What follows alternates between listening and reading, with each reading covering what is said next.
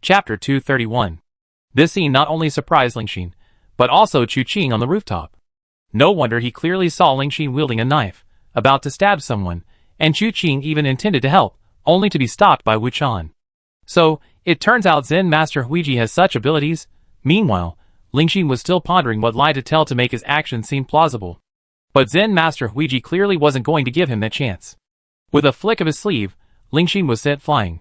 He landed heavily on the Kong, heated brick bed, quickly grabbing the small table to steady himself. He chuckled dryly and said, "Grandmaster, please let me explain." Master Huiji looked at Lingxin and sighed. "So, after all these years, is Wu Dao still afraid?" This old monk wanted to avoid the troubles of the Vajra sect, even hiding in Guang'an Temple, yet you still relentlessly pursued me. Why must it be like this? Must this old monk pass away before he can finally be at peace? Lingxin's forehead was covered in cold sweat. His white monk's robe and handsome face couldn't conceal his current disheveled state. He could only say with a bitter smile, I just heard Master mention that Grandmaster's immovable Zen is the foremost in our Vajra sect. I had already cultivated to the indestructible Vajra realm at a young age. That's why I wanted to test him, and also take the opportunity to ask Grandmaster for some guidance. Grandmaster, please don't misunderstand me. Even with his profound understanding of Buddhist teachings, Zen Master Huiji almost laughed in anger upon hearing this. His gaze lingered on Lingxin, as if his thoughts had returned. Now that I think about it, I truly regret it. My revered master once said that the Vajra sect is both a Buddhist sect and a martial arts world. It has an inner core and an outer one. Within it are the disciples of the Vajra sect, and outside it are the common people who depend on the Vajra sect for their livelihood. Therefore, only when the internal structure is stable can the common people who depend on the Vajra sect for their livelihood live in peace and prosperity. Do you know when my revered master said these words to me? I don't know. Lingxin truly didn't know. He was young when those things happened. He was only 2 or 3 years old. What could he possibly know? A Buddhist disciple isn't a reincarnated Lama. They don't possess such precocious wisdom.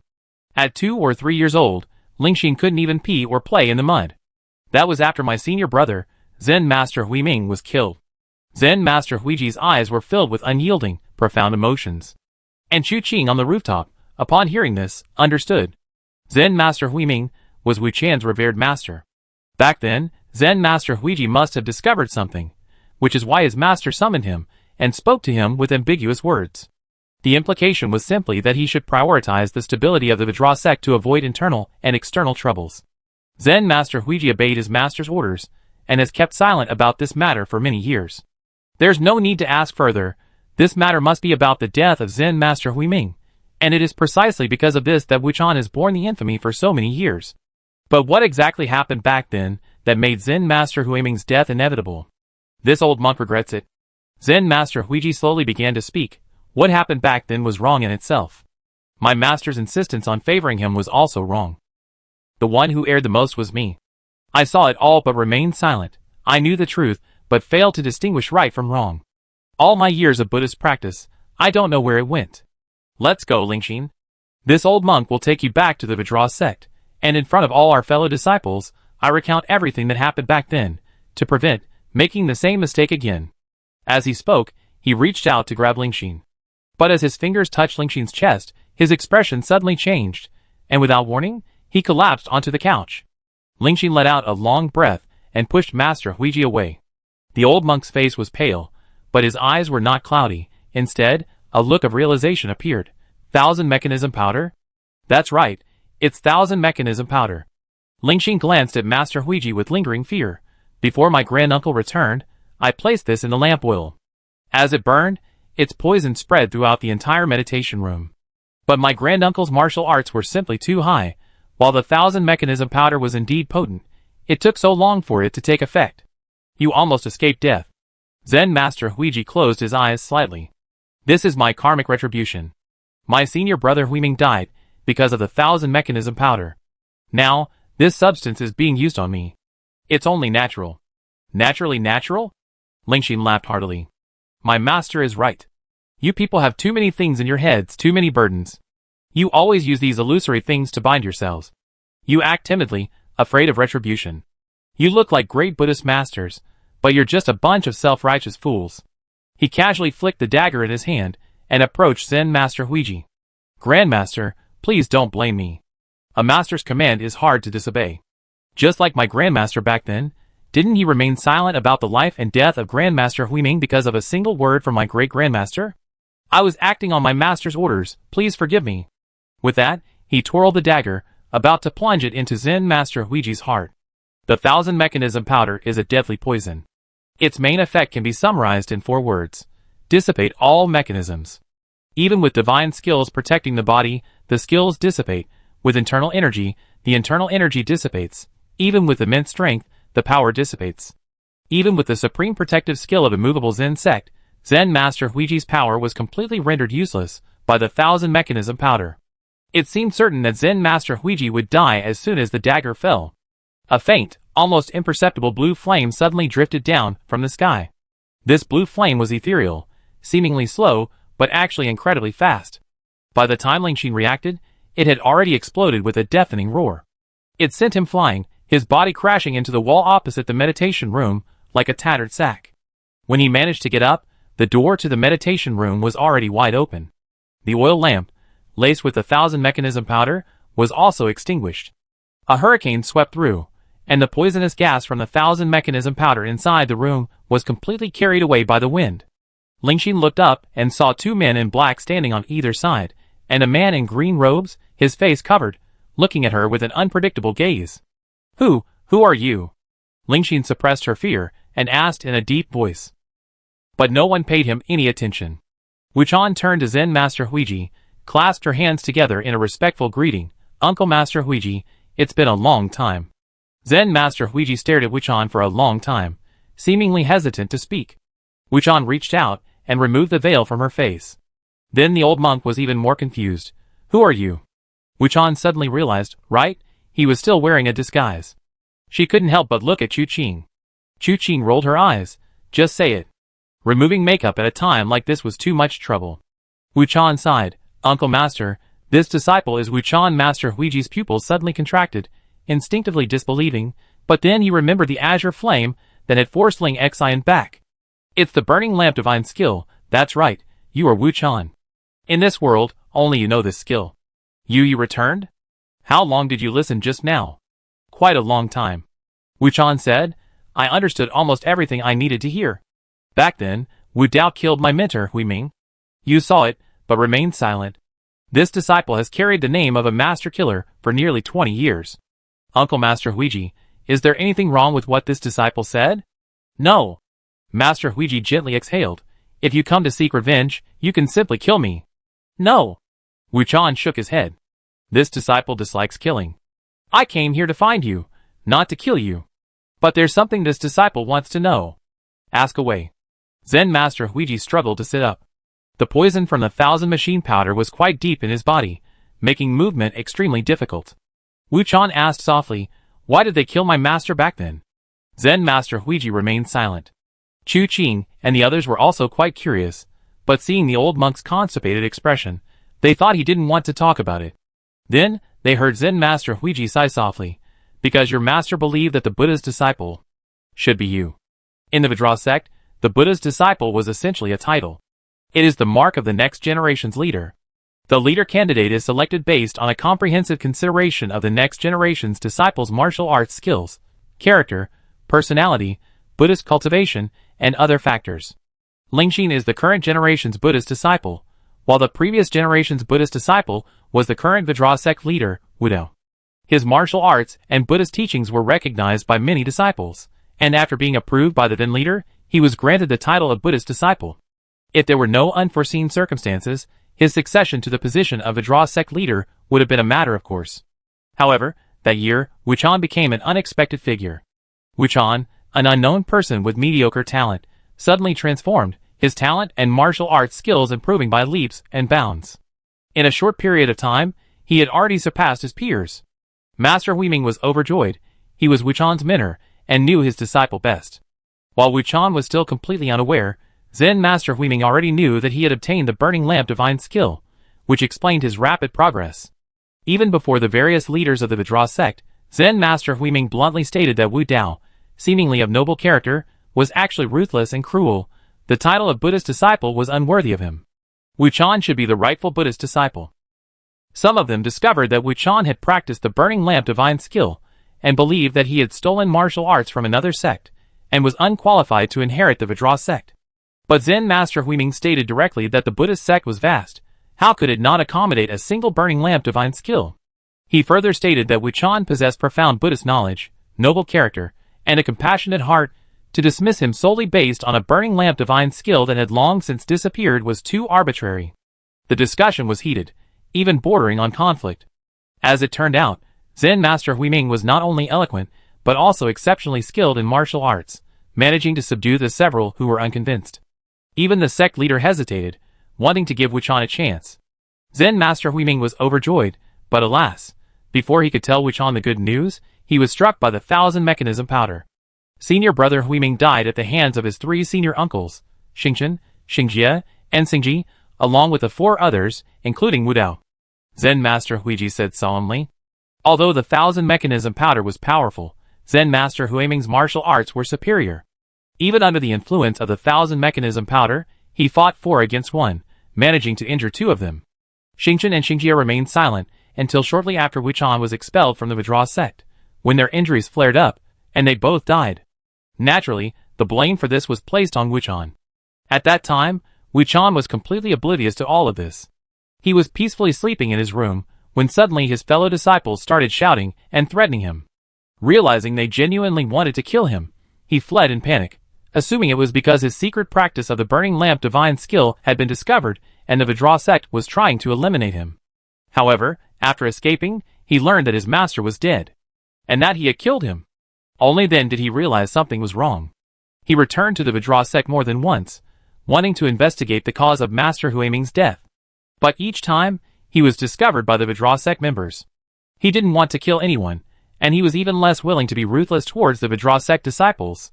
Several times, he returned empty-handed. But what spread was that he wasn't satisfied with killing his master, and had repeatedly caused chaos at the Vajra Zen temple. He was originally unknown in the martial arts world, but after this battle, his reputation plummeted, and he gradually became a notorious villain. It was a shameful affair, and only Zen Master Huiji knew what had happened at night. However, because of his master's words, he buried this matter deep in his heart. If such a shameful affair were to be revealed, the Vajra sect would surely lose all its prestige in the martial arts world. The so-called Buddhist disciples would become a laughingstock. Even today, if what happened back then were to be told, even Wu Dao, who had firmly established himself as the sect leader, would face condemnation from thousands. At that time, Zen Master Huiji, disgusted by the internal strife within the Vajra sect, left and wandered the world. Over the years, he lived in anonymity, never revealing his whereabouts. Ultimately, he came to Guang'an City, stayed at Guang'an Temple, and later became its abbot. The old monk recounted all of this. Wuchan slowly closed his eyes, tears streaming down his face. He had always believed that his master was unaware of his secret cultivation of the burning lamp divine skill, but he never imagined that his master not only knew, but had never reprimanded him for it. In fact, his master even wanted him to become a Buddhist disciple, and the head of the Vajra sect. His master's kindness was as vast as the sea. How could he ever repay it? Ling Xian had been secretly listening and observing the others. Seeing that no one was paying attention to him, he decided to sneak away. As for how to escape the pursuit after he left, he would have to think of another way. But just as he reached the door, he heard a cold voice ask, "Where are you going?" Ling Xian felt a jolt in his heart, and was about to flee. "Stay." The 2 words fell, and his mind went blank. He involuntarily fell from midair. He turned around abruptly, feeling that the scene was somewhat familiar, and couldn't help but exclaim, "It's you." Chapter 232. The words "it's you" were spoken, but Chu Qing saw no need to respond. Besides, he recognized him far too late. He should have known who he was the moment Wuchan removed his mask. But that didn't matter. With a claw of his 5 fingers, he grabbed at the air. This contemporary Buddhist disciple of the Vajra sect offered no resistance whatsoever, and was instantly pulled back by Chu Qing. The difference in their abilities was simply too great. With Chu Qing's current martial arts skills, he only needed to be cautious when facing figures like the 12 holy kings of the heavenly evil cult. Young people of his generation like this were simply easy prey. A single finger could render them powerless. He casually gripped Ling Xian's throat, instantly sealing all her acupoints with his inner energy, then tossed her to the ground. Wuchan, meanwhile, remained heartbroken. The truth of what happened back then was a huge shock to him, and now, he didn't know what to do. Everyone makes different choices due to their different personalities and circumstances. Master Huiji remained silent because of what his master had said. But were the potential consequences of those words non-existent? No, they were. If such a scandal were exposed, the Vajra Zen temple would essentially become a laughingstock. Its standing in the martial arts world would gradually decline. It must be understood that a sect is at its most powerful when it rises to prominence. After many years of inheritance, as the sect gradually settles into stability, regardless of its current strength, no one will want to easily provoke it. They are like great trees growing in the martial arts world, with intertwined roots and immense strength. The flourishing branches and leaves are built upon a reputation, but once that reputation fades, the intricate roots will become malnourished, and the lush branches and leaves will gradually wither. If the Vajra Zen monastery had the ability to dominate, that would be fine. But the fact that there are 5 sects indicates that in the Southern Ridge region, there are still 4 sects that can rival the Vajra sect. In the past, for various reasons, they coexisted peacefully.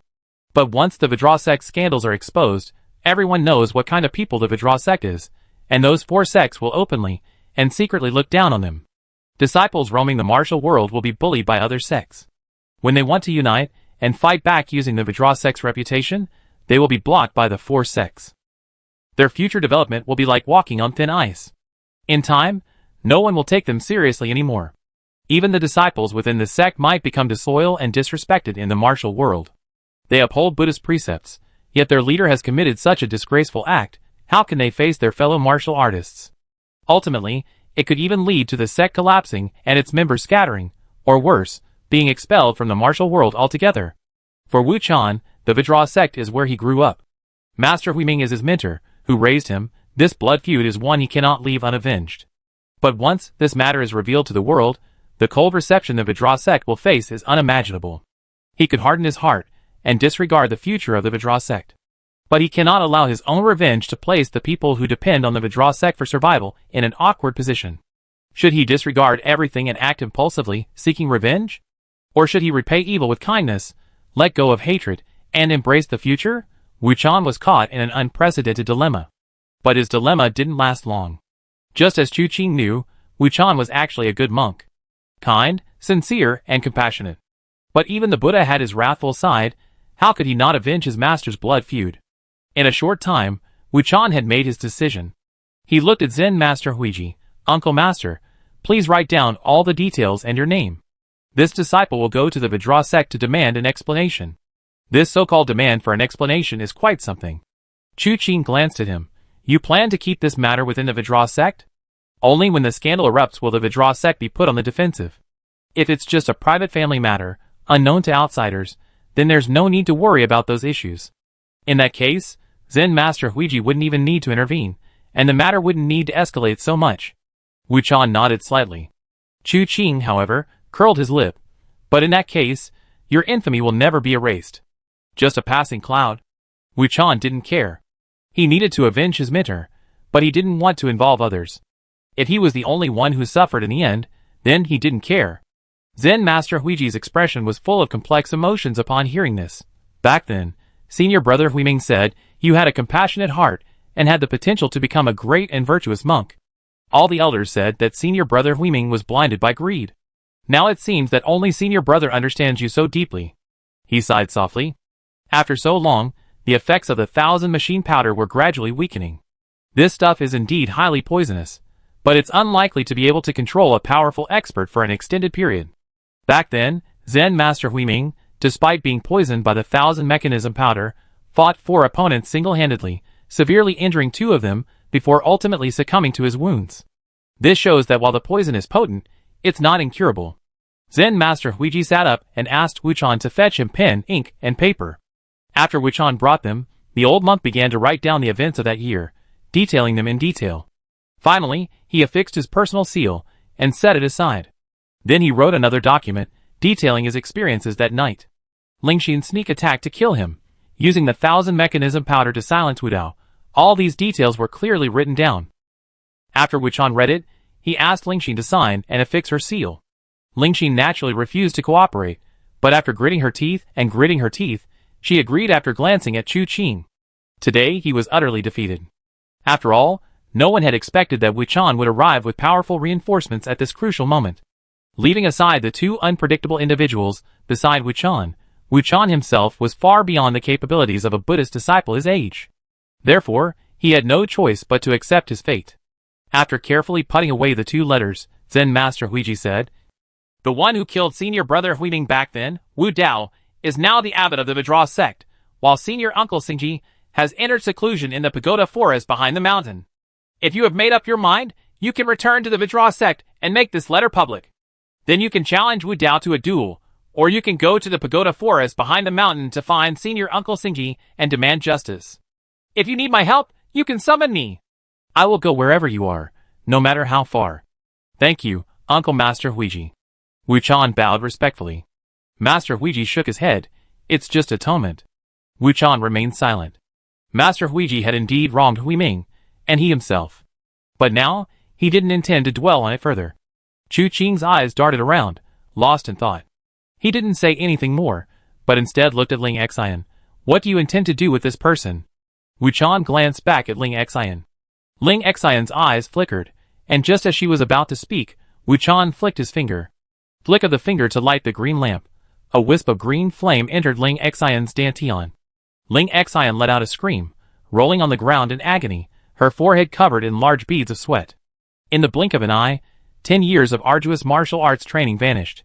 "I crippled his martial arts," Wuchan said softly. "Let's hand this man over to our Uncle Master." Master Huiji nodded. "All right, in that case, hand him over to this old monk." Having obtained what they wanted and learned the truth of what happened back then, Wuchan and the other two took their leave. Throughout the entire process, Chu Qing and Winra remained silent. They were merely spectators, their trip simply to watch the drama unfold. However, after leaving Guang'an Temple, Chu Qing suddenly asked Wuchan, "Tell me, if your senior brother Wu Dao and this junior nephew Lingxin hadn't been so ruthless towards your Uncle Master Huiji, would everything have gone so smoothly?" "No." Wuchan was a good monk, not a foolish one. Master Huiji had made it very clear to Lingxin that he could continue to keep quiet about what happened back then. Lingxin's stab, coupled with 1,000 mechanism powder, finally made Zen Master Huiji make his decision. Without this ordeal, how could things have gone so smoothly? Who knows how many more twists and turns would have occurred along the way? Chu Qing smiled enigmatically, while Wuchan smiled and said, "Therefore, this humble monk had no choice but to make this choice in the end. Only then was I able to obtain these two letters." This statement seemed somewhat incoherent, but Chu Qing understood his meaning. The crux of that incident back then was that a mishap could have implicated the Vajra sect. This was also the main reason Zen Master Huiji concealed it. Wuchan was willing to continue bearing the infamy, hoping that this matter could set things right within the Vajra sect, thus prompting Zen Master Huiji to write these two crucial pieces of evidence. Conversely, if Wuchan was unwilling and still intended to cause a huge uproar, whether Zen Master Huiji would cooperate was another matter. Thinking of this, Chu Qing felt somewhat helpless.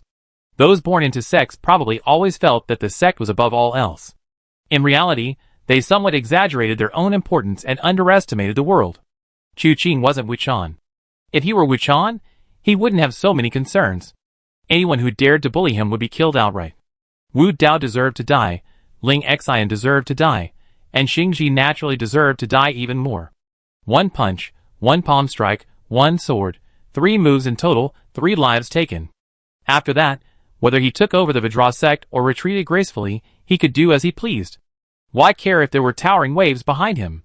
Chu Qing's prerequisite for doing good deeds was that he was in a state of contentment. When successful, one should help the world. When unsuccessful, one should cultivate one's own virtue. He hadn't even avenged his own grievances, yet he was already worrying about the lives of others. Why didn't anyone consider whether he was happy? But he wasn't Wuchan, so he couldn't make the decision for Wuchan. Wuchan was clearly very satisfied with the current outcome. This made Chu Qing grit his teeth. He patted Wuchan's shoulder. "How about I help you with this?" Wuchan was taken aback. How does young master intend to help this humble monk? "Wuchan is dead," Chu Qing said softly. "At Shinjuku's birthday celebration, I personally said that Wuchan was dead. I actually had ulterior motives for saying this.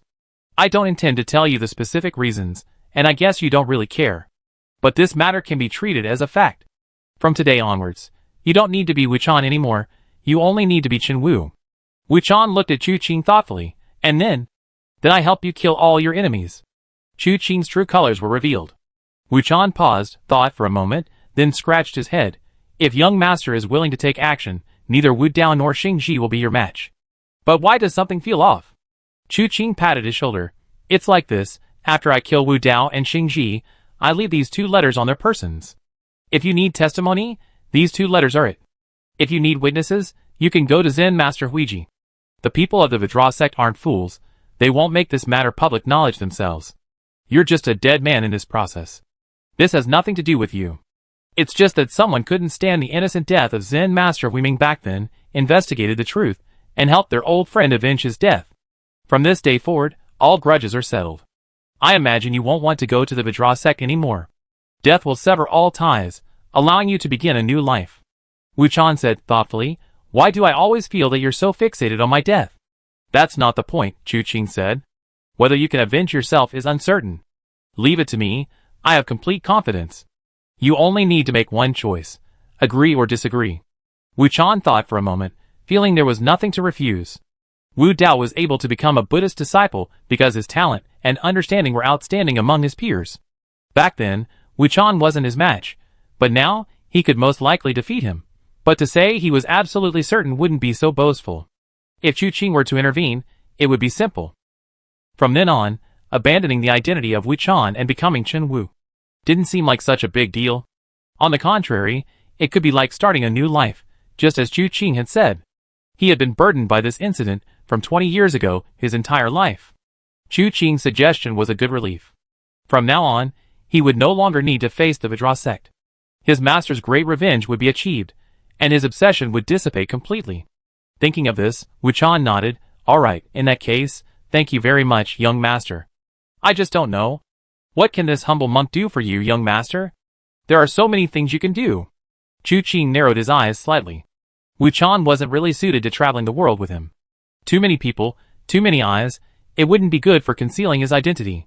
Chu Qing had already found a place for him in his mind, but he wasn't in a hurry to tell him. At the same time, the system popped up a notification. Triggering a quest.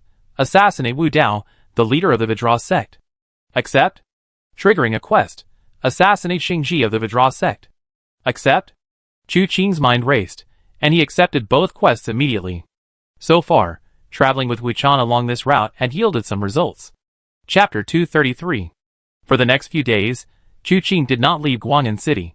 The investigation by the Blazing Fire Hall into the Blood Prince's whereabouts continued. The good news was that so far, no one suspected of dying from the Blood Demon's scripture had been found. However, this also meant that the Blood Prince was likely still fleeing north. However long he planned to flee was uncertain. Chu Qing guessed that this person probably wanted to escape the Blazing Fire Hall's territory, to a distance beyond Chu Qing's reach, before considering healing his injuries. But given his condition, further north would mean reaching the Taiying sect's territory. He's lost his legs, yet he can still run so fast. Did all 12 holy kings of the heavenly evil sect put all their talent points into escaping?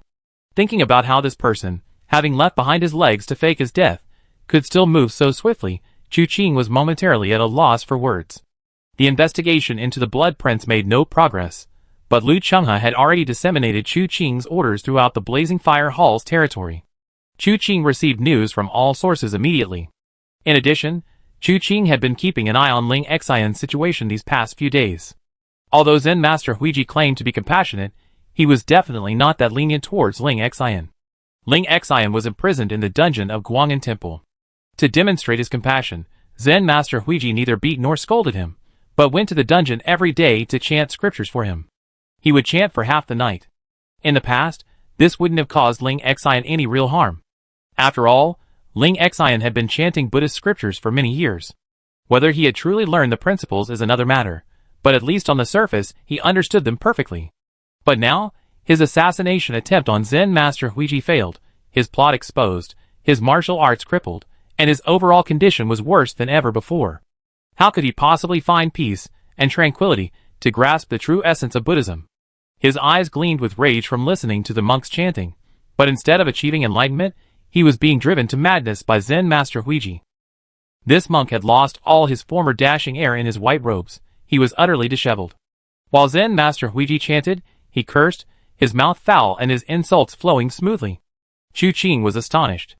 He wondered if the Vidra sect had a cursing academy, and Lingxi was its head? Otherwise, how could he be so proficient? He wondered who he had learned it from. Judging from Zen Master Huiji's tone, if Wu Dao and the others from the Vajra sect didn't come looking for Lingxi would probably never leave Guang'an Temple. As for Wu Dao, for now, he could be allowed to remain calm for a few more days. If there was no news of the Blood King in a couple of days, Chu Qing planned to head straight north. Then, he would detour to the Vajra sect, pack up Wu Dao and Xingji, and send them both to the underworld. That would settle the matter. But as the saying goes, plans are subject to change. Just as Chu Qing made this decision, Su Qingji, the leader of the Guang'an City branch, returned. His return also meant that most of the leaders within the Blazing Fire Hall had returned to their positions. After learning from Lu Chenghe that Chu Qing was in Guang'an City, Su Qingji immediately came to pay his respects. Chu Qing had met Su Qingji at Ghost God Gorge, but they hadn't spoken. Now, Su Qingji was visiting according to protocol, and there wasn't much to say between them. During casual conversation, the topic of the Taiheng sect came up. Then Chu Qing learned something. The Taiheng sect will be awarding a sword to its new sect leader on the 5th day of next month. Masters from all sides will be present to celebrate. Hearing this from Su Qingji, Chu Qing asked, "Will anyone from the Vajra sect be going?" "Yes." Su Qingji replied without hesitation, and the people from the Vajra sect seemed to be quite influential this time. "I heard that not only will the sect leader, Abbot Wu Dao, be going personally, but even Wu Dao's grandmaster, Zen Master Xingji, will be accompanying him." Chu Qing blinked, glancing at Wu Chan, who was sitting not far away, seemingly oblivious to everything. A slight smile appeared on his lips. How could such a coincidence happen? Without a coincidence, how could there be a coincidence? Wu Chan silently looked up at Chu Qing, and seeing Chu Qing nod slightly, lowered his head again. Su Qingji, oblivious to the exchange between Chu Qing and Wu Chan, spoke of Master Xingji with great admiration. Although Master Xingji never became the abbot of the Vajra sect, he was known for his chivalry and righteousness from a young age. He wasn't raised in the Vajra sect. In his early years, he was a bandit, robbing the rich to help the poor, displaying boundless chivalry. Later, he was enlightened by the venerable Master Faixiang of Vajra Temple, saw through the illusions of the world, and entered the Vajra sect. For many years, he has been compassionate, dedicated to helping all beings, earning him even greater respect. I heard that Master Wu Dao grew up beside him from childhood, receiving his meticulous guidance, becoming a Buddhist disciple, and eventually assuming the position of abbot. After achieving his goal, he retired to the pagoda forest behind the Vajra sect, entering into seclusion to comprehend the Vajra sect's supreme teachings, the Nayuta Sutra. Now that you emerged from seclusion, you must have achieved something, right? His subsequent words carried a hint of uncertainty. Chu Qing laughed. The Nayuta Sutra was indeed the supreme martial art of the Vajra sect. However, this martial art was incredibly difficult to master. Even the founding patriarch of the Vajra sect only grasped a sliver of its potential, from which he deduced the Nayuta Sutra, but he never truly mastered it. In reality, it was perhaps impossible for anyone in the world to truly master this martial art. The term Nayuta is a number. Using normal numerical progression, after a billion comes a trillion, after a trillion comes a quintuplet, and then one must traverse countless levels of existence before reaching Nayuta. The sheer volume of information contained within it is truly unimaginable. The Nayuta Sutra has one kalpa per realm, and one realm per level.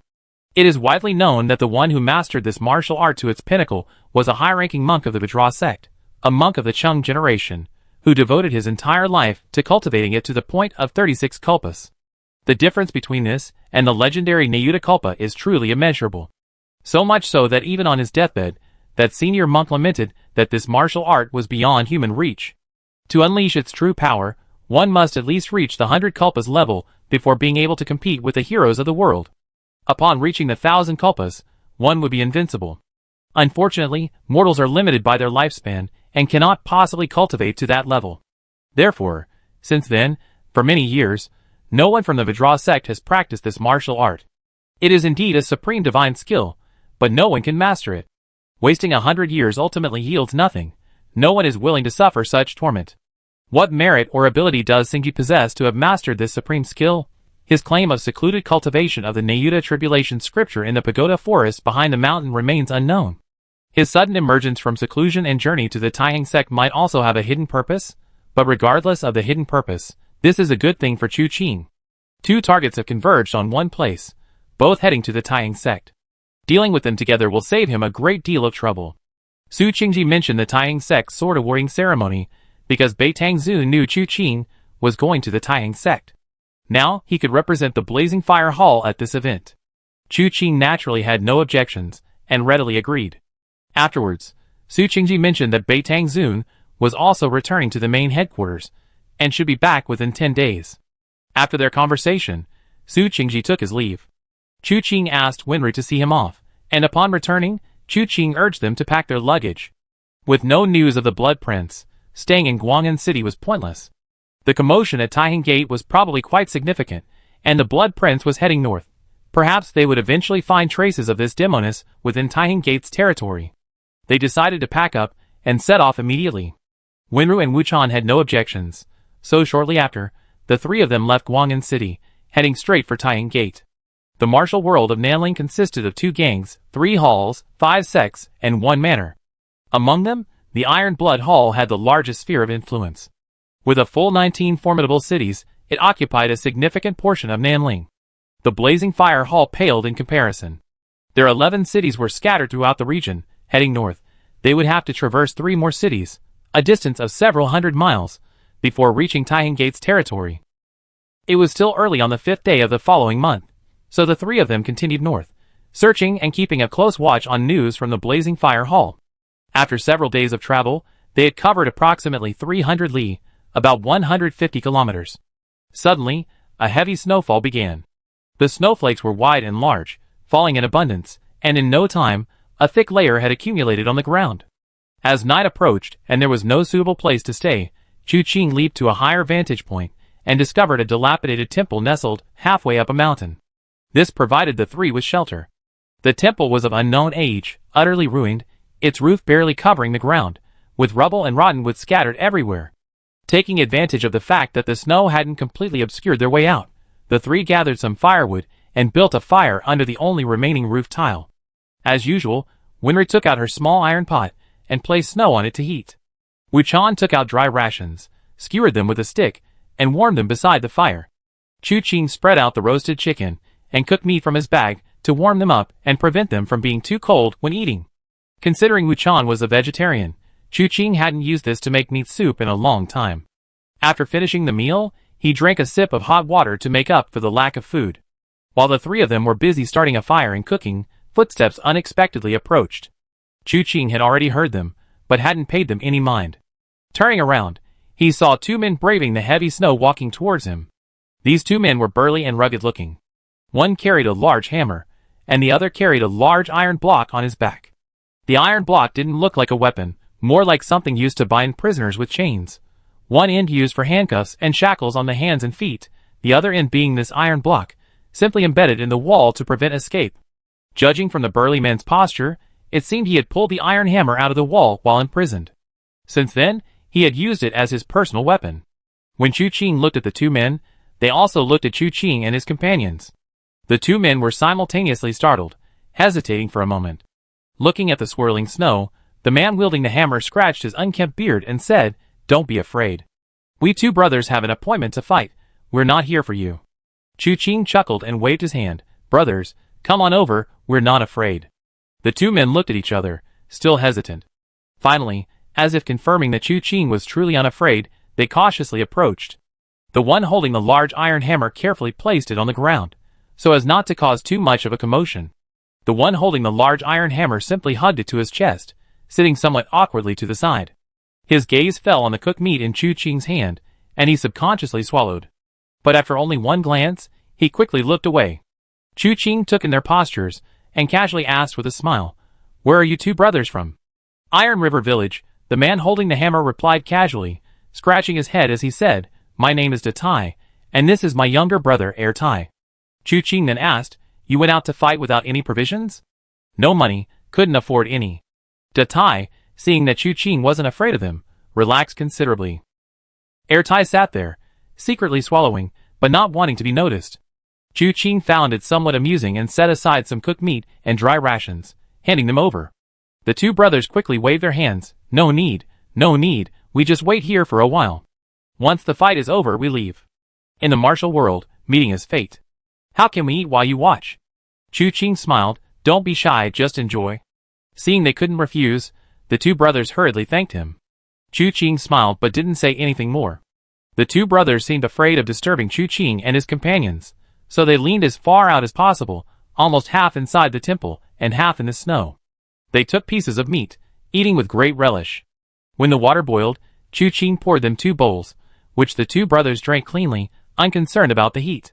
As night fell, the snow showed no signs of stopping. In fact, it seemed to be intensifying, and the wind was picking up. The two brothers exchanged a glance, then switched seats. Chu Qing was initially taken aback, but after they sat down, the chilly wind disappeared. The two brothers, taking advantage of their large size, shielded them from the cold wind. Chu Qing chuckled, about to say there was no need for such formality, when he suddenly looked up into the distance and said softly, "Gentlemen, the person you were supposed to fight has arrived." "Huh?" The two brothers looked at each other, wondering how Chu Qing knew. Just as they were pondering this, a voice rang out, "Why are there only 2 of you? Where are the others?" As the voice spoke, a figure landed with a leap. Chu Qing's eyes widened. It's you again?" Chapter 234. The newcomer was taken aback upon seeing Chu Qing, then overjoyed. But upon hearing Chu Qing's words, his smile was abruptly cut short. "What do you mean, it's me again? We're clearly destined to meet." "You're right." Chu Qing nodded with a forced smile, but looking at Hua Jinyan, whose clothes were noticeably thicker now, he felt that there was probably some kind of ill-fated connection between them. Their last meeting was at 7 Plum Manor. Hua Jinyan said he was going to participate in the Yijian Sex Yijian tournament, but first he was chased by the Jin Gosu family, and then he encountered young Master Mei. Finally, because Chao Qiupu was poisoned, Chu Qing took his men to the Yin Yang forest first, and they parted ways thereafter. Hua Jinyan did indeed have to go north to get to the Yijian sect, but how did they end up meeting in such a remote corner? His gaze swept between Hua Jinyan and the 2 burly men. "You're the one who challenged them to a fight." "A fight?" Hua Jinyan was taken aback. "What fight?" Da Tai and Air Tai had already stood up. Da Tai said fiercely, "If you want to fight, then fight. Stop talking nonsense. This is between us, and has nothing to do with anyone else. Don't drag others into this." Air Tai roared, wielding an iron block, his expression menacing. Hua Jinyan quickly waved his hand. "What nonsense are you spouting? By the way, why are there only the 2 of you? Where did Zhou Rui go?" "Brother Zhou." Da Tai hesitated for a moment before saying, "Brother Zhou got stuck on the way, and told the 2 of us to wait here. Even without Brother Zhou, we won't be afraid of you." Air Tai, brandishing an iron block, was once again menacing. Hua Jinyan rubbed his forehead. "That Zhou guy is really unreliable. You two too, you only listen halfway. A fight is a fight." "Oh wait, who said a fight? While that's not wrong, it's not like we're going to fight." "Huh?" The 2 burly men looked at each other, their expressions blank. They seemed not to understand what this madman was saying. Chu Qing coughed. "They can't explain it clearly, so tell me, what exactly happened?" "The Zhou Rui you mentioned. Could it be the drunken scholar in green robes? Isn't that him?" Hua Jinyan plopped down. "Actually, seeing you today was a relief. This matter is a long story." Chu Qing was speechless. He felt that every time he saw Hua Jinyan, he had a long story to tell. Little did they know, this whole affair was a long story. Hua Jinyan didn't mince words, recounting the farewell and the subsequent events in detail. However, he also interspersed his account with the ending of the previous incident. The matter of the Golden Hook Su family had also reached a conclusion. Unfortunately, the outcome wasn't favorable for the Su family. Previously, after the Nijing Tai impersonated the Golden Hook Su family to assassinate Chao Qiupu and Hua Meiren, and Chu Qing and the others left, Hua Jinyan stayed with Chen Zhengnan and the others. Hua Jinyan didn't want to let go of Chen Zhengnan, the powerful and ruthless leader of the Southern Ridge Iron Sword, because the Golden Hook Su family was pursuing them, and the situation was unclear at the time. Chen Zhengnan had also heard of this young man, and seeing that he had a fairly good relationship with Chu Qing, he didn't send him away. During the process of retrieving the carriage, they discovered something amiss. Upon closer inspection, they found a pile of corpses. All of them had been poisoned. One of them was missing his left hand. Instead, he had a golden hook. After examining him, Hua Jinyan confirmed that he was indeed the current head of the Golden Hook Su family. The assassination attempt on Chao Qiupu at the Mirror of Evil was now considered resolved. The Golden Hook Su family was pursuing Hua Jinyan. Gui Du, having overheard this at 7 Plum Manor, devised a plan impersonating a member of the Golden Hook Su family, a feigned attack. However, before this could happen, they encountered members of the Golden Hook Sioux family who had also arrived. These people were all killed by Gui Du. Thus, Hua Jinyan's crisis was considered resolved. As for the matter of sister-in-law, I'm my brother, there was no longer any need to delve into it. With the Southern Ridge Iron Sword as proof, it wasn't Hua Jinyan who killed the Sioux family's Golden Hook. Even if something happened afterward, it wouldn't have much to do with Hua Jinyan. Insisting on investigating what exactly happened that day wouldn't necessarily benefit the Sioux family. After this battle, the downfall of the Golden Hook Sioux family was practically a foregone conclusion. Hua Jinyan breathed a huge sigh of relief, bid farewell to Chen Zhengnan, and headed north ahead. Chen Zhengnan readily agreed. Escort carriages generally disliked having others accompany them, and he only accepted Hua Jinyan because of Chu Qing. This separation was best for both of them.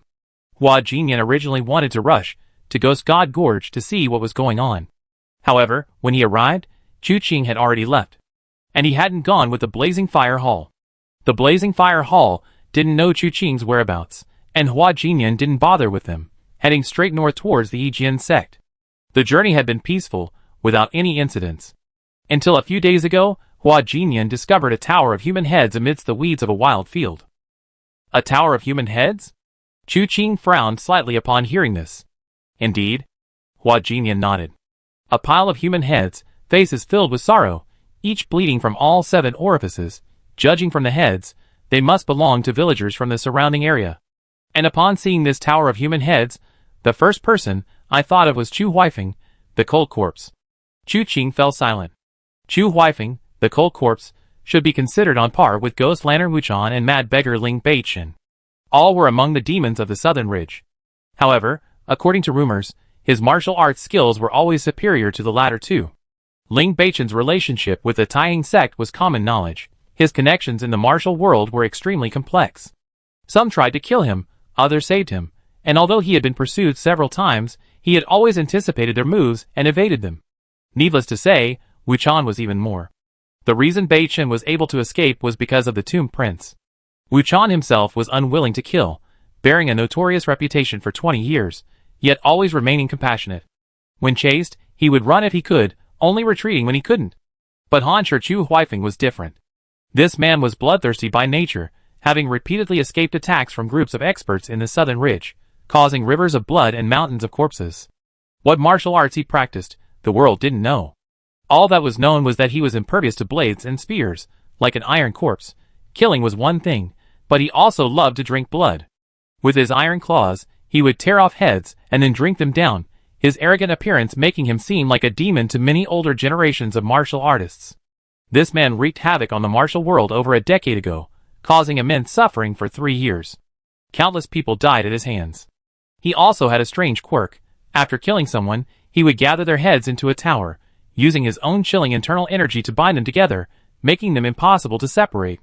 Gradually, rumors spread that wherever there was a tower of heads, there lay the frozen corpse of Chu Huifeng. The last rumor about Chu Huifeng was that he was besieged at Jinyang Mountain by 4 top masters, the Changhe Gang, one of the 2 major gangs, the Dingen Hall, one of the 3 halls, and the Vidra Gate and Shaoyan Gate, one of the 5 gates. After a fierce battle, they finally clashed atop Jinyang Mountain. In the end, good triumphed over evil. He was knocked off a precipice by the 4 top masters, and since then, no trace of him has been heard from in the martial world. Although Hua Jinyan was young, he was quite knowledgeable about these matters of the martial world. Therefore, upon seeing the Tower of Heads, the first person that came to mind was Chu Huifeng. However, this man had vanished for over a decade, and the Tower of Heads had disappeared from the martial world. No one dared to say for sure if it was truly him who had reappeared. He intended to investigate the traces. After all, whether this old devil had returned to the martial world, or someone else had used the Tower of Heads to commit crimes, someone had died. Were these people innocent? What was the killer's motive? As a chivalrous person of the martial world, he couldn't simply ignore it. But unexpectedly, before he could even begin his investigation, someone appeared and attacked him. After exchanging a few blows, Hua Jinyan recognized the opponent's technique. It was the signature move of the drunken man in green robes, the Green Mountain Flying Cloud Hand. This martial art was so unique, encompassing finger techniques, claw techniques, palm techniques, and grappling. However, he wasn't particularly bloodthirsty. His aim was to save lives. Zhou Rui also recognized Hua Jinyan's unique swordsmanship, and a brief exchange revealed the misunderstanding. The Tai brothers had been following Zhou Rui at the time, and perhaps because of their previous fight, they assumed Zhou Rui and Hua Jinyan were enemies, giving him a cold shoulder. Hua Jinyan learned from Zhou Rui that Zhou Rui had discovered the Tower of Heads earlier than them, and was also investigating. Furthermore, another group was also investigating the matter, and they had made considerable progress. Afterwards, they acted together, and after several days of investigation, they finally tracked down the other party's whereabouts. Considering that this person was indeed the former Cold Corpse Chu Huifeng, they would only be doomed in a one-on-one fight, so they agreed to meet here that night and then ambush him. The Tai brothers were quite naive and not very bright, only half listening to their instructions. They knew they were gathering here for a fight, but didn't know who they were fighting. They thought Zhou Rui and Hua Jinyan were going to continue their unfinished battle. Just then, Zhou Rui was temporarily held back for some unknown reason. If Chu Qing hadn't been there, giving them both a chance to maneuver, they might have already decided the outcome by the time Zhou Rui arrived. After listening, Chu Qing's expression was somewhat strange. Who did you all recruit to attack that person? If that person really is the Cold Corpse Chu Huifeng.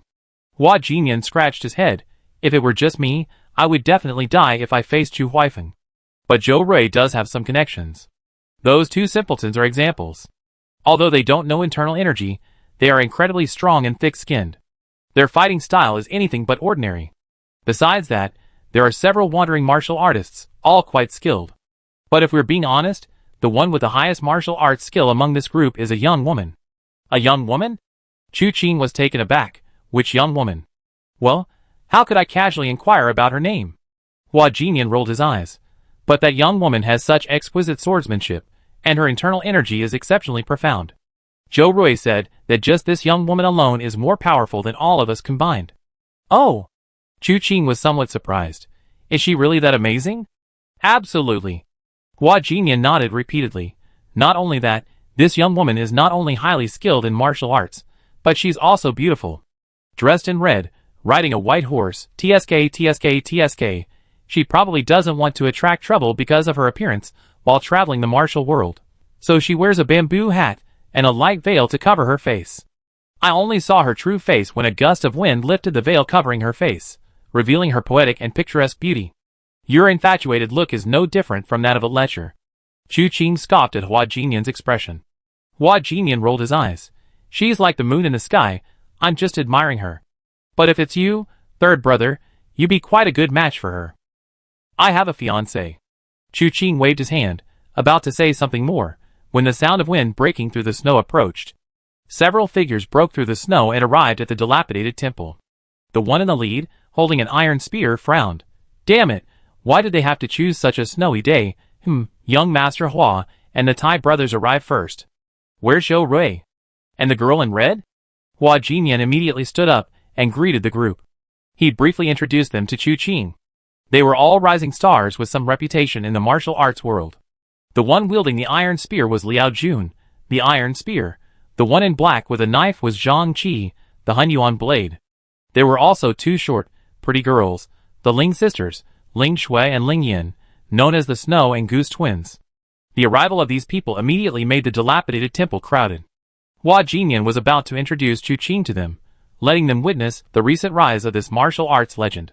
Just then, a whooshing sound came, but the person didn't touch the ground. Their toes barely touched the roof before they hurried away. Winter glanced up, then looked at Chu Qing. Chu Qing nodded slightly.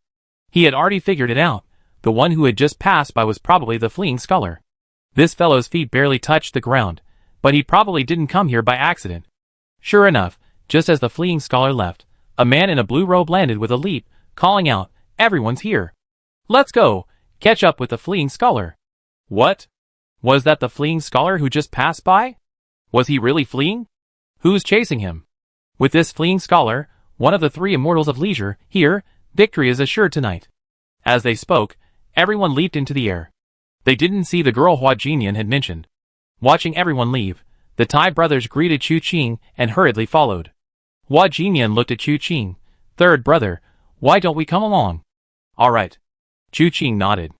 Although the encounter was accidental, if it truly was the Cold Corpse Chu Huifeng from back then, they couldn't ignore it. Whatever the reason, if this person hadn't died back then, his reappearance would surely unleash a bloodbath. Now that we have the opportunity, Let's nip it in the bud before it stirs up any trouble. Chapter 235. Snowflakes fell peacefully, blanketing the sky. Figures moved swiftly through the snowy night, each displaying their unique abilities, much like the 8 immortals crossing the sea. Iron Spear Liao Jun's lightness skill wasn't particularly advanced, but he used his iron spear for leverage, throwing it and leaping after the opponent, using the spear as a springboard for further movement, repeating this cycle endlessly. The swordsman, on the other hand, moved with the agility of a single sword thrust, seemingly ordinary, yet covering several meters in the blink of an eye, though he appeared to have no expertise in leaping and bounding. Following him were the Iron Brothers. Hua Jinyan was right. These two brothers didn't know internal martial arts, relying solely on their thick skin, thick flesh, and brute strength. They carried a large hammer and an iron block running headlong. The ground shook as they ran, snowflakes swirling in the air. Occasionally, they would angrily smash down trees blocking their path, demonstrating their immense strength. If one had to comment, only the Snow Goose twins' lightness skill was truly exquisite. The two girls, their feet barely touching the ground, coordinated perfectly, occasionally holding hands and propelling each other forward in midair, sometimes one forcefully throwing the other away, only to throw them again as the other flew back. It didn't look like they were traveling, it was more like they were playing. In comparison, the lightness skills of the fleeing scholar at the front and Zhou Rui were rather unremarkable. Hua Jinyan had spent a long time with Chu Qing, so Chu Qing had nothing to say about him. He himself, along with Winter Wuchan, slowly followed behind them. Winter walked, occasionally glancing back towards the dilapidated temple, probably still reminiscing about the unfinished dinner and the iron pot left in the temple that she hadn't had time to take. After a full half-hour of this running, the fleeing scholar finally stopped. Before them lay a village almost completely covered in snow. This snowfall was probably the heaviest in years. By now, the snow had reached thigh-deep. Looking up, only one section of this desolate village remained untouched by the snow. Zhou Rui tried to speak a few words of advice, but the fleeing scholar, always in a hurry, ignored Zhou Rui's words and rushed towards the house. The others immediately followed, and the instant the scholar's feet touched the roof, a chilling aura suddenly erupted. A hand, hidden beneath the iron frame, emerged from the tiles and grabbed the scholar's ankle. The scholar's expression remained unchanged. He kicked forward, trying to kick away the hand on his ankle. However, before he could fully exert his strength, the hand pulled him back. The fleeing scholar had already placed his other foot on the roof, his toes barely touching the surface as he tried to leap into the air. But a force pulled him back down from his feet. At that moment, the fleeing scholar realized the situation was dire, so he began to maneuver on the roof, attempting to break free of the five-finger restraint. Iron Spear Liao Jun and Hun Yuan Saber Zhang Qi exchanged a glance, both seeing an opportunity. The fleeing scholar made the first move, but his ankle was seized. Both were now in a vulnerable position, so without hesitation, they rushed into the house from either side, the sounds of gunfire and saber flashes echoing simultaneously. But what ultimately came out was the sound of metal clashing. Not good, Zhou Rui exclaimed, seeing the Iron Brothers roar and run through the thigh-deep snow, creating a blizzard, straight to the house. With a powerful swing of the sledgehammer, a series of loud thuds echoed. Bricks and stones from the wall flew towards the house. But no sound was heard. Ertai's figure slipped through the opening created by the sledgehammer and entered the room, the chains rattling as they tightened. Then, silence fell. But the silence was relative. At this moment, the room was filled with the aura of qi, the glint of blades, and the intent of spears. The fleeing scholar on the roof ceased his struggle, and all those engaged in combat simultaneously shifted their focus from the outside in, launching another battle. Chu Qing watched coldly, when suddenly he heard a cracking sound in the air. The sound grew louder and louder. Finally, a deafening roar. The house before him shattered instantly. Several figures retreated simultaneously. At the same time, a man clad in iron armor leaped into the air, spun midair, and landed on the snow-covered ruins not far away. The fleeing scholar swayed slightly, stepping on the rubble of the house, his brow furrowed. The remaining few were in a much worse state. Iron Spear Liao Jun and Hun Yuan Saber Zhang Qi were both thrown back by internal force, crashing into the ruins. When they got up, blood trickled from their mouths. As for the Tai brothers, not only were they thrown back, but they were also buried in the snow. The two beauties, Xueyan and her companion, hesitated for a moment before digging the two men out of the snow pit. The good thing was, the two men weren't injured. Whether they were truly uninjured, or simply too thick-skinned to show it, was unclear. Chu Qing's gaze swept over them, only briefly before returning to his own. Looking up again, his gaze fell upon the cold corpse, Chu Huifeng, opposite him. After just one glance, Chu Qing frowned. This man looked far too young. Judging by his appearance, he was at most 20 years old. He wore a very small and exquisite set of iron armor, every part of it fitting his body perfectly, seemingly without hindering his movements at all. Even his hands were concealed within the armor, as if he were wearing iron gauntlets. His hair was disheveled and scattered behind his head, and his face was somewhat dark. Judging by his complexion, he didn't seem like a living person, especially the purple tinge around his eyelids, while his eyes reflected a faint blue light. Those eyes were filled with rage, and the moment he stopped, his feet trembled, and his figure suddenly rushed towards the fleeing scholar. With a single grab, a bloody mark seemed to be branded into the air. The fleeing scholar was not afraid at all, and the two figures immediately began to clash on the snow. Is he Chu Huifeng? Chu Qing was somewhat uncertain. Hua Jinyan frowned as well. Too young. Chu Huifeng was defeated at least 10 years ago, but judging from this person's current age, he was probably only about 10 years old 10 years ago, right?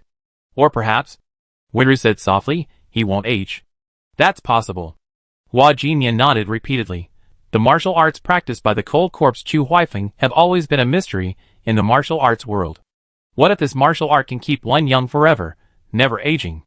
Chu Qing found it hard to refute this. After all, the Mingyu Gong had similar effects. Although it couldn't grant immortality, it could certainly prevent aging. Chu Huifeng's martial arts were even more unpredictable. If such an effect truly existed, then his current state was understandable. Thinking of this, Chu Qing glanced at Hua Jinyan. Aren't you going to make a move? That's a scholar on the run. Hua Jinyan scratched his head. We low-level martial artists are quite self-aware. When you experts are fighting, of course we should watch from afar. Getting involved might result in us being accidentally injured, and if we drag you down, wouldn't that be a lose-lose situation? What a self-proclaimed low-level martial artist. When did Hua Jinyan come up with such a clear self-assessment? But if you had to say, his unique sword technique wasn't exactly weak. The Su family of Golden Hook was an exception. They perfectly countered his unique sword technique. Anyone else might not have been able to chase him down in such a sorry state. However, Chu Qing thought for a moment and felt it necessary to remind him. The fleeing scholar is no match for him. Undeniably, the three immortals of the Carefree were highly skilled in martial arts. Although the fleeing scholar had a great reputation, his battle record was mediocre. But last time at Seven Plum Manor, he faced young Master Mei, who possessed countless years of cultivation. His defeat was to be expected. But now, watching him unleash his skills, each move truly lived up to the name of the three immortals of the Carefree. Alas, his opponent was far more skilled. Skilled was one thing, but Chu Huifeng attacked without fear of death, while the fleeing scholar at least paid attention to technique, advancing and retreating with measured steps and skillful moves. But Chu Huifeng fought purely by brute force, feigning weakness, luring the opponent into a trap, using feints and deception. All the art of combat were completely ignored by Chu Huifeng. Concentrating solely on employing their skills, the fight was exceptionally fierce. The fleeing scholar's fists and feet landed on Chu Huifeng countless times, but each time they failed to penetrate. Rumor had it that Chu Huifeng was invulnerable to blades and spears. Whether this was true or not was unknown, but the iron armor he wore certainly lived up to that claim. No matter how powerful the attack, it would be neutralized upon contact with this armor. As a result, not only was the fleeing scholar unable to gain the upper hand, but he was also uncontrollably falling into a disadvantageous position, blood trickling from the corner of his mouth. With another change of tactics, the two figures collided with a resounding crash, their forearms meeting, and gusts of wind erupted from between them. Zhang Qi roared angrily, "Take this!" He too could see that the fleeing scholar alone could not possibly win. Fortunately, there was no need to adhere to any rules of the martial world when facing such a tyrant. His blade flashed 3 times, his figure appearing and disappearing in rapid succession, finally unleashing a chilling slash towards Chu Huifeng's neck. While Chu Huifeng was exchanging internal energy with the fleeing scholar, seeing this, he suddenly pulled, causing the scholar's body to shift positions. His free hand deftly deflected Zhang Qi's blade. Immediately afterward, a gunshot pierced the wind and snow, an iron spear grazing Chu Huifeng's cheek as it flew past. But before Liao Jun could do anything, Chu Huifeng flung Zhang Qi aside. The two figures tumbled together in a heap. At the same time, the Tai brothers returned. The two Tai brothers swung their iron blocks in a wide arc, smashing them down heavily on Chu Huifeng. Chu Huifeng used the same trick again, reaching out and grabbing the iron block in his hand, about to smash it down on the head of the fleeing scholar. A massive sledgehammer suddenly descended from the sky, crashing down upon the iron block. Chu Huifeng jerked to the side, his feet planted in a lunge stance, one hand shielding the fleeing scholar, the other holding the iron block. Beside the block stood a burly man, wielding a large iron hammer, attempting to press down on Chu Huifeng's hand. The sheer force of the hammer would have likely driven anyone else into the ground. But Chu Huifeng merely shifted his stance, withstanding the immense force. Da Tai, startled, this time swung his hammer not at the iron block, but at Chu Huifeng's head. Chu Huifeng twisted his hand, pushing the iron block against Da Tai's hammer. A deafening clang reverberated, creating a huge shockwave. Da Tai's head was instantly sent flying, landing with a thud, rolling several times before finally standing, his hands split open and trembling. The chains in Air Tai's hands snapped, sending him flying backward toward Chu Qing and his group. Chu Qing caught him by the back. Air Tai glanced back and exclaimed in surprise, "Young master, what are you doing here? It's dangerous. You should leave." Chu Qing chuckled. This man and his brother were so focused on running that they didn't even know he was following behind. Hua Jinyan, on the other hand, seemed to have heard something earth-shattering. Was this simpleton not planning to give them any chance of survival? Facing a master like Chu Huifeng, with a third young master backing them up, there was always someone to cover them. If he left, most of them would likely be dead. This delay allowed Zhou Rui and the Xueyan duo to also make their move. Unfortunately, Zhou Rui wasn't particularly skilled in combat, and while the Xueyan duo were good at harassment, they weren't very effective in a real fight. In the blink of an eye, the group scattered, sent flying. At this point, Chu Huifeng looked up at the fleeing scholar and suddenly struck out with a palm. The fleeing scholar followed suit with a palm strike, resulting in a deafening explosion. Snowflakes billowed into the sky, like a white curtain, and the fleeing scholar was suddenly thrown back, coughing up a mouthful of blood. When he looked up again, his eyes were filled with a dark glint. Poison. Chu Qing's heart skipped a beat. It seemed that the internal energy of the cold corpse Chu Huifeng contained a deadly poison. Now that the spectacle was over, and he had gained some understanding of Chu Huifeng, Chu Qing decided not to continue watching, and was about to move forward when he suddenly froze. Looking up, he saw that a full moon had appeared in the once pitch-black night. A bright moon rising over the sea. Moonlight like a sword? Chu Qing murmured, almost unable to believe his eyes. Isn't this the moonlight like a sword move from the Dawn Moon Lonely Cold Sword technique? Only, compared to what I saw in Tianwu City, this sword move is even more magnificent and powerful. The next moment, a vast expanse of moonlight poured down, and the rolling sword intent was like the Milky Way pouring down from the heavens, its sharpness unmatched, instantly covering Chu Huifeng's entire body. Clang! Clang! Clang! Clang! A dense, rain-like sound of crisp sword cries echoed throughout the entire arena. Chu Huifeng originally intended to pursue and kill the fleeing scholar, eliminating this formidable enemy first, but unexpectedly, the sword's edge descended from the sky. He waved his hands, scattering sword energy around him. It's her! Hua Jinyan's eyes lit up. Chu Qing raised an eyebrow. Who? Of course, it's that girl in red. As Hua Jinyan finished speaking, the moon shadow, suspended in midair, suddenly fell, and a red figure could be seen faintly within the moon shadow. Like the moon fallen to earth, she ceased to be a celestial being. Chu Huifeng had just parried one of moonlight like a sword attacks, when he looked up again, its sharp edge already upon him. 5 fingers formed a claw, meeting from afar. Buzz. Chapter 236. The instantaneous confrontation was like the wailing of vengeful ghosts, or the simultaneous clang of 10,000 swords. The sharp and surging sword energy, the claw-like strikes that swept in all directions, scattered the snow from the ground the moment they collided. Whoosh, whoosh. The flying snow blotted out the sun, obscuring everything that was happening before one's eyes. Only the continuous booming sounds echoed, vaguely indicating the intensity of the battle. With a sharp sound, the swirling snowflakes were instantly dispersed by the powerful wind. Looking up again, one saw Chu Huifeng, his hand forming a claw, his body like a bow. 3 inches in front of his palm, a long sword, gleaming with the cold moonlight, continued to press forward. The girl wielding the long sword wore a bamboo hat and a red dress. The coldness in her eyes grew even sharper. She didn't fall, her sword intent expanding further, forcing Chu Huifeng to retreat. He plowed the ground with his feet, each step backward sending ripples through the earth. But the sword's edge stopped 3 inches away, unable to advance any further. Even so, this earth-shattering exchange thrilled the onlookers. However, their excitement paled in comparison to the turmoil in Chu Qing's heart. How long had it been since they parted? How could her martial arts have progressed to such a level? What extraordinary abilities did Abbess He Tan possess to allow her to improve so rapidly in such a short time? Improved martial arts were naturally a good thing, but Chu Qing couldn't help but feel some worry.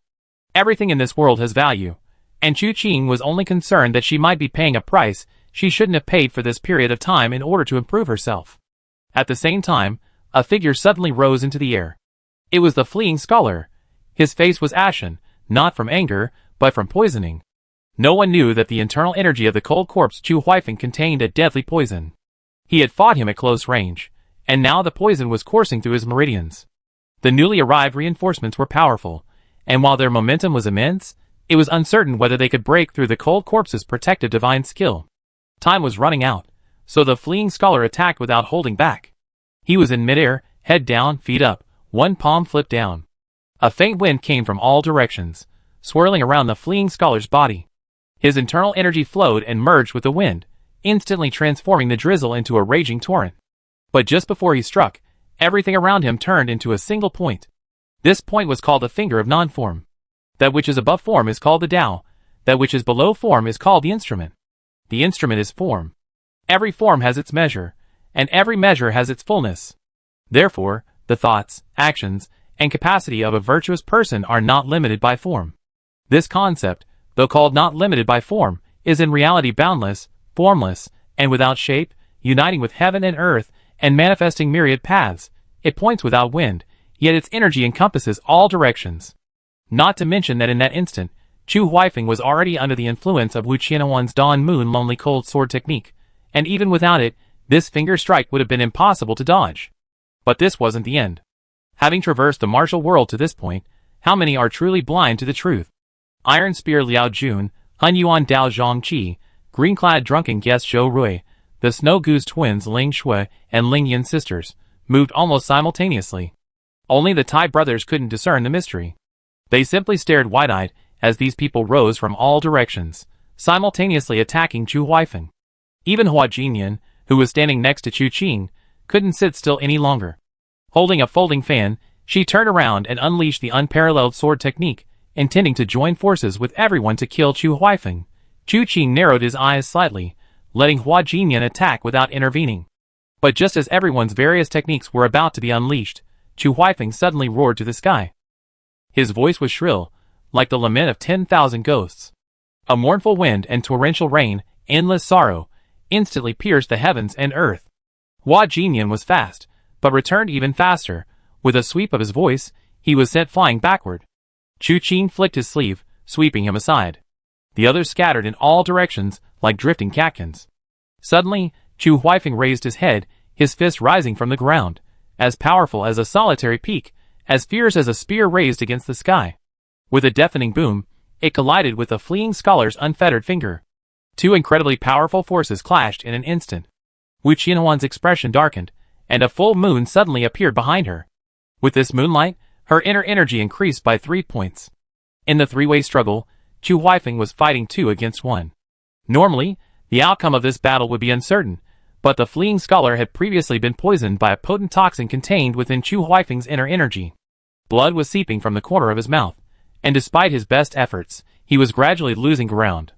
Finally, he let out a muffled groan, his entire body flying backward and crashing to the side, unable to get up for a long time. Chu Huifeng, however, didn't hesitate. He stomped 1 foot on the ground, his aura suddenly shifting. His claws rose, lifting Wu Qianhuan's long sword, and then, with a swift motion, he elbowed her straight towards her chest and abdomen. Although startled, Wu Qianhuan remained calm. She used the momentum to shift her sword, and with her other hand, she pressed down, striking Chu Huifeng's elbow. The two forces clashed, but the exertion was different. Wu Qianhuan had previously pressed on with full force, but now that her energy has been disrupted, she is unable to exert her full strength in the short time she hastily.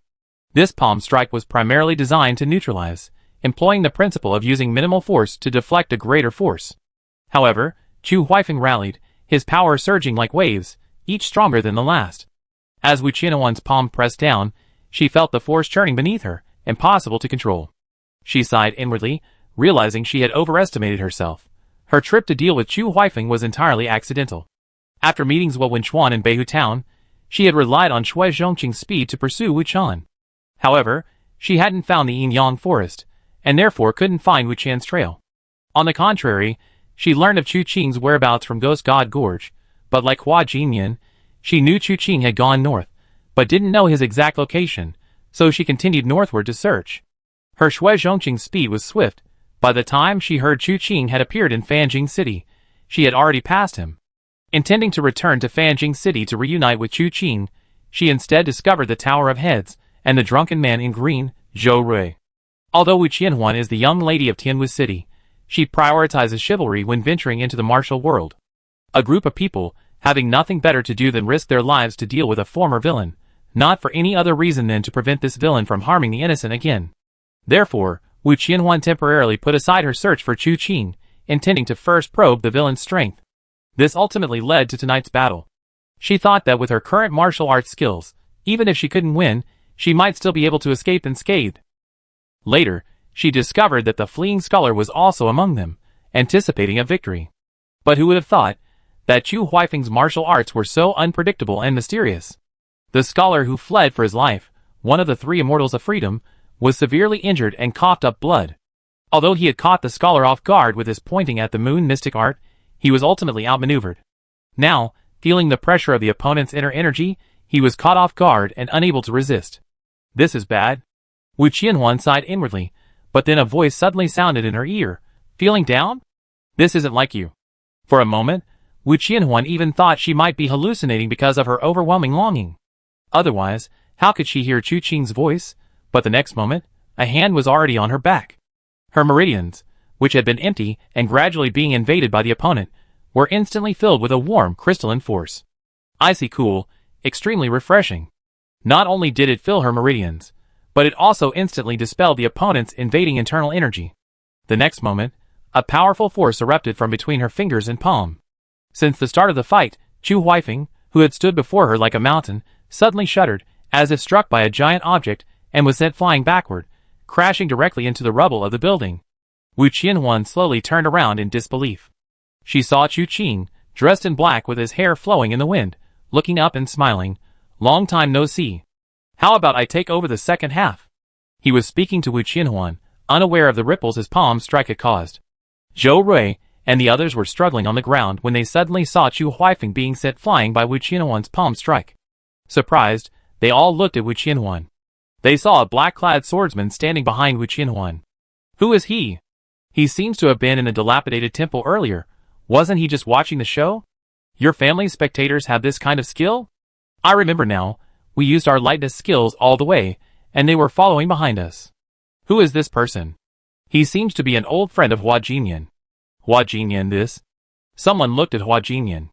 They saw Hua Jinyan struggling to his feet, about to sneer and tell them, "Tonight you really hit the jackpot." This is none other than the most famous swordsman in the martial arts world for the past decade, the Mad Saber young master. But before he could speak, he saw the girl in red suddenly wrap her arms around the third young master's waist. "Oh dear!" The words that came out immediately turned into a gasp. Hua Jinyan quickly shouted, "Miss, let go quickly. I know you're excited about saving a beauty, but don't get excited. Let go of the third young master." The third young master. He's the Mad Saber young master. Great. With the third young master here, this demon will be slain tonight. Although the words were different, Hua Jinyan still managed to call out the identity of the third young master. Instantly, everyone present was excited. Wu Qianhuan blushed, overwhelmed with excitement at not seeing Chu Qing for so long. Especially just now, her mind had been completely focused on him. But then Chu Qing miraculously appeared, causing her to instinctively embrace him. Now, after Hua Jinyan's words, she quickly let go. Chu Qing glared at Hua Jinyan, but Hua Jinyan, unaware of the gravity of the situation, nodded solemnly to Chu Qing. He probably remembered that Chu Qing had mentioned having a fiancée. Therefore, I will protect my third brother's innocence. Mind your own business. Chu Qing rolled his eyes, and then a loud crash was heard as Chu Huifeng flew out of the ruins. With that palm strike, Chu Qing, using Wu Qianhuan's hand, used his internal force to send Chu Huifeng flying, but he hadn't actually injured him. He remained silent, unchanged, his feet barely touching the ground as his claws flew through the air, hurtling towards Chu Qing and Wu Qianhuan. Chu Qing casually pulled Wu Qianhuan behind him, drawing a circle with one hand and thrusting out with the other. The moment their claws clashed, a dragon's roar erupted. Chu Huifeng, who had charged forward with overwhelming force, was sent flying again in the next instant. He rolled violently on the ground several times before barely managing to steady himself. In a half-crouching position, he slid backward. His right iron claw left 5 furrows in the ground. He slid for several meters before finally stopping. He suddenly looked up, his eyes filled with surprise and uncertainty. A pale blue light emanated from him, and a dry voice rang out, "Who goes there?" Hearing him speak, everyone suddenly realized, so he can talk. He hadn't spoken before, not because he couldn't, but because there was no need. Now, facing Chu Qing, having been effortlessly sent flying twice, they finally spoke up to ask a question. For a moment, the group was seething with anger. It was clear that this cold corpse Chu Huifeng didn't take them seriously. Even the fleeing scholar seemed insignificant to him. A man of the martial world. Chu Qing first glanced at Wu Qianhuan, their eyes meeting, each wanting to say 1,000 words. However, the current situation didn't allow it. After comforting Wu Qianhuan with his eyes, Chu Qing took a step forward, slowly drawing his sword. "Come, let me see what skills Chu Huifeng, who committed evil deeds and slaughtered countless masters in the past, actually possesses?" He spoke, but didn't give Chu Huifeng a chance to attack first. With a swift movement, as if in the blink of an eye, he was in front of Chu Huifeng. Chu Huifeng's pupils contracted sharply, and he felt nothing before him. The figure had vanished without a trace. A chilling sharpness came from all directions, a menacing blade intent. Normally, Chu Huifeng wouldn't have taken this blade intent seriously. His body was indestructible, protected by a set of precious armor. Even if a vital point was struck, his armor and protective techniques wouldn't break through. But this person was different. His internal energy was too strong. He couldn't afford to be careless. Immediately sensing the source of the sharpness, he tried to defend himself. But then he heard Chu Qing's voice, "Turn around." Chu Huifeng instinctively turned around, and the blade suddenly fell. "He's going to cut off my left arm." Chu Huifeng's mind raced, and his hand movements changed, attempting to disarm the blade. But unexpectedly, the blade, which should have come from the left, suddenly vanished. The blade thrust forward, aiming straight for his heart. The 16 styles of the evil-slaying blade, its movements unpredictable and difficult to defend against. Clang! The blade clashed with the armor, failing to pierce it, yet the immense force was like a mountain collapsing and a tsunami crashing down. The blue light in Chu Huifeng's eyes turned bloodshot. He roared, trying to withstand the impact. But he couldn't withstand it at all. He was instantly set flying. While in midair, looking back at where Chu Qing had just been, his pupils seemed to dazzle for a moment. The person had vanished again. Where? Here. The voice reached his ears, but Chu Huifeng couldn't find the other person. Suddenly, one of his feet was grabbed, forcing his rapidly flying body to a halt. He looked down sharply, and saw Chu Qing's left hand gripping his ankle. He knew something was wrong, but Chu Qing had swung him around, slamming him heavily onto the ground with a whooshing sound. Boom! Chapter 237. A tremendous roar, accompanied by a biting wind. Falling snowflakes were instantly swept back into the sky, while a huge crater was smashed into the ground. However, this was only the beginning. Chu Qing, carrying Chu Huifeng, relentlessly slammed him in all directions. The deafening roars echoed in all directions. The surrounding crowd had already managed to get up from the ground. Zhou Rui went over to help the fleeing scholar to his feet. The group watched in stunned silence as Chu Qing brutally beat Chu Huifeng, the one who had beaten them to a pulp. Facing them, Chu Huifeng was like a ferocious tiger. Facing Chu Qing, he wasn't even a sick cat. After being slammed dozens of times by Chu Qing, carrying Chu Huifeng, leaped into the air. With a swift turn, he swung Chu Huifeng around and slammed him to the ground. Chu Huifeng fell like a meteor, leaving the ground riddled with craters, as if repeatedly struck by falling rocks. Chu Qing, however, spun around and unleashed a powerful palm strike. Flying dragon in the sky. The palm descended from the heavens, a dragon's roar echoing behind him. Chu Huifeng, lying on the ground, suddenly sprang to his feet. His condition was indeed different from that of a normal person. The so-called Frosty Corpse was far more than just a title. Therefore, despite enduring so many attacks, he still had the strength to fight. He looked up at Chu Qing's palm strike, using the force of the blow to prop himself up. His iron claws crossed, palms facing down, and a surge of inner energy, radiating a pale blue glow, flashed and disappeared from his palms. Then, he raised his hands, his eyes glowing with an intense bloodlust. Blood gushed from his eyes, and the swirling winds from his body sounded like the wailing of 100 ghosts. A series of violent explosions erupted as Chu Huifeng channeled his energy, ultimately converging behind him to form a terrifying ghostly head. The ghost head was 2 zhang tall, with a ferocious and stern face, and its whole body was a clear, emerald green, exuding a chilling aura. It was the dead of winter, with snow falling. If it were springtime, this attack from Chu Huifeng would be imbued with a deadly poison within its chilling power. It could wither all vegetation, bringing only death and desolation. However, at this moment, all of this was difficult to outwardly display. Chu Huifeng leaped forward, and the hideous ghostly head instantly crashed into his body, the iron armor covering its 5 fingers gleaming with an incomparably sharp edge. A palm and a claw collided in an instant. A fierce gust of wind spread in all directions in an instant, but in the next split second, a cracking sound was heard. The crack originated from Chu Huifeng's armor. First at his fingertips, then with lightning speed it spread to his entire hand, then his wrist, forearm, shoulder, and finally his whole body. Whoosh whoosh whoosh, bang bang bang. The shrill sound of wind being torn apart echoed, and everyone around dodged. The shattered armor was like the sharpest blade, smashing everything around them to pieces. These were fragments imbued with the internal energy of both Chu Qing and Chu Huifeng. No one dared to block them. The fragments, falling into the snow, created a large crater. They landed on the ruins, causing them to crumble. They landed on the ground, sinking deep into the earth. Chu Huifeng, still in midair, trembled. The next moment, a hand was already pressed against his chest and abdomen. Roar! A dragon-shaped burst of energy erupted from his back, bearing its fangs and claws, before crashing to the ground. Following closely behind was Chu Huifeng. He was slammed into the ground from midair by Chu Qing's palm strike to the chest and abdomen. Before the sound even rose, the ground trembled. Turbulent mud spread outwards, like a tidal wave, causing those around to almost lose their footing. Finally, a deafening roar erupted, raising a cloud of dust. When the dust settled, everyone looked down and saw that the open space in front of the building was a scene of utter devastation. The pitted and uneven surface resembled 2 ancient beasts locked in battle, with a large crater in the center, 2 or 3 meters deep, collapsed. Chu Huifeng lay in this crater, blood flowing from all 7 orifices. Chu Qing squatted beside him, poking his head with the scabbard of his sword. Hey, are you dead or not? Make a sound. Everyone, eh? What's even more shocking is that Chu Huifeng actually groaned, indicating he was still alive. Chu Qing nodded, grabbed Chu Huifeng's shoulder, and pulled him out of the pit. Looking around, finding nowhere to shelter from the snowstorm, he tossed him onto the open ground. Wu Qianhuan noticed that Chu Qing was wearing a pair of white gloves. Seemingly sensing Wu Qianhuan's curiosity, Chu Qing showed them to her. Heavenly silkworm gloves, impervious to all poisons. Oh! Wu Qianhuan nodded.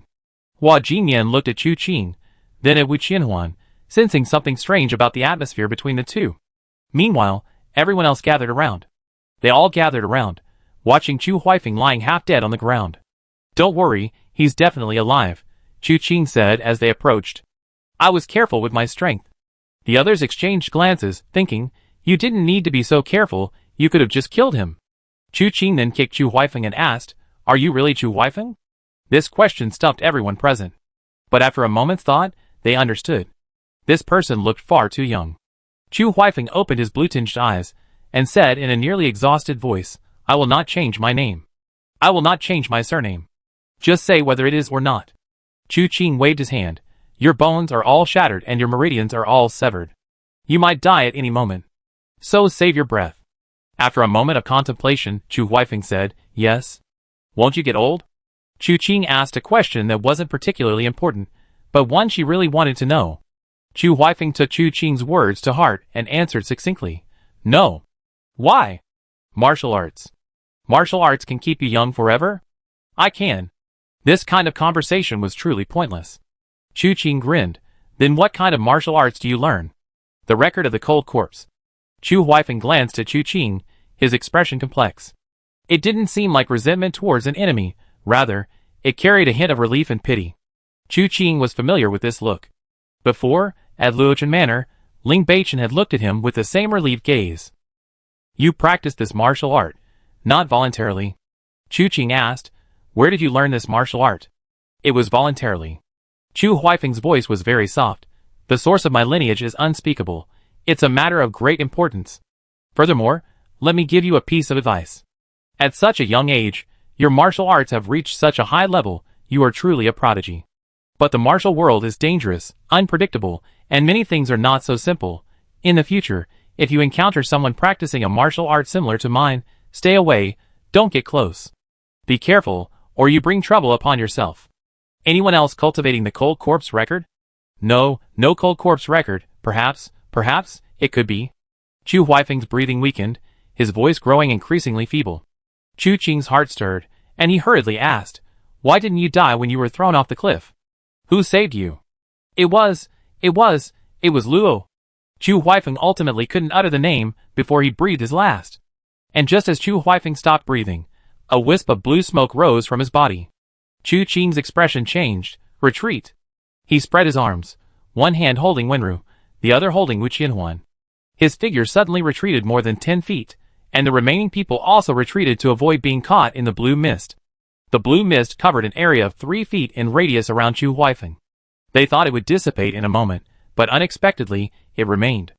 Chu Qing frowned slightly, and slowly approached. The blue mist contained specks, like stars. Wearing silk gloves, he gently touched it with his fingertips. A layer of blue ice crystals instantly formed on his fingertips. With a flick of his wrist, a surge of palm force swept away the blue mist, leaving only a skeleton where Chu Huifeng had been standing. Not a trace of flesh remained. How could this be? Hua Jinyan murmured, voicing a question everyone wanted to know. Perhaps it's related to his martial arts? Chu Qing hesitated before speaking. But then he felt that even if it was related to martial arts, it wouldn't be of much significance now. Compared to that, Chu Qing was more curious about what kind of martial arts the Cold Corpse record actually was. According to Chu Huifeng, besides the Cold Corpse record, there were other similar martial arts. And he vaguely implied that there were other mysteries behind it. However, this matter had become somewhat incomplete. Chu Qing had gone too far, not giving Chu Huifeng much time, otherwise, he might have been able to get some answers. As for the person who saved him back then, Chu Huifeng only managed to utter the word Luo, and it was unclear whether it was Luo, or Luo, a different character in Chinese. Did this word represent a nickname or a surname? If it was the former, it would be easier to explain, but if it was the latter, there were simply too many possibilities. It was an entirely uncountable number. Chu Qing stroked his chin, feeling that these riddle-solving people were truly annoying. They only spoke halfway through their sentences, practically as infuriating as a dog that only knew how to cut off sentences. However, on the bright side, the cold corpse that had wreaked havoc back then was finally dead. Zhou Rui and the others had investigated for a long time, and those killed by Chu Huifeng during that time could be considered to have had their revenge. The matter concluded there, with little more to say. While the group lingered, the heavy snow returned, quickly covering Chu Huifeng's body. The group decided not to stay any longer, and began searching for shelter from the snowstorm. Soon, they found a place to rest outside the abandoned village, seemingly a kind of mortuary. 2 broken coffins lay inside, holes in them, the remains of the deceased missing. Chu Qing and his companions took their temporary rest in this mortuary. However, this time they lacked firewood, and their immediate priority was to save the fleeing scholar. He had been injured by the poisonous gas from Chu Huifeng's internal energy. Fortunately, Zhou Rui was skilled in medicine. His Green Mountain Flying Cloud Hand technique was derived from the Qing Nong medical classic. While he might not be as skilled as the Yin Yang hermit, he was far superior to everyone else present. He first administered acupuncture to the fleeing scholar, then had Chu Qing infuse him with internal energy. Both worked simultaneously, and a chilling mist began to emanate from the scholar's forehead, a truly alarming sight. The entire process lasted the time it takes for an incense stick to burn before Chu Qing withdrew her internal energy, and Zhou Rui removed the last silver needle from the scholar's body. "Alright, you're fine now. Actually, I should write you a prescription to strengthen your constitution, but I don't know if you have the time to brew the medicine?" The fleeing scholar waved his hand. "No time. Then be careful these next few days. Try not to engage in any physical combat. After 3 to 5 days, once you fully recovered, you'll be fine." As Zhou Rui spoke, the fleeing scholar stood up. He clasped his hands in a fist salute to Chu Qing. "This time, we were all in grave danger thanks to the third young master's intervention. We were also greatly indebted to you at 7 Plum Manor last time. However, my circumstances are complicated, and it's difficult to repay your kindness." "Still being hunted?" Chu Qing glanced at him. "To be honest, I'm a little curious. What exactly is your relationship? The fleeing scholar hesitated, then said with a complicated expression, She's my wife. Why is your wife hunting you? Chu Qing was even more curious. She's ill and has forgotten who I am. The fleeing scholar's tone carried a hint of helplessness. But it's not that she's completely forgotten. At least, she still has an obsession with me. But this obsession has transformed from the deep affection of the past into a fight to the death. Have you considered having someone take a look? I have. The fleeing scholar looked up, his eyes filled with a deathly stillness, but it's useless. Even if she temporarily recalls her memories using secret techniques, she loses them again. Besides, this kind of thing is extremely taxing on her body. Rather than letting her oscillate between memory and amnesia, it's better to leave her as she is. At least this way, I can play the assassin game with her for the rest of my life. He seemed to snap out of his reverie, and clasped his hands in a fist salute to Chu Qing. I apologize for speaking so intimately with someone I don't know well. I have other matters to attend to, so I won't keep you company any longer, third young master. Farewell. Please. Chu Qing knew what he was going to do. It's been so long, the pursuers should be arriving soon. If they don't come soon, he have to go and meet them, lest he lose them. After he left, everyone looked at each other awkwardly. After all, they weren't very familiar with each other. Chu Qing's martial arts skills were too high, and they didn't dare to speak recklessly in front of him, so they all remained silent. Finally, Hua Jinyan broke the awkward atmosphere by making casual conversation, which eased the tension considerably. Chu Qing secretly glanced at Wu Qianhuan, stood up, and walked out of the mortuary to a large tree. Looking at the snow falling heavily, the earth covered in a silver blanket, he heard footsteps behind him. Turning around, he saw a girl in red looking at him through the snow. Chapter 238. Their eyes met for a long time, speechless. After a while, Chu Qing reached out and brushed the snowflakes from her shoulder, speaking softly, How have you been these days? Not so good. Wu Qianhuan gazed at Chu Qing. Something happened to Chu Tian. Saying such things at a time like this was too jarring. But Wu Qianhuan couldn't remain silent. She said in a low voice, I followed Wu Qian's trail north, only to hear that he died at your hands. Chu Qing watched her red lips part slightly, then suddenly reached out and cupped her chin. His thumb gently pressed against her lips, causing Wu Qianhuan to startle slightly. Although I have never seen the pointing at the moon mystic art, I have seen your senior brother Zhou Wenchuan's great sun mystic art. This technique is magnificent and righteous. The pointing moon mystic art is on par with it, yet you improved so much in such a short time. Have you left any hidden dangers? Wu Qianhuan was stunned, then, half laughing and half crying, she pried Chu Qing's hand away. Didn't you hear what I said? Wu Qian isn't dead. Chu Qing said, Chu Tian shouldn't be dead either. Huh? Wu Qianhuan was taken aback, but I heard. What you heard was false information I spread. Chu Qing looked towards the direction of the mortuary and said softly, The two people beside me, one is the gentle young lady of Luochen Manor, and the other is Wu Qian. He was struck by the bone-melting palm, and this martial art, while at Luochen Manor, I entrusted Chu Fan to send back to Tianwu City. At this point, Wu Qianhuan understood. So, when senior brothers saw Wu Qian injured, it was actually brother Chu Tian who injured him. But, as far as I know, they fought all the way here, so it's only natural that Wu Qian was injured as a result? Chu Qing sighed softly, repeating what Wu Qian had said that day. Wu Qianhuan was completely stunned after hearing this. After a long while, she gasped. Brother Chu Tian used Wu Qian's name to fake his death. Could it be that he wanted to? She looked at Chu Qing. Chu Qing gave a bitter smile. A troublesome younger brother, and a not-so-simple Nie Jingtai. My elder brother has always been clever and quick-witted. Since he couldn't help me openly, he simply erased his identity from the martial world. Too dangerous. Wu Qianhuan frowned. Chu Qing nodded. This is the helplessness of being too far away. If I were still in Tianwu City, I would never have let him act so rashly.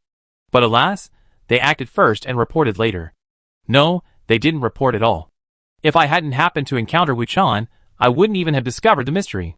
But given your personality, it's surprising that someone like Wu Qian can still live by your side.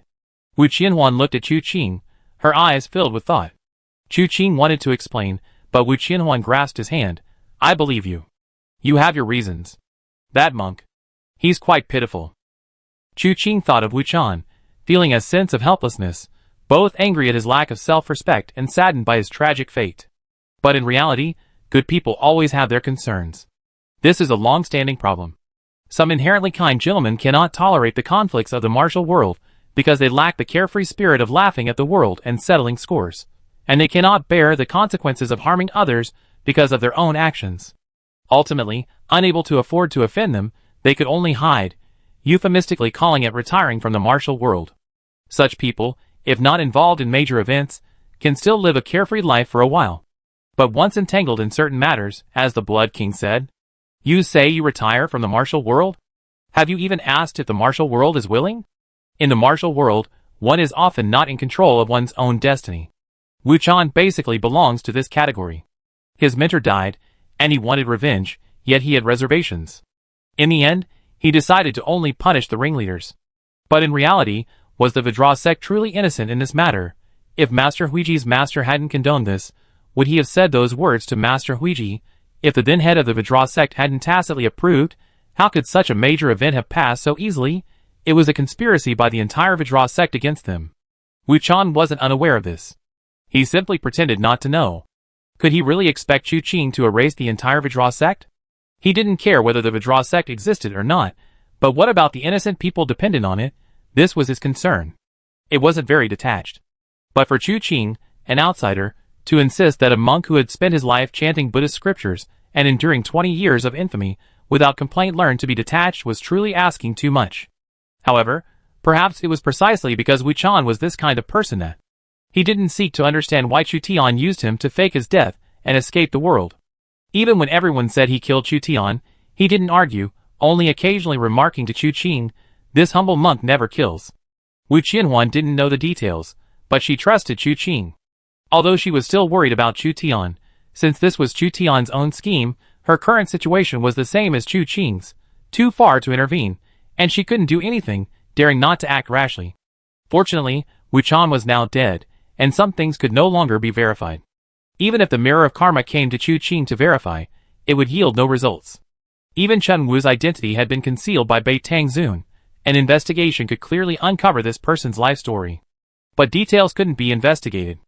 After all, unless there was pre-prepared information, who could know every single detail? Chu Qing then reached out and took Wu Qianhuan's wrist, and Wu Qianhuan instinctively flinched. Realizing he couldn't retrieve it, he could only say softly, "Your meridians are somewhat damaged. But it simply means you won't be able to cultivate the pointing at the moon profound technique for a while. You don't need to worry." Chu Qing frowned slightly. Meridian damage can be minor or major. It needs to be healed as soon as possible. I know there's a yin-yang hermit in the Iron Blood Hall territory, a renowned healer. If all else fails, I take you there. Ah? Wu Qianhuan quickly waved her hand. Wait.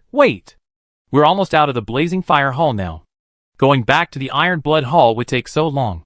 Don't you have anything else to do? What brings you north? Chu Qing counted on his fingers. There's a sword-granting ceremony at the Taiying sect. I have to go. Ling Beichen's ashes need to be sent back. Moreover, there might be traces of the Mirror of Retribution at the Taiying sect. It's definitely not to be missed. The Southern Ridge Martial Arts Tournament of Tianyi sect is in 6 months, so there's no rush. In the meantime, I need to go to the Northern Ridge, first to Shaohan Valley, then to Tianjin Prefecture to deliver a message.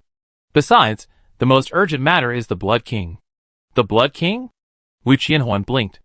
I heard you killed the Tomb King in Tianji Valley. Who is this Blood King? One of the 12 holy kings of the Heavenly Evil sect. Chu Qing sighed. Actually, I didn't kill the Tomb King. What was in Tianji Valley at the time was just a body from his tomb. The Heavenly Evil sect has 7 secrets, 3 treasures, and 6 profound sects, all containing astonishing martial arts techniques. The Tomb King's Burial Song, the Plum King's Cloud and Rain Order, the Play King's Thread Play, the Blood King's Blood Demon True Scripture. None of them are ordinary. Not long ago, the Blood Prince, using the alias Feng Xiuyu, staged a scene against me. Fortunately, Wenru was by my side and found him.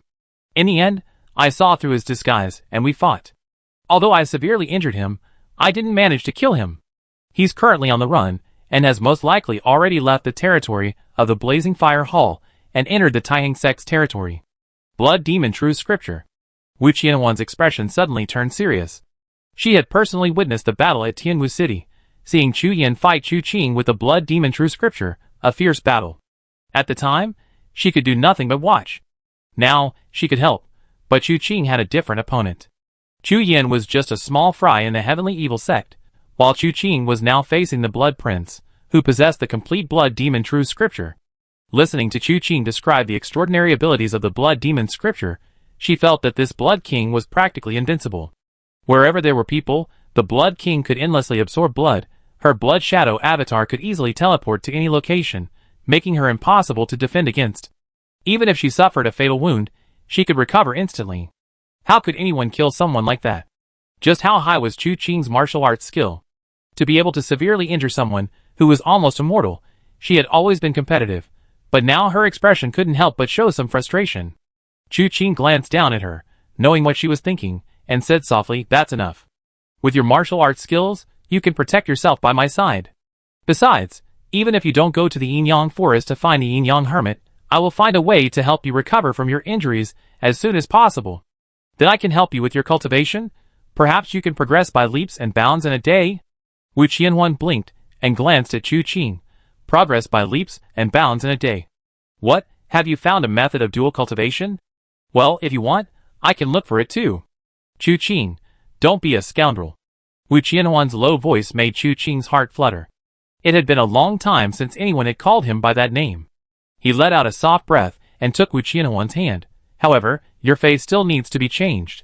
Wenru is currently using the painted skin from the Mirror of Karma. I obtained 3 of these. How about you use one too? Are you afraid my identity will be recognized, leading to your identity being exposed? Wu Qianhuan gave Chu Qing a half smile. Chu Qing nodded, then shook his head. You're too beautiful. Walking beside me like this would attract too much hostility. It doesn't fit our standard of keeping a low profile. Wu Qianhuan blushed again. When did you become so good at talking nonsense? The two hadn't seen each other for so long. Standing under the tree, watching the snow fall, they chatted casually. They talked about so many things, so many different things, feeling like they had endless things to say to each other. Time passed by unnoticed. It wasn't until Hua Jinyan called out, "Third brother, find me," that they realized they had been out for almost an hour. Looking at her hand still held by Chu Qing, Wu Qianhuan instinctively tried to pull it away. No need to hide it. A lone man and woman, out for an hour. Hua Jinyan calling out third brother was clearly a warning to Chu Qing, to prevent him from seeing anything he shouldn't. Chu Qing didn't intend to hide it too much and was straightforward. Even so, when Hua Jinyan stood outside the mortuary wall, watching the two people chatting hand in hand under the tree, he couldn't help but rub his eyes. Wu Qianhuan, whose skin was sometimes thick and sometimes thin, felt very embarrassed at this moment. Taking advantage of Chu Qing's inattention, he quickly broke free from his restraints, nodded to Hua Jinyan, and went straight back to the mortuary. Hua Jinyan didn't give Chu Qing a thumbs up until Wu Qianhuan had disappeared. Third brother with a fiancée, how terrifying. Chu Qing raised an eyebrow. Your words are rather sarcastic. Not at all, I just admire third brother too much. Hua Jinyan grinned and said, I only realized today that third brother is like a knife. Fast, ruthless, and accurate. Thank you for the compliment. Chu Qing clasped his hands slightly in a fist salute. I dare not accept such praise. You dare accept it? Hua Jinyan was both amused and exasperated. He glanced occasionally towards the mortuary, and couldn't help but say, a beautiful woman threw herself at you on your first meeting, and in the blink of an eye, you already pledged your lives to each other. Don't you think that's a bit hasty? This was an arranged marriage by my parents and a matchmaker. Brother Hua, are you envious? No, I'm not envious. Hua Jinyan waved his hand. Love and affection are beyond my reach. I will never be tainted by them in this life. My mother's entire life was ruined by this word love. Not to mention those distant examples, look at that scholar fleeing for his life. If he hadn't been so preoccupied with this matter, how could he have ended up in such a state? Chu Qing glanced at Hua Jinyan thoughtfully, suddenly remembering that Hua Jinyan had once told him that he wanted his help to kill the Ghost Emperor's wife, whether this was true or not. But looking at the melancholy on Hua Jinyan's face, Chu Qing felt that he must have many stories to tell. Why did you want to become my disciple back then? Chu Qing suddenly asked. Hua Jinyan turned to look at Chu Qing and said solemnly, there is someone I must kill, but with my martial arts skills, I cannot kill him. So I need to learn more martial arts, master them, and constantly improve myself before I have a chance to kill that person. The Ghost Emperor's wife? Hua Jinyan laughed heartily. That joke, third brother still remembers it. That person is certainly not the Ghost Emperor's wife. Then who is it? Third brother wants to help me kill someone. It depends. If that person deserves to die, it's not impossible. Upon hearing this, Hua Jinyan suddenly looked at Chu Qing, pondered for a long time, and then said softly, I only hope that if one day I need third brother's help, third brother will not forget today's promise. It seems the person you want to kill is indeed not simple. Given Chu Qing's current level of martial arts, the fact that Hua Jinyan still has this question shows that this person is extraordinary. He has no reason to bring up the words Ghost Emperor's wife without reason. Could the person Hua Jinyan wants to kill be the Ghost Emperor? Chapter 239. Chu Qing didn't voice his question, and the conversation between the two didn't continue. When they returned to the mortuary, the lively atmosphere had long since subsided. Everyone occupied a corner, some sat cross-legged in meditation, some silently healed their injuries, and others snored loudly. This was mainly the Tai brothers. Their snoring was so loud, it could almost blow the roof off the mortuary. Wu Chan leaned against a corner alone, while not far away, Wu Qianhuan and Winru were huddled together, chatting quietly. Chu Qing didn't listen to what they were saying. Instead, he went to Zhou Rui's side. Hearing footsteps, Zhou Rui slowly opened his eyes. Seeing that it was Chu Qing standing before him, he hurriedly stood up. Third young master. Chu Qing waited for him to sit down, then sat beside him. Brother Zhou, your medical skills are superb. Do you know how to treat damage to the meridians caused by overexertion in practicing martial arts? This? Zhou Rui hesitated for a moment before saying, it depends on the specific situation. Then come with me. Chu Qing simply led Zhou Rui directly to Wu Qianhuan. Wu Qianhuan's gentle conversation ended. When she looked up at Zhou Rui, she couldn't help but give Chu Qing a helpless look. I'm really fine. Oh. Zhou Rui suddenly realized. So the person he was talking about was the girl in red? However, he didn't ask any further questions, and simply squatted down to take her pulse. After a moment, he said softly, I see. The damage to your meridians isn't particularly severe. If it were, not only would you be unable to use force, but it would also continue to worsen. Ultimately, your meridians might rupture, and you could become a cripple. But the girl's injury has reached a critical point. One step forward, and you fall into the abyss, but now, it's gradually recovering. As long as you don't continue practicing your original martial art, I expect it will naturally recover in 2 or 3 years. Wu Qianhuan, who had been comforting Chu Qing, was stunned upon hearing this. How long? 2 or 3 years. If there's something beneficial to your meridians, perhaps that could shorten the time. Zhou Rui said, however, remember, never rashly cultivate during this period, otherwise, one step into the abyss will be difficult to escape. Wu Qianhuan immediately felt somewhat troubled. Chu Qing asked thoughtfully, but I wonder, what exactly are these so-called beneficial substances for the meridians? Zhou Rui thought for a moment and said, there are actually quite a few beneficial substances for the meridians circulating in the martial arts world. If categorized, there are musical pieces, martial arts techniques, medicinal herbs, and fruits. The most recommended musical piece is the Heavenly Heart 10,000-piece melody from the Lu family of Tianyin Mansion. This piece uses sound to guide martial arts, dispersing internal energy into the music, acting on the listener's ears, yet flowing through the meridians. It's first rate for treating chronic illnesses, alleviating old ailments, healing internal injuries, and stabilizing the meridians. As for martial arts, the only one I can think of is the 3 Pure Ones Enlightenment scripture from the Tianyi sect. This is the fundamental mental cultivation method of the Tianyi sect, capable of cleansing the marrow and regulating the qi channels. There are even more medicinal herbs and fruits, but their effects are minimal. I can write a prescription here. You can get the medicine according to the prescription and take it to speed up your recovery. However, the effects will only become apparent over many years. Furthermore, if you can find the legendary pure scripture fruit, it will undoubtedly greatly benefit the young lady's injuries. Although it won't be a quick fix, just one will be enough to restore most of her health. This drunken man in blue robes, worthy of his reputation for gleaning martial arts from medical texts, rattled off various methods. Wu Qianhuan breathed a sigh of relief upon hearing this. With so many methods, it seemed her injuries wouldn't trouble her for too long. However, upon closer reflection, each one seemed incredibly difficult. The 3 Pure Ones Enlightenment scripture is the foundation of the Tianyi sect and cannot be passed on to outsiders. The pure scripture fruit is a rare and precious treasure, practically impossible to obtain in ordinary times. Even if it occasionally appears, it will be snapped up instantly, making it a valuable commodity. The market was deserted. The prescription was better than nothing. Chu Qing frowned slightly. Brother Zhou, what kind of people are the Lu family of Tianyin Prefecture you mentioned? He remembered the letter Chu Yunfei had given him, instructing him to find a family surnamed Lu in Tianyin Prefecture. That was the family of their mother. At the time, Chu Qing found it strange. It was hard to say how large Tianjin Prefecture was, but there might not be only one family with the surname Lu. How could he be sure that the family he found was the one Chu Yunfei had described? Now, hearing Zhou Rui mention this Lu family, it seemed they were far from being unknown. The Lu family are the masters of Tianjin Prefecture.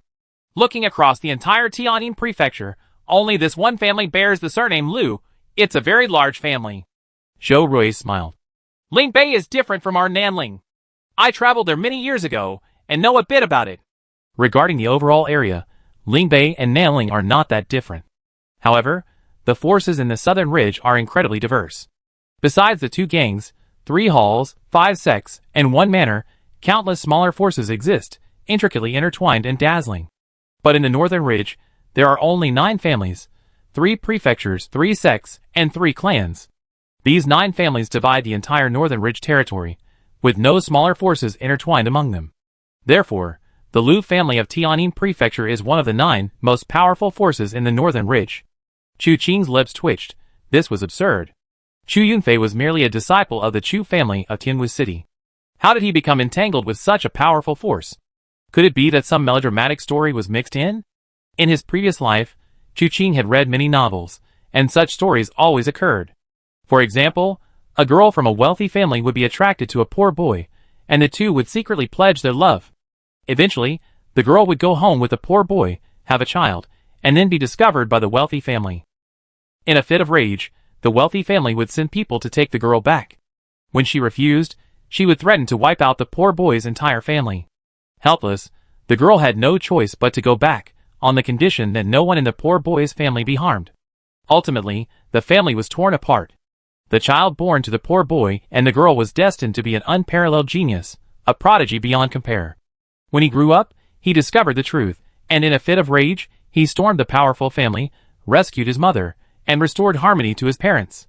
If the powerful family had any power struggles, they could still rely on the prodigy, otherwise, they would be annihilated in an instant. Chu Qing wondered, could he be the protagonist of this story? He hadn't discovered he possessed any supreme bones or anything like that. But then he remembered the system. Great. The plot fits perfectly, a flawless performance. Chu Qing wiped the sweat from his brow, feeling a bit breathless from this cliched storyline. However, if that were truly the case, would Chu Yunfei still have sent him to Tianjin Prefecture to deliver a message to the Lu family? Could he be overthinking it? His mind raced for a moment, then he thanked Zhou Rui. Zhou Rui left Chu Qing the prescription before returning to his seat to continue meditating, leaving Chu Qing and the other 2 looking at each other in bewilderment. Don't worry, Sister Wu, it'd be alright, Chu Qing said gently. Wu Qianhuan shook her head. She wasn't worried at all, but she looked at the prescription in Chu Qing's hand with great caution. You wouldn't really be planning to make me take medicine, would you? Why not? Zhou Rui said it takes years to work. By the time it takes effect, my injuries will probably be healed. Wu Qianhuan started making excuses. Besides, taking medicine every day will leave me smelling like medicine, which is awful. And also, the medicine is extremely bitter. Maybe sour, maybe astringent, but it definitely won't taste good. I don't want to drink it. Chu Qing fell silent for a moment. Wu Qianhuan had never liked taking medicine since she was little. She remembered once preparing candied fruit for her, thinking that after taking the medicine, eating the candied fruit would make it less bitter. But the girl tricked her into taking the medicine, actually throwing it all away. In the end, she ate a lot of candied fruit, but her illness didn't improve at all. It was Wu Ganqi who discovered the mystery, wondering why the flowers by her daughter's bedside had died so tragically. In the end, Wu Qianhuan received a sound beating, to which Chu Qing clapped and cheered. Serves her right for tricking the candied fruit. As their eyes met, Wu Qianhuan bit her lip and gently shook Chu Qing's arm. I don't want to take medicine. Alright, put it aside for now. Chu Qing sighed. The medicine was going to be counterproductive anyway, so whether she took it or not, she put it aside for the time being. Of these treatments, the others were hard to say, but if he truly had such a relationship with the Tianjin mansion, then Tianjin Wan and Chu shouldn't make things too difficult. It was still much better than taking medicine. After a few casual words, Chu Qing went to rest on another side. Nothing happened that night. The next morning, after the group woke up, they went their separate ways.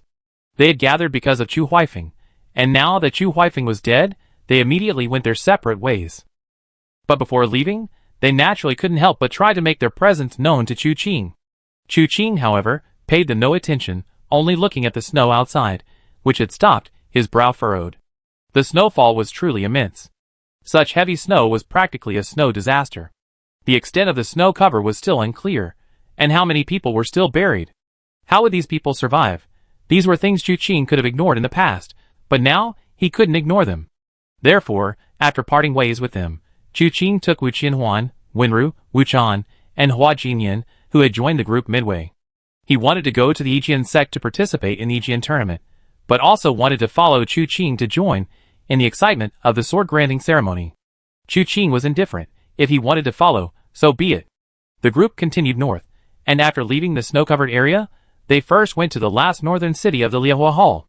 Here, Chu Qing and his group bought several horses.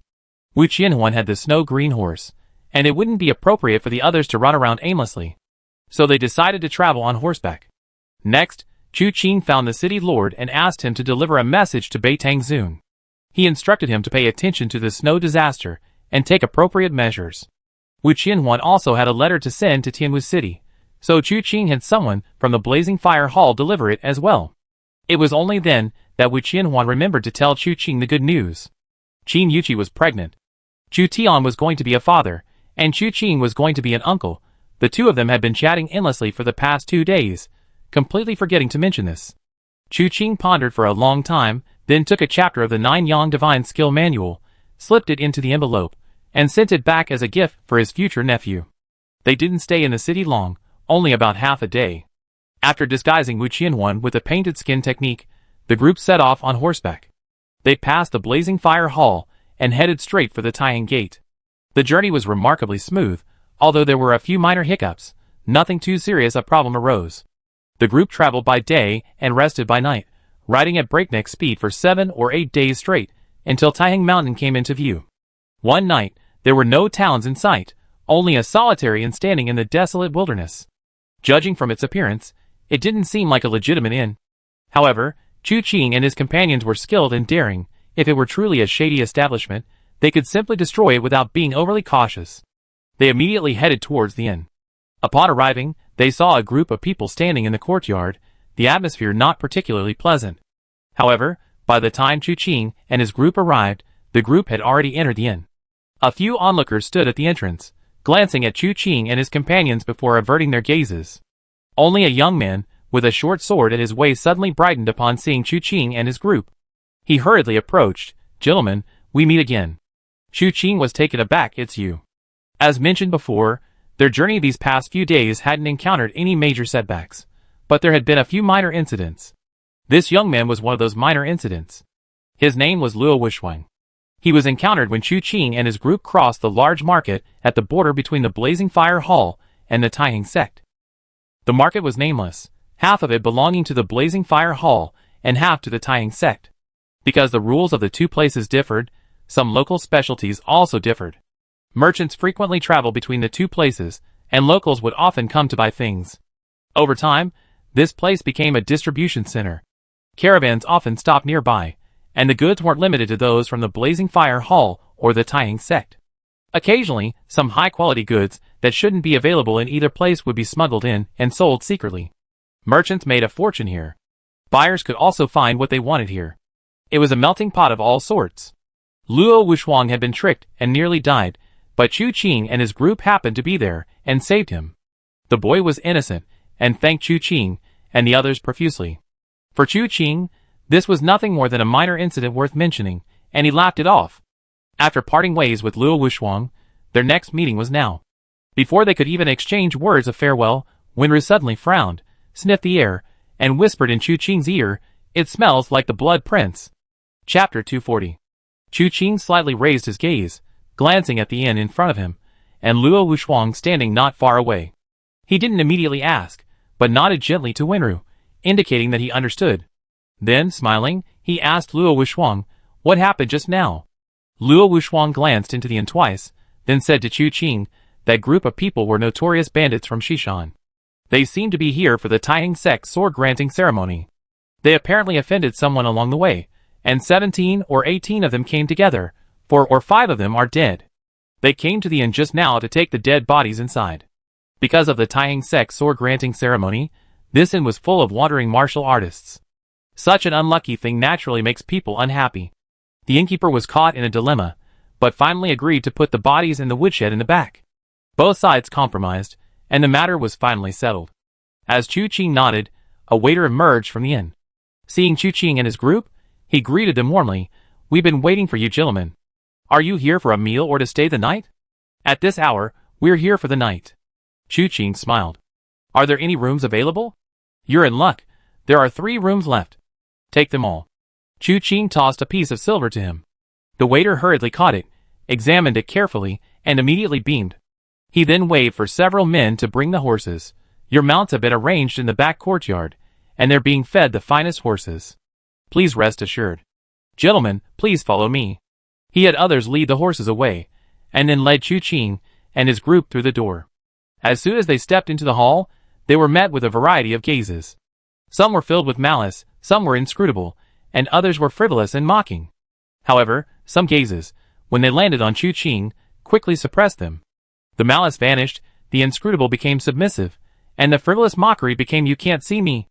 As Chu Qing's fame grew, his appearance became increasingly well known. After all, he had shown his face in public more than once.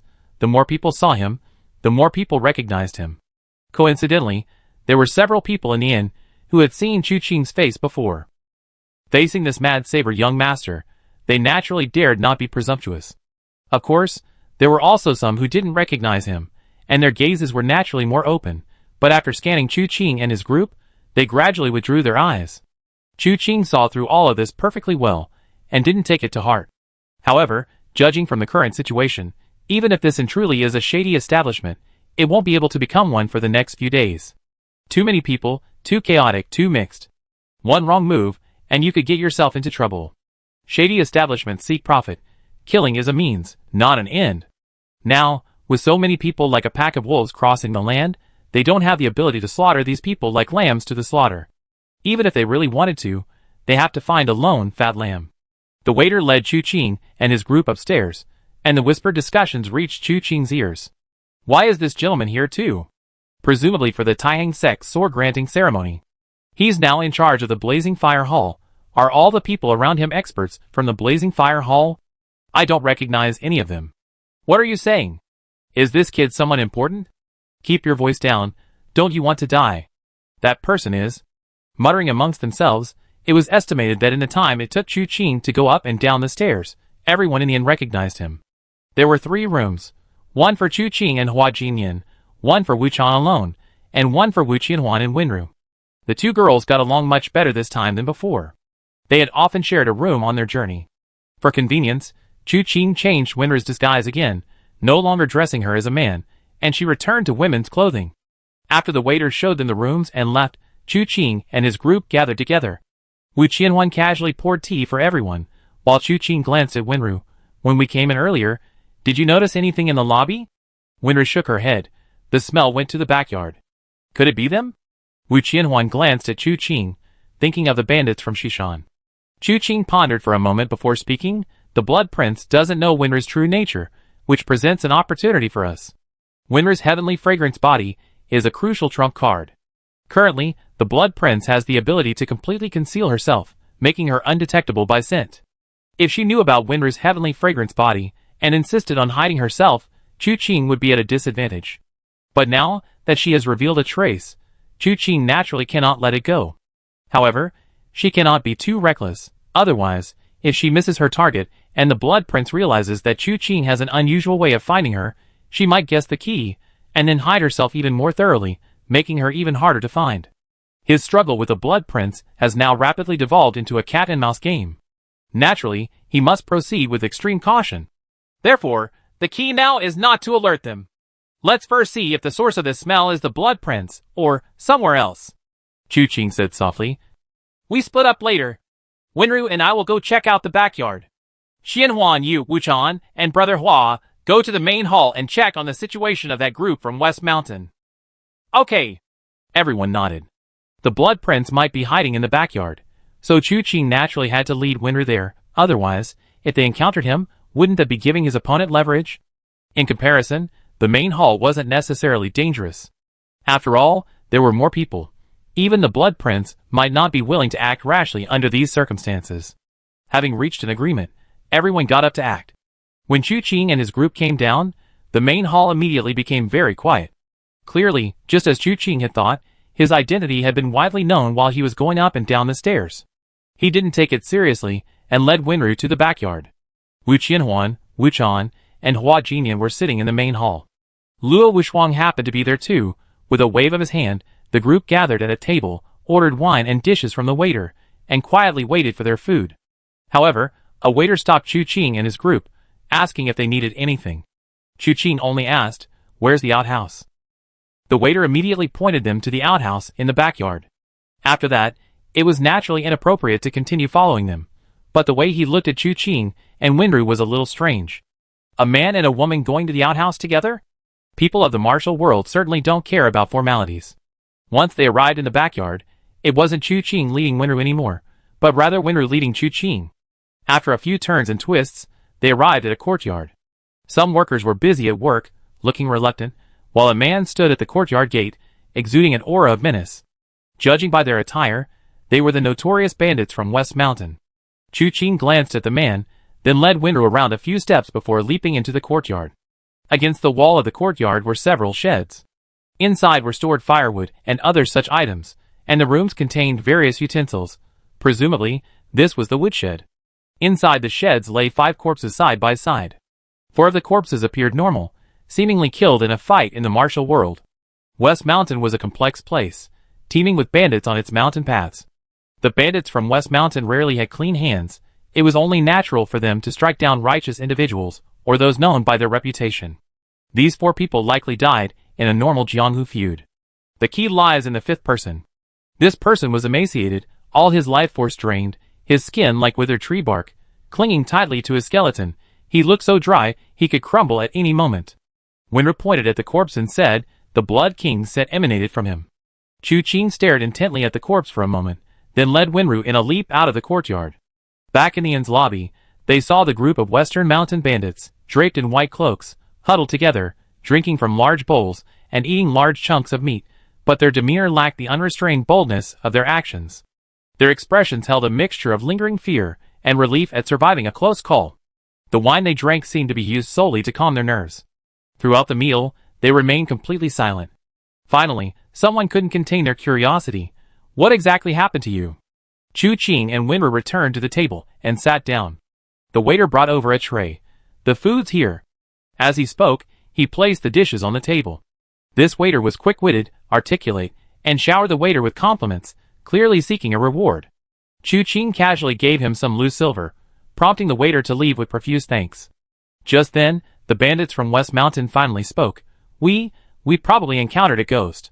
Upon hearing this, the hall fell silent for a moment, then erupted in laughter. In the world of martial arts, one should not idly discuss ghosts and gods. Anyone who has taken a life would never believe in ghosts and gods. Otherwise, if it's an enemy seeking revenge, that's one thing, but if it's a vengeful ghost demanding a life, no matter how skilled you are, how can you resist? I heard that Shishan is full of heroes, but now it seems they're nothing special. A little fright from those pretentious ghostmongers in the martial arts world, and they actually believe in ghosts. Various comments rose and fell. A wandering swordsman, seemingly appearing from nowhere, even stood up and mocked them.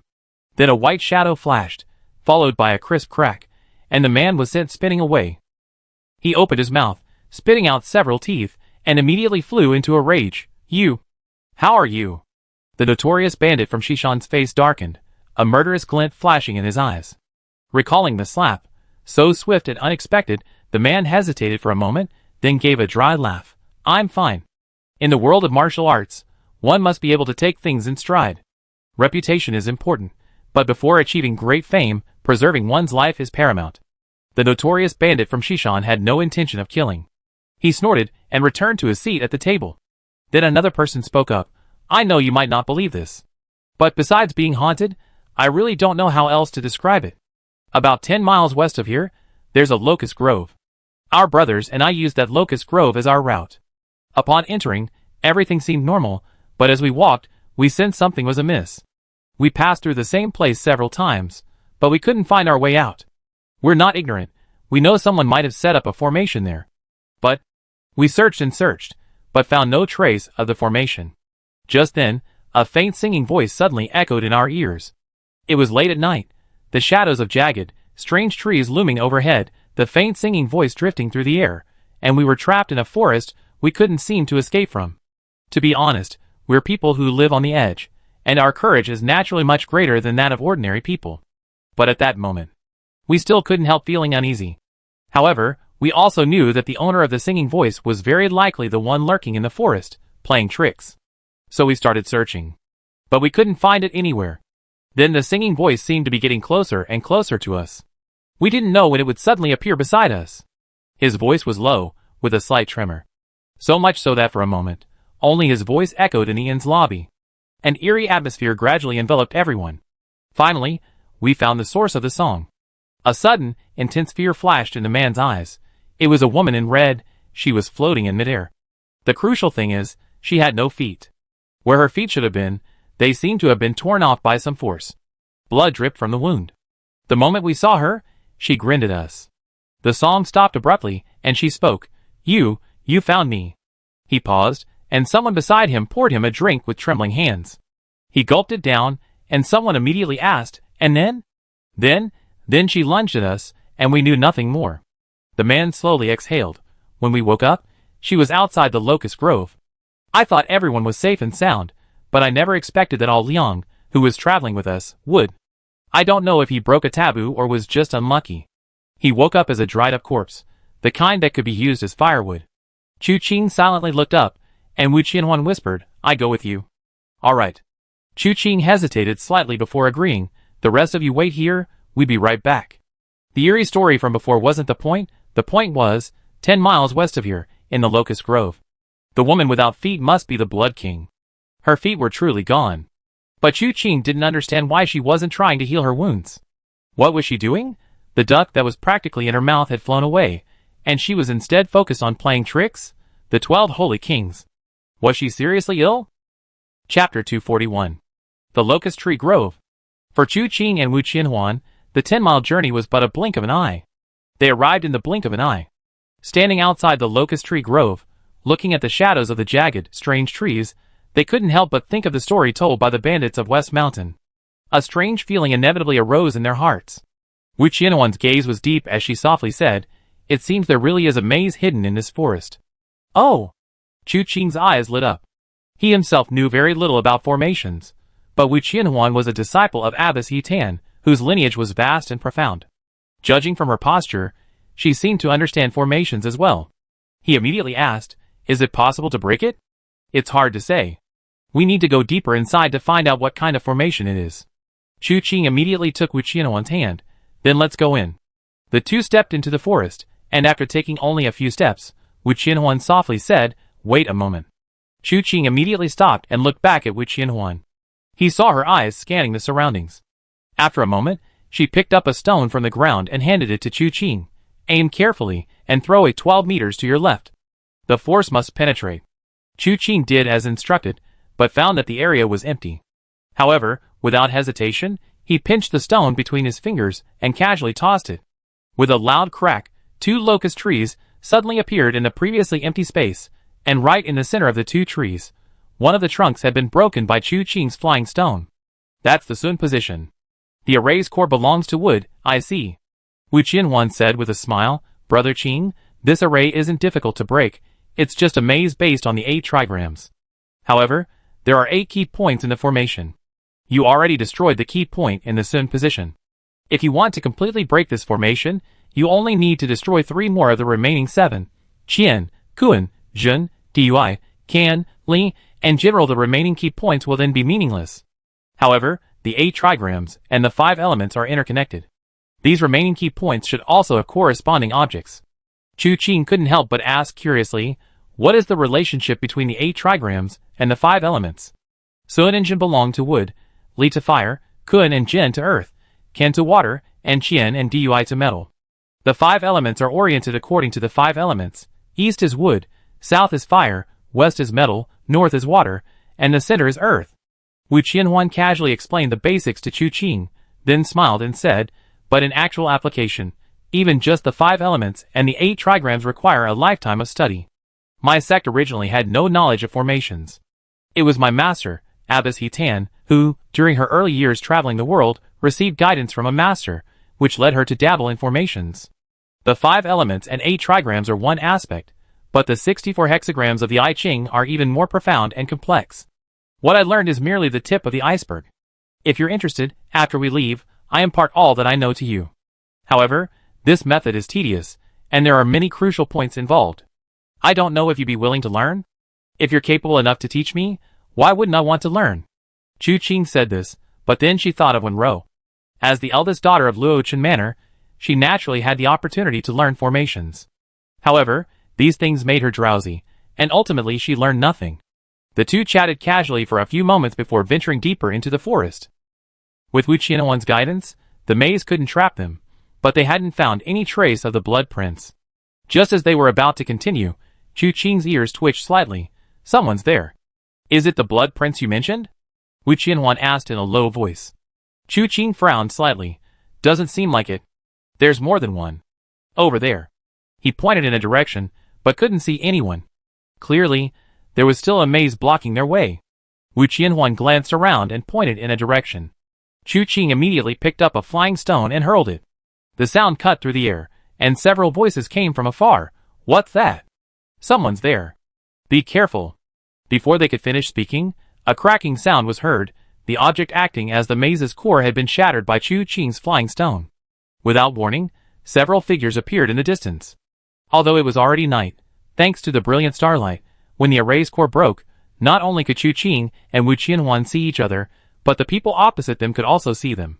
However, the array perhaps possessed some soundproofing and visual illusion properties, so they didn't hear Chu Qing and Wu Qianhuan's movements. Only the extremely sharp sound of the wind breaking caught their attention.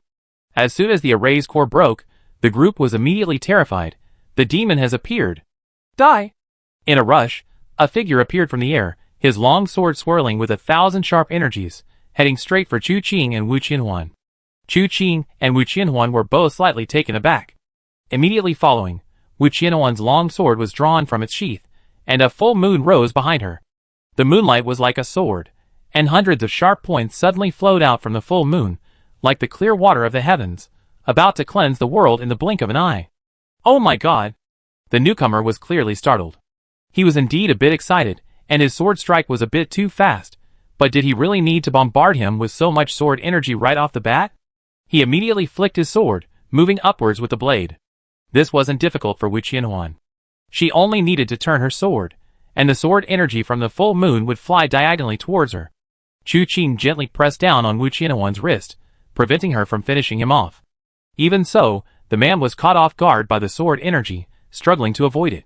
He flicked his sword upwards, barely managing to dodge the attack, then hurriedly rolled in midair, using the recoil from the sword energy to move aside.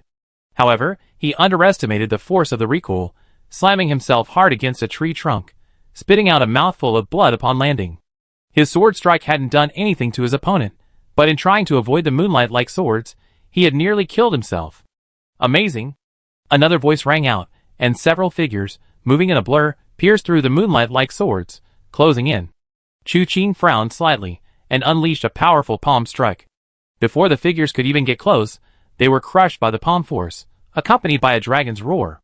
They all held their long swords across their chests to block, only to be pushed backward by the force of the blow. One of them lost his footing and cried out, "Ouch!" as he fell flat on his back. The two beside him, seeing this, retreated while reaching out to grab him. The good news was that they weren't dragged down with him. The bad news was that they were dragging him backward, causing him to paw at the ground, crying, "Let me go! Let me go! The ground is cold! Ouch! There are stones!" Chu Qing and Wu Qianhuan exchanged bewildered glances. Wu Qianhuan looked completely confused, wondering where this group of idiots had come from. Chu Qing, however, recognized their martial arts, but was even more confused. In his memory, this sect didn't look like this at all. Seeing the group regain their footing, their eyes darting around uncertainly, Chu Qing immediately stepped forward, clasped his hands in a fist salute, and said, "May I ask if you are members of the Taiheng sect?" Indeed. A woman who appeared somewhat older twirled her longsword. Shan Lan, the eldest disciple of Zhou Wenyu of the Taiheng sect. Your palm technique. Could it be the third young master of the Mad Saber? Chu Qing nodded slightly, acknowledging his identity, I wouldn't dare, it is indeed I. Shanlan froze, glancing at her fellow disciples around her. The disciples exchanged bewildered glances, finally lowering their heads in silence. Shanlan gritted her teeth in frustration, letting out a dry laugh. Look at how you talk. It's all a misunderstanding. It seems a demon is causing trouble in this forest. We were ordered to descend the mountain to investigate, but unexpectedly, we encountered the third young master. Before this, no one expected to meet him here, so upon seeing him, it was inevitable that we assumed he was some kind of charlatan. That's why we dared to offend him. I see. Chu Qing laughed heartily. As the saying goes, no fight, no friendship. His tone faltered slightly. No fight, no friendship meant a fight of even strength. Now, he was unharmed, while the other side was in disarray. Saying it like that seemed a bit unfair. But that didn't matter. He said softly, you came here for the people of this place? We too are too. But I wonder, have any fellow cultivators from the Taihang sect discovered anything here? Danlan shook her head. This maze is easy to solve, but since we arrived, we haven't found any trace of them. In that case, why don't we investigate together? All right. Danlan nodded immediately. Then she called over her good-for-nothing fellow disciples and introduced them to Chu Qing one by one. However, Chu Qing noticed that these people all seemed rather taciturn. Especially one named Chen Buyu, who was practically unyielding.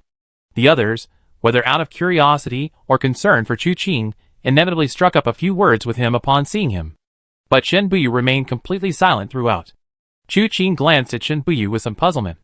Shanlan noticed his gaze and smiled, saying, What's wrong, third young master? Nothing, just a little curious. What kind of parents would name their child Buyu, meaning silent? It sounds a bit incongruous. This wasn't the first time such a question had been asked, so Shanlan immediately understood Chu Qing's thoughts. After a moment's hesitation, she said, his parents didn't give him the name, it was his master. Chu Qing suddenly thought of someone. Mo Duxing. There must be a reason why his master named him. Chu Qing quickly asked, why? Chen Buyu quickly grabbed Shanlan's sleeve and shook his head repeatedly.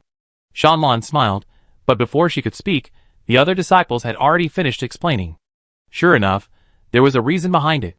The reason Chen Buyu's name was changed was mainly because he was too talkative and had a sharp tongue, easily offending people. It said that things were fine while they were at their sect, until two groups got into a conflict at the foot of the mountain.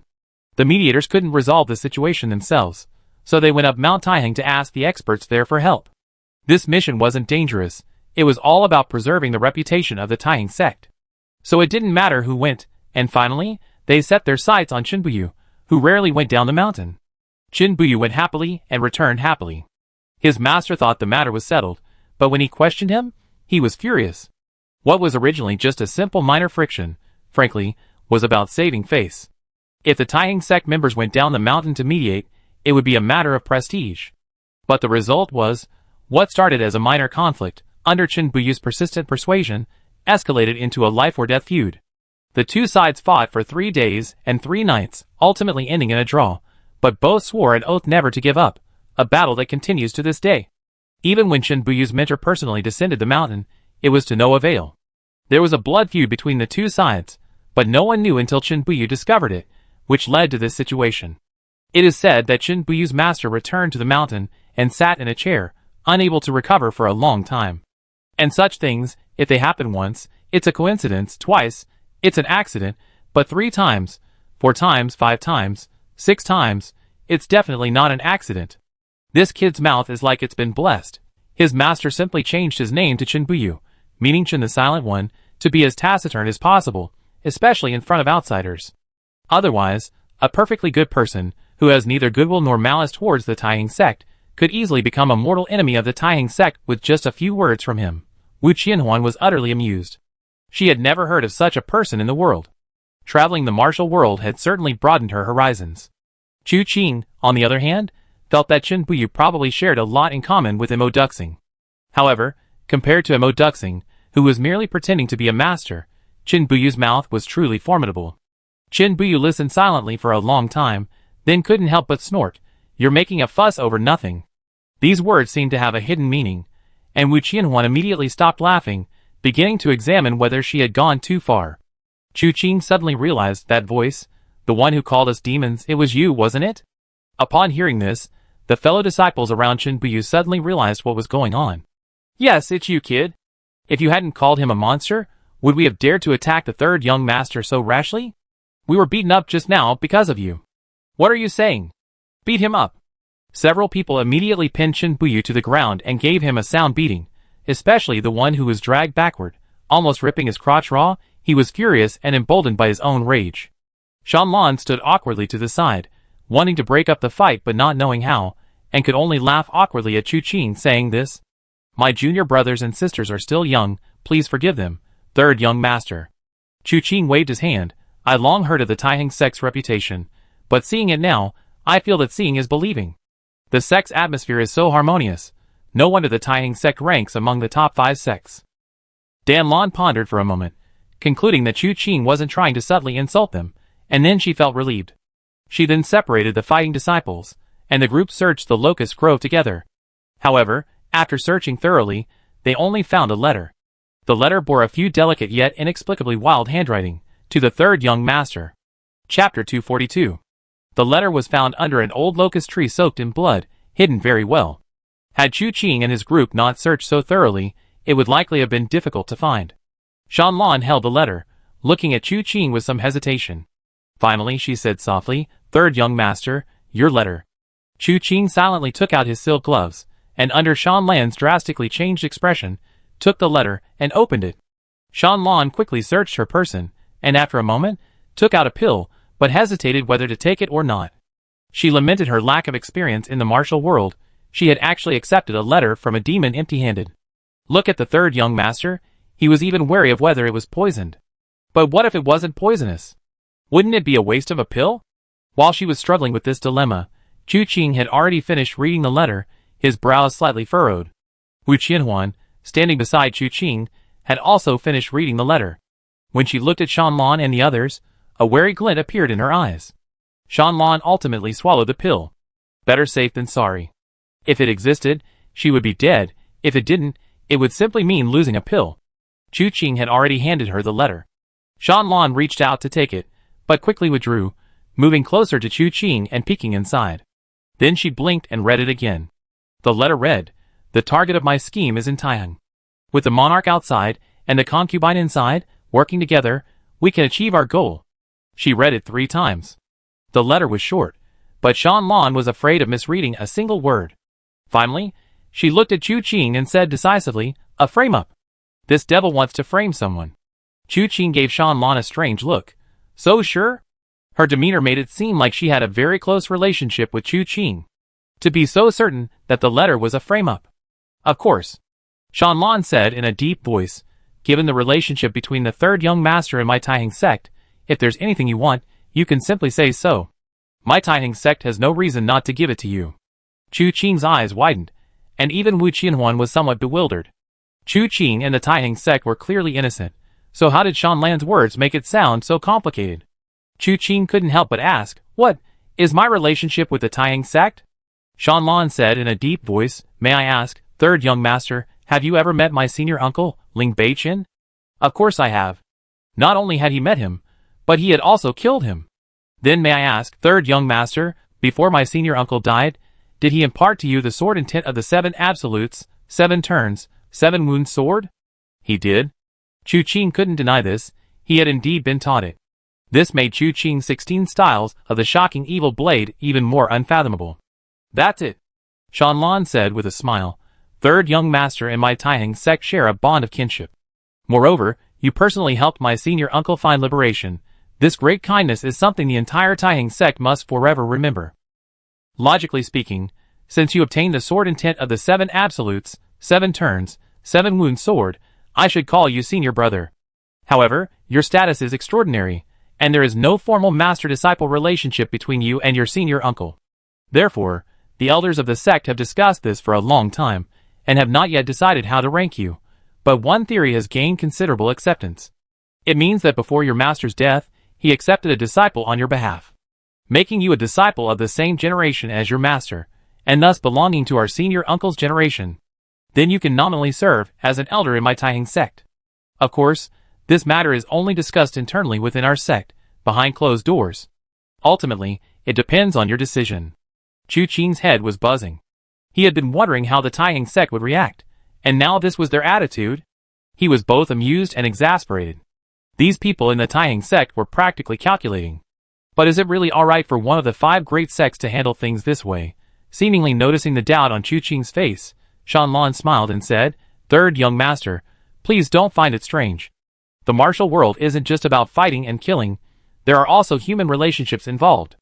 If your martial arts were mediocre, and your reputation just ordinary, our Taiying sect's attitude towards you would naturally be different. But now, there's the battle at Tianji Valley, and then the battle at Guishan Gorge. Even the Blazing Fire Hall has joined your ranks. Young master, not only has your reputation soared to unparalleled heights, but your martial arts are also peerless and supremely skillful. Even if my Taiying sect is utterly incapable of weighing pros and cons, we could never be enemies with someone like you. They say in the martial world, having more friends means having more paths. But having more mortal enemies, especially mortal enemies, like the third young master then." The rest of the sentence was left unfinished, but the meaning was clear. Chu Qing was somewhat surprised that Shanlan dared to speak so boldly, but to say that the people of the Taiying sect, like their swords, prefer directness was not necessarily true. Her words raised only the most basic question. Having killed Ling Beichen, would the Taiying sect choose to be an enemy or a friend? The Taiying sect chose the latter, and some even hoped not only to be friends, but also to become one of their own. Asking about becoming one of their own was something Chu Qing felt could be put aside for now. Looking at the letter in his hand, he said softly, "Judging from what she said in the letter, she has already gone to the Taiying sect. The ruler is on the outside, the concubine is on the inside. She may have disguised herself and become a disciple of the Taiying sect. Although this letter might just be a decoy. Many people in the martial world know that I will come to the Taiying sect to return Senior Ling Beichen's ashes. Her leaving such a letter at this time might be to incite conflict between me and the Taiying sect."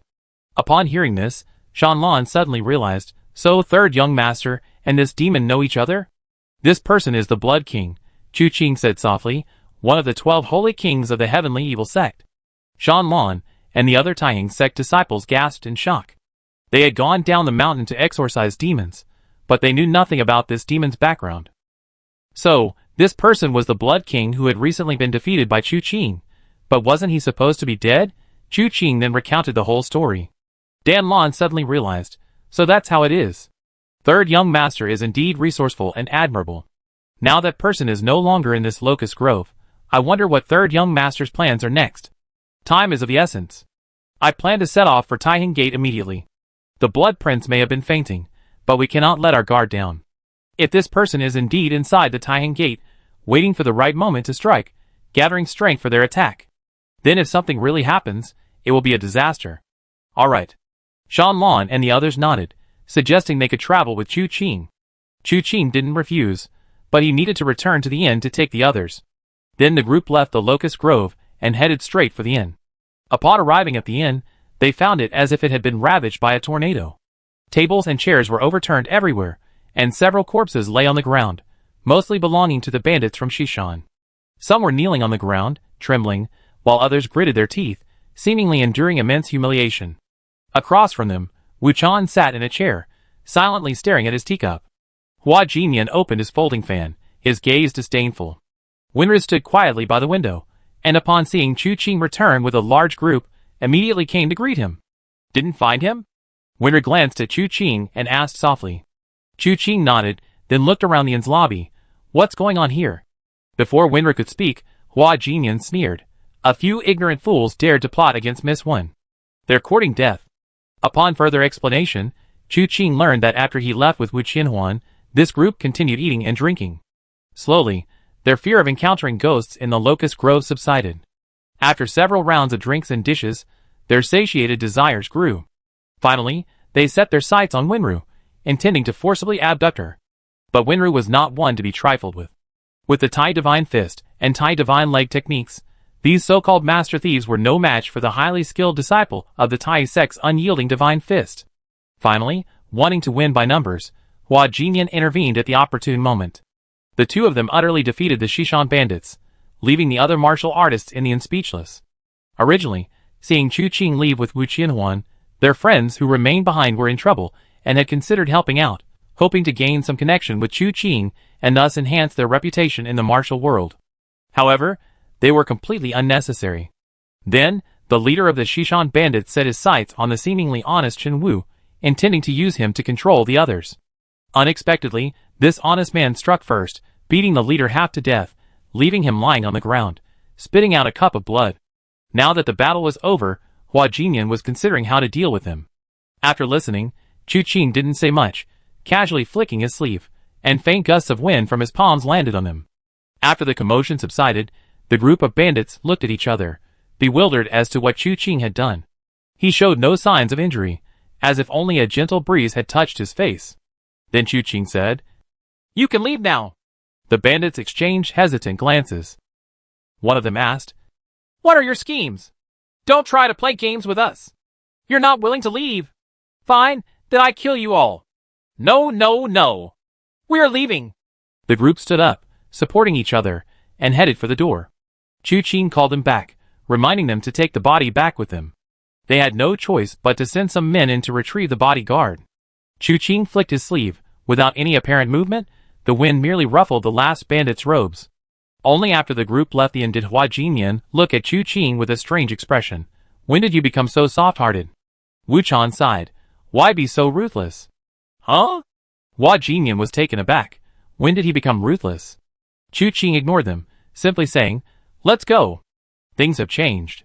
I suspect the Blood Prince has already arrived at Taihang Gate. Pack your things. Let's travel through the night, and get to Taihang Gate as soon as possible." Hearing Chu Qing's words, the group stopped dwelling on the previous incident with the bandits from Shishan. They all went upstairs to pack their things. When they came down, the innkeeper returned the unused room fees. Clearly, he didn't want to leave any evidence for these ruthless men to use against them. The group left the inn and mounted their horses. Hua Jinyan then noticed that Chu Qing and the others hadn't returned on their own. Through a few questions and answers, he learned that these people were actually disciples of the Taihang sect, the ones he had encountered with Chu Qing and Wu Qianhuan in the Locust Grove. Silence fell. Riding a horse at night, one's footing was inevitably unsteady, requiring extreme caution. They even saw a group of bandits from Shishan trudging through the darkness, also heading towards the Taihang sect, though they looked rather disheveled. Chu Qing and the others didn't linger on them, urging their horses past. Chu Qing showed no mercy to these thieves who preyed on women and abducted innocent girls. His palm strike, seemingly without disturbing a speck of dust, was in fact the bone-melting palm. He had now completely integrated the bone-melting palm into the palm wind of the azure void palm, truly a technique that sneaks in with the wind at night, killing silently. They were unaware that they now only had 1 or 2 hours left to live. Along the way, Chu Qing and his companions rode horses, while the disciples of the Taihang sect ran on the ground. This didn't stop them from chatting casually. First they talked about gossip in the martial world, then about the ups and downs of Taihang, occasionally mentioning how spirited Ling Beichen was back then, which made Shan Lan and the others sigh deeply. As they talked, they finally brought up the 8 scenic spots of Taihang. These were 8 wondrous landscapes on Mount Taihang. Chu Qing initially listened as casual conversation, until Shan Lan said, "Speaking of the 8 scenic spots of Taihang, while the other 7 are wonderful, they are far less wondrous than the Azure Phoenix Stone Shadow." Upon hearing this, not only Chu Qing, but also Wenru and Wuchan looked at Shan Lan. Chu Qing remembered that after killing Shinjuke, they went to Lu Sanyang's secluded place and found the Blood Prince, disguised as Feng Xiaoyu, who left them a letter. It was said to contain a clue to one of the 9 treasures of heaven and earth. However, this clue was very perplexing, consisting of only one sentence: "Wind on Qinghuan Mountain, moon in the shadow of divine sound." Chu Qing thought for a long time, but still couldn't figure out where the word Qinghuan came from. Unexpectedly, among the 8 scenic spots of Taihang Mountain, there was one called Qinghuan Stone Shadow. Combined with the letter the Blood Prince left him. The thing you seek is indeed in Taihang. With the monarch outside, and the concubine inside, working together from within and without, you can surely achieve success. Chu Qing's lips twitched. He felt that this was probably not a coincidence. Chapter 243. Chu Qing wanted to ask in detail about the mysteries of the Azure Phoenix Stone Shadow, but before she could speak, Shan Lan had already begun to chatter on. The so-called Azure Phoenix Stone Shadow is a huge, flat stone wall. Because the stone is completely different from the surrounding mountain walls, it looks like a white scroll inlaid in the mountainside. If that were all, it wouldn't be anything special. But I heard that if you're lucky, you can see the breathtaking sight of an Azure Phoenix flying in that scroll. Heard? Chu Qing glanced at Shan Lan, Haven't you seen it either, Miss Shan? I truly haven't had the chance to see it. Shan Lan gave a bitter smile. To this day, as far as I know, the sight of an Azure Phoenix flying in has appeared on the Azure Phoenix Stone Shadow 3 times. It's just a pity that I was delayed by other matters all 3 times. Either I wasn't at the mountain gate, or I was in seclusion. Now, thinking about it, she couldn't help but regret it, feeling that she had missed this extraordinary phenomenon. That's just how senior sister is. She always misses out on good things. Last time, Uncle Chi suddenly had a brilliant idea to teach everyone his understanding of the Thousand Frost Tribulation sword technique, but it just so happened that senior sister ate too much that night, and spent the whole day running to the outhouse the next day. Ha ha ha. Dan Lan's face darkened slightly. These brats, they blurt out everything. Speaking of which, junior brother Chen seems to have seen the Azure Phoenix Stone Shadow twice? Someone suddenly mentioned Chen Buyu. Chu Qing's gaze also fell on Chen Buyu, which made Chen Buyu somewhat nervous. He pointed to his mouth, waving his hands repeatedly, unwilling to speak. Dan Lan smiled and said, "Since you're interested in this, third young master, why don't you tell me?" Chen Buyu hesitated for a long time before finally saying, "What's so interesting about a lousy painting? It's one thing for my fellow disciples to be ignorant, but you're so narrow-minded." What? He didn't finish the last word before a Taihang sect disciple covered his mouth. Chu Qing was stunned and looked at Dan Lan. Was he doing this on purpose? Even if he knew his mouth was bad, he'd been given so much time to organize his thoughts before speaking. Why did he have to be so obnoxious as soon as he opened his mouth? Dan Lan quickly said, "Absolutely not on purpose." Chu Qing looked at Chen Buyu again, and felt that his eyes seemed to be brimming with tears. After thinking for a moment, Chu Qing said, "Continue." Chen Buyu shook his head desperately, thinking that if he said anything more, one of them might die here today. Chu Qing said, "No matter what you say, I will never be angry." Chen Buyu thought for a moment, then slapped away his fellow disciple's hands and said, "I did indeed witness the Azure Phoenix Stone Shadow twice, but I couldn't discern anything mysterious about it. The Azure Phoenix image was lifelike, but that was all. It was just for entertainment." The title of the first of the 8 scenic spots of Taihang is, in my opinion, an exaggeration. Upon hearing this, Shan Lan's face darkened.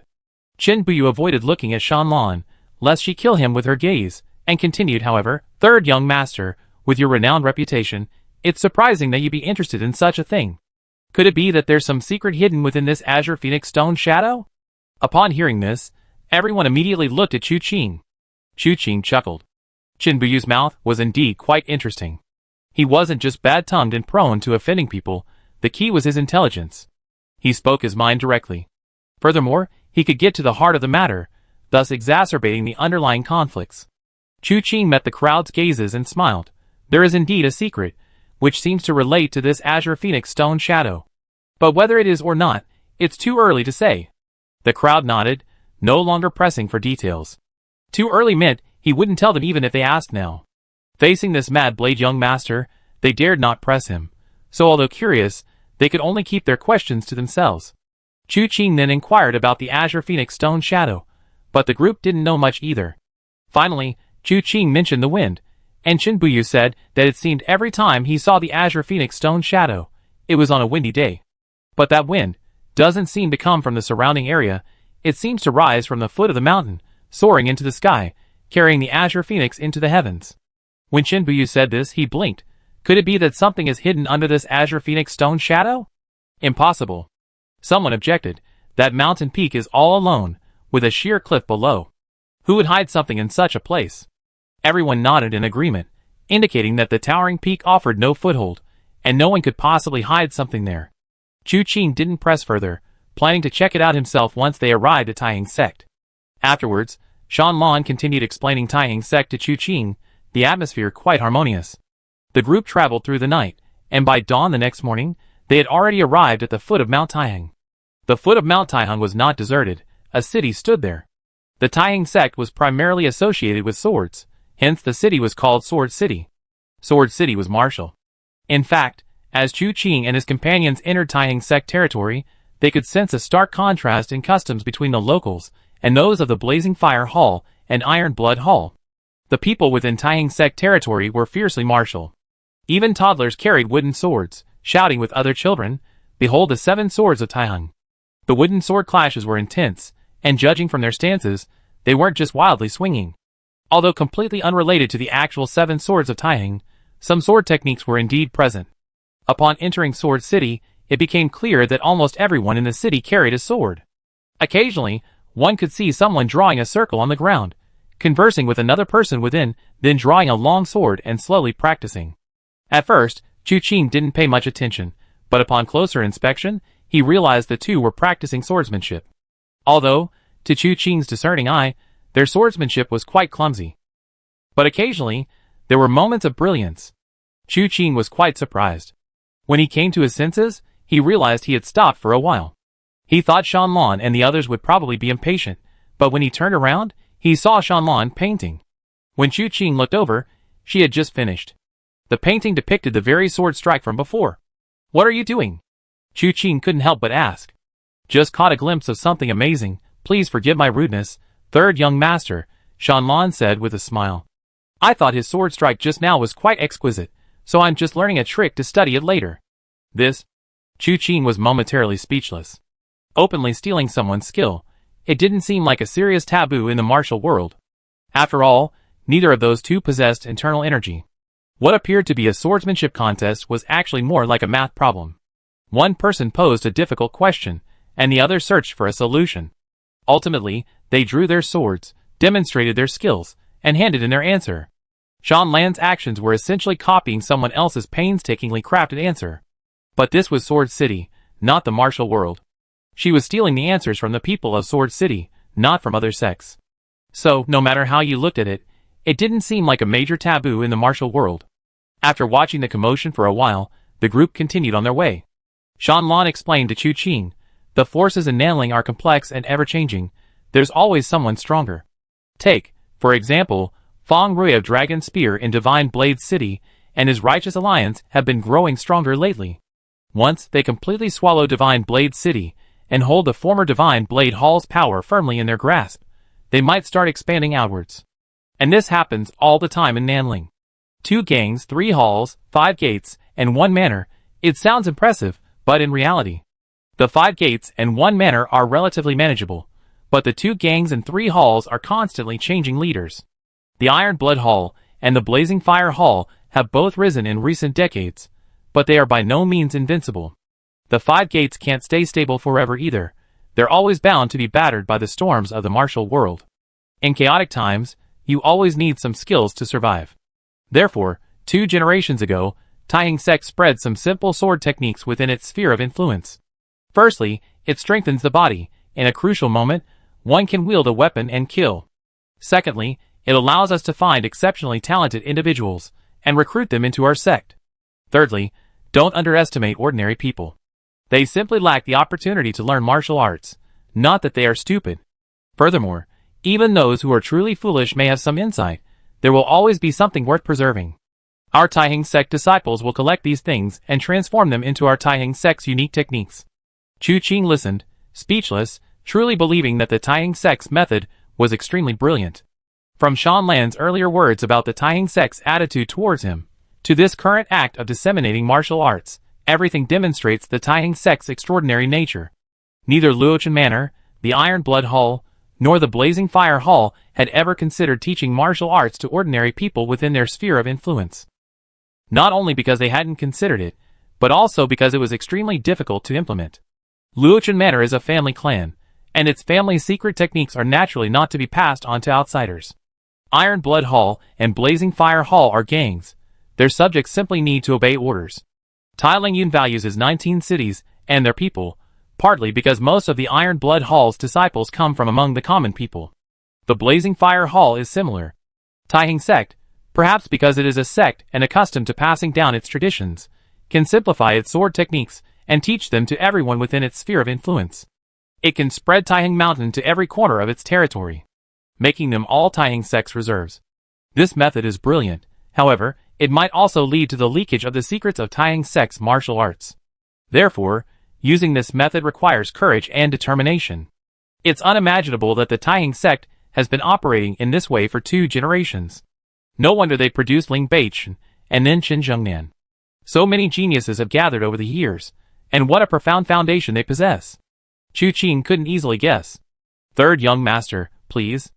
Shanlan introduced them to Chu Qing, and then gestured for them to enter. The group ventured deeper into Sword City, arriving at the foot of Mount Taihang in the northernmost part.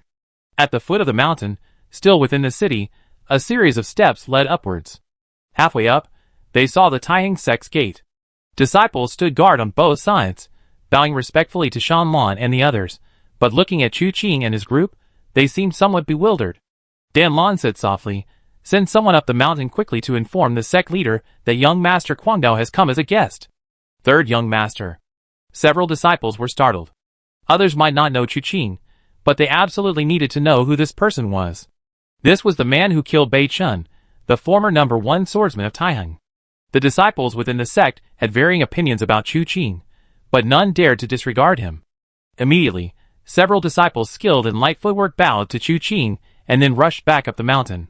Dan Lan continued to lead the way. The path up Taihang Mountain wasn't difficult, there were steps everywhere, but the terrain gradually rose higher. After reaching the halfway point, they saw the gate tower of the Taihang sect, guarded both above and below by Taihang sect disciples.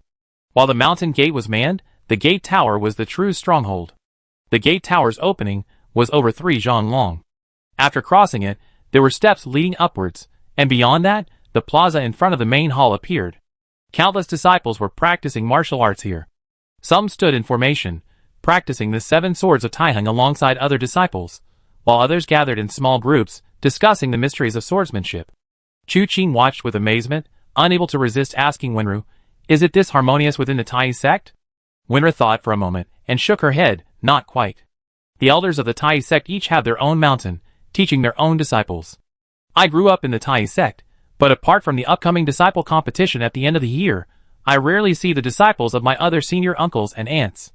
My eldest and second senior brothers are often away from the sect, so it's just my third senior brother and I practicing together."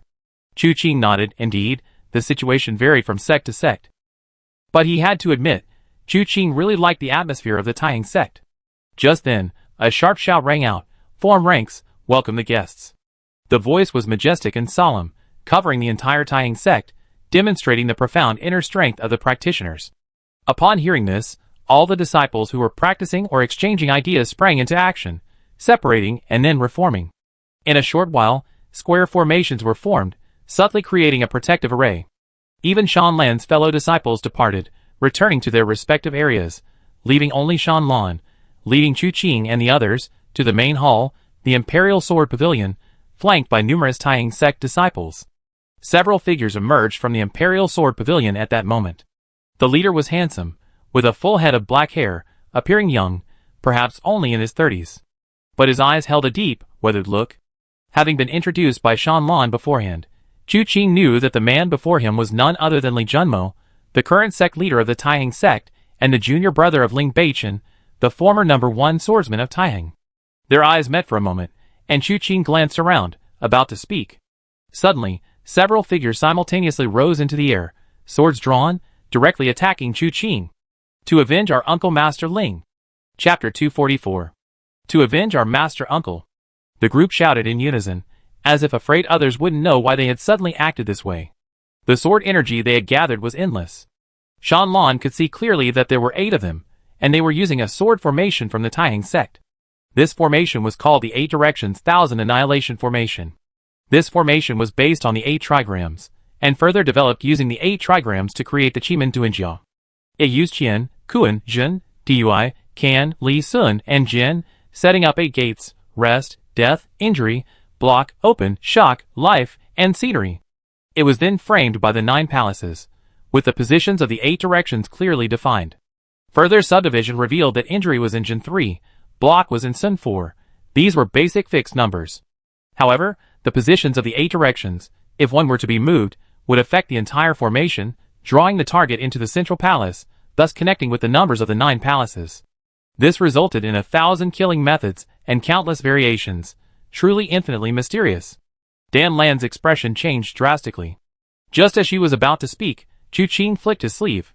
An irresistible, immense force surged forth, blasting her out of the battle. The next moment, a chilling, icy protective aura enveloped the surrounding area. Dragon-shaped energy swirled, resounding through the air. Buzz! The longsword struck the protective aura, the recoil swirling back. Chu Qing didn't care what techniques they used or what sword formations they employed. With the undying golden body activated, even those with insufficient cultivation couldn't form a proper sword formation. Trying to pull Chu Qing into the central palace was out of the question. With a surge of inner energy, the 8 figures instantly vanished like candles in the wind, propelled by Chu Qing's 9 chapters of divine jade, swirling wildly around the undying golden body, smashing one after another until they were reduced to a chaotic heap. What were the 8 gates of life and death, the 8 gates of injury, the 8 gates of shock and respite? They were utterly shattered. As the 9 palaces and 8 gates shattered, 8 figures, propelled by Chu Qing's palm strike, crashed onto the steps before the Imperial Sword Pavilion like tattered sacks. For a moment, the entire area before the Imperial Sword Pavilion fell silent. Only one of the 8 figures, barely managing to support himself, pointed at Chu Qing. You killed my uncle Master Ling Beichen, and now, you even attacked the Taiheng sect. You shown absolutely no regard for the Taiheng sect. Chu Qing smiled upon hearing this, suddenly reaching out and lifting the man, who was now right in front of him, his neck gripped tightly. He didn't look at the man in his hand, but instead turned to Li Junmo. The Taiheng sect's welcome of me is quite an eye-opener. But I wonder, is it that I haven't taken the Taiheng sect seriously, or that the Taiheng sect has underestimated me? As he finished speaking, he slightly tightened his grip, and a cracking sound was heard. The man's neck was snapped by Chu Qing.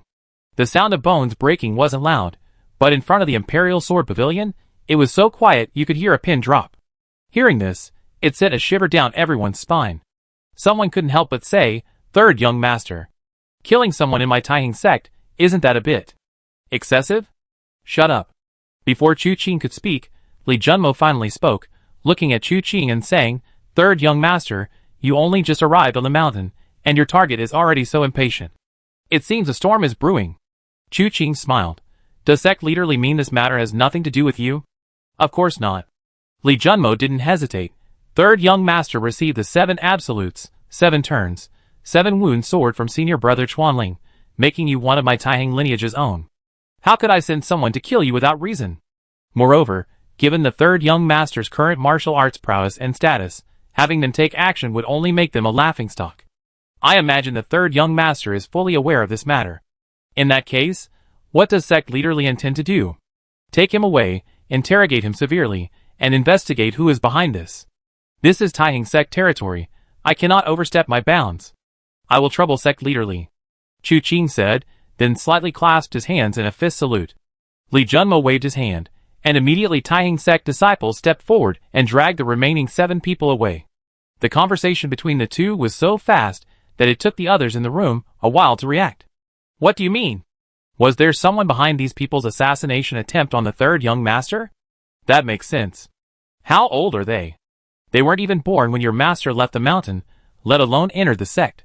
Where would they find such deep affection that they would risk such a huge assassination attempt? They couldn't kill him anyway, so what were they doing here? Just making a fool of themselves? It's a provocation.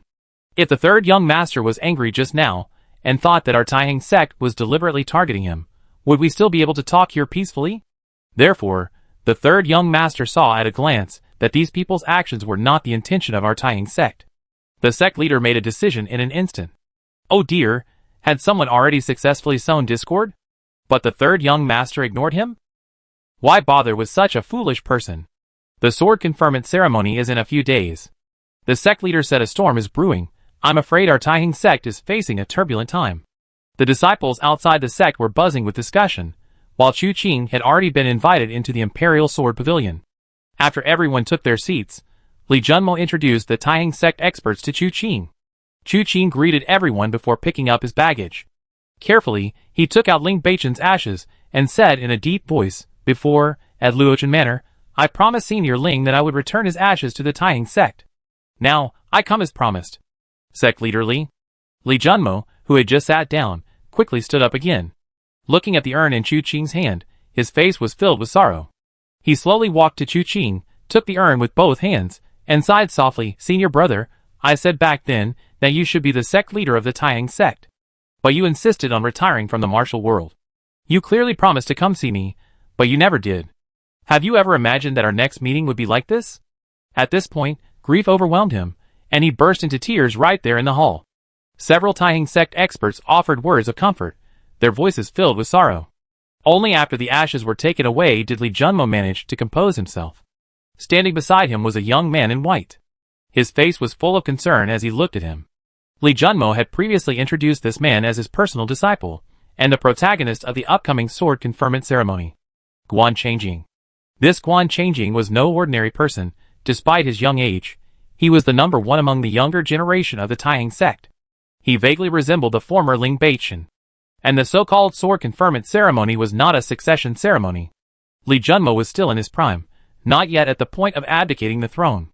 The meaning of the sword conferment was about inheritance. May all fellow martial artists witness that Guan Changjing is the next leader of the Taiyang sect.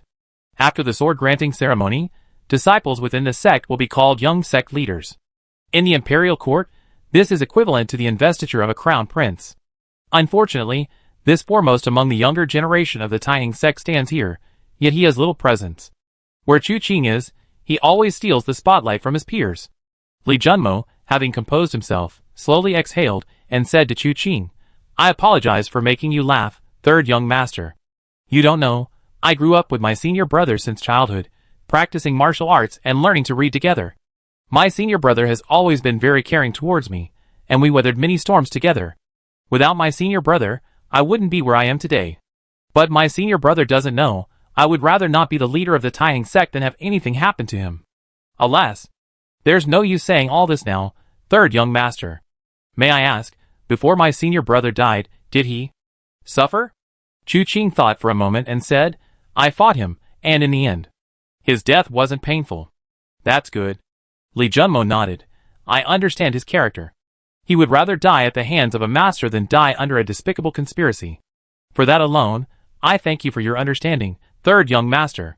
Third young master, in a few days, it will be the time for my disciple's sword granting ceremony. If you don't mind, could you stay at Taiyang sect for a few days? After attending the sword granting ceremony, you can leave?" "That's exactly what I'm thinking." Chu Qing paused slightly. "Besides, there's something else I haven't had time to say. By the way, where is Shan Lan? Let her come and tell you in detail." "Oh." Li Junmo seemed thoughtful. "Is it about that demon down the mountain?" Although he asked this, he still waited for someone to fetch Shan Lan. Seeing the peaceful atmosphere inside the Imperial Sword Pavilion, Shan Lan breathed a sigh of relief. After kneeling and paying her respects to the sect leader and elders, she slowly stood up and recounted what she had seen and heard with Chu Qing in the Locust Grove. She then took out the letter and handed it to Li Junmo. Li Junmo took the letter and read it for a while, then turned to Chu Qing and asked, "Third young master, if there's anything you want, just say so. The entire Taiyang sect will grant your request."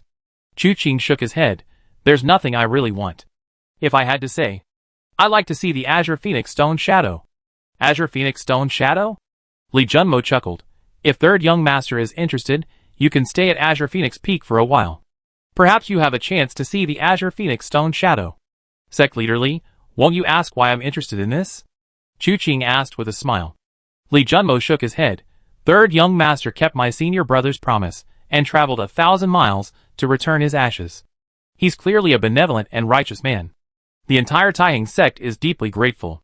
Why ask about such a small matter?" "Very well." Chu Qing nodded. "In that case, thank you very much, sect leader Li. But, we must be wary of this blood prince."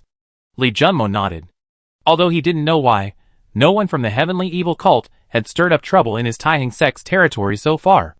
However, he had heard about the heavenly evil cult. These people were ruthless and insidious. If they couldn't find the blood prince, whose whereabouts were unknown, as soon as possible, it could truly lead to a great disaster. "I have someone investigate." But since she's determined to hide, this kind of investigation might not be very effective.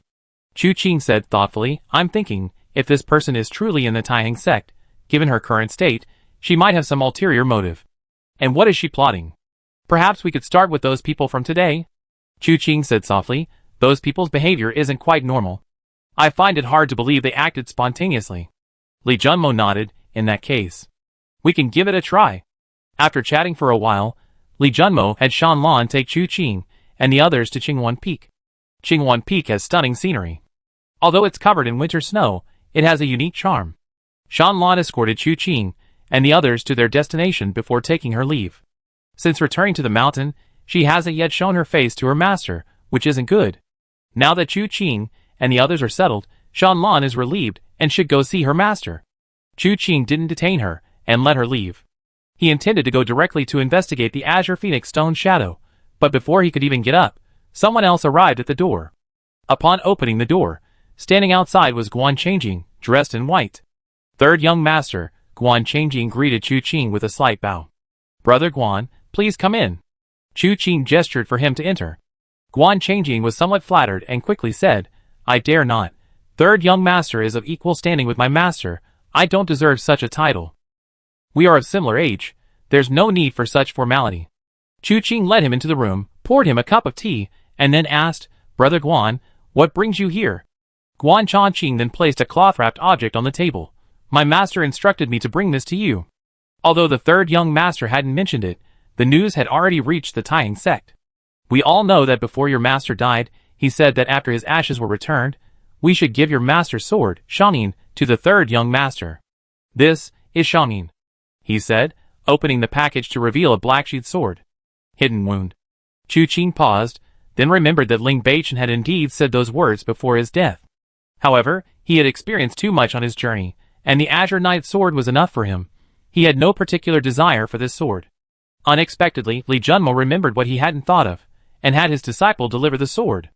Chu Qing picked up the sword, gently pushing it with his thumb. The blade was drawn, a chilling glint flashing for a moment. Its sharpness was in no way inferior to the Azure Knight's sword. "A fine sword," Chu Qing murmured in admiration. Guan Changjing smiled and said, "A swordsman nurtures his sword. Your master is the best swordsman in the world, so his sword is naturally a first-rate sword as well. This sword is named Hidden Wound because its blade is so sharp that the wound is hidden and inconspicuous, hence the name. Please accept this sword, third young master." "All right." Chu Qing nodded.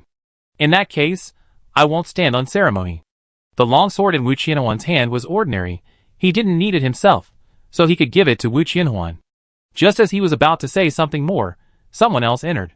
This time, the person was looking for Guan Changjing. "Senior Brother Guan, the sect leader requests that you prepare to receive guests before going to the mountain gate. Abbot Wudo of the Vidra sect and others will soon arrive at Taiying Gate." Chapter 245.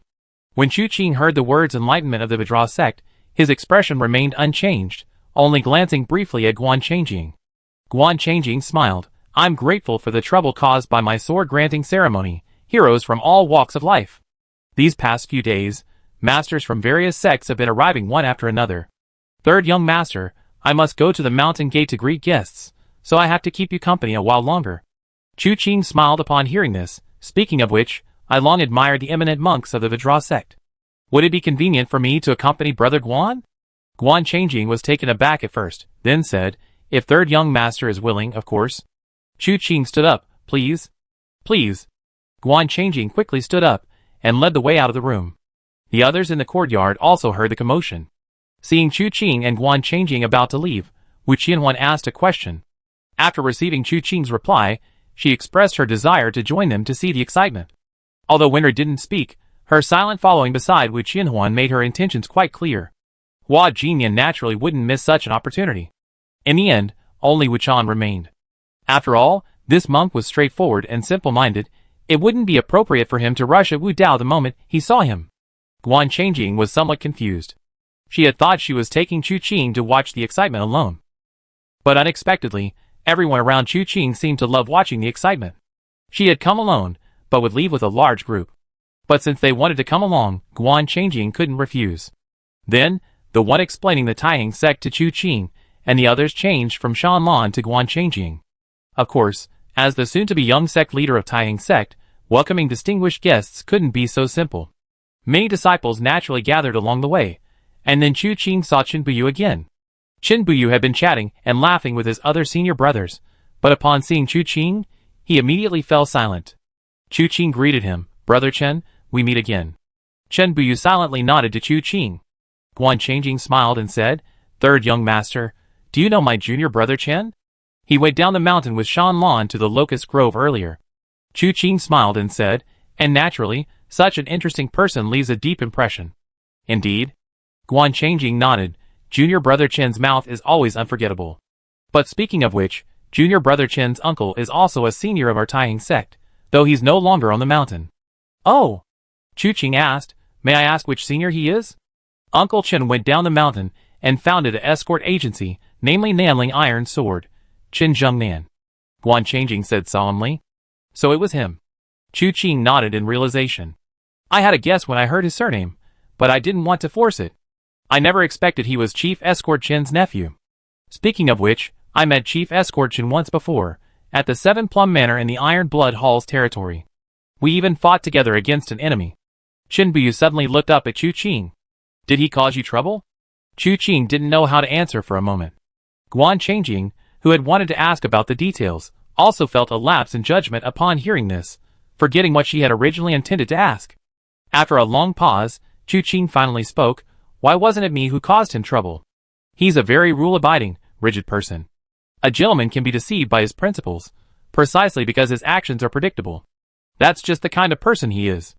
If someone understands his temperament, character, and style of action, it's easy for them to be deliberately targeted and hindered at every turn.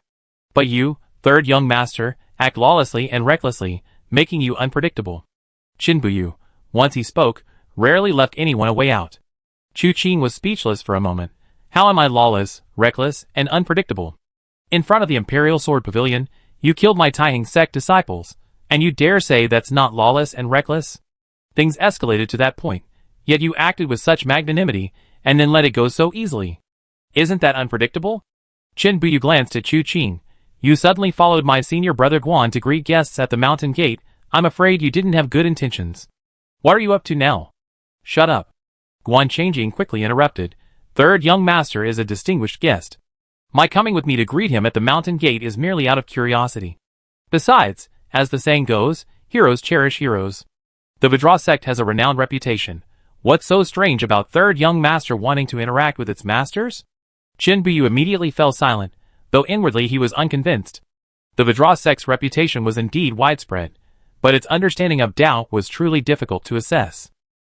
In recent years, the Vidra sect's reputation had declined day by day. In comparison, someone like Chu Qing, who had soared to great heights, was like a dazzling prodigy of the era. How could he possibly take the Vidra sect seriously? To put it bluntly, was Chu Qing even worthy of greeting the Vidra sect's people? Otherwise, why didn't the sect leader personally go to greet them? Furthermore, the sect leader's decision to personally welcome the third young master instead of the Vidra sect's people clearly shows the difference in importance. The reason they didn't greet him at the mountain gate was because they hadn't received any prior notice. Who would have thought that a few disciples would bring back such a person after going down the mountain? Otherwise, disciples lining the path and forming a sword formation to welcome him would have been a grand spectacle at the mountain gate. These thoughts swirled in his mind, but he didn't utter a single word. Chu Qing gave Qin Buyu a deep look, always treating him with special regard. Not only because he and Mo Duxing shared some similarities, but also because this man possessed some very attractive qualities. Without further ado, the group arrived at the mountain gate in the blink of an eye. One by one, the Taiheng sect disciples were already lined up at the mountain gate. Guan Changjing stood on the steps, dressed in white, a sword at his waist, his figure upright and extraordinary. Chu Qing and his companions, as guests, stood to one side, secretly observing. However, Wu Dao and the others were nowhere to be seen. Meanwhile, on the other side of Sword City, a group of monks were walking through the streets. Leading them were 8 martial monks, one shoulder exposed, each with prominent, angular muscles, and large prayer beads hanging from their chests. Their movements were powerful and imposing. Behind them were 4 novices, carrying flower baskets. The baskets were overflowing with flower petals. It was unclear where they had found them in the dead of winter. Behind the novices was a lotus-shaped sedan chair, its sides veiled by a light gauze, obscuring the view. But one could vaguely see a monk sitting in the center, wearing a Vairocana hat and a kasaya. He sat upright on the lotus platform, chanting sutras incessantly, the sound carrying to the ears of many people as he passed by. This drew the attention of the people of Sword City. Following behind were the other disciples of the Vidra sect. Bringing up the rear were 8 martial monks, one in front and one behind, forming a protective circle. Suddenly, an old monk with a withered face slowly approached the sedan chair and spoke softly. It seems we're a little late. Should we hurry? Just let them wait. The chanting from inside the sedan chair stopped, and a faint voice reached the old monk's ears. A sword-granting ceremony has brought us all here. The entire Taiheng sect feels deeply indebted. What's a little waiting? The old monk paused for a moment, then said, Lingxin still hasn't returned. I have a bad feeling about this. Wu Dao seemed to ponder for a moment, then said, There have been rumors that Wuchan died at the hands of that mad blade young master. Now, whether Lingxin returns or not is no longer important. Even if Uncle Huiji discovered something, once this matter is resolved, I will personally go to Fanjing City to take his life. The events of the past will eventually fade into oblivion, Master. Note 1. So please relax and don't confine yourself to a small place. Otherwise, not only will you have difficulty achieving anything in the Nayuta Tribulation Sutra, but your own martial arts will also be like rowing against the current. But there is one thing you must not forget. Zen Master Xingji sneered. At Shinjuku's birthday banquet, that mad saber young master said that Wuchan recounted his life to him. It's hard to say whether this third young master actually knows about what happened back then. Wu Dao remained silent for a long time before finally speaking. Whether this matter is true or false is still uncertain. It must be understood that the mad saber young master was originally targeting Shinjuku that day. What he said about Wuchan may not be true. Whether Wuchan is alive or dead is unknown. Wu Dao hesitated for a long time, then said, if he's still alive, and if Uncle Huiji really tells him what happened back then, he eventually returned to the Vidra sect and walked right into their trap. Then, we can just kill him. Alas. Zen Master Xingji sighed, I never done anything so remorseful in my life. My heart is tormented day and night, it's worse than death. Enough. Wu Dao's voice carried a hint of anger. What's the use of saying all this now? You had these 20 years of peace precisely because of that desperate gamble back then. Otherwise, once Wuchan became a Buddhist disciple and the head of the Vidra sect, would we still have any good outcome? Zen Master Xingji looked up at the hazy figure on the lotus platform, sighed softly after a long while. Things had come to this. Further words were useless. His pace slowed slightly as he blended into the crowd, becoming an inconspicuous old monk. The chanting resumed, and looking up again, the Taihang gate was already in sight. The flower petals in the basket in the young novice's hand finally had a purpose. As the chanting continued, and petals fluttered down, everyone simultaneously exerted their strength, using their lightness skills to rush towards the Taihang gate. From afar, one could see monks leaping in amidst the fluttering petals. On the lotus platform, the wind lifted the veil, revealing a solemn and dignified enlightened being. He chanted sutras, and as his inner energy circulated, a faint image of a Buddha floated above his head. Welcome to the esteemed disciples of the Vidra sect to the Taihang gate. Guan Changjing exhaled and spoke, and his disciples on both sides simultaneously drew their swords, brandishing them with flourishes, repeating the same phrase. As soon as the last word fell, the entire Vidra sect group had also taken their positions. Then came Wu Dao's voice, gentle and compassionate, like a spring breeze. Thank you all for waiting here for so long. It's nothing. Guan Changjing stepped forward. We troubled you all to travel so far to attend this sword-granting ceremony. We only waited a little while, it's nothing. Junior Guan Changjing greets Abbot Wu Dao. He clasped his hands and bowed. You are Guan Changjing? Wu Dao's gaze fell on Guan Changjing, chanting Amitabha, then smiled. Young benefactor, you are indeed a man of exceptional talent, a dragon among men. When the Taihang sect is in your hands, it will surely advance further. Speaking of which, you are about the same age as my eldest disciple, but unfortunately he has duties to attend to and will likely miss this grand event. However, my second disciple, Lingjue, is right beside me. If you have time, you can spar and test your skills. Alright. Guan Changjing readily agreed. Since it's a sparring match between peers, there's nothing to be afraid of. Of course, peers like Chu Qing don't count. In fact, by now, no one considers Chu Qing a peer anymore. The difference in martial arts is simply too great. Senior brother Guan speaks frankly. A black-robed monk emerged from behind the sedan chair, chuckling. Since that's the case, why not seize the day? I imagine senior brother Guan will be very busy in the next few days. In my opinion, how about we have a match today? Guan Changjing was taken aback, looking up at Wu Dao. Abbot Wu Dao, what? What does this mean? Lingjue, stop fooling around. Wu Dao immediately scolded. The sword-granting ceremony is imminent. Your senior brother Guan needs to focus entirely on it. How can he have time to fool around with you here? But master, I only wanted to spar with senior brother Guan. It's not fooling around, is it? Besides, in a martial arts match, it should be stopped when the point is reached. Senior brother Guan, are you worried about getting injured and being too ashamed to participate in the sword-granting ceremony? Then senior brother Guan can rest assured, this humble monk will not embarrass you. Guan Changjing burst into laughter upon hearing this. He was genuinely enraged. However, things had come to this point. The Vidra sect had already put him in a difficult position. If he didn't agree, the rumors would be terrible. The young master of the Taiheng sect is cowardly before even fighting. The Taiheng sect is afraid of the Vidra sect. Such rumors were inevitable. The only way to break this deadlock was to fight, and to win. But just as Guan Changjing reached for his sword hilt, a sneer suddenly rang out. Interesting. Knowing that their sword-granting ceremony is about to take place, you still insist on dragging them into a martial arts sparring match. They treat you with courtesy, and you come to their doorstep to act like scoundrels. Are the Vidra sect people really that shameless? Who goes there? Ling Jue was furious, his eyes scanning the surroundings, searching for the source of the voice. Guan Changjing suddenly turned around, and saw Chu Qing and his group slowly approaching. This now famous third young master gently patted his shoulder and chuckled. You're so eager for a spar? Come, let's have a match. We're about the same age, so this isn't considered bullying. Ling Jue snorted coldly. And who are you? You dare challenge this humble monk to a spar? Guan Changjing looked at Ling Jue with pity. This is young Master Mad Blade. Master Ling Jue, please be careful with your words, lest you bring trouble upon yourself. Ling Jue, ? Chapter 246. Ling Jue was filled with question marks. He glanced at Chu Qing, who stood not far away, watching him with a sidelong glance, then at Guan Changjing beside him. The question marks in his mind all turned into tiny flying insects, buzzing incessantly. He couldn't help but turn back to look at his mentor, as if looking at his guiding light.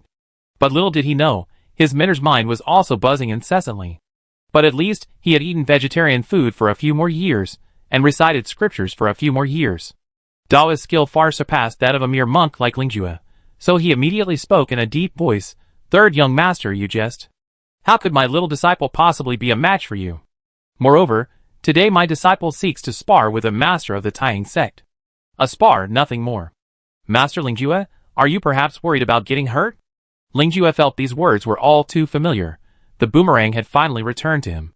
Then Chu Qing said, as for the martial arts of the Taiheng sect, I have some knowledge of them. As everyone knows, before the Falling Dust Manor, I was taught the sword intent of the 7 absolutes, 7 turns, 7 wounds sword by Senior Ling Beichen. This martial art, to this day, no one in the Taiheng sect has mastered. It should be more inspiring than other martial arts.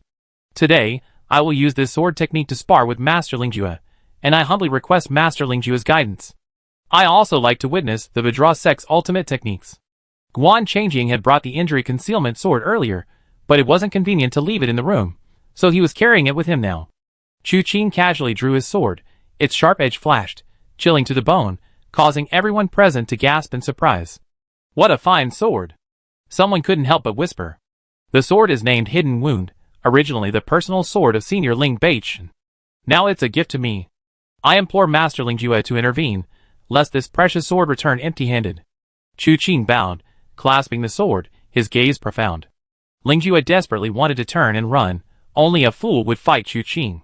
This man was not only unmatched among his peers, but even among the older generation. Probably no one could gain the upper hand against him. Not to mention himself, even his own mentor would likely suffer a crushing defeat. This man clearly intended to beat him up, and the phrase lest this precious sword return empty-handed meant. So today this sword will see blood again? Therefore, not only did he not attack, but he even took 2 steps back. Chu Qing frowned slightly. You were the one who said it was a friendly spar, and now you're the one who won't attack. What exactly do you intend to do? If you don't attack now, I will. It was my mistake.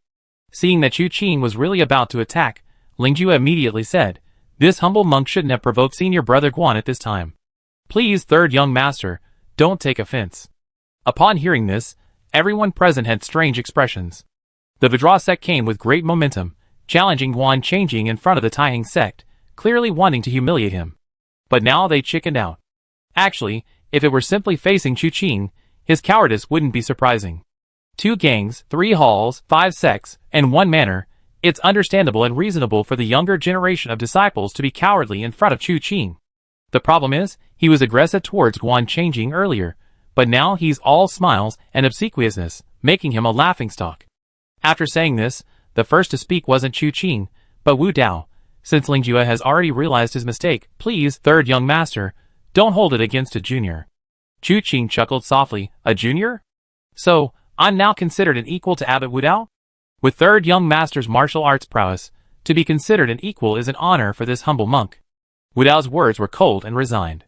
Chu Qing thought for a moment and said, however, I really do want to witness the Vidra sect's ultimate techniques.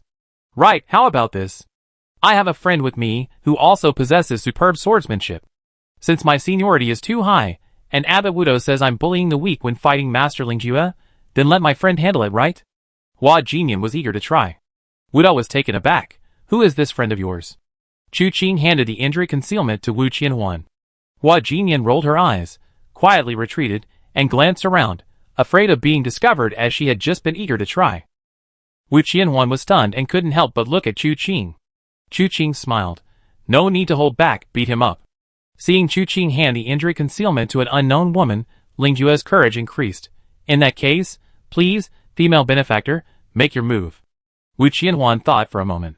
Although she didn't understand why Chu Qing wanted her to take action, she didn't hesitate.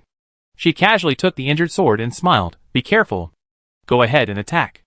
Lingjue flicked his sleeve, but before he could finish speaking, a full moon appeared behind Wu Qianhuan. A bright, clear moon as large as a plate. 10,000 sharp rays burst forth from this moon. The unfinished words instantly turned into a gasp. Lingjue turned, and with a shout, a golden light enveloped him. A faint, illusory image of an Arhat could be seen, covering Lingjue within 3 inches of his body, perfectly enveloping him.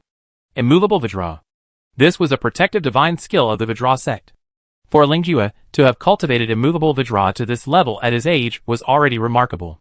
However, facing Wu Qianhuan's moonlight like a sword, he had no confidence whatsoever. The hundreds of sharp blades arrived in the blink of an eye, sword energy like silk threads, like rain, like the Yangtze River, like the waters of the heavens. Clang, clang, clang. The sharp blades clashed violently against the illusory Arhat, creating extremely intense collision sounds. This caused the blades to fly wildly, leaving sword marks all around. Lingjue struggled to hold on, assuming that Wu Qianhuan was young and her internal energy was limited. Once she withstood this attack, it would be time to counterattack. But little did he know that Wu Qianhuan, in order to catch up with Chu Qing, was cultivating the pointing at the moon profound skill, and the entire process was like walking on thin ice. However, this also caused her internal energy to advance by leaps and bounds. Although it couldn't compare to someone like Chu Qing who had a cheat code, it was far superior to her spiritual perception. But within moments, her spiritual perception, which she had been barely managing to maintain, could no longer hold on. Cracks appeared on the illusory Arhat figure, spreading across its entire body in the blink of an eye. With a crash, the illusory figure shattered completely. Its form was also sent flying backward. Wu Qianhuan smoothly withdrew her moonlight sword. She couldn't really stab the disciple of the Vidra sect abbot to death. But at the same instant she withdrew the moonlight sword, she tapped her foot, and her form split into 8. This was the 8 directions of separation technique from Lonely Shadow on the Cold River. 8 figures simultaneously drew their swords, the blades splitting into 7. Each of the 8 figures unleashed 7 sword beams, a total of 56 sword strikes. His senses were still reeling, his balance unsteady, yet even the corner of his eye saw a dazzling array of attacks, leaving him utterly bewildered. These 8 sword shadows enveloped him in an instant, giving him no chance to react. In that instant, he couldn't help but curse. He thought this young girl, even if skilled in martial arts, couldn't be that great. But look at her, she unleashed her full power right from the start. He hadn't even had a chance to retaliate before being blasted away by her sword energy. Now, suspended in midair, he was being torn apart by these layers of sword shadows. This wasn't just a young girl, she was a demon. If she struck him, he would surely die. He couldn't help but cry out, "Master, help!" This girl didn't want to spar, she wanted to kill him. Amitabha! A Buddhist chant resounded throughout the heavens and earth, followed by a loud whoosh as a palm emerged from the sedan chair. A massive golden palm print appeared in the air. The palm print swept horizontally, and Wu Qianhuan's 56 sword strikes, 55 of which were actually feints, were propelled by the palm shadow. 7 of her 8 figures vanished, and finally, her sword struck the palm shadow. A full moon rose again behind her, hanging high above her head. With this assistance, her sword pierced through the palm shadow, shattering it. However, the resulting gust of wind sent Wu Qianhuan flying backward. This sparring match was thus over. After all, it was originally intended as a spar with Lingjue, but Wudao had intervened. The sparring was naturally interrupted, and Wu Qianhuan turned back, intending to end it there. But unexpectedly, a cold laugh came from inside the sedan chair. Excellent swordsmanship. The moment the words left her lips, a figure suddenly leaped out of the sedan chair. You too, take this old monk's punch. He had used 6/10 of his strength in his previous palm strike, out of a sense of propriety, wanting to both save Lingjue and show this young girl his power. But who would have thought that his palm strike would be broken by Wu Qianhuan's sword? What was his status? Abbot of the Vajra sect, leader of one of the 5 major sects. A palm strike using 6/10 of his inner strength, broken by an unknown little girl. If word got out, how could he ever face anyone? Enraged in an instant, he absolutely did not want Wu Qianhuan to escape unscathed.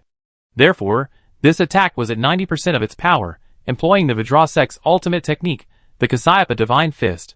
As the fist struck, a phantom of Buddha appeared behind him, countless phantom arms spreading out, densely packed like a 1,000-armed guanyin. Simultaneously, these numerous phantoms clenched their fists, gathering power from all directions, and channeling it into a single punch.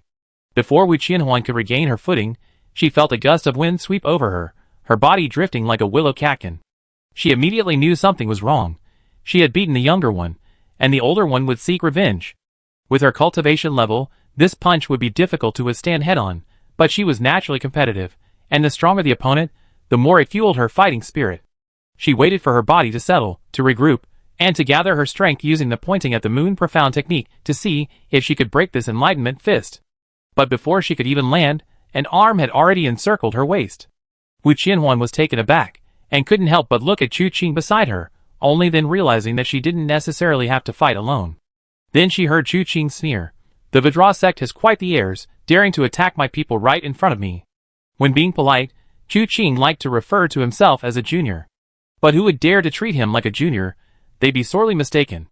With a swift turn, Wu Qianhuan was moved to the other side, endless chilling energy swirling into a gust of wind, converging at a single point.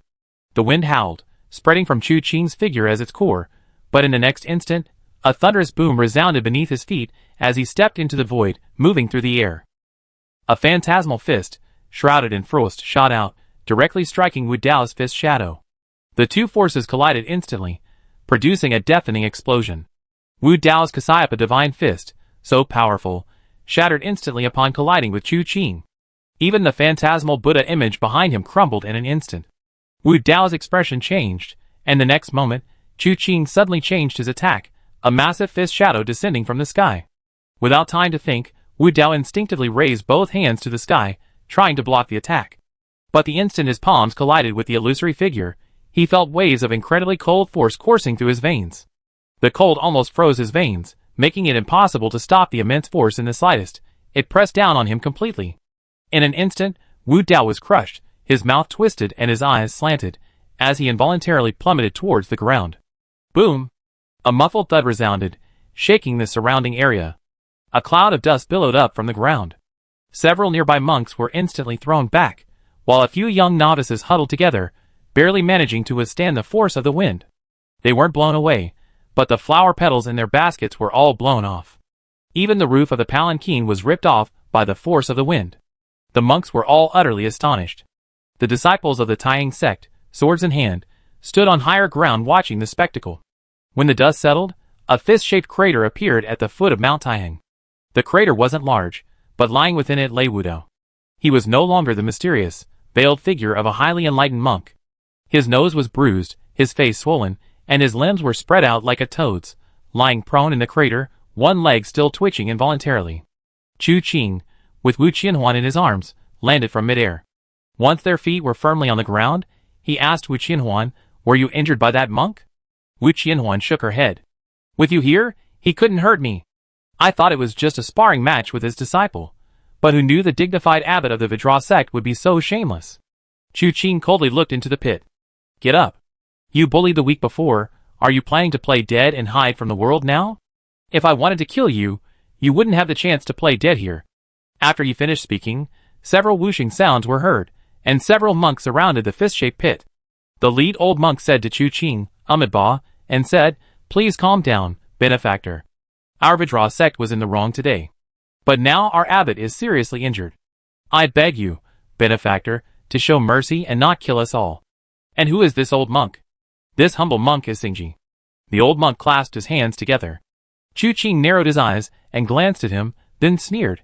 If I wanted to kill, I wouldn't allow you to speak ill of me like this. The Vidra sect, I seen it for myself today. In my opinion, nothing special. Chapter 247. Xingji, possessing a certain ability to swallow his pride, didn't refute Chu Qing's words, simply nodding and saying, Third young master's martial arts are unparalleled, the Vidra sect is no match for him. Oh! Now you think I'm talking about martial arts? Chu Qing's eyes turned cold. Xingji's words seemed harmless, but they were intended to place Chu Qing in opposition to the five sects.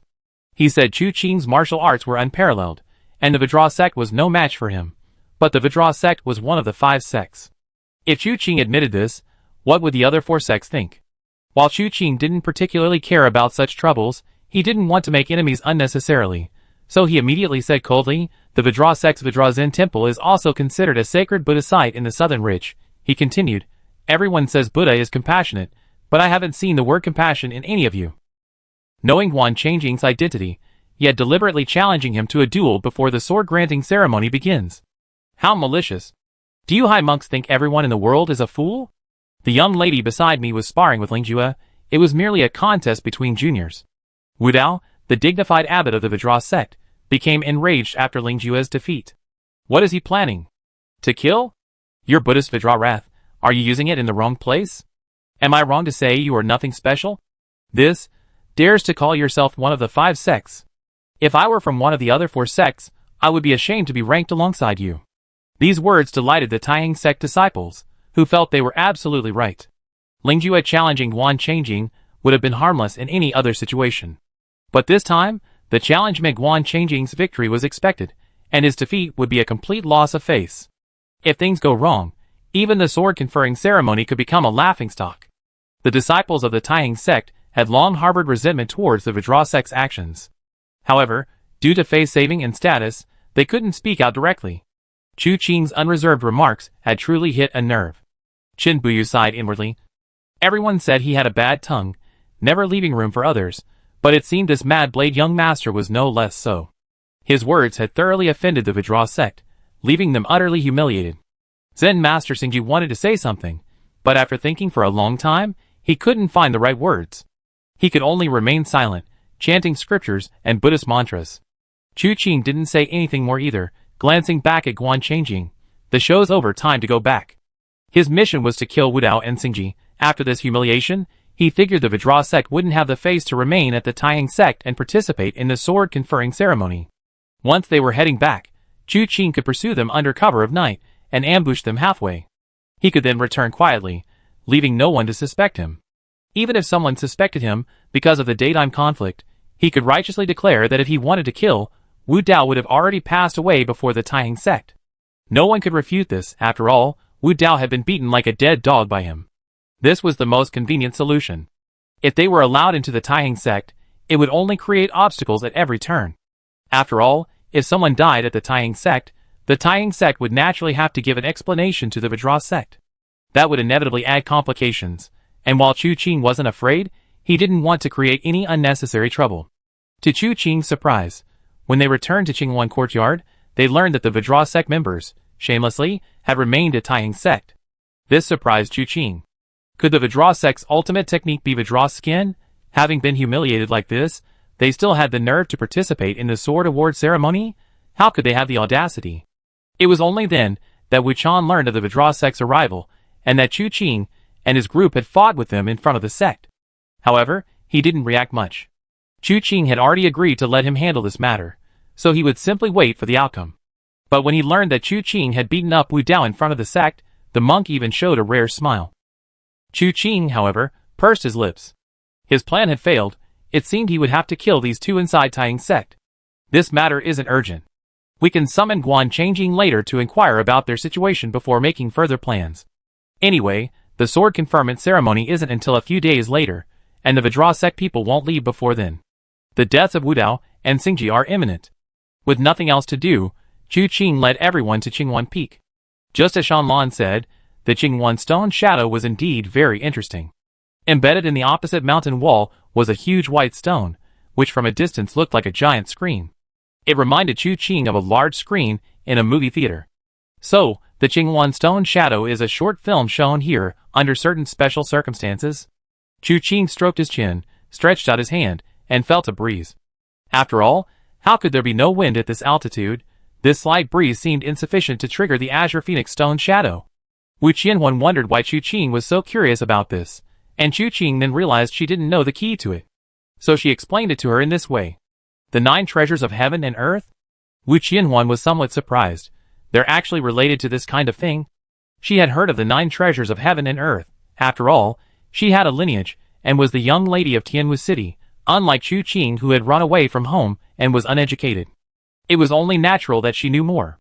Therefore, she was even more aware that such wondrous items as the 9 treasures of heaven and earth transcended the realm of martial arts, whether it was the weeping god iron or the heavenly demon robe.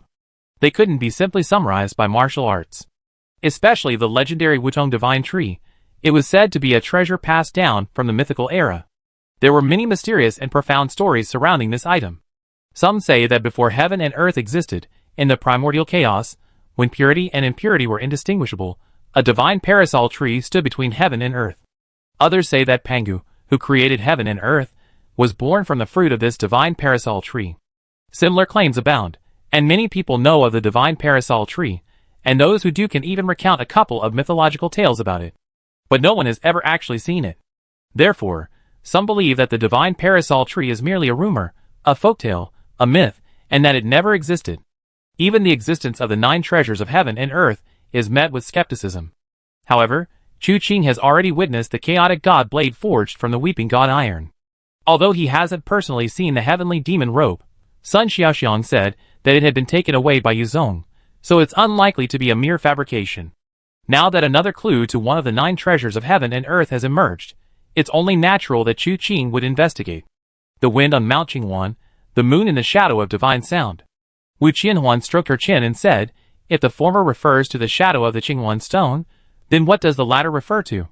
Chu Qing grinned and said, previously, the only thing I could think of related to the words divine sound was Chao Qiupu's divine sound sword. But now that I think about it, there might be clues related to the words divine sound within the Tianyin Palace in Lingbei. After all, they both practice sound-based techniques. Taiheng sect has a Qinghuan peak, so why doesn't Tianyin Palace have a Tianyin pavilion? Everyone nodded in agreement, finding Chu Qing's words reasonable. However, this means the person who hid this one of the 9 treasures of heaven and earth possesses extraordinary abilities. To traverse the north and south, hiding it in both Tianyin Palace and Taiheng sect, such methods are truly extraordinary. However, no one wanted to scare themselves unnecessarily. After all, it was still uncertain whether the Azure Phoenix Stone Shadow and the Azure Phoenix Mountain Wind were the same place. At least, the group had searched all afternoon without finding any clues. Chu Qing did consider jumping to the other side to check if there were any clues below the cliff face. Wu Qianhuan thought it was too risky, and didn't want him to take such a risk. Chu Qing thought about it, and didn't insist. But when they returned to the Azure Phoenix courtyard, they found 2 unexpected guests. Third young master. Long time no see. Chu Qing composed himself, making sure he wasn't mistaken, before clasping his hands in a fist salute to Cheng Taizhan. Vice Hall Master Cheng, long time no see. Looking at Tai Chu Qing, he frowned slightly. Why are you here too? 2 sentences were enough to make a woman explode. Tai Chu Qing almost jumped up. What do you mean I'm here too? Just how much do you dislike me? Well, just as you think, I dislike you. Tai Chu Qing was furious, grabbing Cheng Taizhan with one hand and shouting, today I show you what I'm capable of. Uncle Cheng, let go of me. I'm going to teach him a lesson today. Cheng Taizhan tried to pull his hand back, afraid that Tai Chu Qing would get involved, but she held on too tightly. Without using martial arts, he couldn't break free. He could only say repeatedly, if you want to die, go do it yourself. Don't drag your Uncle Cheng into it. Let go quickly. When will I stop you? Although Tai Chu Qing was angry, she hadn't lost her temper. Gritting her teeth, she snorted, if Uncle Cheng hadn't stopped me today, I would have taught this mad blade young master a lesson in how powerful I am. Wu Qianhuan looked at Chu Qing, then at Tai Chu Qing, and this young lady is? Tai Lingyun's daughter. Chu Qing said, she's not very bright, but not a bad person. Tai Chu Qing's expression instantly brightened, but it didn't last long before turning into a storm. What do you mean she's not very bright? Wu Qianhuan pinched Chu Qing. How can you talk about a young lady like that? Miss Tai, don't take it to heart. Tai Chuqing's mind went blank for a moment. She stared blankly as Wu Qianhuan pinched Chu Qing, who dared not be angry or speak. Her eyes wide with disbelief. After regaining her senses, she hurriedly said, "Sister, you're amazing. How did you subdue this devil?" "A demon." Wu Qianhuan was both amused and exasperated. "Miss Tai, you probably misunderstood. He's a very good person, not a demon at all." Wenru nodded in agreement. "He is indeed very good." "Good my foot." Because the person in question was still present, Tai Chuqing ultimately refrained from uttering the word good. But she still felt these two girls were blind and naive. How could someone as cunning, ruthless, and cruel as Chu Qing, who so cruelly destroyed women, be worthy of the word good? Chu Qing didn't want to get entangled with her here, so she said to Chung Taizan, "Let's go inside and talk." "Please." Chung Taizan had long since run out of patience to listen to Tai Chuqing's incessant chatter. Upon entering the room, Chu Qing poured Chung Taizan a cup of tea. "Vice Hall Master Chung, is your trip also for the sword conferment ceremony?" "Indeed." Chung Taizan replied, "These past few days have indeed been turbulent. Since the battle at Ghost God Gorge, we first received an invitation from Tianyi sect to attend the Southern Ridge Martial Arts Tournament next June. Then we received an invitation from Taiheng sect for the sword conferment ceremony. Currently, the Iron Blood Hall is locked in a fierce battle with the Nijingtai. With the guidance of that previous distribution map, we have successively destroyed more than 10 Nijingtai branches, large and small. The Grand Hall Master is currently busy with this matter, and has no time to spare. So he sent me to represent the Iron Blood Hall to attend. But upon arriving today, I heard that the third young master displayed his divine power, punching the Vidra sect's Abbot Wudao, leaving him crooked in the mouth and eyes. He's been confined to the courtyard of Taiheng sect, recuperating from his injuries. Only then did I realize that the third young master had also arrived. After settling in, I quickly brought the eldest miss over to pay my respects." Chu Qing nodded, inwardly feeling ashamed. He had intentionally orchestrated the events at the Mirror of Retribution, and now the Iron Blood Hall was fiercely fighting against it, all without his knowledge. Ultimately, it was he who was truly at odds with the Mirror of Retribution. Having used their strength against them, he couldn't help but feel somewhat embarrassed when he saw who had actually contributed. However, given the current situation, he was too busy to return to the Iron Blood Hall, so he didn't press the matter. He casually reminisced about their separation and mentioned the Vidra Gate's actions that day, which enraged Chung Taizan. Later, during the conversation, Chu Qing learned that the Taiheng Gate was unusually lively that day. Of the 2 gangs, 3 halls, 5 sects, and 1 manor, several had already arrived. The Vidra Gate had only led the way. Of the 3 halls, besides the Iron Blood Hall, the Dingen Hall had also arrived. Of the 5 sects, the Jian sect arrived almost immediately after the Vidra Gate. This was only because the Vidra Gate had set off earlier, otherwise, based on distance, the Jian sect should have arrived first.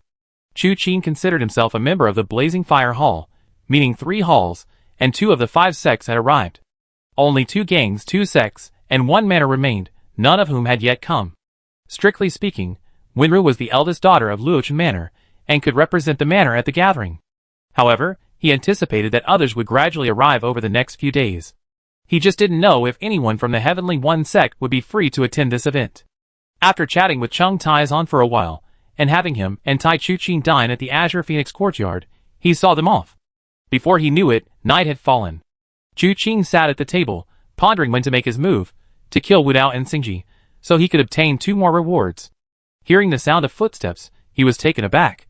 I haven't even made a move yet, and the Taiheng sect has already noticed? Of course, this was just a joke, but the fact that a large number of Taiheng sect members were running around in the dead of night meant that something must have happened. Chapter 248. Stepping out of the room, Chu Qing indeed saw several Taiheng sect disciples running around. Chu Qing reached out and grabbed one of them. Upon seeing Chu Qing, the man hurriedly bowed and said, "Greetings, third young master." "What happened?" Chu Qing asked softly. The disciple hesitated for a moment before replying, "Thieves have broken into the sect. We don't know the specifics, but the sect leader ordered us to search for suspicious individuals." "Any results?" "No." "May I ask if you saw anyone suspicious?" Chu Qing shook his head, indicating he hadn't. The disciple then tried to take his leave. Chu Qing nodded, not stopping him, and let him go. Such a commotion in the middle of the night. This must be serious. Just then, he heard footsteps behind him. It was Wu Qianhuan, Wenru, and Hua Jinyan, who had heard the commotion and come looking for him. Wu Qianhuan looked at Chu Qing, her eyes questioning though she didn't speak. Chu Qing then recounted what he had just learned. There's something interesting to see. Hua Jinyan immediately became interested. Third brother, would you like to investigate? Chu Qing glanced at Wenru, who seemed eager, and nodded. All right, let's go take a look. Besides, if there were any problems, Wenru might be able to help. However, the heavenly fragrance body couldn't be exposed and had to be kept secret. But concealing it was convenient. The group immediately headed towards the Taihang sect's courtyard. The Qingwan courtyard where Chu Qing and his group were located was a relatively secluded spot. The main courtyard of the Taihang sect was much more lively. Many Taihang sect disciples rushed about, and the guests who had arrived that day were also restless. On their very first day, a commotion had broken out that evening, so naturally, they had to come out and investigate. Soon, Chu Qing and his group followed the trail to a courtyard. Here, Taihang sect disciples heavily guarded the place, clearly not wanting to let even a fly in. Just as they were pondering whether to go in and see what was going on, they heard a voice shout, "Who are you to dare obstruct this humble monk?" Looking in the direction of the voice, Chu Qing was taken aback. He recognized both people involved in the conflict. One was Ling Ju, whom Wu Qianhuan had sent flying during the day with a single move, moonlight like a sword. The other was a young man, with a short sword hanging at his waist. Luo Wuxuang.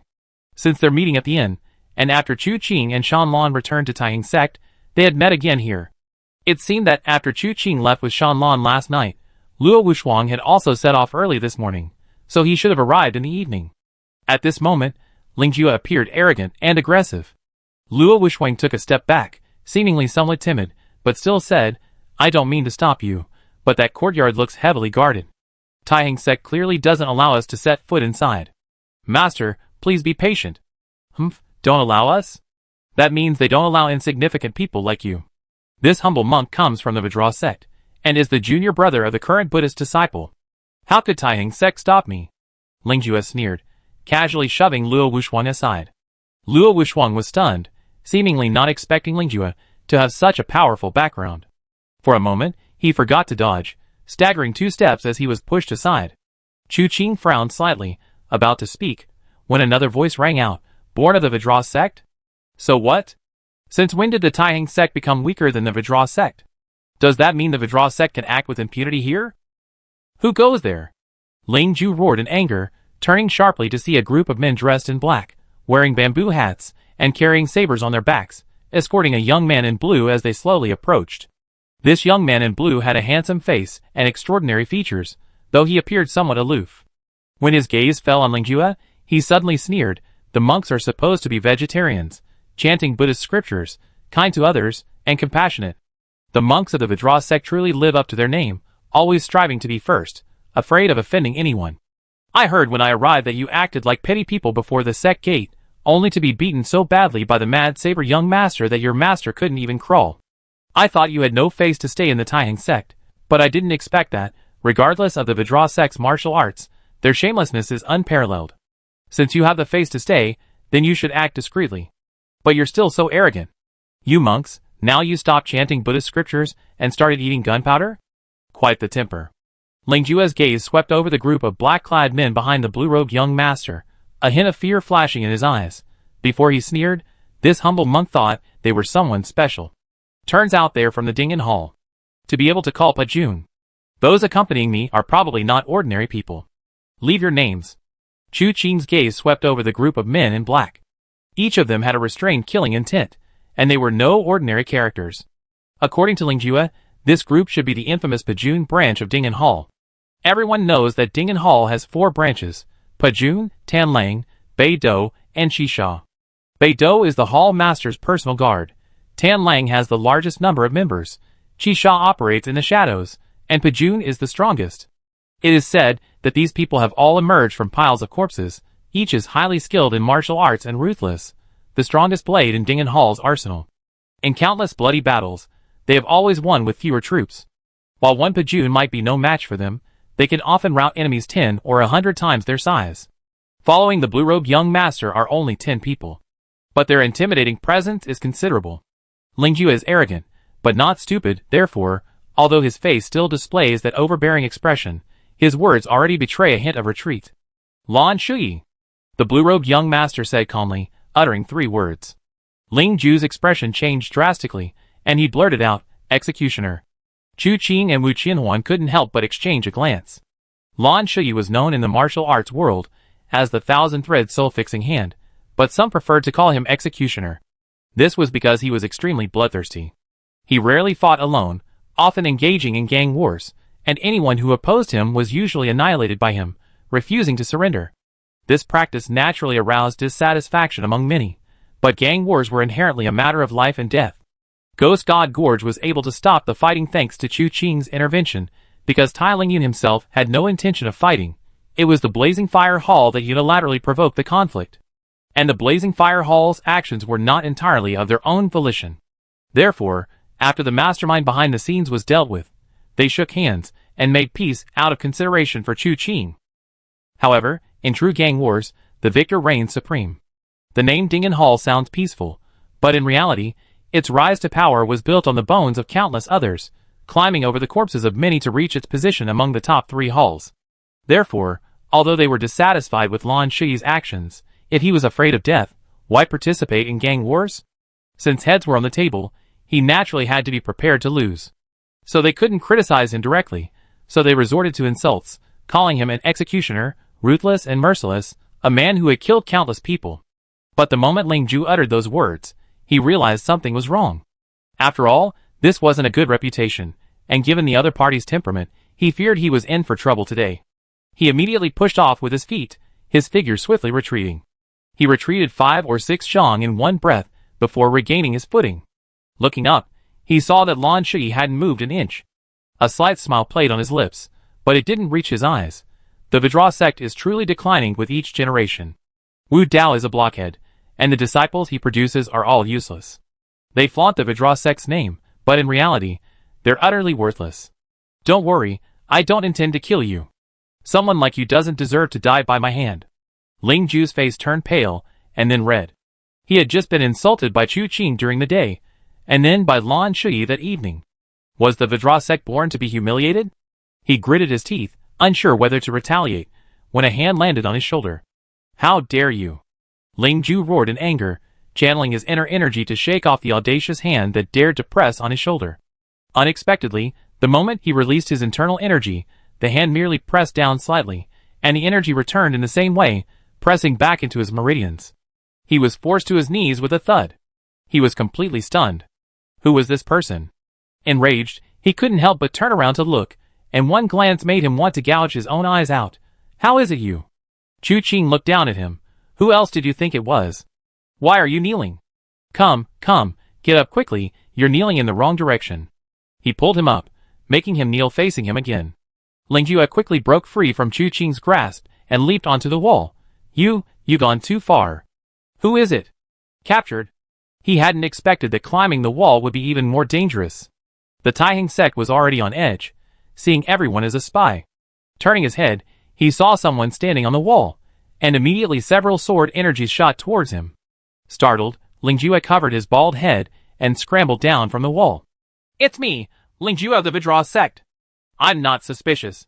He wasn't afraid of the sword energies, but he worried that if things escalated, these Taiheng sect disciples would mistake him for a spy and kill him, then claim it was a mistake. Even if Wu Dao could avenge his second disciple, and even if he did, his own person would be gone to meet Buddha in the Western Paradise. Revenge wouldn't bring him back. For his own life, he quickly revealed his identity. Even so, when he got up, several swords were already at his neck. The Taiheng sect disciples looked at each other, their eyes all conveying the same meaning, to kill or not to kill. Based on what the Vidra sect had done during the day, they genuinely wanted to kill Ling Jue. But Ling Jue had spoken too quickly, even revealing his name, and hadn't resisted. Killing him now would be difficult to explain. Finally, the group reluctantly sheathed their swords. One of them even went over to help him up, feigning concern. Isn't this Master Ling Jue of the Vidra sect? Master shouldn't be climbing walls at night. What if there are women in the courtyard? It wouldn't be good for the Vidra sect's reputation if word got out that a high-ranking Buddhist monk was spying on you at night. Ling Jue gritted his teeth in hatred, but he couldn't retaliate at the moment. He could only nod reluctantly, and hurriedly leave this dangerous place. After watching him leave, the Taiheng sect disciples bowed to Chu Qing and Lan Shui, then turned to patrol and investigate. Lan Shui and Chu Qing exchanged glances, then clasped their hands in a fist salute. Luo Wusheng exclaimed with delight. Third young master, we meet again. Lan Shuyi was somewhat surprised. Third young master? Looking at Chu Qing, her expression changed. So it's young master Guangdao here. My apologies. Not at all. It was Thousand Thread Soul-Fixing Hand who was here. I was truly disrespectful. Chu Qing smiled slightly. Lan Shuyi shook her head. Actually, I prefer to be called the executioner. Third young master, you come to investigate what happened. Indeed. Shall we travel together? Please. Since it was their first meeting, and they had no prior acquaintance, their conversation was rather brief. Luo Wusheng, however, found them all very welcoming and engaged in lively casual conversation. The group arrived at the courtyard, where the Taiyang sect disciples guarding the gate seemed somewhat hesitant. Just then, someone emerged from inside the gate, immediately recognizing Chu Qing and Lan Shuyi, and exclaimed in surprise, "Why have you two arrived together?" The newcomer was Guan Changjing. He gestured for the Taiyang sect disciples guarding the gate to move aside, and Chu Qing led his men inside. Lan Shuyi, however, told the Pajun men behind her to stay outside. He followed them into the courtyard alone. Our meeting was merely a coincidence, Chu Qing said casually. What happened inside? Guan Changjing didn't inquire further, only sighing. Uncle Zhao was killed. Uncle Zhao? Chu Qing was taken aback, then remembered seeing this man earlier that day in the Imperial Sword Pavilion. He wasn't well known in the martial world, his surname was Zhao, and his given name was Qiping. He was a middle-aged man, with a gentle smile. Lan Shuyi frowned slightly. What happened?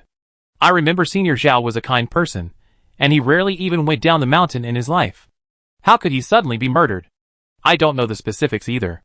I was meditating in my room, when a disciple came to report. Guan Changjing sighed. Come with me. My master and several other martial arts experts are also here. He led Chu Qing and his group towards the inner courtyard. The main house was brightly lit, and Li Junmo and several Taiyang sect experts were inside. In the center was a corpse, and Cheng Taizan was squatting on the ground examining it. Tai Chu Qing also stood to the side, her brows furrowed.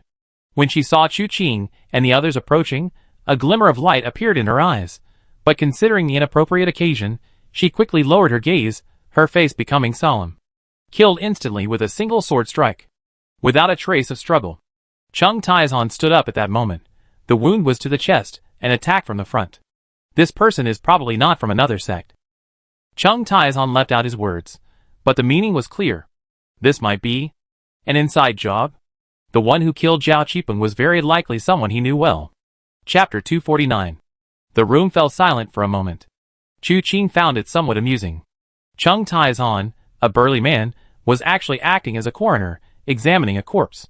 While his explanations were certainly plausible, Li Junmo surely could see through this. But if Li Junmo had seen through it, why was Taiyang sect still making such a grand show of force? Then, there were probably two intentions. First, to mislead the person who actually killed Zhao Qipeng into believing that Li Junmo had identified the assassin as someone outside the sect. Then everyone who came today, whether it was Chu Qing, Dingen Hall, Tieshua Hall, or even the Vajra sect, would all be suspects. This would muddy the waters, making the murderer think he could escape justice. Li Junmo could use this opportunity to secretly investigate internally, potentially finding clues to the murderer and bringing him to justice. Second, it's possible that Li Junmo was putting on a show for outsiders. The internal strife within the Taiyang sect, especially the fact that one of their own killed Zhao Qipeng, was hardly a pleasant story if word got out. Therefore, they launched a large-scale search for the assassin to cover up this shameful act of fratricide. Of course, there was a slight possibility that Li Junmo genuinely hadn't realized what was happening and needed Cheng Tieshan's help.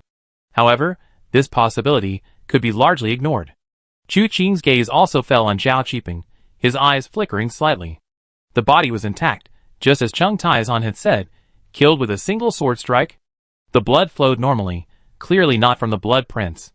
In that case, Chu Qing lost interest. The Taiyang sect's internal conflicts were their private affairs, and Chu Qing had no right to interfere. Just as he was about to find an excuse to leave, Li Junmo sighed, I know that the one who killed senior brother Zhao was someone from within the sect. However, with the sword conferment ceremony approaching, I ask that you all keep this a secret for the Taiyang sect, leaving this veil of shame. He bowed deeply to Chu Qing and the others. Chu Qing and Cheng Taizan both quickly stepped aside. Cheng Taizan waved his hand. Different people are born, and with so many people, it's inevitable that their intentions will differ. This is true of the Taiyang sect, and my Iron Blood Hall is no exception. Sect leader Li, there's no need for that. We will naturally keep our mouths shut. That's good. Li Junmo breathed a sigh of relief. Chu Qing and the others also took the opportunity to say goodbye, and Li Junmo did not stop them, letting them leave. Just as they stepped out of the courtyard, Guan Changjing caught up with them again. Third young master Lan, my master requests your presence.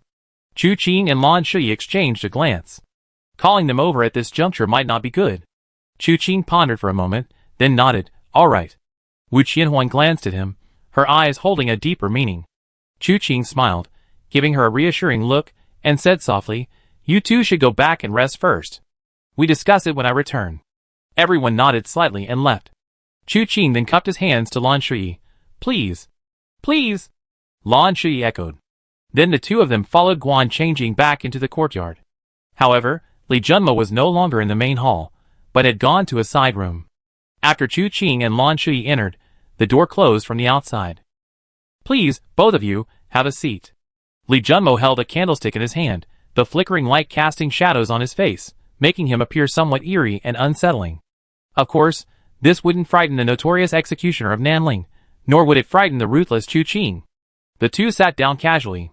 Li Junmo placed the candlestick on the table, intending to pour them a cup of tea, but when he touched the teapot, it was cold. No guests were staying in the room, so naturally, no hot tea was prepared. Li Junmo seemed momentarily dazed, then sighed softly. Both of you are exceptionally intelligent. I presume you know why I invited you here. I don't know. I don't understand.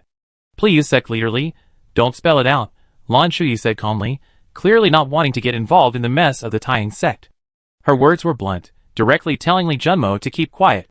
After speaking, he glanced at Chu Qing, finally understanding that Chu Qing didn't want to get involved in this mess. But Chu Qing smiled. You don't trust the people inside the Taiyang sect, so you're planning to take a gamble and use the two of us to help you investigate the killer's identity? Lan Shui's eyes widened. What? You didn't mean that just now? Now you're making it so clear, are you agreeing? Third young master is indeed extremely intelligent. Li Junmo nodded. In that case, young master Lan, please return. He didn't force her. Lan Shui squinted at Chu Qing, then suddenly smiled. I suddenly don't want to go back.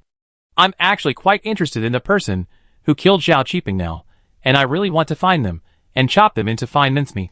Chu Qing coughed upon hearing this. Brother Lan, are you perhaps related to Senior Zhao? Why such a deep-seated hatred? Lan Shui ignored this and turned to Li Junmo. We too will help you investigate this matter. Li Junmo was taken aback by his unpredictable nature. However, being the head of the Taiyang sect, a man of great experience, he wasn't truly stunned. He nodded slightly. Since you two are willing to help, that would be wonderful.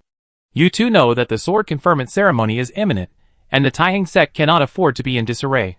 We had no choice but to ask for your assistance. Li Junmo spoke while glancing at Lan Shui. On the surface, he appeared calm and collected, but inwardly he was speechless. According to his understanding, Lan Shui shouldn't have bothered with this matter. The reason he called the two back was merely to show respect. Lan Shui's initial reaction was also within his expectations. Therefore, what he wanted to say next was originally intended for Chu Qing alone. But now that Lan Shui had stayed, he had to carefully consider how to phrase it. Chu Qing nodded. Leaving aside other matters, has this Senior Zhao ever had any enemies? That's precisely what I'm puzzled about. Li Junmo sighed. Senior brother Zhao is honest and reserved, not good with words, so he's extremely careful about his words and actions. He's cautious in everything he says and does, afraid of giving anyone cause for gossip. Therefore, everyone he's known throughout his life has praised him highly, without the slightest hint of discord. Lan Shui frowned. I know Zhao Qipeng. He's a really good person. Besides, he's only been down the mountain a few times in his life. His personality isn't suited for the martial arts world. He'd be easily betrayed. Therefore, it couldn't have been an external feud, with someone colluding with an insider to kill him. As for his connections within the Taiyang sect, while my Dingen Hall doesn't know much about them, they are truly, as Headmaster Li said, always benevolent, and never easily making enemies. So why would the killer want to kill him? Chu Qing looked at Li Junmo, then at Lan Shui. Both fell silent. A killer, at the very least, must have a motive. Even if two groups in the martial arts world suddenly started fighting, there would probably be a reason. What are you looking at? What's it to you? The opportunity lies in this. There is no killing without a cause. The problem now is that everyone says Zhao Qiping is a good-natured man. No one would want to kill him, and he never makes enemies. But he's dead. Sword pierced through the heart. Where exactly is the hidden grudge behind this? As for the clues left on the body, they are nothing more than sword marks and wounds, from which it has been concluded that someone from within the Taiying sect was responsible. But the Taiying sect has too many disciples. Assassinating one's own sect member, or even a senior member, is an even more heinous crime. Without concrete evidence, who would dare to easily accuse such a serious crime? This matter seems to have reached a stalemate before the investigation has even truly begun.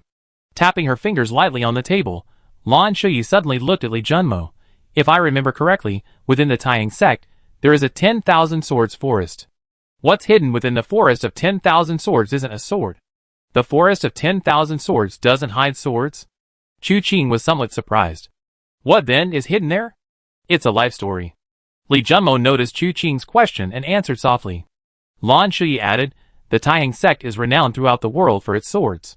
Everyone believes that a swordsman should prioritize the sword, but the Taiying sect believes that the sword is an external object, the person is the key. To nurture a sword, the swordsman must first be the swordsman, and only then the sword. If the swordsman is useless, the sword he nurtures will be a broken sword. Therefore, cultivating the sword begins with cultivating the person. If the person is incompetent, even the world's finest sword is less useful than a fire poker. Thus, the sword is an external object, the person is the soul of the sword. The 10,000 swords forest is actually a huge shrine. It records the Taiying sect's history from its inception to the present, the life story of every disciple and every sword. This argument is quite interesting. Cultivating the sword begins with cultivating the person. Chu Qing suddenly felt that this statement actually made a lot of sense. Chu Qing had always felt that the idea that the sword lives as long as the person lives, the person dies when the sword dies, was too extreme. For an assassin, a weapon is merely a tool to achieve their goal. If the tool breaks, does that mean the job is over? They can simply find another tool. The same applies to swordsmen. Otherwise, if they encounter someone skilled in demonic arts like the blood-transforming palm, they wouldn't even need their assassin to secretly destroy their sword. The opponent would simply commit suicide. What's the point of fighting then? Li Junmo silently glanced at Lan Shuyi, his first words being, young Master Lan seems to have a deep understanding of my Taiying sect. Lan Shuyi showed no embarrassment, smiling as she replied, sect leader Li, please don't be offended. My sect leader is ambitious. Naturally, he needs to understand all the forces in the Southern Ridge. After all, one shouldn't have the heart to harm others, but one must be wary of others. Pa! 1 minute your sect leader is all about ambition, the next he's all about being wary. You can't believe a word this kid says. Chu Qing silently cursed inwardly, deciding to stay away from Lan Shuyi from now on. Anyone called an executioner is definitely no good. Then he asked, but since it's about this disciple's life, I wonder if this senior Zhao's life story is recorded. Of course it is, Li Junmo said. Not only him, but even a newly initiated disciple's life story is recorded. However, these records aren't necessarily entirely accurate. Chu Qing understood his meaning. If the person involved didn't want things to be known, they could avoid having them recorded. For example, killing Zhao Qiping could be done secretly without anyone noticing. If the recorder could even copy that down, there would be no need for investigation. But this is still a clue. Lan Shuyi smiled and said, sect leader Li, why don't you open the 10,000 swords forest and let the two of us go in and take a look? Maybe we can find some clues. Li Junmo remained silent. The 10,000 swords forest records the lives of Taiying sect disciples, thus containing many of the sect's secrets, including many martial arts techniques that are not passed down to outsiders. Chu Qing has a slight connection with Ling Beichen, so going in is barely plausible. But Lan Shuyi, this guy harbors malicious intentions. How can we let him into the 10,000 swords forest? Lan Shuyi didn't speak either, only smiling at Li Junmo. Chu Qing's gaze lingered between the two, and he said softly, how about this, sect leader Li, you take out this senior Zhao's biography and let us take a look. These swords and artifacts within the 10,000 swords forest are all subject to incense offerings. They cannot be moved easily. Li Junmo sighed, very well, I grant your permission. However, you cannot enter alone. Tomorrow morning, you and Changjing will enter the 10,000 swords forest together. He then took out a token and handed it to Chu Qing. Third young master, the difficulty of investigating this matter is uncertain. This token will allow you unimpeded access within my Taiying sect, except for a few forbidden areas like the 10,000 Swords Forest. Thank you. Chu Qing carefully accepted the token. I will return it after this matter is resolved. Li Junmo hesitated for a moment, then said, It's late tonight. You two should go back and rest. Farewell. Please. The two walked out of the courtyard, where members of the Pajun division immediately greeted them. Chu Qing and Lan Shui exchanged a glance. Then Lan Shui chuckled and said, Sect leader Li is wary of me. Chu Qing didn't respond, but instead asked, Why did you agree? From the perspective of your Dingen Hall, there's no reason for you to meddle in Taihang Sect's affairs. And you? Why did you agree? Lan Shui stared at Chu Qing. Naturally, for justice and fairness. Chu Qing stated righteously, naturally not telling him that after agreeing to this matter, he could then legitimately take over the investigation after killing Wu Dao and Xing Ji. But, letting the murderers investigate who killed them themselves. Isn't that ridiculous? The final result, of course, would be nothing. Why wouldn't he agree to such a good thing that could eliminate all future troubles? Lan Shui couldn't detect even the slightest bit of guilt on Chu Qing's face. After a moment's hesitation, Lan Shui said softly, Third young master, see you tomorrow morning. She then waved her hand, and was about to leave with Pajun's men. But the next moment, Chu Qing grabbed her shoulder. I haven't answered you yet. Where are you going? Chapter 250. The atmosphere froze instantly. The surrounding Taihang sect disciples sensed something was wrong and rushed to check, finding Chu Qing and Lan Shui.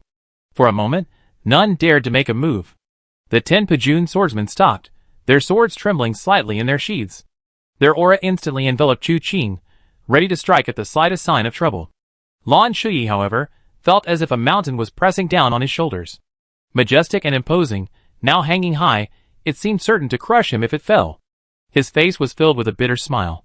Third young master, you wouldn't be planning to kill me in the Taihang sect, would you? You think I wouldn't dare? Chu Qing said softly, 2 gangs, 3 halls, 5 gates, and 1 manor. I control the Blazing Fire Hall, while you are from the Dingen Hall. We're hardly friends. I never took you seriously, but now you dare to jump in my face.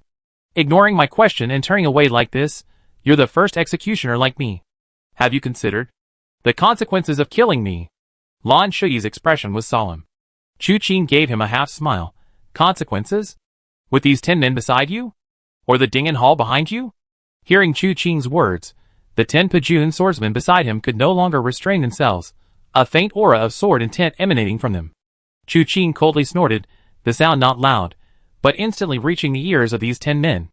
With a buzzing sound, the originally soft sound, upon entering their ears, was like a resounding bell, making their minds buzz, and the sword intent that had just surfaced was instantly dissipated. The faces of these 10 men turned deathly pale in an instant. They couldn't even withstand a cold snort. How could they possibly protect Lan Shui? Lan Shui's expression changed upon seeing this. This executioner was a veteran of battlefield combat. In a one-on-one fight, he was no match for Chu Qing, nor for Pajun. Thinking this, he took a deep breath. Third young master, give me a chance to talk alone? A private talk. Chu Qing met Lan Shui's eyes, hesitated for a moment, then suddenly smiled. All right, I give you that chance. With that, he grabbed Lan Shui by the shoulder, leaped into the air, and in the blink of an eye, was far away. The 10 Pajun swordsmen looked at each other, unsure whether to give chase. After hesitating for a long time, they decided they couldn't stay and wait, and finally gave chase. In a corner of Mount Taihang, all was quiet, the snow untouched, indicating no one had come. Chu Qing descended from the sky, casually tossing Lan Shui aside. The executioner rolled a few times on the ground before regaining his footing, taking a deep breath. Third young master. You ran way too fast. I almost threw up my dinner. Enough with the nonsense. Chu Qing crossed his arms, looking at him. If you say another word, it won't just be thrown up, I'd beat you out. I wouldn't dare. Lan Shui hurriedly and succinctly stated, I can help you swallow Dingen Hall. Oh! Chu Qing was taken aback, then burst into laughter. That might fool a 3-year-old, but you think you can fool me? Lan Shui. Are you calling me stupid? Now you're the butcher, and I'm the fish. How could I dare call you that? Lan Shui stood up, brushed the snow off his clothes, and then said, I'm serious. Everyone knows that you, Lan Shui, are the foremost conqueror of Dingen Hall, leading the invincible Pajun army. Chu Qing said calmly, and now you're telling me you want to help me swallow Dingen Hall, and you expect me to believe you. Tell me, how am I supposed to believe you? What if I told you that I have an irreconcilable feud with Dingen Hall? Lan Shui looked up at Chu Qing, his eyes less cold and nonchalant than before, clear and sincere. However, Chu Qing didn't believe him at all.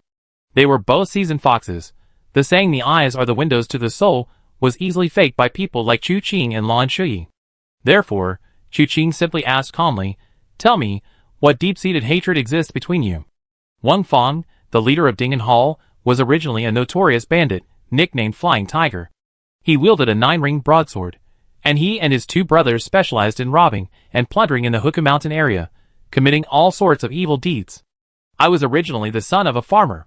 Although my family wasn't wealthy, we were self-sufficient. My parents were loving, and we had no worries about life. We even managed to save a little money to send me to a private school to learn to read and write. But one night, returning from school, I saw a man lying by the roadside, bleeding profusely, eyes closed, awaiting death. The teacher said, "Saving a life is better than building a 7-story pagoda." I was still young, unaware of the ways of the world, and even less aware of its complexities. It took a great deal of effort to drag him home. My parents didn't complain, only cursing the harshness of the world, how it made life so difficult. I then fetched some herbs, and used them to stop the bleeding and heal the man's wounds. I intended to let him leave on his own after he recovered, considering it a good deed. After he awoke, he was very polite, but too weak to leave, so his parents took extra care of him. I, on the other hand, saw him less often because I had to go to the private school during the day.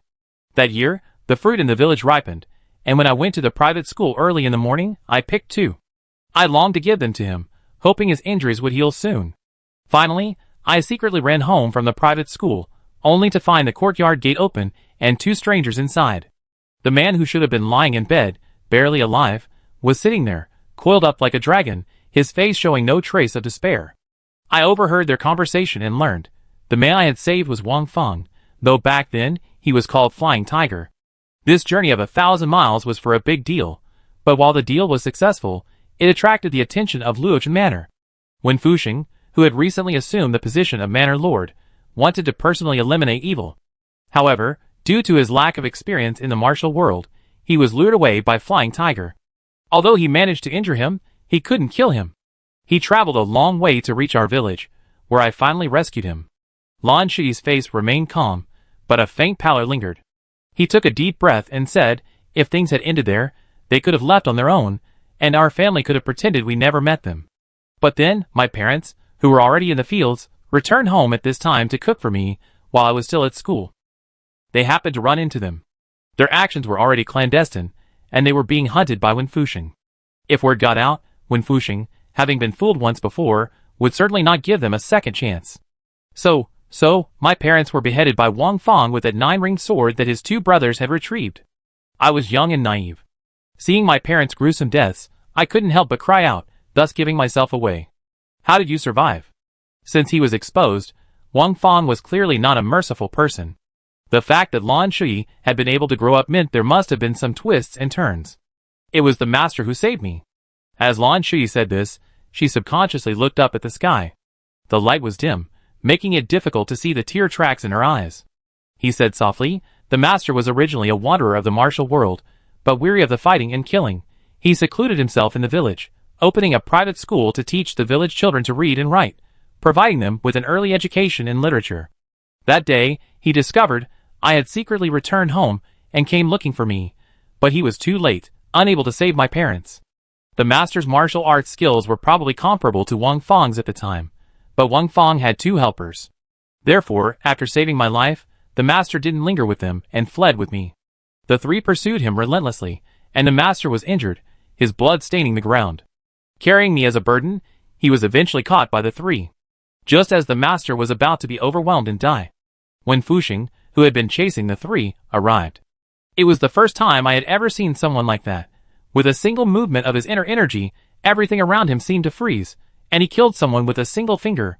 The notorious bandits, who had been chasing us, were arrogant and domineering, but the moment they saw him, they fled in terror, terrified out of their wits. The 2 men did escape, not because Wen Fuxing had lost them again, but because they couldn't bear to see their master die. They chose to stay, to save the master's life first. Thus, I had the opportunity to stay at Luochen Manor for a few days. After the master recovered, he told Wen Fuxing about my background. Wen Fuxing wanted me to stay at Luochen Manor. I asked him if I could learn his martial arts if I stayed and became his disciple. Wen Fuxing shook his head.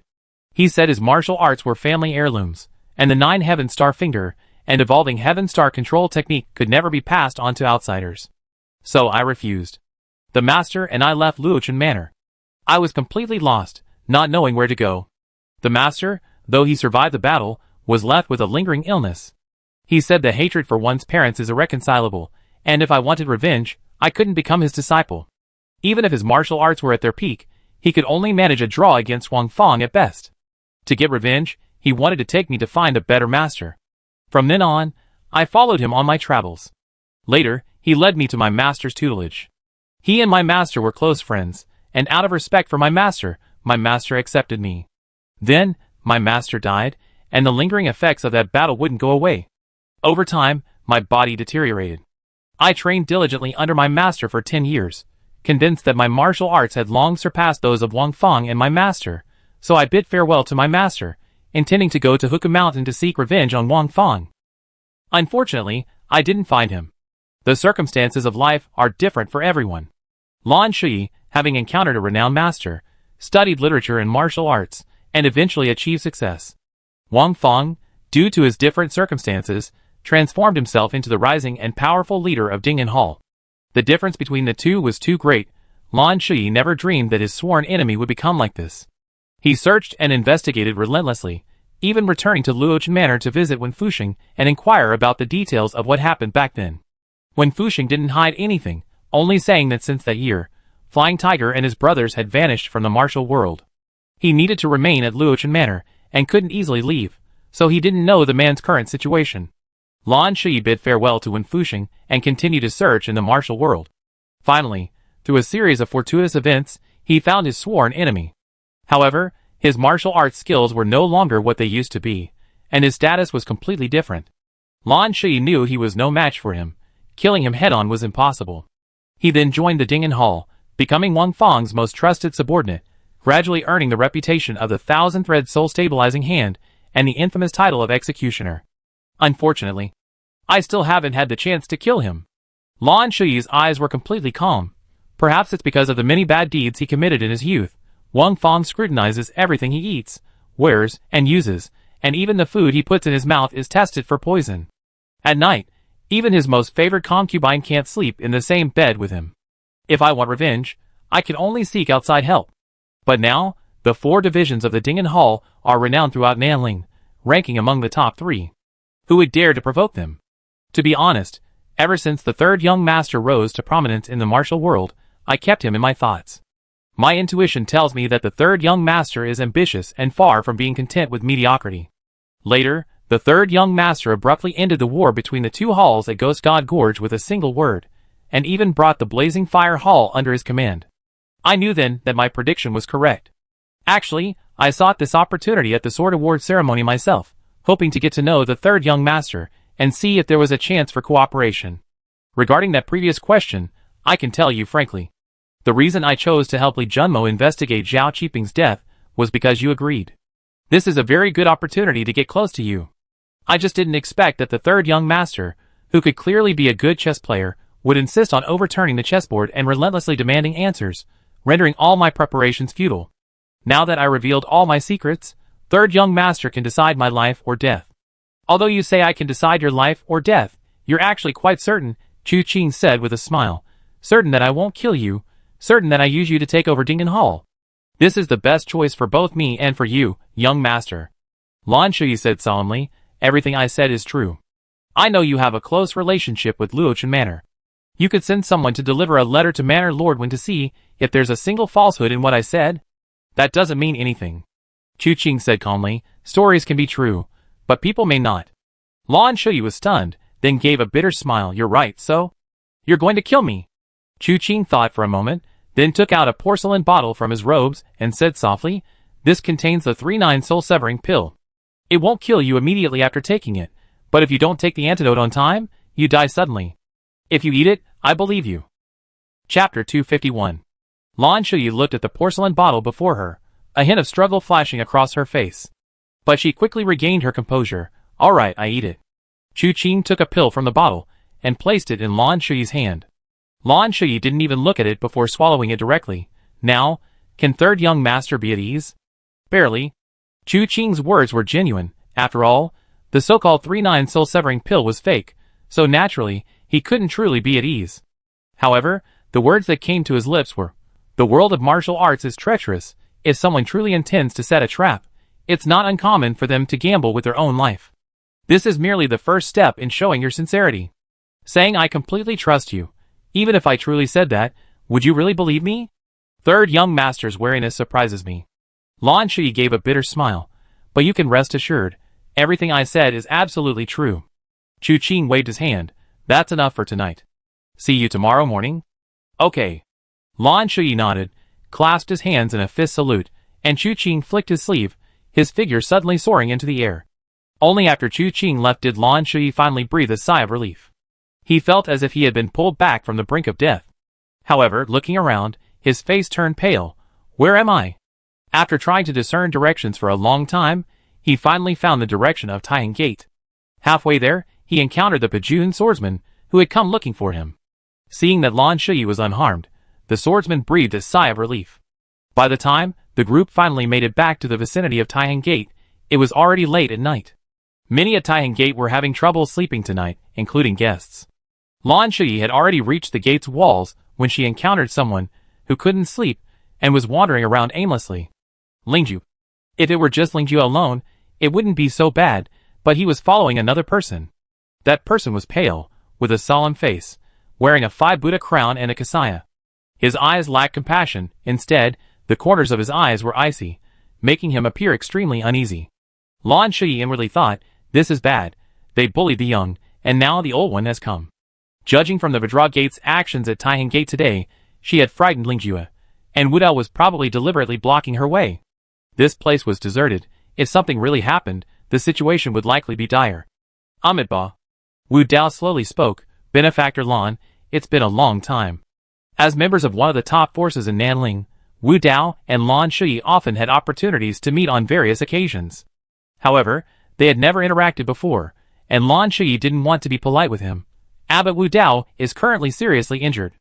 Instead of resting in his room, he's out in the middle of the night. What kind of demons and evil spirits does he intend to summon? Hearing the word seriously injured, a shadow crossed Wu Dao's eyes. Today, in front of Taihang Gate, he had truly lost face. The dignified leader of the Vajra sect couldn't withstand a single punch from the Mad Saber young master. Everyone knows that the Mad Saber young master's forte is saber techniques, followed by palm techniques. He rarely uses fist techniques. Yet, he couldn't even withstand one of his punches. As the leader of the Vajra sect, one of the 5 sects, he had utterly lost face. If it were merely a matter of losing face, he could barely swallow his pride. The problem was, the opponent's internal energy followed a cold, Yin path. The internal energy had entered his body and lingered within his meridians, refusing to dissipate. He had been circulating his divine power all afternoon, yet he hadn't completely dispelled the cold energy within his body.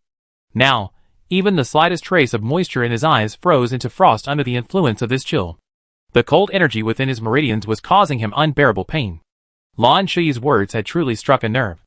However, Wu Dao then smiled. Young Master Guangdao acts arrogantly. Benefactor Lan must have suffered greatly as a result. With just this one sentence, Lan Shui understood that Wu Dao's late-night presence here to ambush him wasn't merely to vent his disciples' anger. "You want to join forces with me?"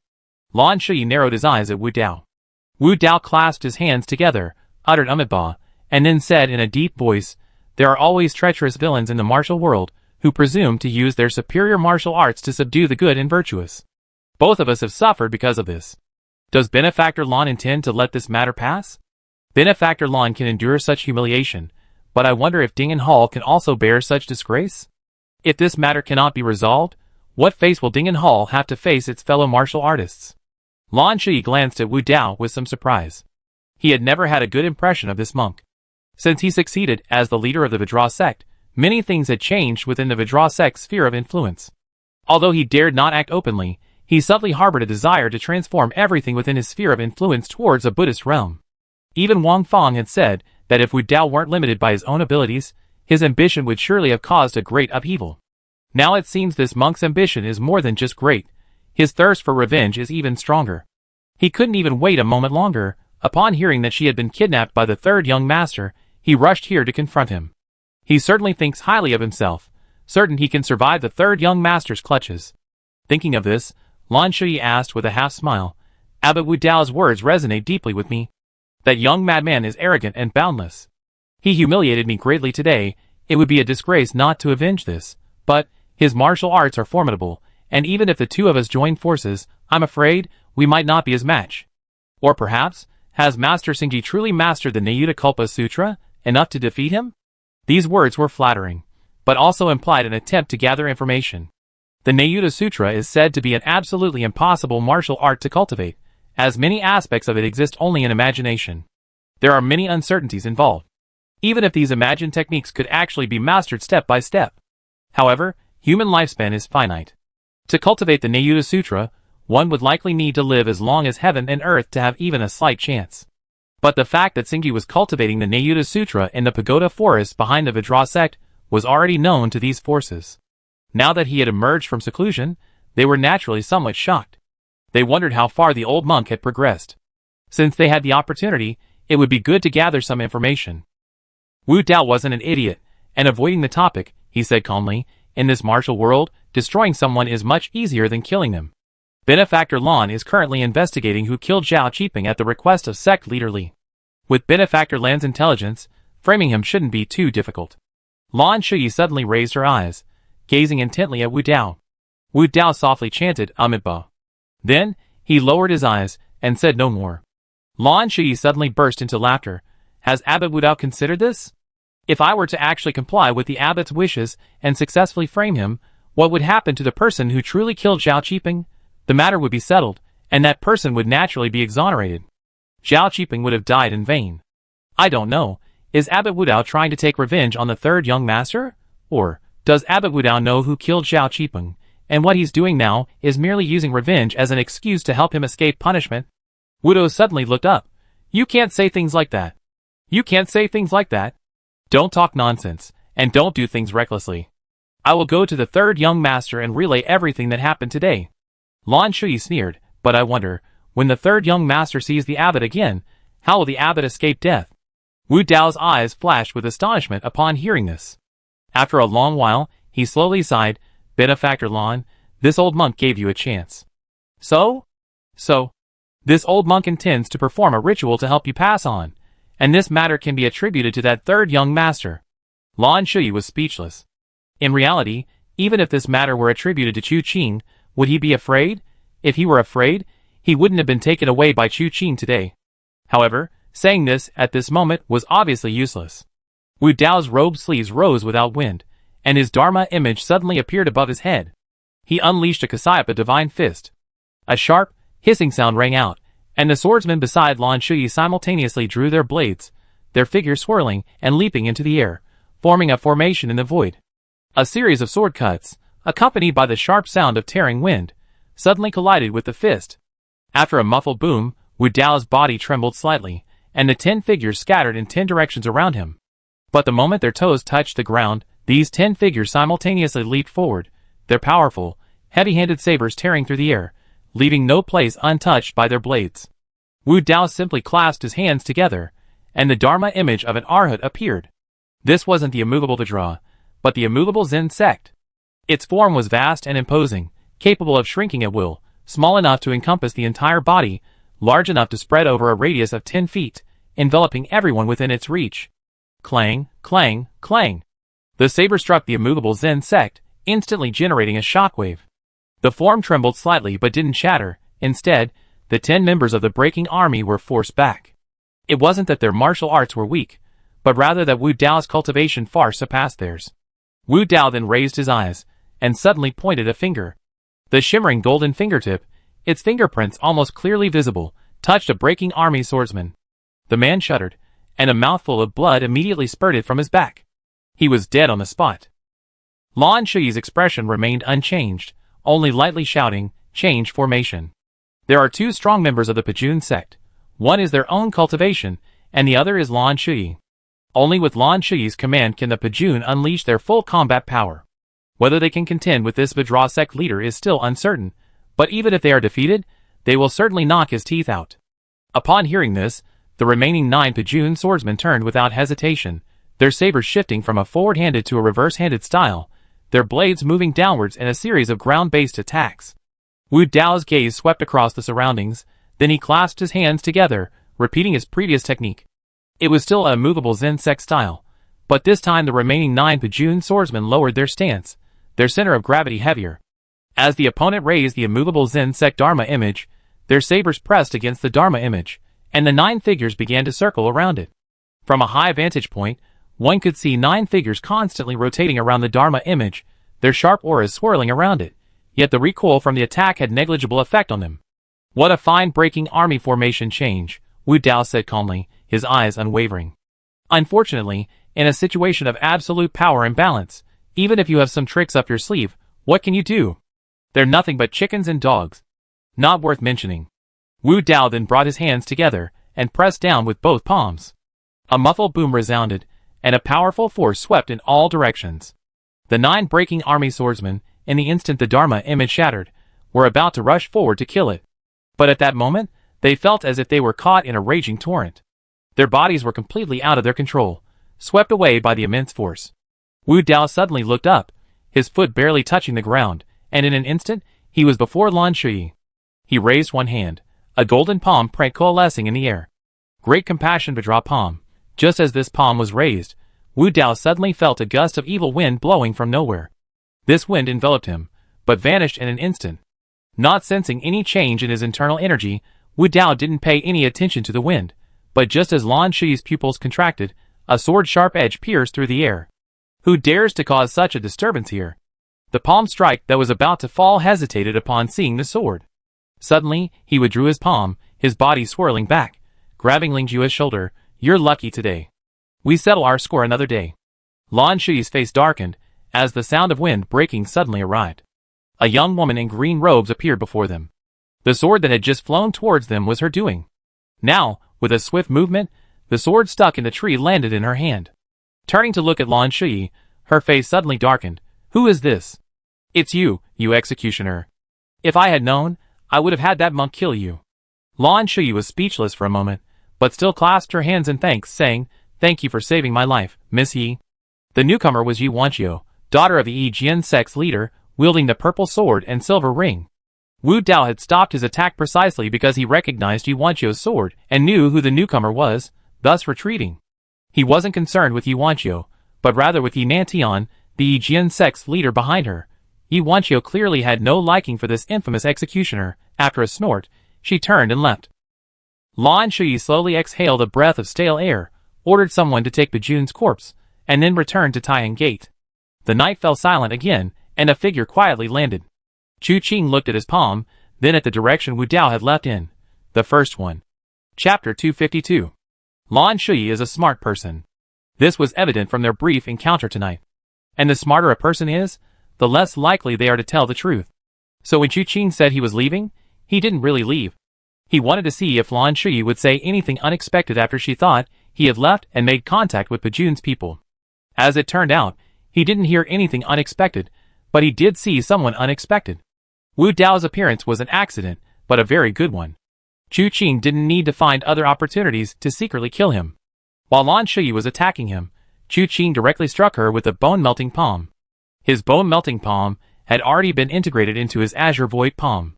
The palm wind was like a gentle breeze, completely imperceptible, yet the force had already entered her body. And the fact that Lan Shui and the girl from the Yi Jian sect were both there tonight proved that he was alive and well. Afterwards, when he returned to his residence, the disciples of the Tai Hung sect could see everything clearly. No one could have imagined the hidden Chu Qing, and that inconspicuous gust of evil wind. After finishing his task, Chu Qing returned to Qinghuan courtyard. Upon entering, he saw Wu Qianhuan sitting at the table, one hand supporting her chin, her eyes slightly closed, her breathing steady and rhythmic. She's asleep. Chu Qing chuckled, then reached out and picked her up. Only then did Wu Qianhuan wake up, instinctively struggling for a moment, but seeing Chu Qing, she relaxed. She rested her head against his chest and whispered, "You're back?" Chu Qing nodded. "If you're sleepy, go back to sleep. Anything can be discussed tomorrow. Why force yourself to stay awake? I was a little worried when you weren't back," Wu Qianhuan said, staring blankly at Chu Qing. He opened the door, carried her back to the room, and only after placing her on the bed did she blush and release his arm. Her sleepiness vanished. She sat up and said to Chu Qing, "Close the door. Let's chat for a while, okay? Aren't you afraid of being discovered?" "So what?" Wu Qianhuan pouted. "We exchanged birth dates and times, and the marriage certificate is in my father's study. The one you're betrothed to is Chu Qing, not the third young master." Although Chu Qing said this, he still went to close the door.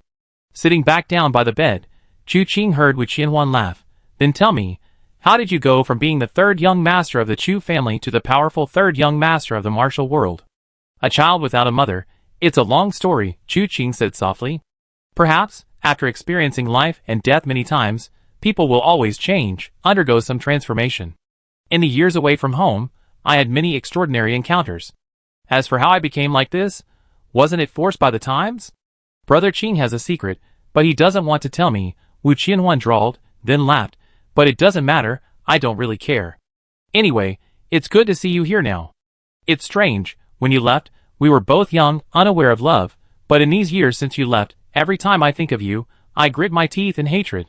More than once I thought that when you came back, I would definitely make you pay, to let you know that the girls of the Wu family are not to be bullied." "That's just your personality." Chu Qing nodded. "So, I didn't dare show you my true face back then." "Humph, you're telling the truth now? You said you didn't want to drag me into this. But you were just afraid I retaliate. Your childhood trauma is too deep? I was very gentle when I was little, okay? Miss Wu, I think you probably lack a proper understanding of yourself. What gentle girl hits people so hard? Then I'd be gentler in the future?" Wu Qianhuan tilted her head, looking at Chu Qing, but then realized she could probably never beat him in her life, so she sighed. "You should be gentler with me in the future." After saying that, both of them fell silent. Chu Qing looked at Wu Qianhuan with a half-smile. Wu Qianhuan blushed, and seeing him staring at her intently, she couldn't help but cover his eyes with her hand. "Don't look. Forget what you just said. I have a naturally good memory." "Bullshit. How long did it take you to memorize the moves of the Qingxu palm? And the Ruoxu scripture is even more outrageous. It's less than 1,000 words long, and you spent countless days memorizing it over and over again. When we did the final check, you were still a complete mess. You've forgotten how Uncle Chu beat you for it, haven't you?" Wu Qianhuan said angrily. "Humph." Chu Qing chuckled softly. Wu Qianhuan, seeing him laugh, became even angrier and couldn't help but pinch his arm. At first, she pinched hard, but then, as if remembering something, she suddenly pinched very lightly, making Chu Qing's arm tickle. She looked at Chu Qing and said softly, "You appeared under the name Night Emperor back then. Whether you believe it or not, the first time I saw you, I felt it was you. But there was no evidence, and your acting was so convincing that I kept doubting myself. Upon reaching that pavilion and seeing you like this, I don't know why, I suddenly lost control." "Lost control over what?" "I won't tell you." Wu Qianhuan felt this man was doing it on purpose. She bit her lip, then suddenly remembered something, took a book from her bosom and handed it to him. "Speaking of which, I forgot about this these past few days." "What's this?" Chu Qing glanced at it. The cover had 4 large characters. Tianming sword technique. Could it be that he stole the Mo family's master's ultimate technique? "My master gave this to me before I went down the mountain," she said. "Under the heavens, the sun and moon are the brightest, the most supreme. The founder created this sword technique, signifying the strongest sword under heaven. However, this sword technique requires 2 people to practice together. But in recent years, it seems no one has mastered this martial art." Chu Qing was somewhat surprised. He flicked his finger, using the internal energy of the Nuanyu lineage to light the lamps in the room. By the firelight, he opened the manual, initially paying little attention, but the more he read, the more alarmed he became. This martial art, though described as a sword technique, was more than just a swordplay. It was a path of yin and yang harmony. According to the manual, the 2 people who practiced this heavenly brightness sword technique were likely 2 individuals, who had respectively received the Great Sun profound skill and the pointing at the moon profound skill. One was yang, the other yin. Their practice didn't take place in bed, but rather they used the Laogong acupoint in their palms as a gateway to exchange their internal energy, harmonizing yin and yang energies to prevent either from growing alone. Through this process, they could advance each other's cultivation. In this process, their internal energy became harmonious, and their minds gradually became connected. This is the threshold for cultivating the Tianming sword technique. Looking at the moves of the Tianming sword technique, Chu Qing couldn't help but sigh. Abbess Yitan was right. Under the heavens, The sun and moon are supreme. The power of this sword technique is indeed extraordinary. If the manual is entirely truthful, then once mastered, it will possess earth-shattering power. However, after reading the manual, a question arose in Chu Qing's mind. This is indeed a secret technique passed down within your sect. Logically speaking, you and your senior brother should cultivate it together. But since you two have no personal relationship, cultivating this martial art requires one to be naked because the yin and yang energies rise and fall like tides. So naturally you cannot cultivate it. Abbas He Tan asked you to find me to learn this martial art for this very reason. But I remember the rumors that your master and your senior uncle were affectionate in their youth. Why didn't they practice this martial art? Now that the two seniors are old, there might be reasons for their separation. It's rather strange that they weren't trained in this unique skill despite their youthful affection. My master didn't tell me. Wu Qianhuan shook her head. However, the relationship between my master and senior uncle has always been peculiar. I always feel that the rumors in the martial arts world might not be entirely unfounded. But as a disciple, I shouldn't presume to judge my elders. Also, don't always focus on those yin-yang harmony techniques. You haven't learned the great sun profound art, and you don't have pure yang internal energy. We can't practice those. You should mainly look at the sword techniques later on. With your martial arts skills, you should be able to find something you can learn from them. I teach you, and me to take our swordsmanship to the next level. Chu Qing stroked his chin. Although I never practiced the great sun profound art, who says I don't possess pure yang internal energy? Huh? Wu Qianhuan was taken aback. But your internal energy has always been of the icy type? My pointing at the moon profound art follows the pure yin lineage, and so do you. Our yin and yang energies combine. I'm afraid we might suffer a qi deviation, right? My internal energy does indeed have a pure yin lineage, but it also has a pure yang lineage. It's just not shown to others. Chu Qing smiled slightly, flipping one palm, revealing a fiery red center. He then opened his other hand, revealing an icy coldness. Wu Qianhuan stared in disbelief. What kind of martial art is this? My current internal energy is called Divine Jade 9 chapters, encompassing both yin and yang. However, as the third young master, I only use the pure yin lineage. The pure yang is hidden. Chu Qing withdrew his hand. I looked at this manual. With my pure yang lineage cultivation, I can definitely cultivate it alongside you. No! Wu Qianhuan quickly shrank back. Cultivating this requires taking off your clothes. I don't want to show it to you before we're married. Chu Qing was stunned, seemingly lost in thought. Seeing him remain silent for a long time, Wu Qianhuan felt as if her words had hurt him. After thinking for a moment, she moved closer, grabbing Chu Qing's wrist and saying, "You really want to see it that much? If it's really not possible, I give it to you." No. Chu Qing waved his hand. I just thought that if your master and senior uncle also wanted to cultivate this martial art after marriage for the same reason, it seems plausible. But something else must have happened before their marriage. What happened? For example, your master fell in love with someone else? That's impossible. Then it must be your senior uncle. Senior Uncle Tianyo's Buddhist teachings are profound. He doesn't seem like the type to fall in love with someone else at all. Wu Qianhuan rubbed her nose. Could it be that he really fell in love with someone else and betrayed my master? So one of them became a monk, and the other a nun? Lonely Moon Mountain and Thousand Sun Mountain are clearly not far apart, yet they never meet. You don't know, even when senior brothers came to visit me as a child, master wouldn't let him. He said my senior uncle Tianyu wasn't a good person, and the disciples he taught weren't good people either, telling me to stay away from them. So all these years, I never even been to Thousand Sun Mountain. As the two talked, they both felt that something must have really happened between these two elders back then. For a moment, they were both a little excited about discovering some gossip about their elders. But after the initial excitement, Chu Qing suddenly remembered, right? What did you just say? I said my master said my senior uncle wasn't a good person. No, before that, what were you going to give me? Wu Qianhuan's face instantly turned bright red, and she pushed Chu Qing away through gritted teeth. You're not allowed to say it, not allowed to think about it, not allowed to remember it, forget it all. It's a misunderstanding. You didn't even say what you were going to give me. How could I say it? How could I remember it? Chu Qing looked at her with a half smile, feeling that her flushed face made her look even more charming. Seeing the mist welling up in her eyes, he felt an urge to unleash his fury. Chu Qing quickly took a deep breath, feeling he couldn't continue. A lone man and woman, their passion ignited, and with an engagement already arranged, if this continued, they might not even live to consummate their marriage. Chu Qing took another deep breath, but didn't stand up. Wu Qianhuan wanted to continue the fight, but Chu Qing pressed her hand down. Don't make a scene, let me calm down. I go back and rest. Calm down? Wu Qianhuan, though embarrassed, was still confused. Calm down about what? You don't understand. How can I understand if you don't tell me? I dare to tell you, but do you dare to listen? Chu Qing raised an eyebrow, looking at Wu Qianhuan as if she were a reckless fool. Although Wu Qianhuan was strong-willed, she still had some intuition. She looked at Chu Qing, then slowly moved her gaze from his face to his chest, and then down. Her expression suddenly became very strange. A mixture of shyness, smugness, and a touch of mischief crossed her face. Serves you right for bullying me.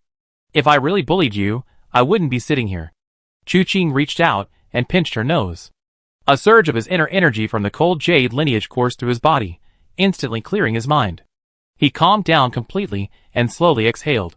Go to sleep early. I'm leaving now. Wu Qianhuan watched him stand up, seeing nothing particularly unusual, unsure whether to feel regret or relief. Only after Chu Qing left the room did she secretly spit out a curse. You little scoundrel. Then she collapsed onto the bed, hugging the blankets, and, lost in thought, began to laugh wistfully. She hadn't finished speaking earlier. She had never thought she could develop any romantic feelings for Chu Qing. But that meeting in the pavilion after Chu Qing left Tianwu City had suddenly stirred feelings within her. Chapter 253. The first rays of dawn pierced the room. The long night was finally over. Sitting cross-legged on the bed, Chu Qing slowly opened his eyes. For some reason, his cultivation last night had been quite effective, advancing his progress in the 9 chapters of Divine Jade by a tiny bit. Cultivating the 9 chapters of Divine Jade was now extremely difficult. This slight progress would normally have taken Chu Qing several days. However, a hint of doubt flashed in his eyes. Not because of the progress in his internal energy, but because he hadn't received any notifications. Logically speaking, the bone-melting palm should have activated in about 2 hours. Wu Dao should be dead by now. Could it be that the Vajra sect possesses another divine skill that could protect Wu Dao from death? But that shouldn't be the case. Wu Chan was able to survive Chu Tian's attack because he possessed the burning lamp divine skill, relying on the lamp in his heart. As long as the lamp burns, he is immortal. But what about Wu Dao? Doubting this, Chu Qing considered finding an excuse to go and check on him later. After tidying himself up, Chu Qing left his room and saw Hua Jinyan practicing martial arts in the courtyard. He was very diligent. He waved his folding fan, his movements flowing smoothly. The unique sword technique emphasizes irregularity and lacks a fixed form, but that's for combat. Now, in cultivation, however, he adheres to strict rules and forms his own rules. Chu Qing stood before the door, arms crossed, gazing intently, when he heard the door open. Wen Rou and Wu Qianhuan appeared in the courtyard, one on each side. When their eyes met, Wu Qianhuan blushed slightly, then coughed lightly and gracefully approached Chu Qing. Wenru stared intently at Hua Jinyan, her brows gradually hardening. Chu Qing asked curiously, "Did you notice something strange?" Wenru turned to Chu Qing and said earnestly, "I just feel that his weapon seems very inconvenient." "Why? It's alright in summer, but in winter, how can you resist using a fan?" Hua Jinyan was practicing his sword, and seemed exceptionally focused. But he knew Chu Qing, and the others were watching. His hope was that Chu Qing would offer him some guidance, given his diligence. When Wenru spoke, Hua Jinyan also thought she had genuinely noticed something amiss, thinking that this highly skilled disciple of the Tai sect would surely speak with originality. Now it seemed. Indeed, it was originality. He wasn't paying attention, his foot slipped, and he nearly fell. He turned back and gave Wenru a disgruntled look. Her gentle eyes were clear and innocent, seemingly oblivious to the situation. Chu Qing chuckled, "I'm curious too. How did you manage not to fan yourself? Anyone holding a fan would find it hard to resist. But fanning oneself a few times in winter could easily lead to a cold." Hua Jinyan gave Chu Qing a speechless look. "You're just aiding and abetting me, but you're right, I really couldn't resist, so I wore a lot of layers." Alright.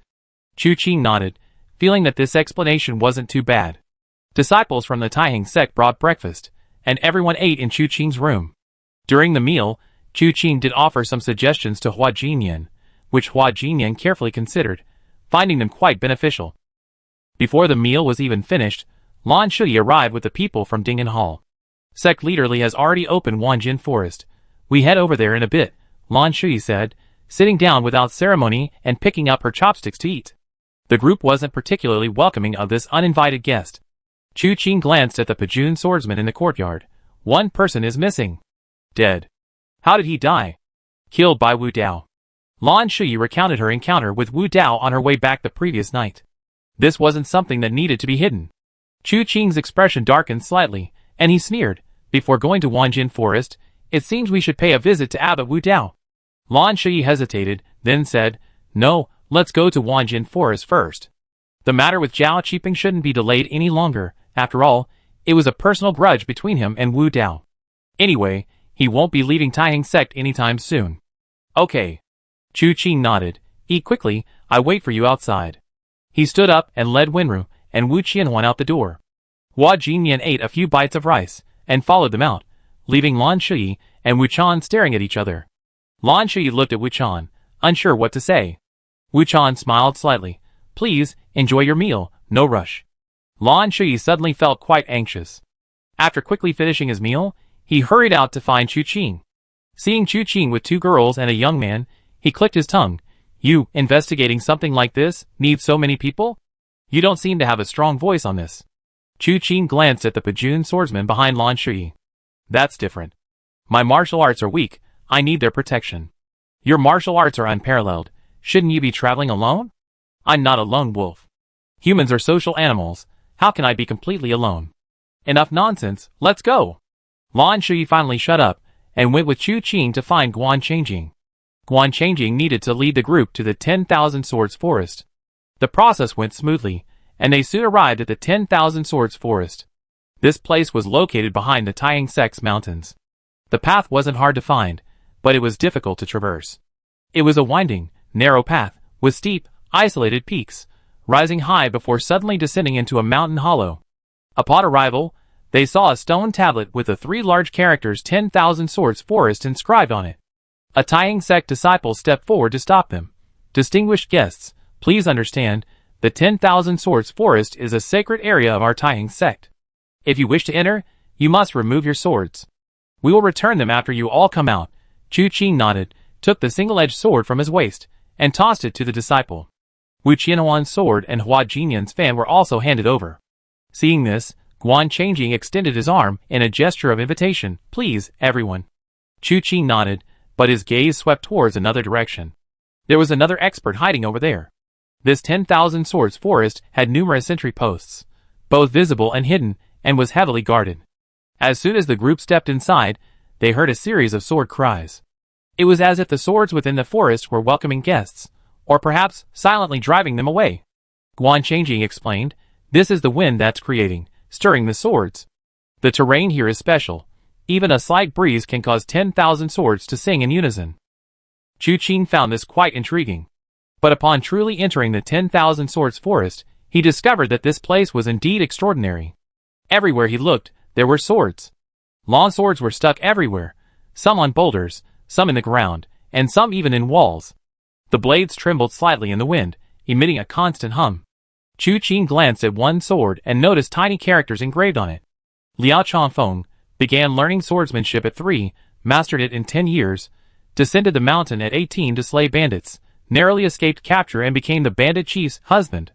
He returned to the mountain for 3 years of arduous training, and at 21, descended again to seek revenge, fighting the female chieftain for 3 days, ultimately succumbing and being captured.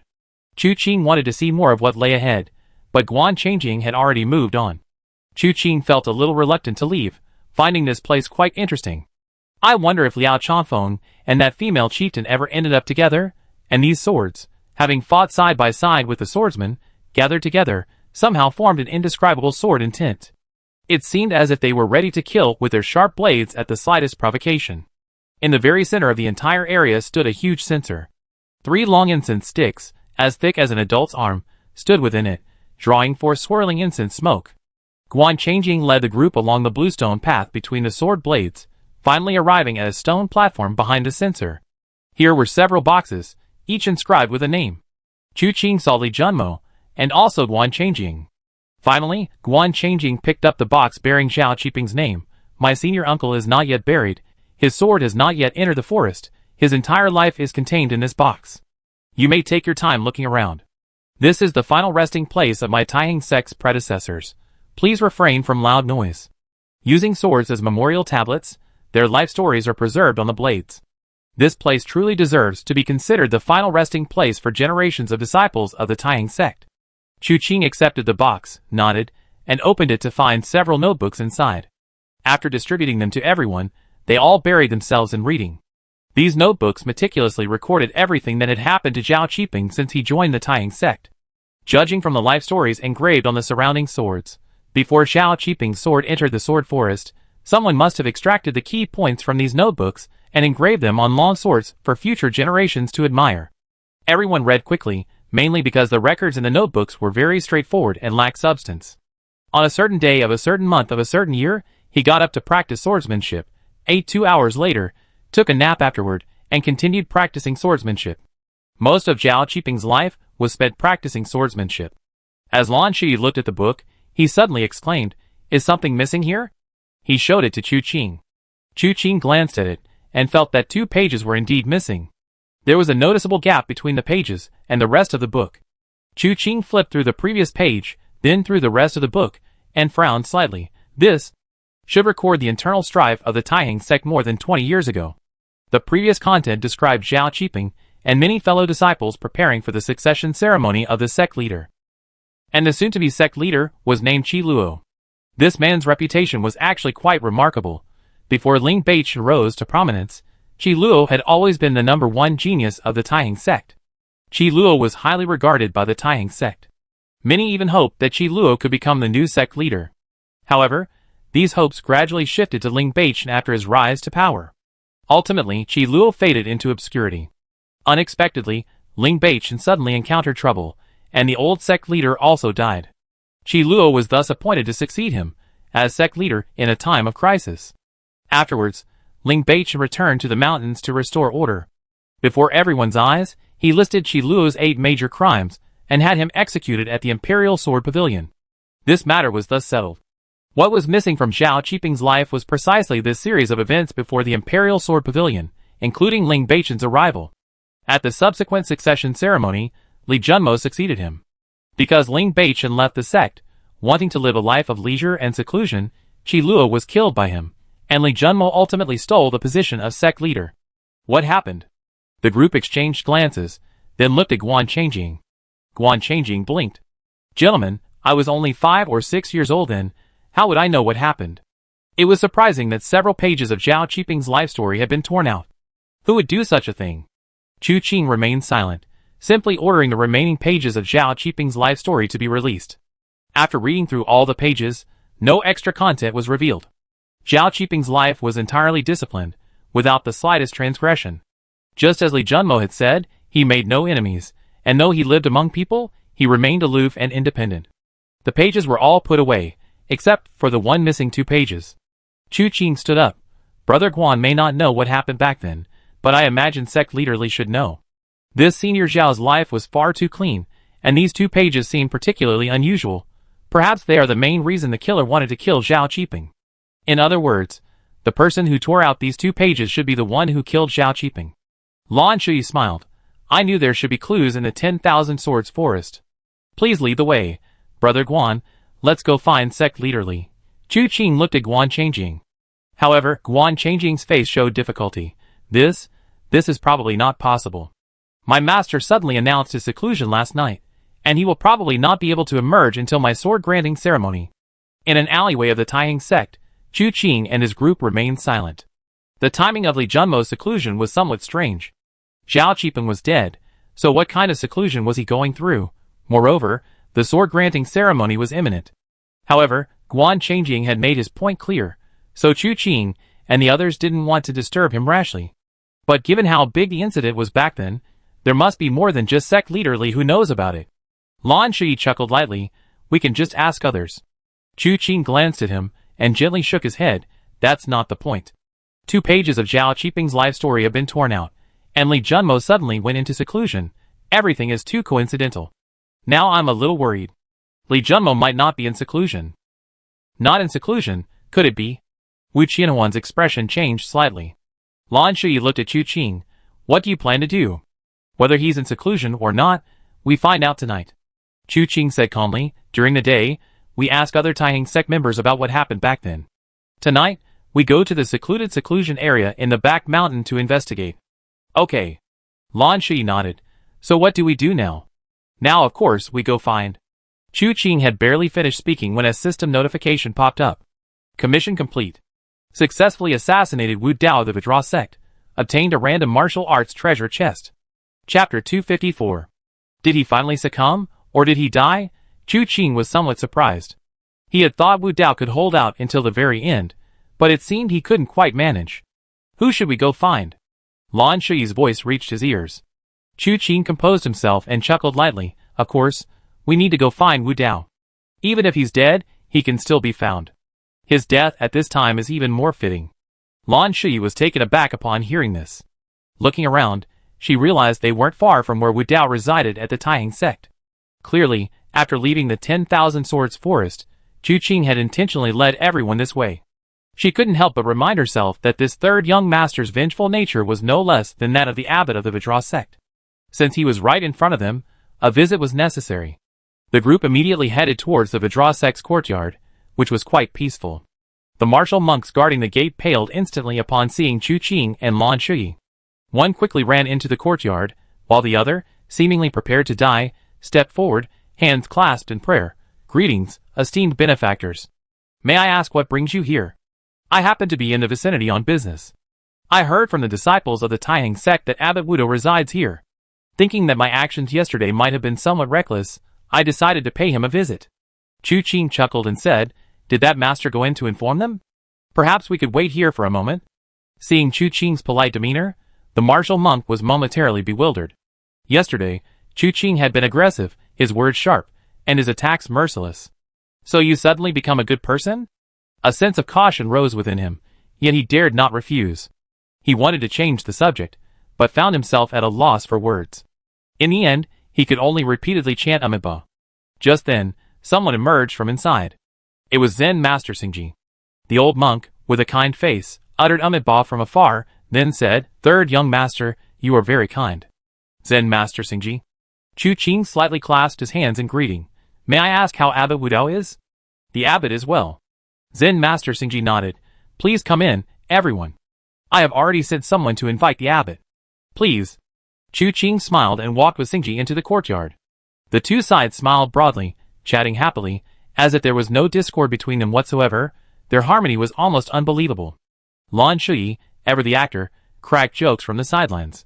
Xingji led them towards the main hall, but before they even reached it, two young novices came running up, their faces pale, exclaiming, Something terrible has happened. Xingji's expression changed. Those who had come along this time naturally possessed something. Although the young novices weren't highly skilled in martial arts, they were usually dignified and composed. How could they have lost their composure like this? Sensing something was wrong, he maintained a composed facade. How can you be so rude in front of honored guests? Whatever it is, we can talk slowly. The two young novices took a few deep breaths before saying, The abbot. He has passed away. Master Xingji's eyes widened instantly. How could this be? He didn't care that Chu Qing and the others were still there. He quickly walked towards the back courtyard. The entire courtyard was now in complete chaos after the announcement of the abbot's passing, and no one paid any attention to Chu Qing and the others. Chu Qing and Lan Shi exchanged a glance, both seeing surprise in each other's eyes. However, Chu Qing's surprise was feigned, while Lan Shi's was still uncertain.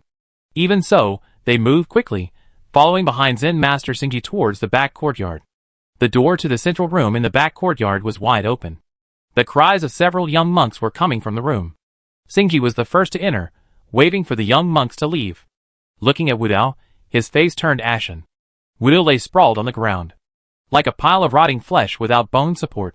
Bleeding was still flowing from his 7 orifices. The body was still warm, clearly having died recently. How could this be? Xingji said, unable to resist glancing back at Chu Qing. Yet he knew something was wrong.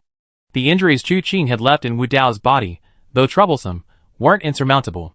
They shouldn't have caused such consequences. Even Lan Shi was stunned by the scene before him.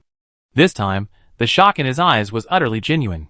However, a deep confusion lingered in his eyes. How did this person die? Chu Qing had already arrived, pretending to examine him carefully, then said in a deep voice, Strange, truly strange. Zen Master Xingji quickly asked, "Third young master, have you discovered anything?" Chu Qing shook his head slightly. It seems that Abbot Wu Dao's bones were all shattered with a heavy blow. But there are no obvious external injuries on his body. This force seems to have been inflicted using a method similar to striking a cow through a mountain. No visible wounds, but shattered bones. This is truly strange. Master Xingji, Abbot Wu Dao has clearly only recently died.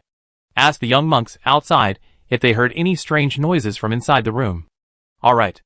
Master Xingji nodded and immediately called the young monks over. After questioning them, they said they hadn't heard anything. Before this, Wu Dao had been in his room meditating, suppressing the internal injuries caused by Chu Qing. Therefore, he didn't want them to disturb him. But they had been guarding the door until Xingji sent someone to inform Wu Dao that Chu Qing and the others had come to visit. Only then did they open the door. As a result, he was already dead on the ground. If the two sides had engaged in a major battle, even if the opponent's martial arts were truly superb, with Abbot Wu Dao's martial arts skills, it's impossible for him to have remained completely silent. It couldn't possibly be someone from the 3 sovereigns and 5 emperors' ranks who personally killed Abbot Wu Dao, could it? Chu Qing shook his head slightly as he said this, but then noticed that when Zen Master Xingji heard the words 3 sovereigns and 5 emperors, his expression suddenly changed slightly. Something seemed off. Chu Qing's heart skipped a beat, and he felt someone tug at his sleeve. Turning his head, he saw Winra looking at him, hesitant to speak. He immediately lowered his head slightly, and Winra whispered in his ear, "I smell the scent of the Blood Prince." Chu Qing suddenly looked up, his gaze fixed on Zen Master Xingji. Zen Master Xingji seemed a little guilty under that gaze, but the gesture vanished quickly, and he instead asked Chu Qing, "Why is the third young master looking at this old monk like that?" Chu Qing thought for a moment and said, "This matter is extremely strange, and it happened at the Taiying sect. I'm afraid we can't keep it from the people of the Taiying sect." "Of course not."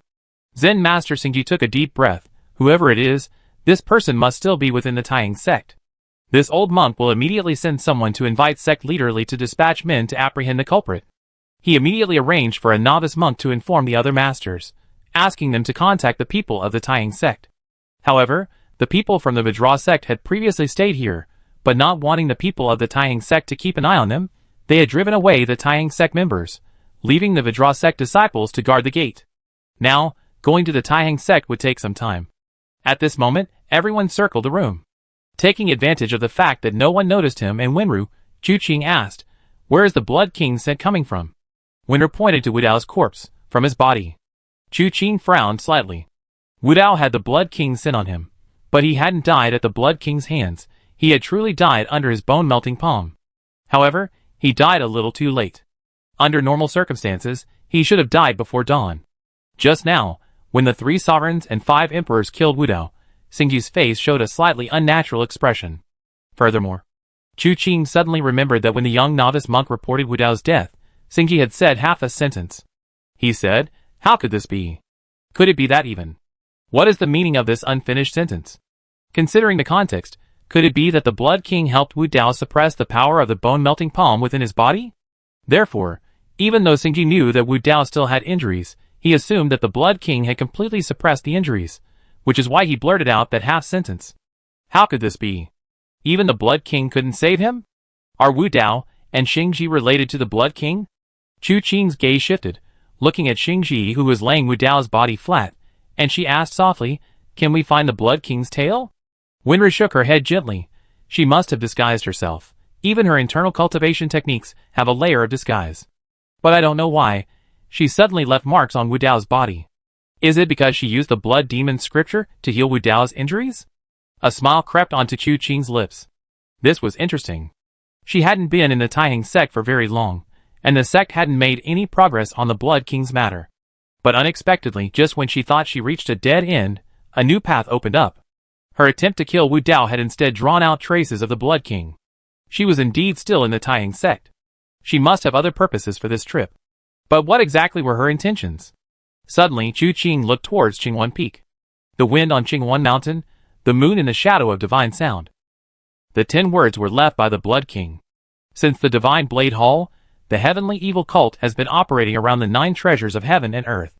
The chaotic god blade was forged from the weeping god iron. The fallen dust manor was there to awaken the heavenly demon robe. If the Blood King knew the whereabouts of the 9 treasures of heaven and earth, would she willingly hand them over to Chu Qing? But then, why didn't she leave herself some false clues? If she truly left them for this purpose, then the clues she gave herself would be real. Was she planning to use these clues to start a second round of conflict? If that were the case, then Chu Qing would have to admire her courage. Having witnessed the previous encounter, Chu Qing was absolutely certain that if she dared to appear again, he could reduce the 12 holy kings of the heavenly evil sect to 11.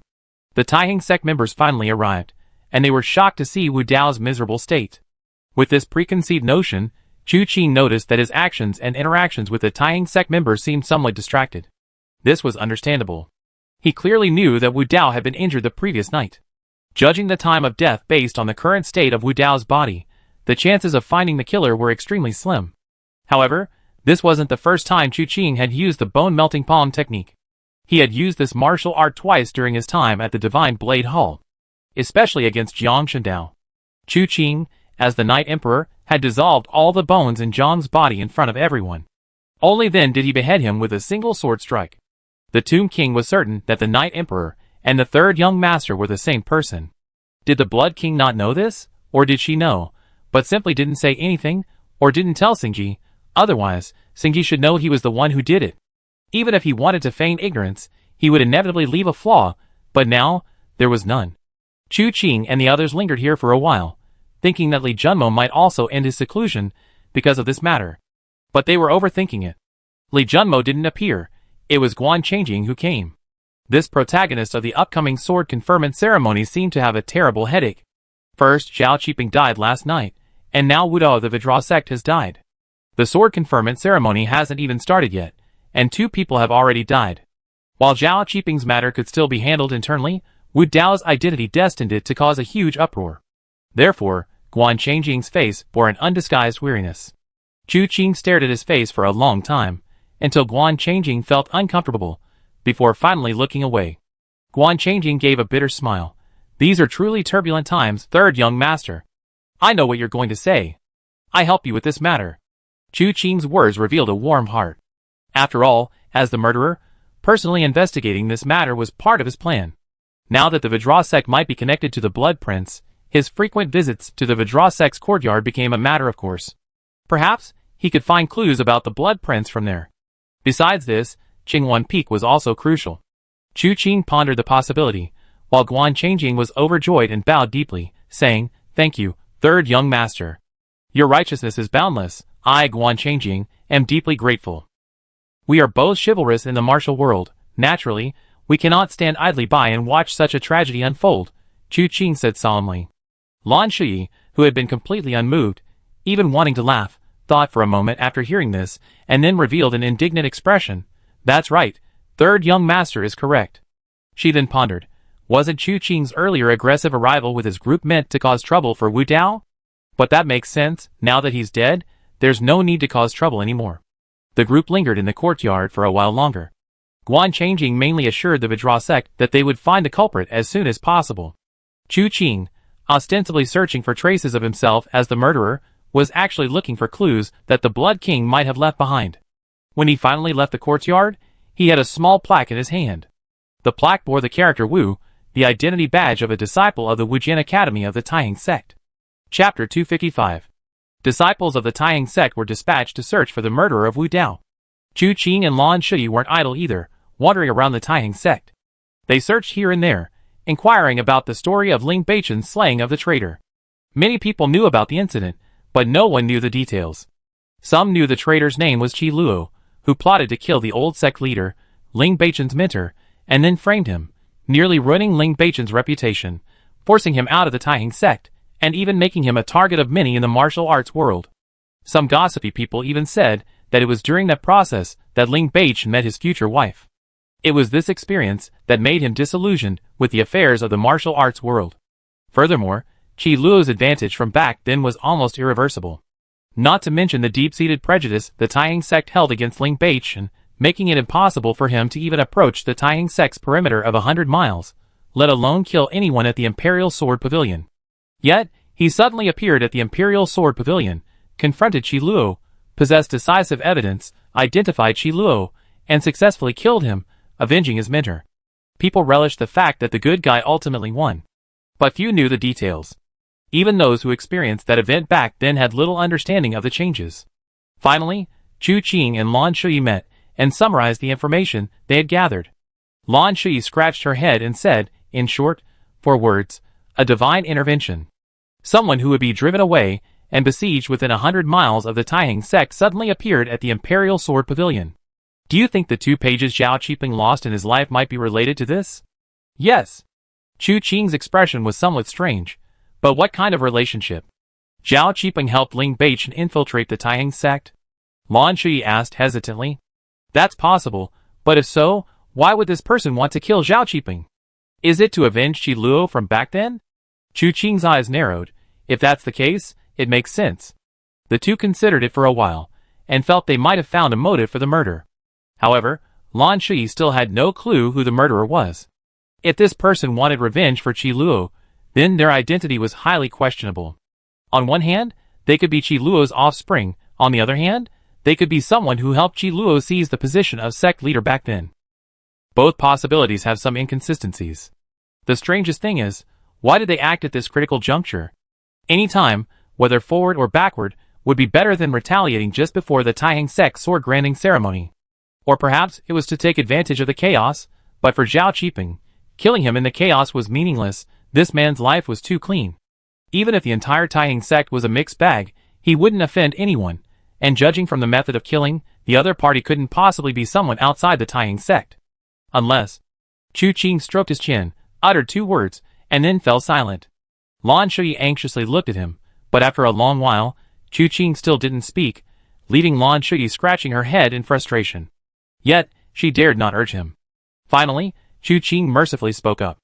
Unless, someone needs to infiltrate at this crucial moment. The murderer isn't from within the Taihang sect, but from outside?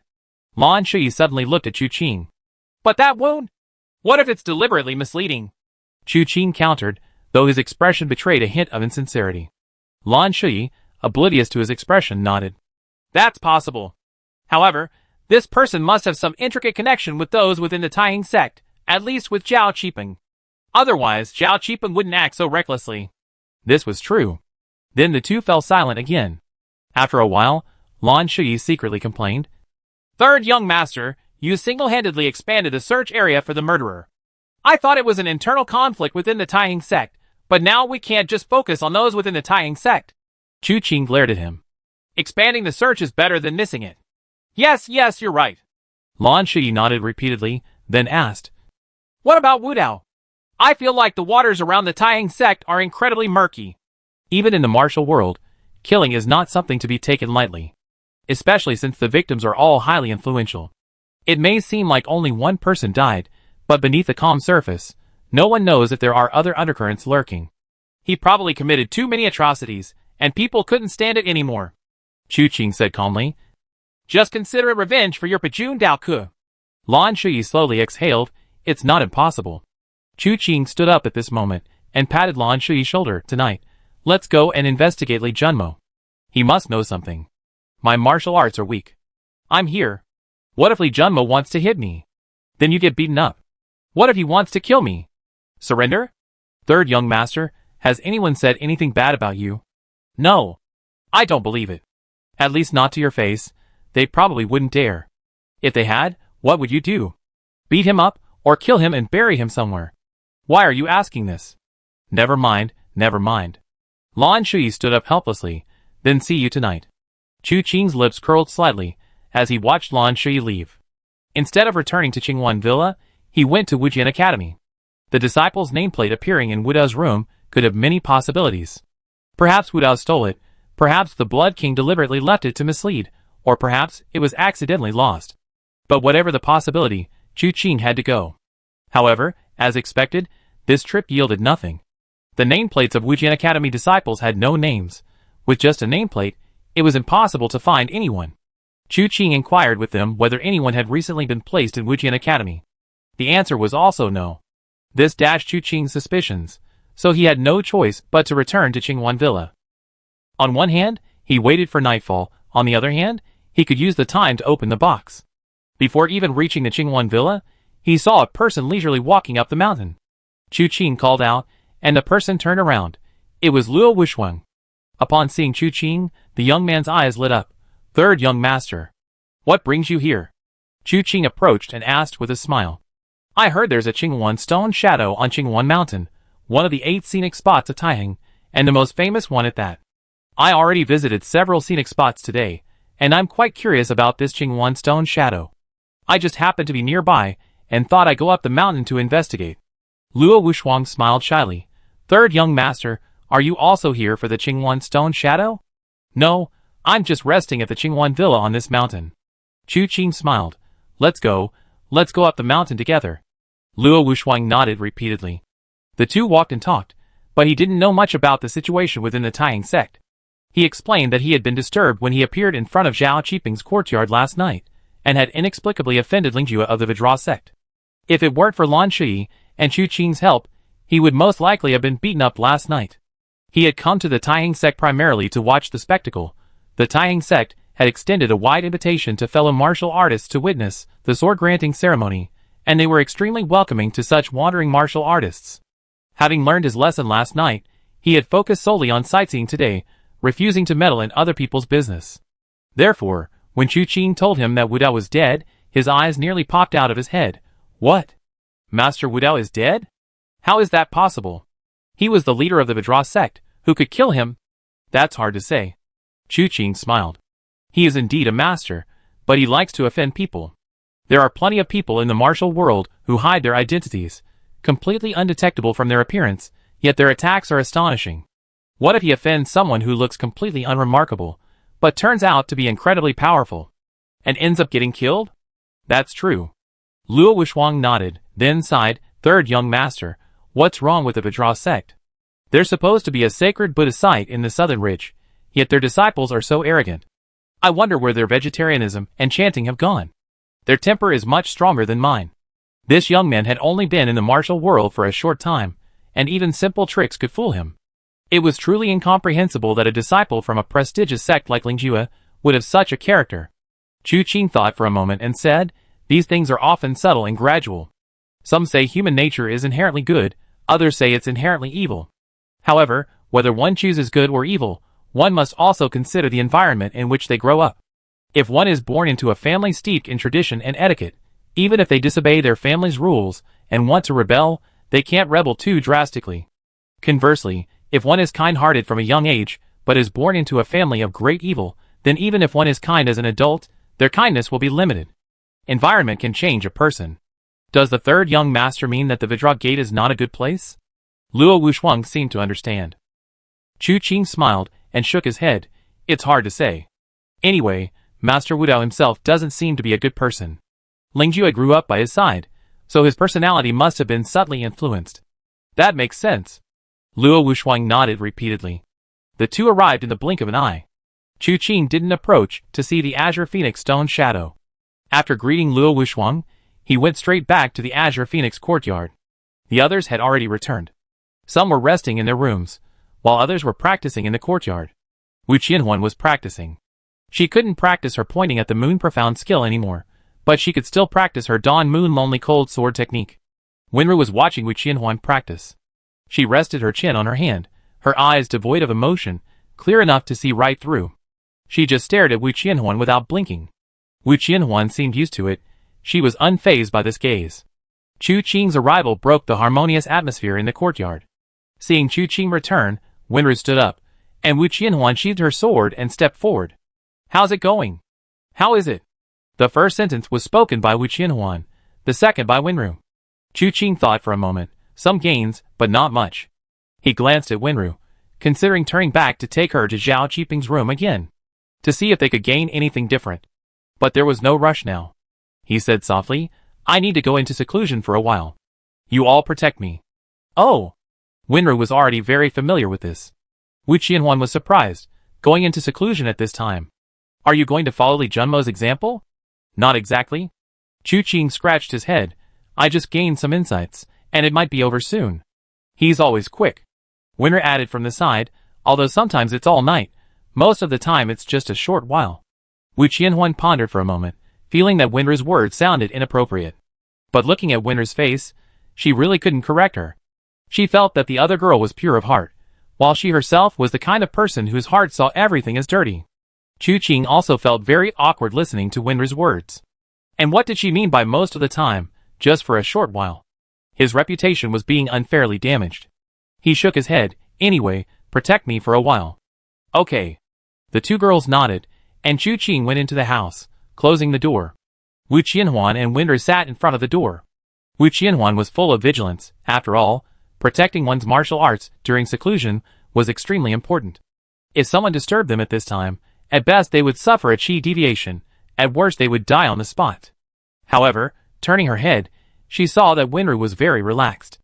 Their eyes met, and Winra gently patted Wu Qianhuan's shoulder. Don't worry, he be quick. I have experience. Wu Qianhuan was speechless.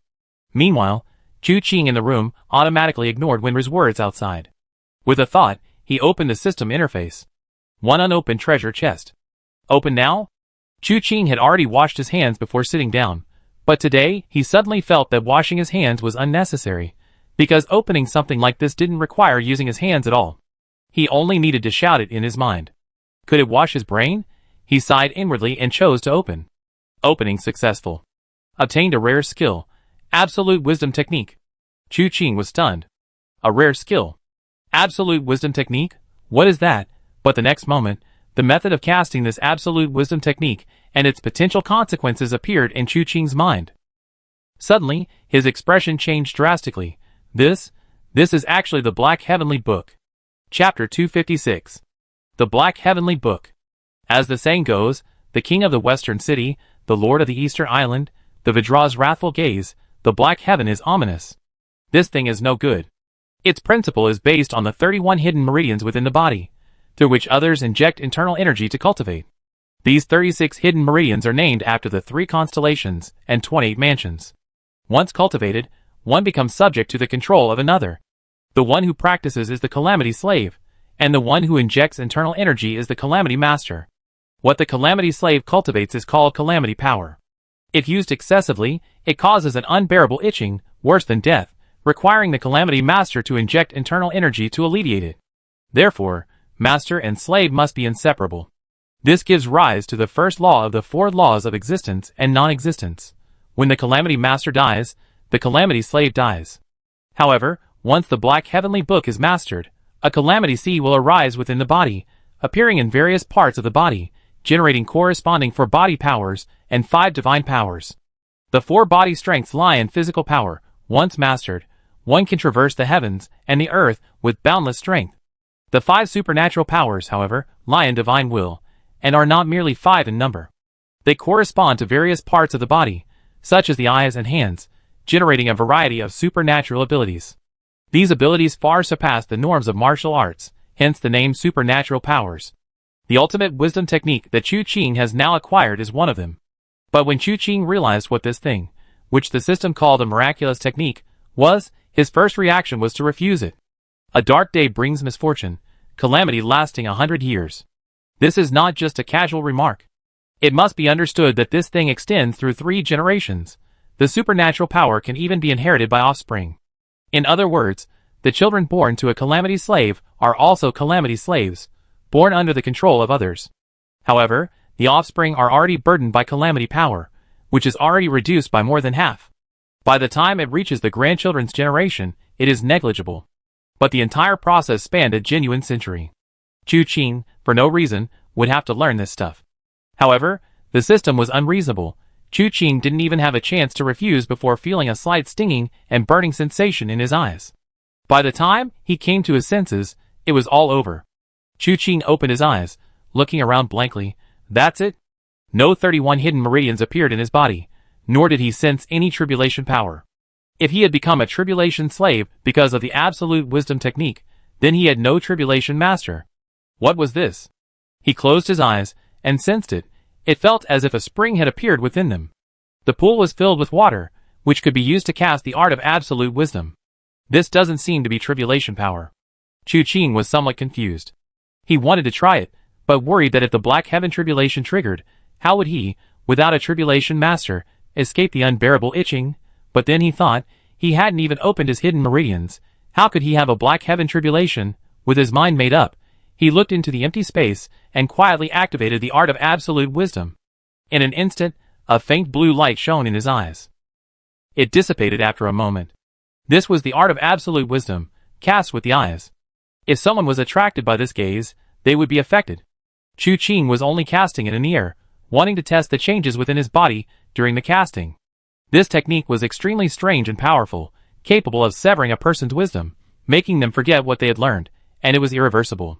Such a technique was naturally not something he dared to use casually on others. During the process, Chu Qing secretly examined the changes in his body and found that, apart from the water in the spring in his eyes being instantly depleted, he felt a wave of fatigue. The fatigue wasn't particularly intense, but it was palpable. It was as if he had done something extremely mentally taxing, leaving him slightly mentally exhausted.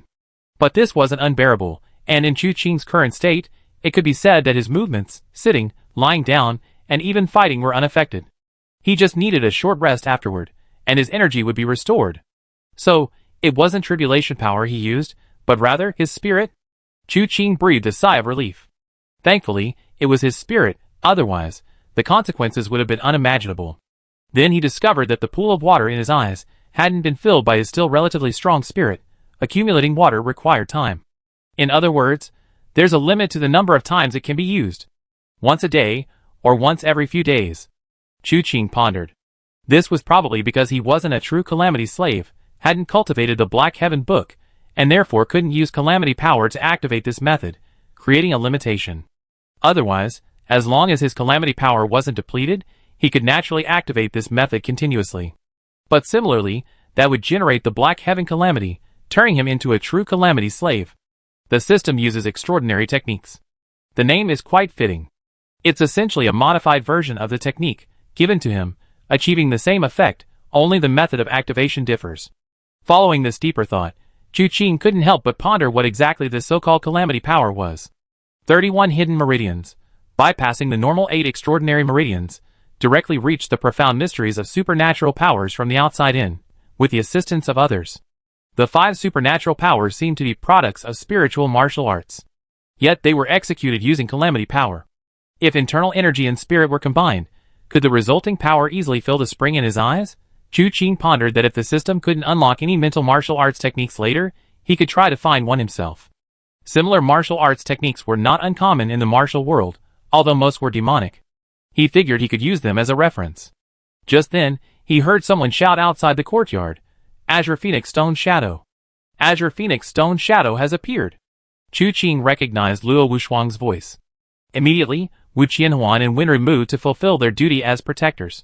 But before they could speak, Chu Qing had already flicked his sleeve and stepped out of the room. Wu Qianhuan and Wenru turned around abruptly.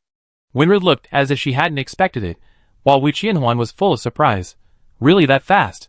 Whether it's fast or not, you find out when you turn around.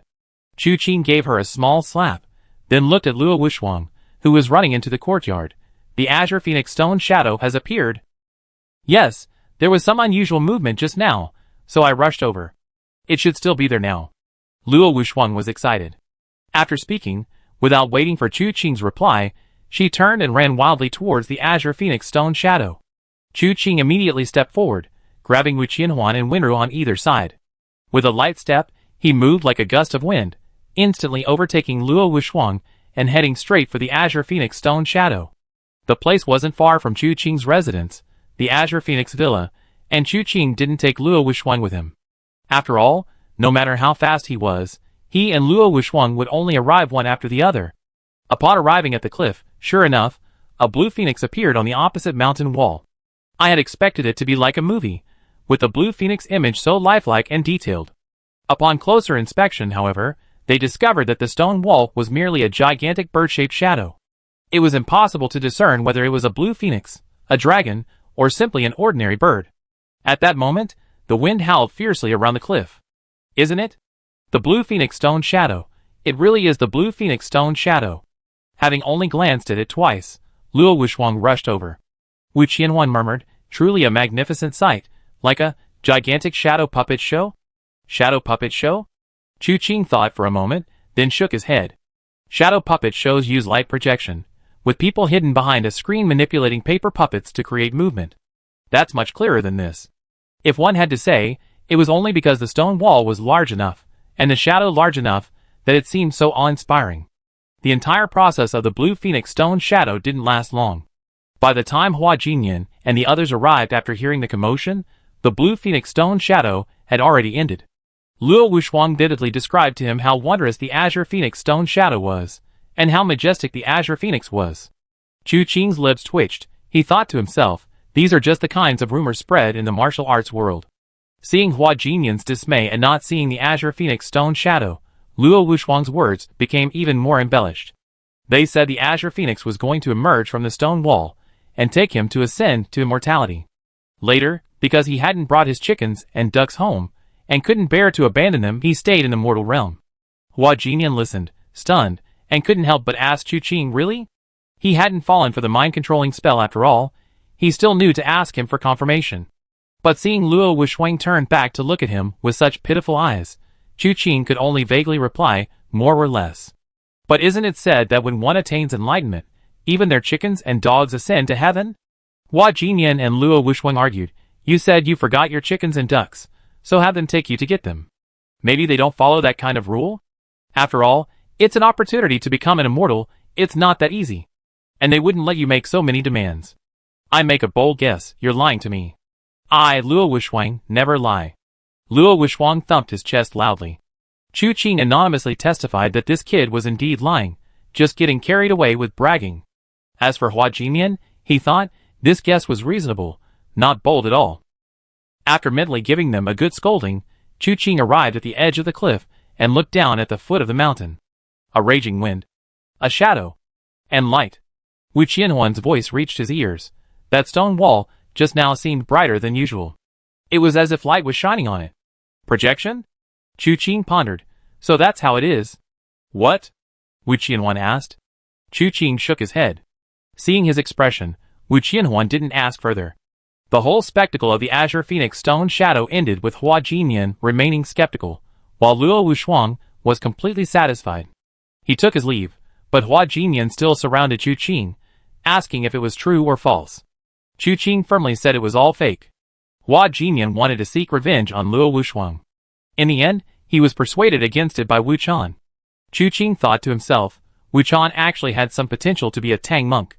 This person guides people towards goodness with just one word. Nagging. He's incredibly talkative, driving his audience to distraction. He didn't dare bother Chu Qing, but he was anything but polite to Hua Jinyan. This was a characteristic Chu Qing only noticed from Wu Chan after Hua Jinyan joined them. No further conversation followed. It was already afternoon, and Chu Qing sat in the courtyard, beginning to instruct Wu Qianhuan on swordsmanship. Actually, he didn't know many sword techniques, the A Fei quick sword and the Tai Chi swordplay. But these two techniques were vastly different. One was extremely fast, and the other focused on transcending form while preserving spirit. Furthermore, he was proficient in the sword intent of the 7 absolutes, 7 turns, 7 wounds sword. With this, coupled with his own cultivation, instructing Wu Qianhuan was quite simple. While he was at it, he also taught Wu Qianhuan the flying willow green smoke technique. From then on, whether traveling or fighting, she had much more room to maneuver. Hua Jinyan had originally wanted to seek revenge on Luo Wuxuang, but Wu Chan stopped him and kept him in the room for a long talk. Finally free, he wanted to audit the lesson. After being discovered and driven away by Chu Qing, he shamelessly begged Chu Qing to give him some pointers. Having known each other for quite some time, Chu Qing didn't completely refuse. As a result, the pointers lasted until dinner time. After dinner, Chu Qing silently cultivated in his room.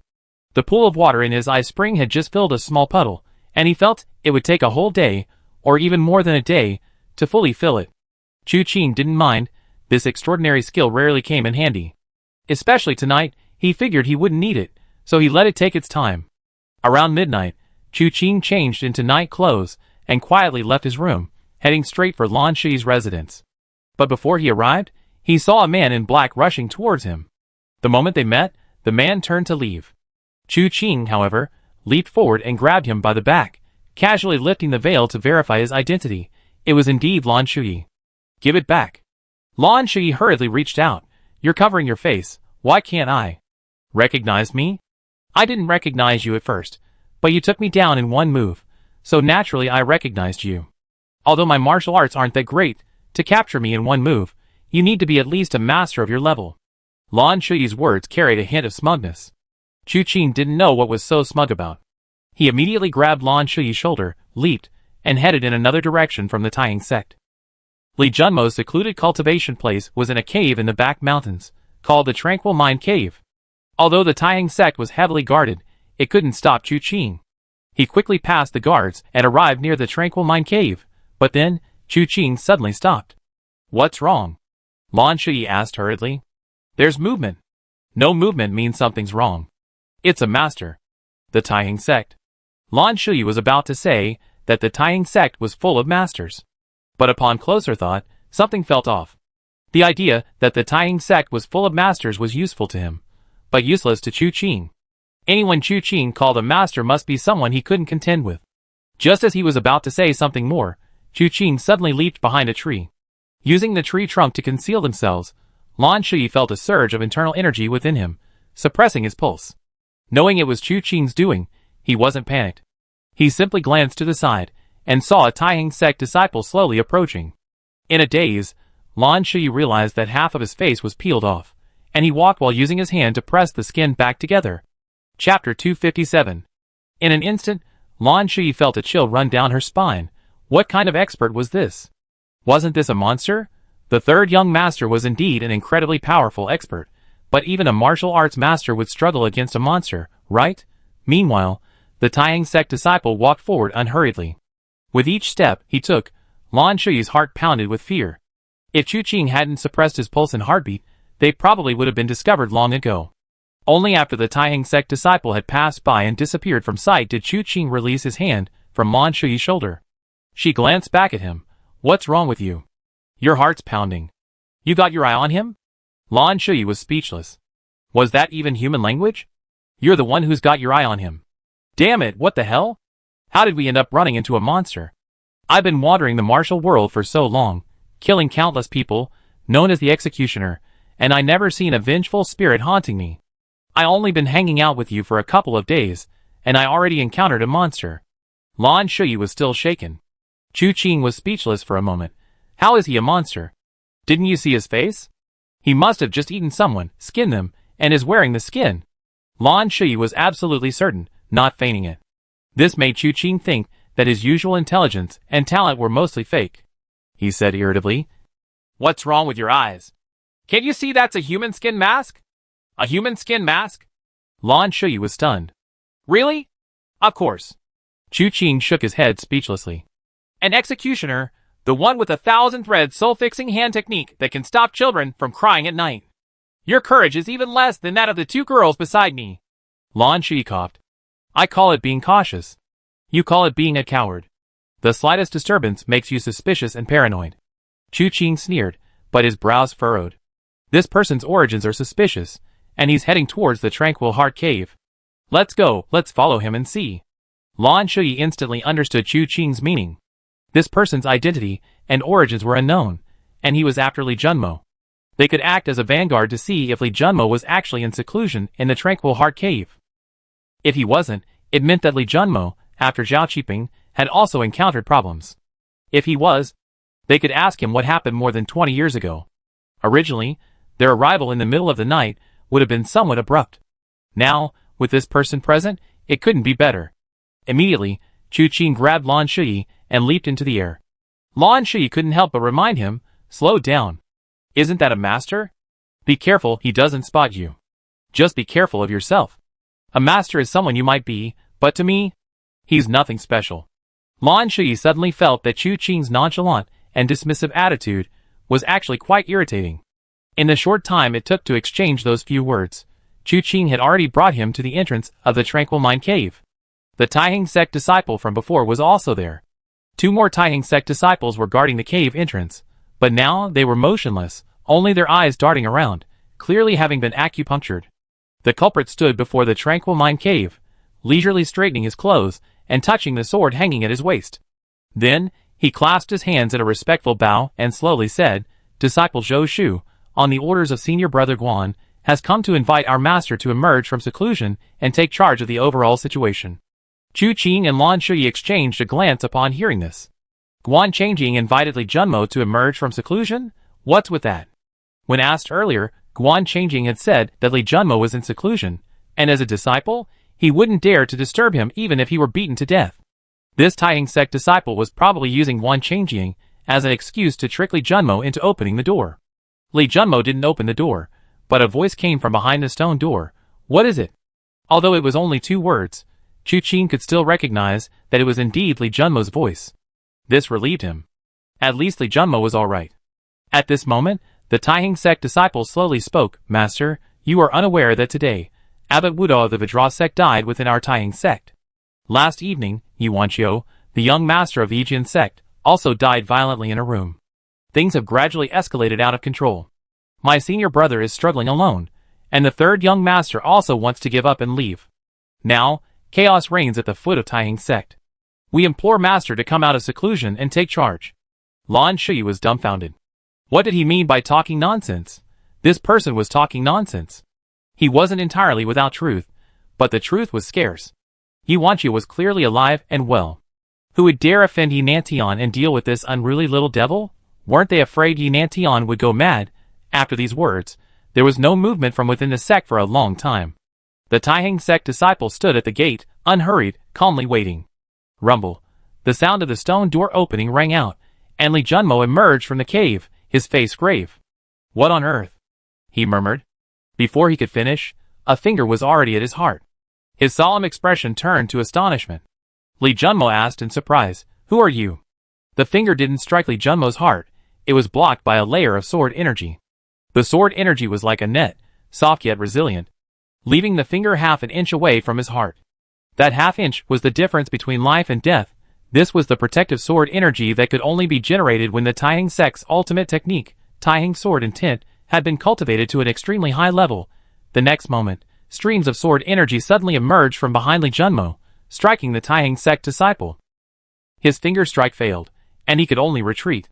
His figure blurred, and dragged by afterimages, he instantly appeared 10 zhang away. "Where do you think you're going?" Li Junmo's face turned cold. He pointed 2 fingers, and with a clang, his sword, Shiga, hidden in the tranquil heart cave, was suddenly drawn. The sword's edge flashed past Li Junmo, not landing in his hand, but striking directly at the attacker's heart. The attacker had retreated, facing Li Junmo, and thus clearly saw the sword's arrival. He immediately flicked his finger again. Whoosh! Finger force and sword intent clashed instantly. The strange thing was that Li Junmo, having drawn his sword to meet the attack, released the sword from his hand, yet retained its power. The opponent's finger force was formidable. If Li Junmo's sword hadn't had the subsequent support, it would have been knocked away. But now, they were locked in a stalemate, as if an invisible hand was gripping the hilt, continuously channeling internal energy into it. And indeed, Li Junmo flicked 2 fingers, and the lost sword, which had been locked in a stalemate with a man 10 zhang away, suddenly spun in midair, transforming into a sword wheel, its sword energy swirling like a wheel. The sword, which should have been 3 feet long, seemed to expand to 2 zhang in an instant, drawing a remarkably beautiful circle in midair. Chu Qing and Lan Shui, hidden in the shadows, exchanged bewildered glances. Lan Shui was slightly better than Chu Qing this time. After all, the leader of the Taiheng sect always had some skill. Chu Qing, however, influenced by his memories of his past life, kept muttering to himself, "Sword control. This is sword control. We were supposed to be in a martial arts world, so how did someone who can control a sword end up here? Could he take someone's head from 1,000 miles away? Could he jump onto the sword and fly? As a modern person, my imagination in these matters is just too rich." Seeing this, even the usually composed Taiheng sect disciple couldn't help but show a look of horror. Immediately, he shifted his body to the side, taking advantage of the dissipation of the sword wheel sword intent, and with a flick of his finger, he sent the long sword flying with a whoosh. Li Junmo also extended his arm, his sword finger flicking, and the long sword in midair suddenly froze. With a twist of his 2 fingers, the blade whistled and rushed towards the Taiheng sect disciple. Man and sword, in the blink of an eye, began to clash. However, dealing with a sword wielded by someone is entirely different from dealing with a sword unwielded by anyone. With someone holding the sword, at least there's a target to attack. Having a sword in hand still has limitations, but now, flying through the air, where are the limitations? The Taiheng sect disciple didn't even have a target. Besides knocking the sword away or repelling it, he had no other options. More importantly, he was gradually becoming no match for the sword. As for rushing to find Li Junmo, what difference was there between that and courting death? Chu Qing and Lan Shui, seeing this, felt quite sorry for the assassin. His disguise was quite good, and his excuse was quite convincing. He was just half an inch short. Without that half-inch obstacle, he could have made a successful retreat. But just as the two were thinking this, it was Li Junmo who first collapsed. The person, who had been standing there unharmed suddenly, without warning, coughed up a large amount of blood from his mouth and nose. The once lively and agile sword suddenly lost all its vitality, and fell from midair. But it didn't fall to the ground. Instead, it fell into the assassin's hands. He twirled the long sword, 2 fingers lightly gliding across the blade. Jiga. Indeed a fine sword. He touched a bloodstain on his face, sighing, "This human skin mask was my favorite, but it's been torn. I used this Jiga to make up for my loss." "What do you think, sect leader Li?" Li Junmo's face was ashen, one hand clutching his chest, heart-severing finger. "So you're the thousand-loss hermit. I had no idea. When I offended the mirror of karma, attracting experts from the exorcising demons list to kill me." Chu Qing and Lan Shui, seeing what had happened earlier, were also bewildered, not knowing when or how Li Junmo had been injured. Now, hearing him mention the heart-severing finger, they suddenly understood. This was an extremely insidious martial art. The finger force was ethereal, and could break through most protective chi. What they thought was a mere half-inch separating life and death had actually been crossed by that ethereal finger force. Unfortunately, this martial art inflicts damage on the heart and soul invisibly, allowing Li Junmo to calmly employ his skills and entangle with the assassin. If he had known he was struck by this martial art earlier, he would have instantly killed the assassin with lightning speed. But now it's too late. Once the injuries from the heart-destroying and soul-severing finger manifested, they were already beyond repair. Although he wouldn't die immediately, without profound internal energy to protect his heart and meridians, and without the help of a skilled healer, he would most likely perish. The mirror of karma is taking money to kill people. What Master Li is saying about offending or not offending people? That's just being pretentious, Qian Sunjusher chuckled. Killing for money? Before you die, I did hear one truth from your mirror of retribution. Li Junmo chuckled, then slowly exhaled. Now that my vital energy is depleted, I am powerless to act. Make your move.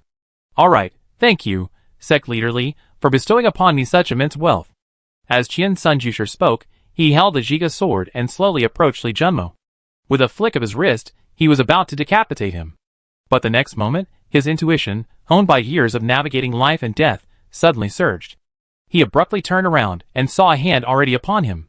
Before he could react, the person's movements were too fast. A tightening grip on his wrist caused Qian Sunjusher to instinctively try to break free with his internal energy, but the force seemed to sink without a trace. Instead, his arm was grabbed and twisted, and a cracking sound was heard. His bones and muscles were shattered. But this was only the beginning. The man in black twirled his hands, moving them around him with strange and wonderful moves. Even the Thousand Losses hermit tried to break free in this small space, but the man's 5 fingers were like mountains, leaving him nowhere to escape. Finally, he watched helplessly as the man slowly crushed the bones in his arms, legs, and shoulders. Until the very end, the man in black grabbed his head and dragged him to the ground. He wasn't allowed to fall, but he was powerless to fight back. Heart-severing and soul-shattering finger, it seems it's nothing special. Chu Qing's voice reached Qian Sunjusher's ears, and Qian Sunjusher felt pain all over his body. Yet he still couldn't help but grit his teeth. You launched a sneak attack. What kind of hero are you? That's as if you didn't launch a sneak attack just now. Chu Qing chuckled, casually tossing the man aside, and asked softly, Don't you people from the Mirror of Evil's extermination list usually act in groups of 3? Where are the other 2? Assassinating Li Junmo is enough for me alone. Qian Sunjusher sneered. Looking into his sincere eyes, Chu Qing nodded, then glanced back at Li Junmo. Let's make a deal. I help you kill the assassin on the demon-slaying list of the Mirror of Karma, and you tell me something, okay? What does Third Young Master want to know? Li Junmo spoke slowly, clearly recognizing Chu Qing's identity from his voice. Chu Qing didn't mind, beckoning to Lan Shui, who quickly came over. Help me, help Sect Leader Li inside. Lan Shui agreed, and helped Li Junmo into the Tranquil Heart Cave. Chu Qing, dragging the Thousand-Death Hermit of the Mirror of Karma, followed closely behind. Only 2 Taining Sect disciples remained, staring at each other. The experts had finished their fight, who had time to release their pressure points? The Tranquil Heart Cave was simply furnished. A stone bed, a stone table, stone stools, and a futon, nothing else. Lan Shui placed Li Junmo on the stone bed, while Chu Qing sat on the stone bench and went straight to the point. Was it Guan Changjing who killed Zhao Qiping? Chapter 258. Chu Qing's opening words were startling. Lan Shui, who was secretly sipping her tea, suddenly spat it all out. Luckily, no one was hit. Li Junmo, lying on the stone bed, was instantly stunned. After a long while, he frowned and asked, "Third young master, what brings you to this?" It was indeed a long story. On the day Zhao Qiping died, Wenru also went to that room. Chu Qing later asked her and learned that besides the few people present at the time, there was no other smell in that room. As for why he asked at the beginning, it was because Chu Qing didn't intend to get involved in the affairs of the Taiheng sect at the time. Later, since he intended to use this matter as a cover, he naturally had to put in some effort. And this result also indicated that this matter was indeed highly likely to be an internal problem of the Taiheng sect. The only possible exception was that the other party truly had the ability to erase all traces of themselves, including their smell. But this possibility was extremely low. There are very few people in this world who can be wary of Jillness. Only the Blood Prince doesn't know whether her actions were intentional or accidental. Besides that possibility, there are only two others. Either the person who killed Zhao Qiping is among those who appeared in Zhao Qiping's room that night, or Zhao Qiping committed suicide. However, judging from the state of the body in the room, the conditions for making it appear as a suicide disguised as a homicide are not met. Therefore, Lan Shui was actually wrong during the day. From the very beginning, the target of the murder was not the entire Taiheng sect. Then, Chu Qing turned his gaze to the outside of Taiheng Gate, because he didn't know why they had chosen to act at this particular moment. Given this premise, after reading about Zhao Qiping's life and seeing Li Junmo in seclusion, Chu Qing had his first suspect. Guan Changjing. However, his motive was unclear. He was the promising young sect leader. Why would he kill a senior member of the sect for no reason? But very few people could enter the 10,000 Swords Forest and tear out two crucial pages from Zhao Qiping's life. Li Junmo's sudden seclusion at this juncture made it difficult to say whether he had sensed something but didn't want Chu Qing and the others to find out, thus avoiding visitors. Or perhaps something had happened to Li Junmo as well. As for the originally unclear motive, after the Taiheng sect members recounted the story from 20 years ago in fragments, Chu Qing and Lan Shui also deduced a possibility. The killer was avenging Qi Luo, and if this person was Qi Luo's son, Guan Changjing's age would match. However, Chu Qing didn't directly bring up these matters at the time. Guan Changjing's identity was, after all, too special. Making such speculations without concrete evidence was far too audacious. Chu Qing didn't want to expose the gentle fragrance body, so he needed concrete evidence. However, if he discovered tonight that Li Junmo wasn't in seclusion at the Tranquil Cave, Chu Qing would probably go directly to Guan Changjing to investigate. Or perhaps, he would use the gentle fragrance body to find Li Junmo's whereabouts and confirm whether he was alive or dead. Fortunately, Li Junmo was still alive. While he was still around, Chu Qing decided to cut to the chase. However, there are some things that can't be said openly. Chu Qing poured herself a cup of tea and said softly, 2 pages of Zhao Qiping's life have been torn out. The person who could enter the 10,000 Swords Forest so quietly and accomplish this, there are probably only a handful in the entire Taiheng sect. The missing 2 pages correspond to the chaos within the Taiheng sect 20 years ago. Someone doesn't want us to know what Zhao Qiping did back then. And Sect Master Li, who could provide the answer, suddenly announced his seclusion. Seclusion when your eldest disciple, Guan Changjing, is about to succeed as the young sect leader, Sect Master Li. Do you think that's reasonable? Li Junmo remained silent. Chu Qing looked at the cup of tea, but didn't drink it, placing it back on the table. We can't find out the specifics of what happened during the Taiheng sect chaos. Too few people know, but we have a general framework. So we all believe that the person killed Zhao Qiping to avenge Qi Luo from back then. Then, there are 2 possibilities. One is someone who helped Qi Luo ascend to the position of sect leader back then. He's his loyal supporter. The other is Qi Luo's possible offspring. Considering the impact of what happened back then, those who supported Qi Luo, even if not all of them were wiped out, should have long been kicked out of the core power structure. He wouldn't have had the opportunity to enter the 10,000 Swords Forest. Moreover, Zhao Qiping couldn't possibly be completely unguarded against someone like that. Therefore, our primary suspect is Qi Luo's possible offspring. 20 years is too long. A child grows into an adult. Who could recognize him now? If he was taken in as a disciple by the Taiheng sect leader from a young age and raised from childhood, who could know his true identity and origins? Finally, Although Zhao Qiping is a kind-hearted man, he wouldn't simply offer himself up for execution. His martial arts are very high. Just like tonight, when sect leader Li faced this 1,000 losses hermit, he was able to block his heart-severing finger in a split second. Zhao Qiping may not be comparable to sect leader Li, but the other party's martial arts must not be too bad either. Otherwise, no matter how unprepared one is, they wouldn't be able to kill Zhao Qiping so easily. Hearing this, Lan Shuyi couldn't help but look at Chu Qing with a complicated expression. Then she said, therefore, the person who assassinates Zhao Qiping needs to meet several requirements.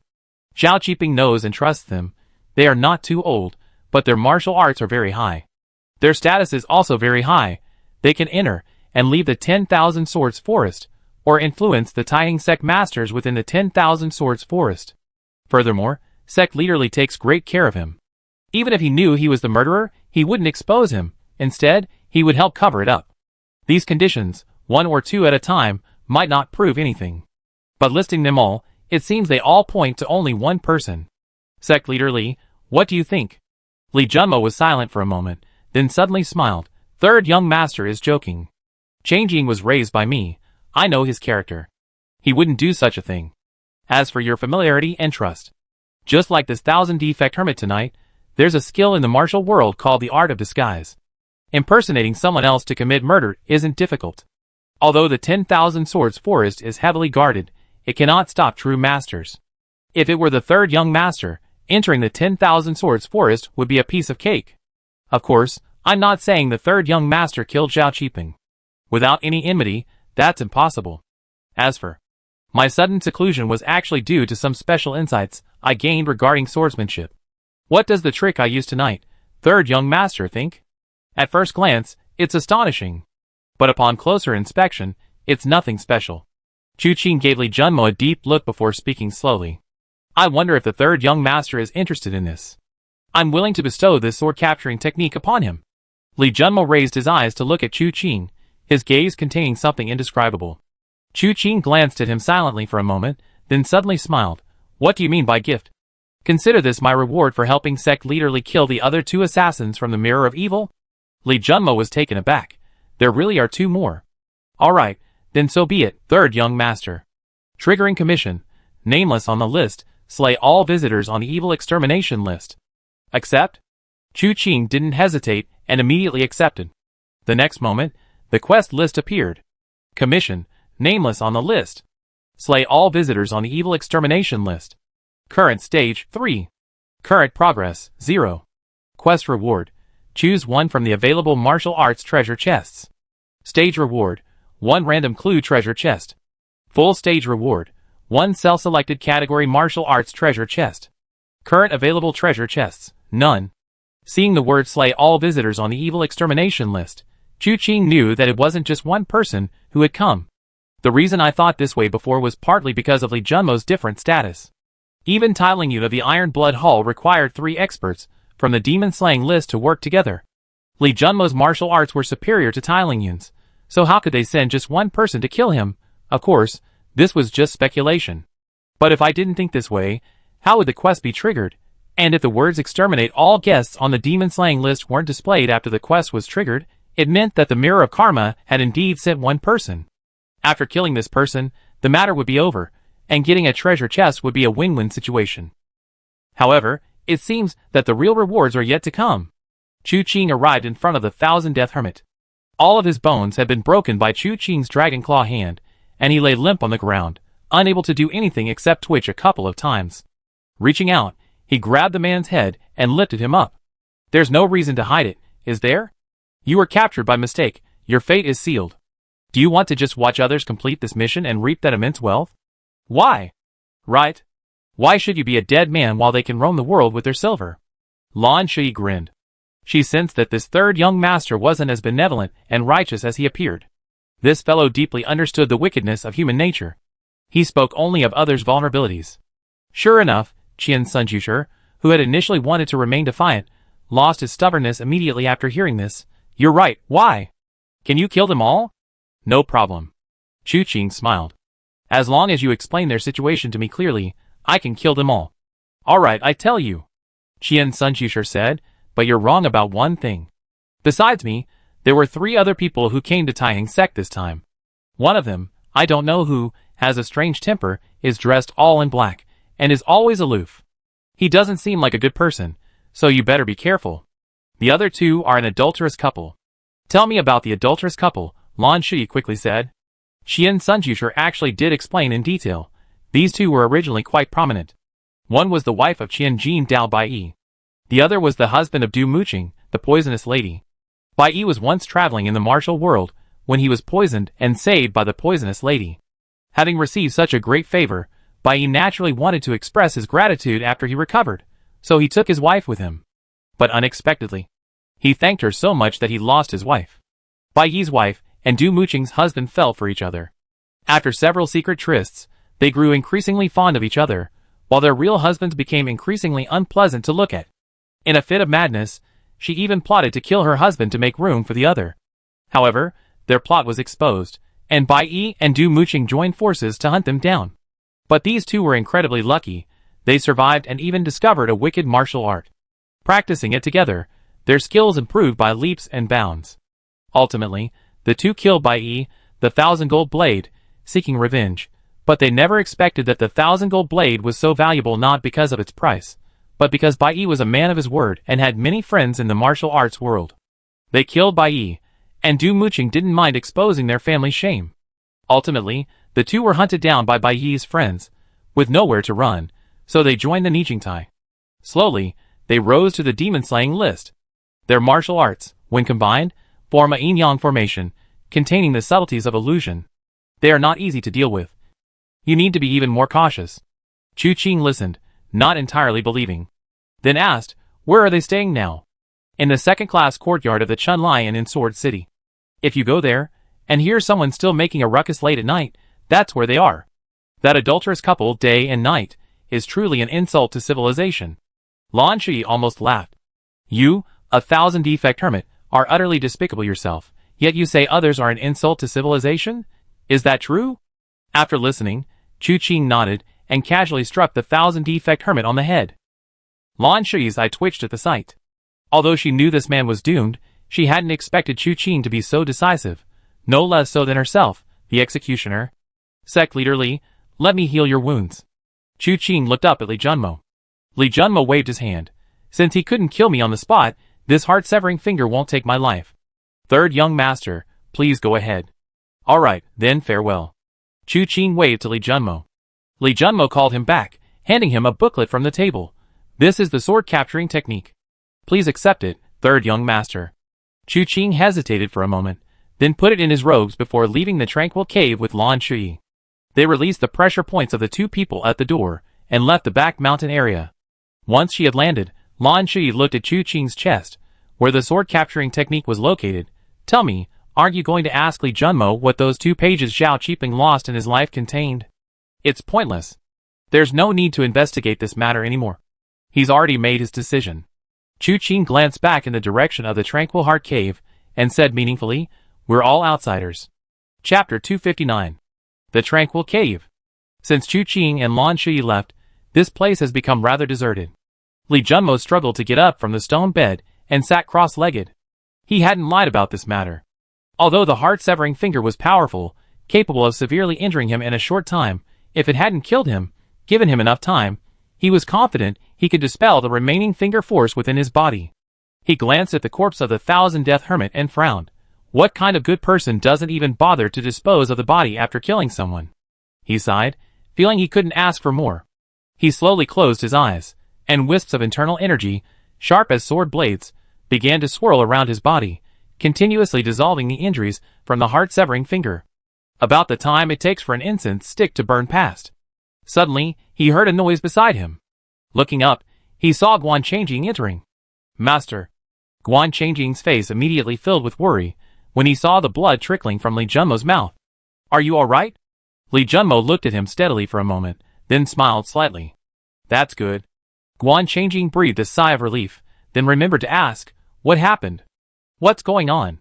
Just then, he saw Qian Sunjusher lying on the ground. After a moment of silence, he asked softly, who is this person? Qian Sunjusher. Li Junmo said casually, pointing to the cave entrance. Go close the door. Let's talk. This corpse. Just leave it there for now. Li Junmo's tone was slightly weak. Although the heart-severing finger couldn't kill him now, his condition had improved considerably after the brief meditation. However, his vital energy had still been damaged. Guan Changjing was filled with worry. He first went to close the stone door, then came to the stone bed, bowing respectfully to hear his master speak.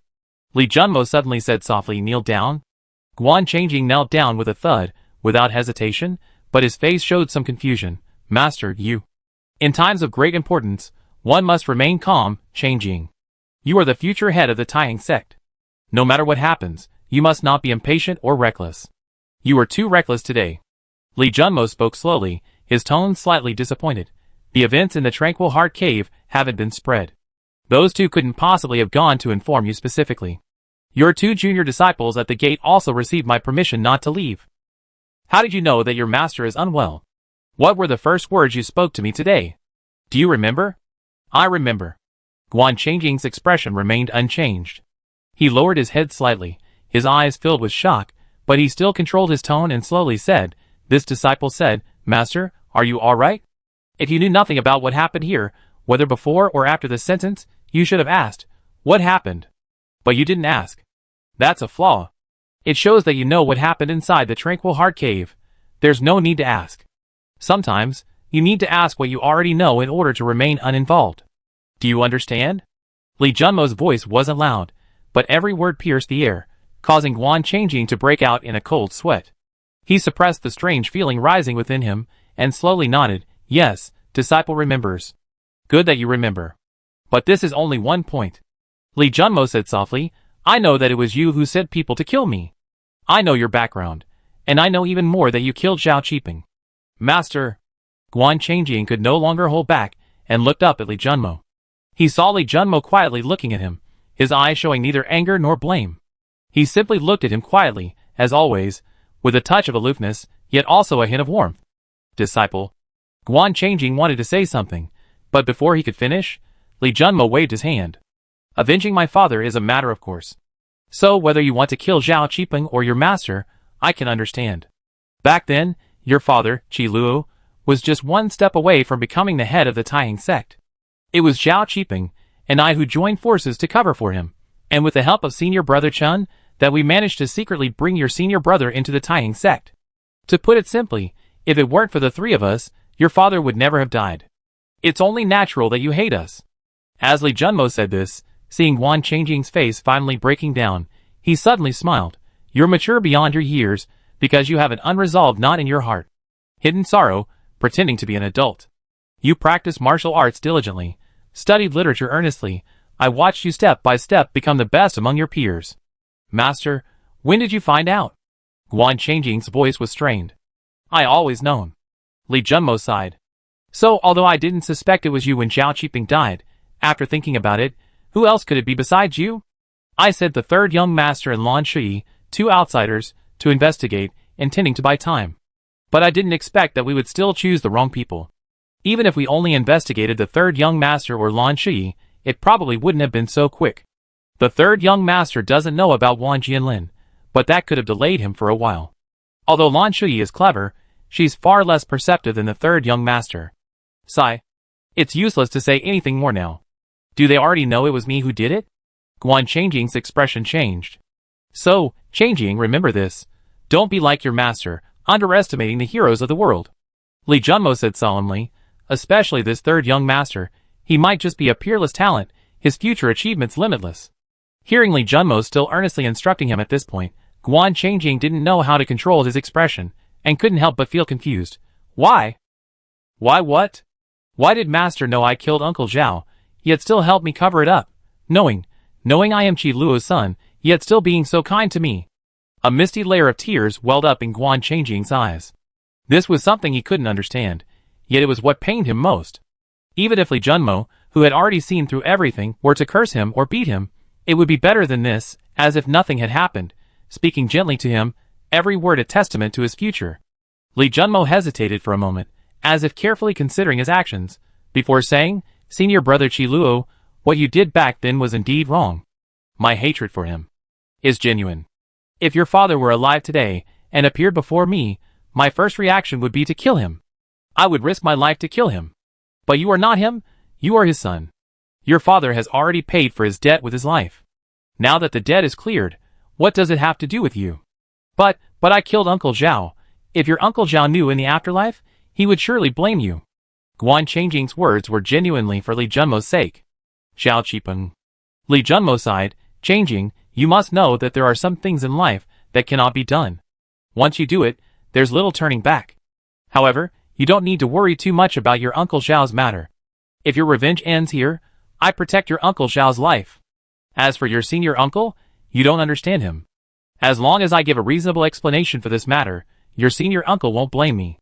Moreover, you are the future leader of the Taiheng sect. I believe that with you, the Taiheng sect can still shine for decades to come.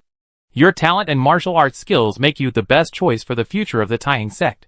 I understand this better than anyone else. I imagine your senior uncle also hopes to see a better future for the Taiheng sect.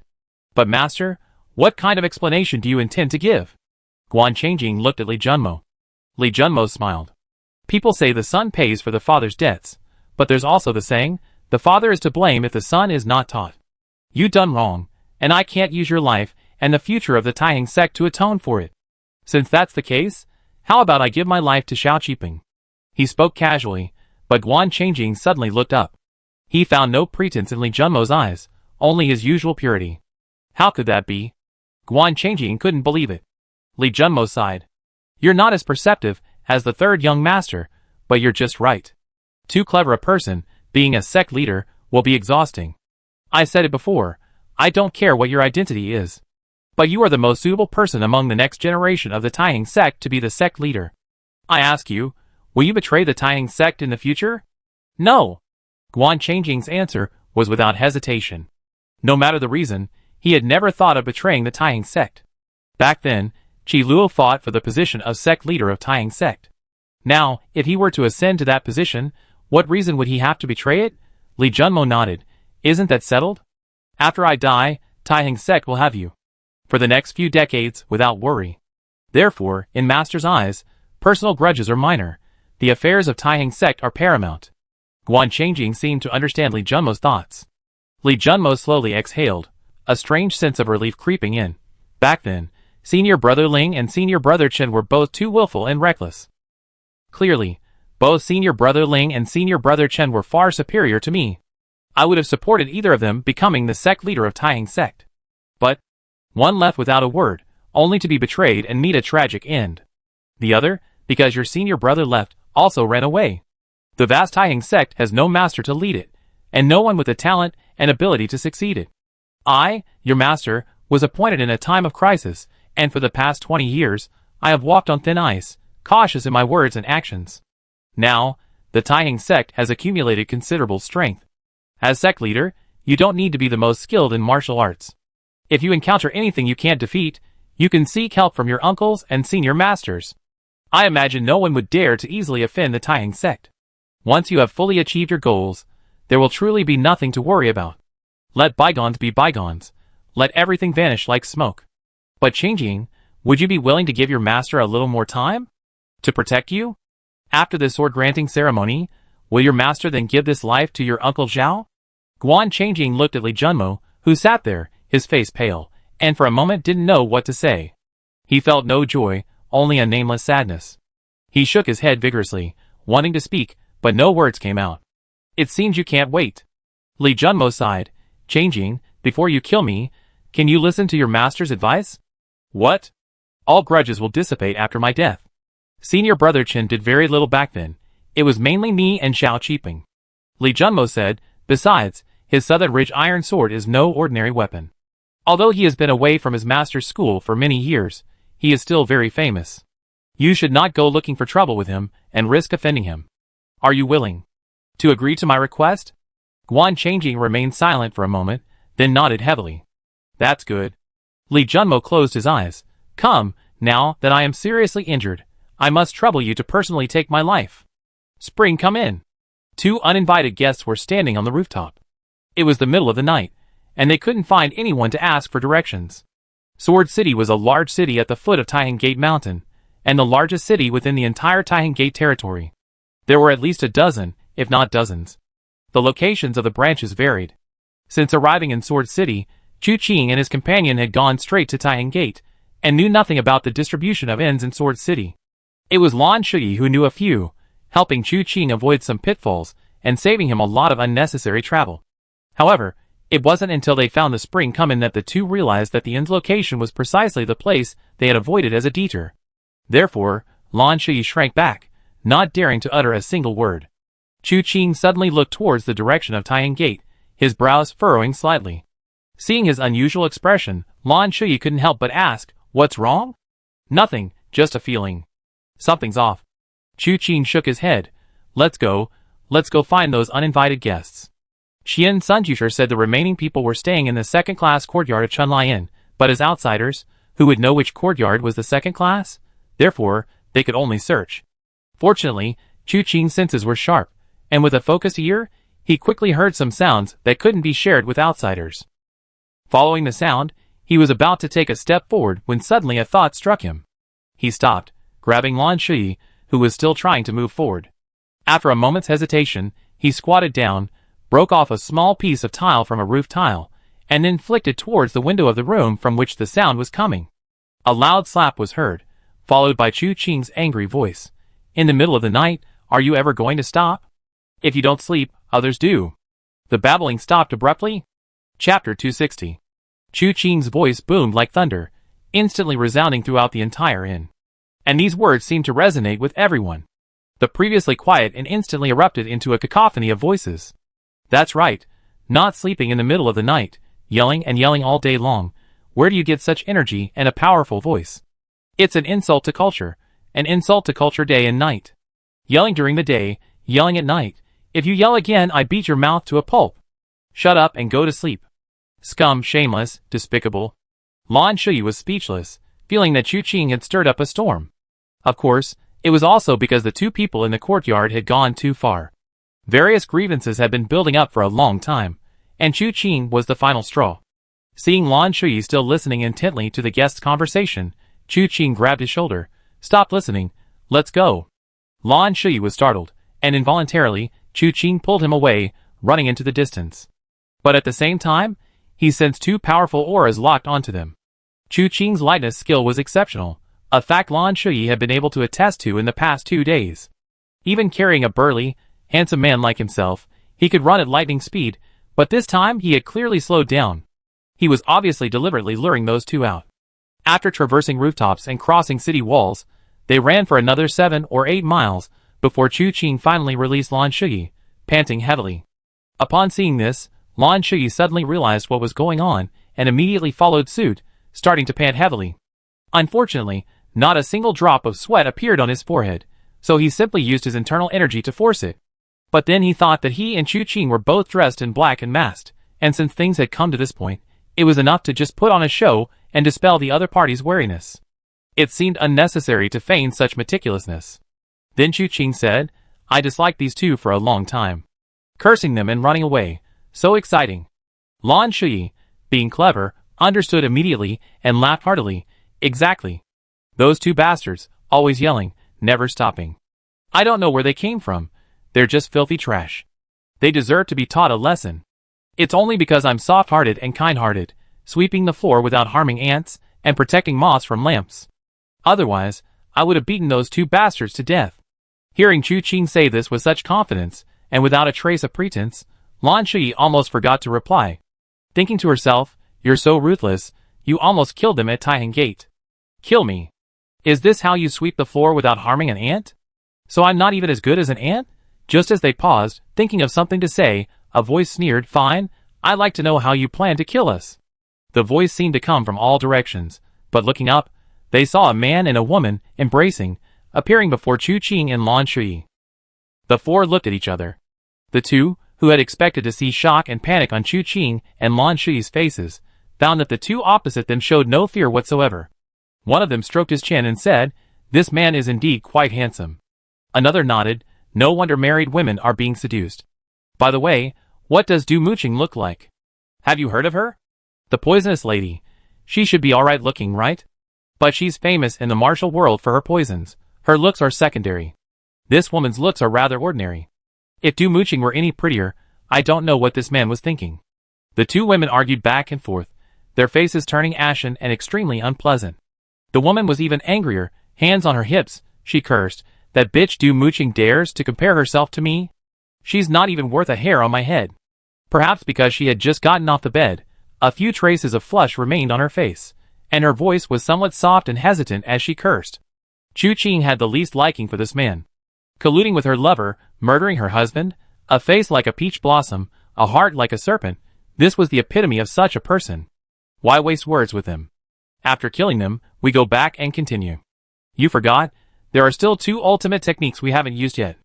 As the man said this, he suddenly flicked his wrist, and a piercing wind finger strike arrived instantly. The speed wasn't particularly fast, but the finger force came from a strange source, suddenly appearing on the left, then the right, drifting up and down. Lan Shuyi's expression changed. With just this one finger, she knew he had followed her. It was indeed meant to cheer on Chu Qing. She had no way to dodge this finger. Just as she was wondering what was happening, she suddenly felt a force pushing her away. Fortunately, it wasn't the finger force, but rather she was pushed aside. She saw Chu Qing extend his 5 fingers, then smoothly guide the force. The force, upon reaching his palm, was redirected by Chu Qing's internal energy, and with a twist and turn, it was sent back. It was sent back exactly as it had come. The technique he used was the rarely used shifting flowers and jade. But with Chu Qing's internal energy amplifying it, the force's trajectory was far faster than its arrival. In a split second, the force of the blow pierced the man's brow. Unexpectedly, the impact caused only a slight sway in the man's body before his expression darkened. A master. Chu Qing was taken aback. What's the meaning of that finger strike? Some skill, but even facing death, you're still so curious. The man sneered, reaching out to take the woman's hand. Kill him, quickly. Both of them simultaneously tapped their feet, but at that moment, Chu Qing's surroundings changed. The pitch-black night vanished, replaced by a clear sky. The snow disappeared, replaced by a profusion of wildflowers, and amidst the blossoms, 2 figures entangled. Upon closer inspection, they were revealed to be 2 stunningly beautiful women, their eyes captivating, looking up at Chu Qing and beckoning him with outstretched arms. Chu Qing remained unmoved. The 9 chapters of divine jade circulated within his body, yin and yang shifting, all illusions vanishing in an instant. Unfortunately, this method only allowed Chu Qing to easily shield himself from mental influences. It wasn't a true mental martial art.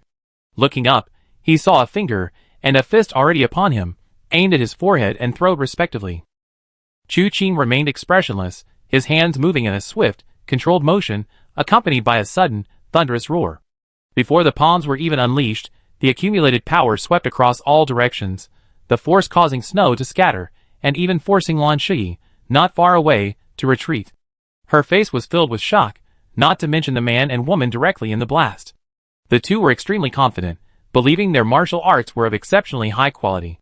They believed that their internal strength, honed through years of cultivation, was far beyond the reach of ordinary people.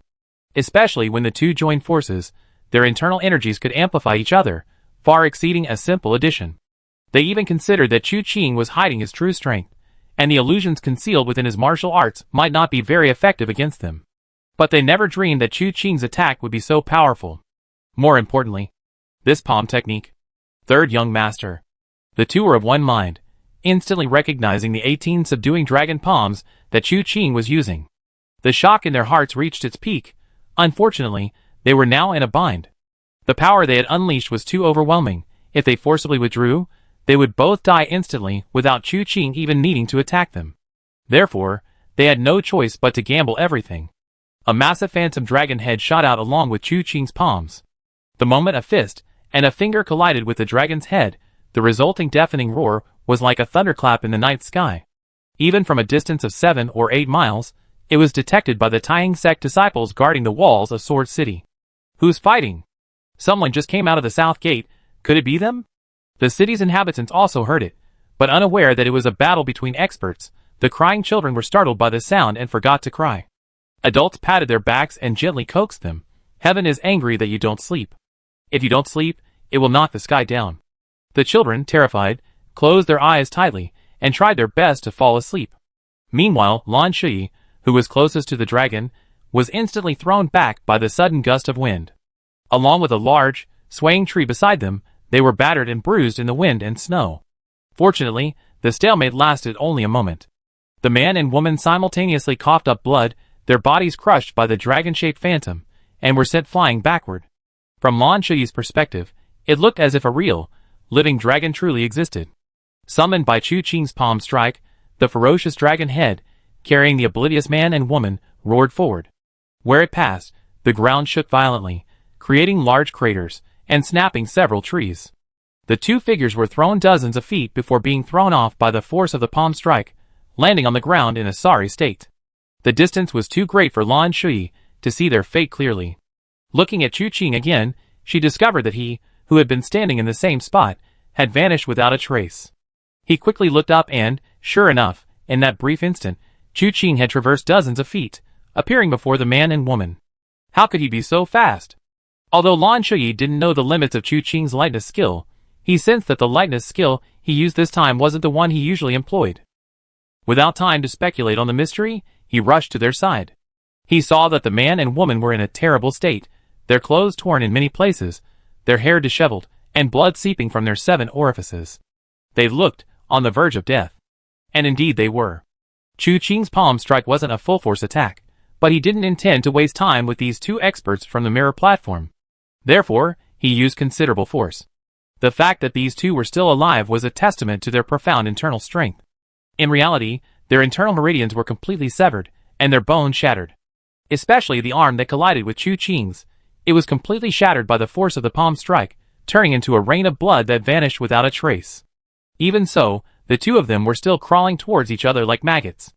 As they drew closer, each extended their intact hand, calling out the other's name, about to grasp it. Ah Ping. Brother Xin. Lan Shuyi was moved by the scene. Although what they were doing was inappropriate, judging from their appearance, they were truly in love. Just as their hands were about to clasp, a foot suddenly kicked out, forcefully pushing their hands apart. Lan Shuyi was stunned, turned to look at Chu Qing, and immediately bared her teeth. Don't you have a heart? Chu Qing looked at Lan Shuyi with a puzzled expression. What? They're about to die. What's wrong with them holding hands? Lan Shuyi pointed to the two figures on the ground. Chu Qing was speechless for a moment. How did you get the title of executioner? Out in black masked in the middle of the night? Out having fun? And shipping couples already? The two people on the ground, after their hands were kicked apart, didn't stop. They tried to reunite, wanting to hold hands again.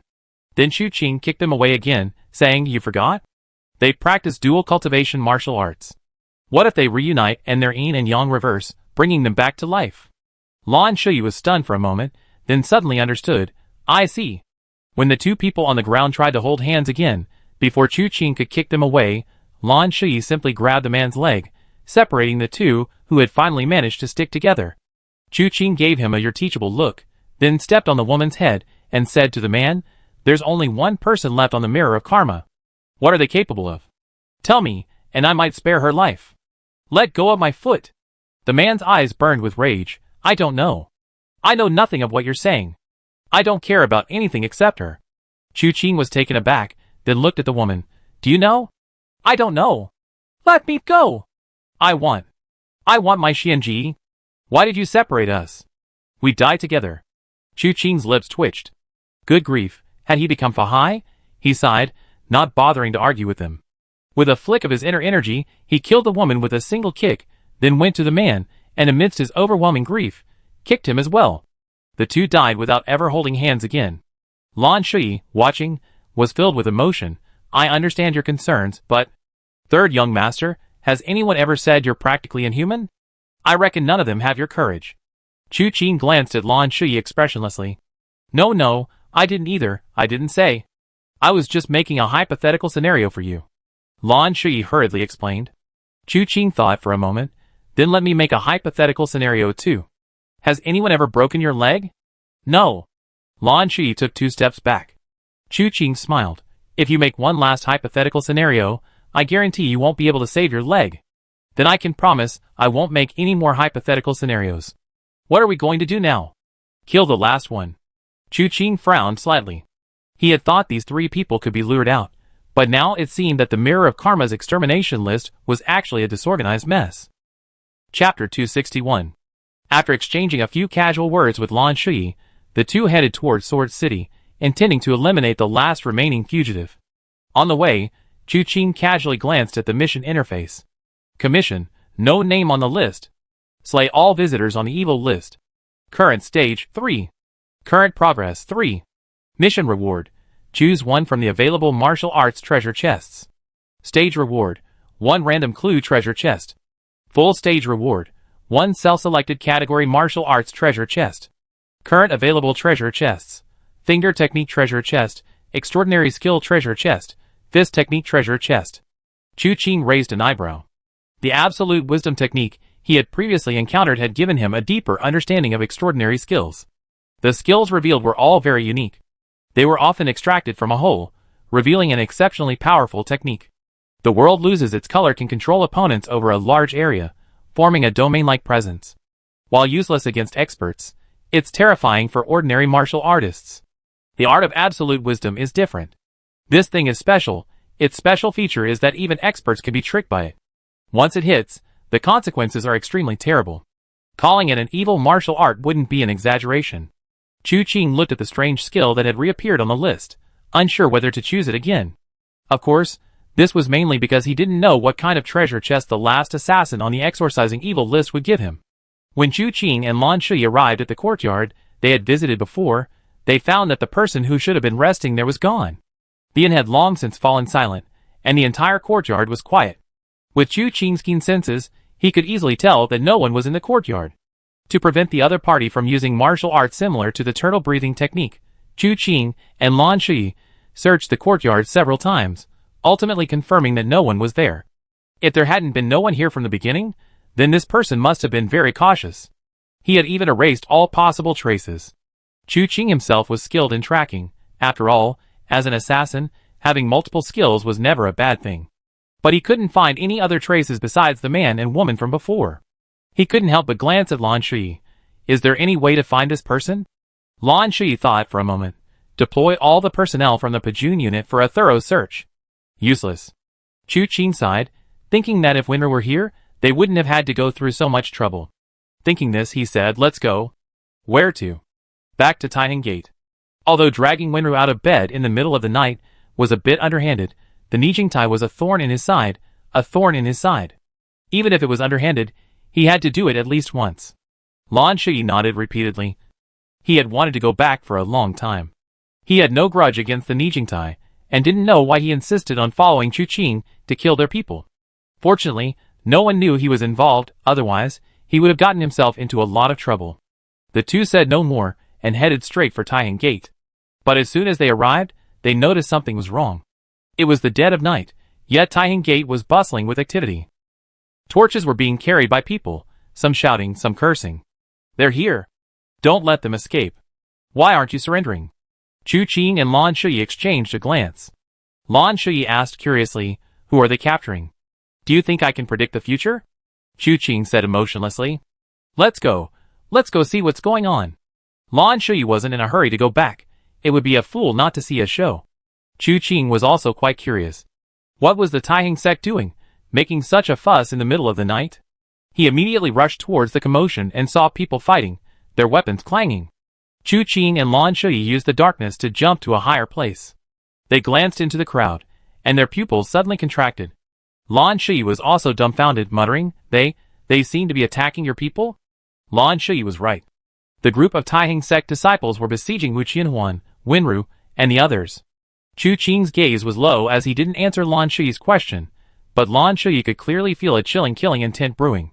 This killing intent was incredibly intense, yet Lan Shui felt a strong sense of familiarity. His nickname Executioner wasn't just for show, he himself possessed such intense killing intent. The difference was that Chu Qing's martial arts were too high, and his killing intent was too heavy, meaning many people would die. As for Lan Shui, no matter how intense his killing intent was, it wouldn't have much of an impact if Pajun wasn't around. But now, Lan Shui was only worried that Chu Qing, in a fit of rage, would wipe out the entire Taiheng sect. He immediately said, calm down. I'm very calm. Chu Qing was indeed very calm. The fact that he didn't rush out to kill immediately was enough to show his composure. Currently, within the encirclement, the ones making the move were Wu Qianhuan, Winru, and Hua Jinyan. Wu Chan was protected behind them, and didn't participate. Wu Qianhuan dealt with the more skilled Taiheng sect disciples, while Winru and Hua Jinyan handled the rest. With the three of them working together, the Taihang sect members couldn't harm them. However, the Taihang sect ultimately outnumbered them. And while Wu Qianhuan, Wenru, and Hua Jinyan were undoubtedly more skilled, they held back, clearly not wanting to push things too far. Moreover, not letting Wu Chan participate clearly showed they remembered Chu Qing's instructions, to prevent Wu Chan's identity from being exposed. If things continued this way, they could leave the Taihang sect smoothly.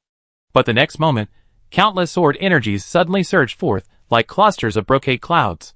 A bright moon suddenly rose, its light like swords, intricately woven, buzzing, clanging, sizzling. The surging sword energy and sword light, like two rivers suddenly clashing, instantly created a sharp edge that sent the surrounding Taihang sect disciples leaping away. A slightly aged voice spoke. What a fine dawn moon lonely cold sword technique. As the voice fell, 9 figures appeared before them.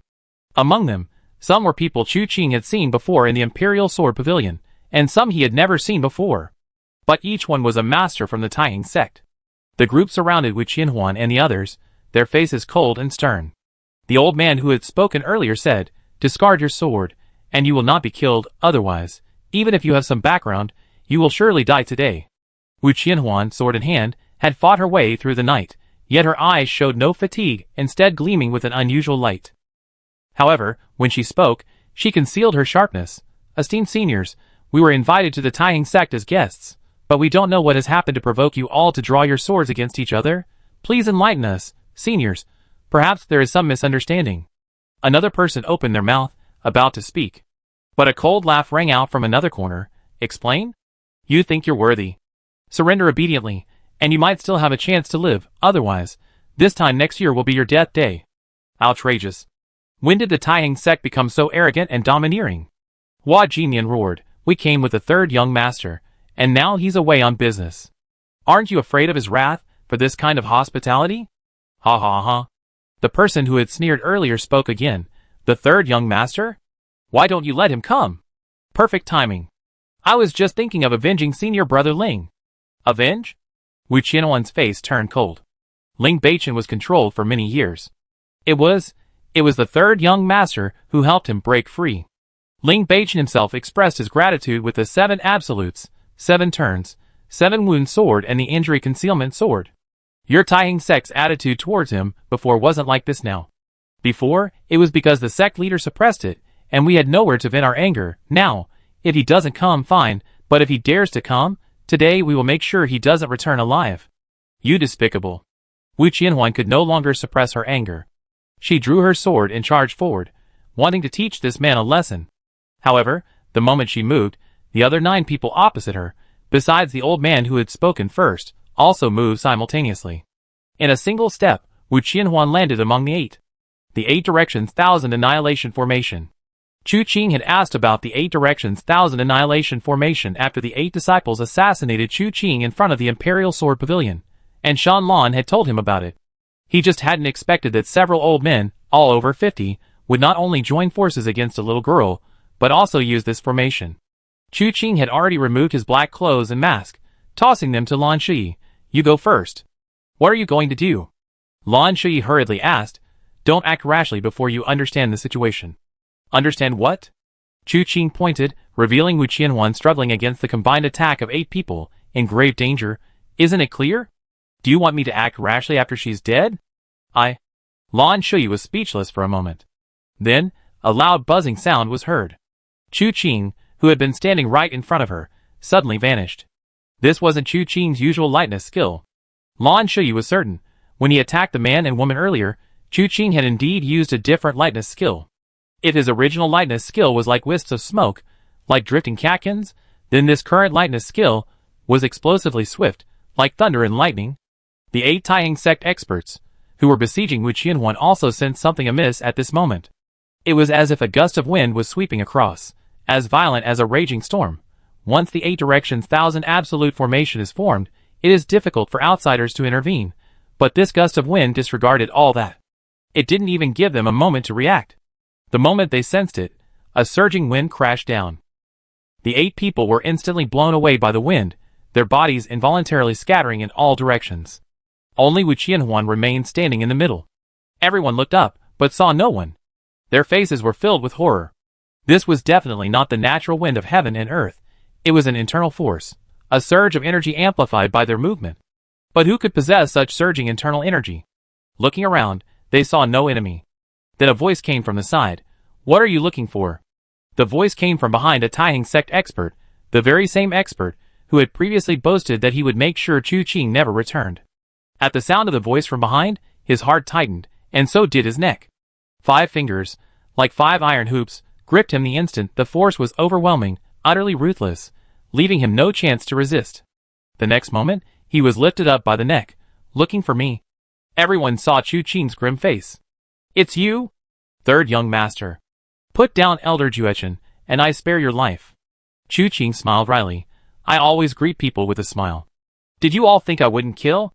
He tightened his grip, and Elder Juechen, who had previously made Chu Qing's advance impossible, instantly showed pain on his face.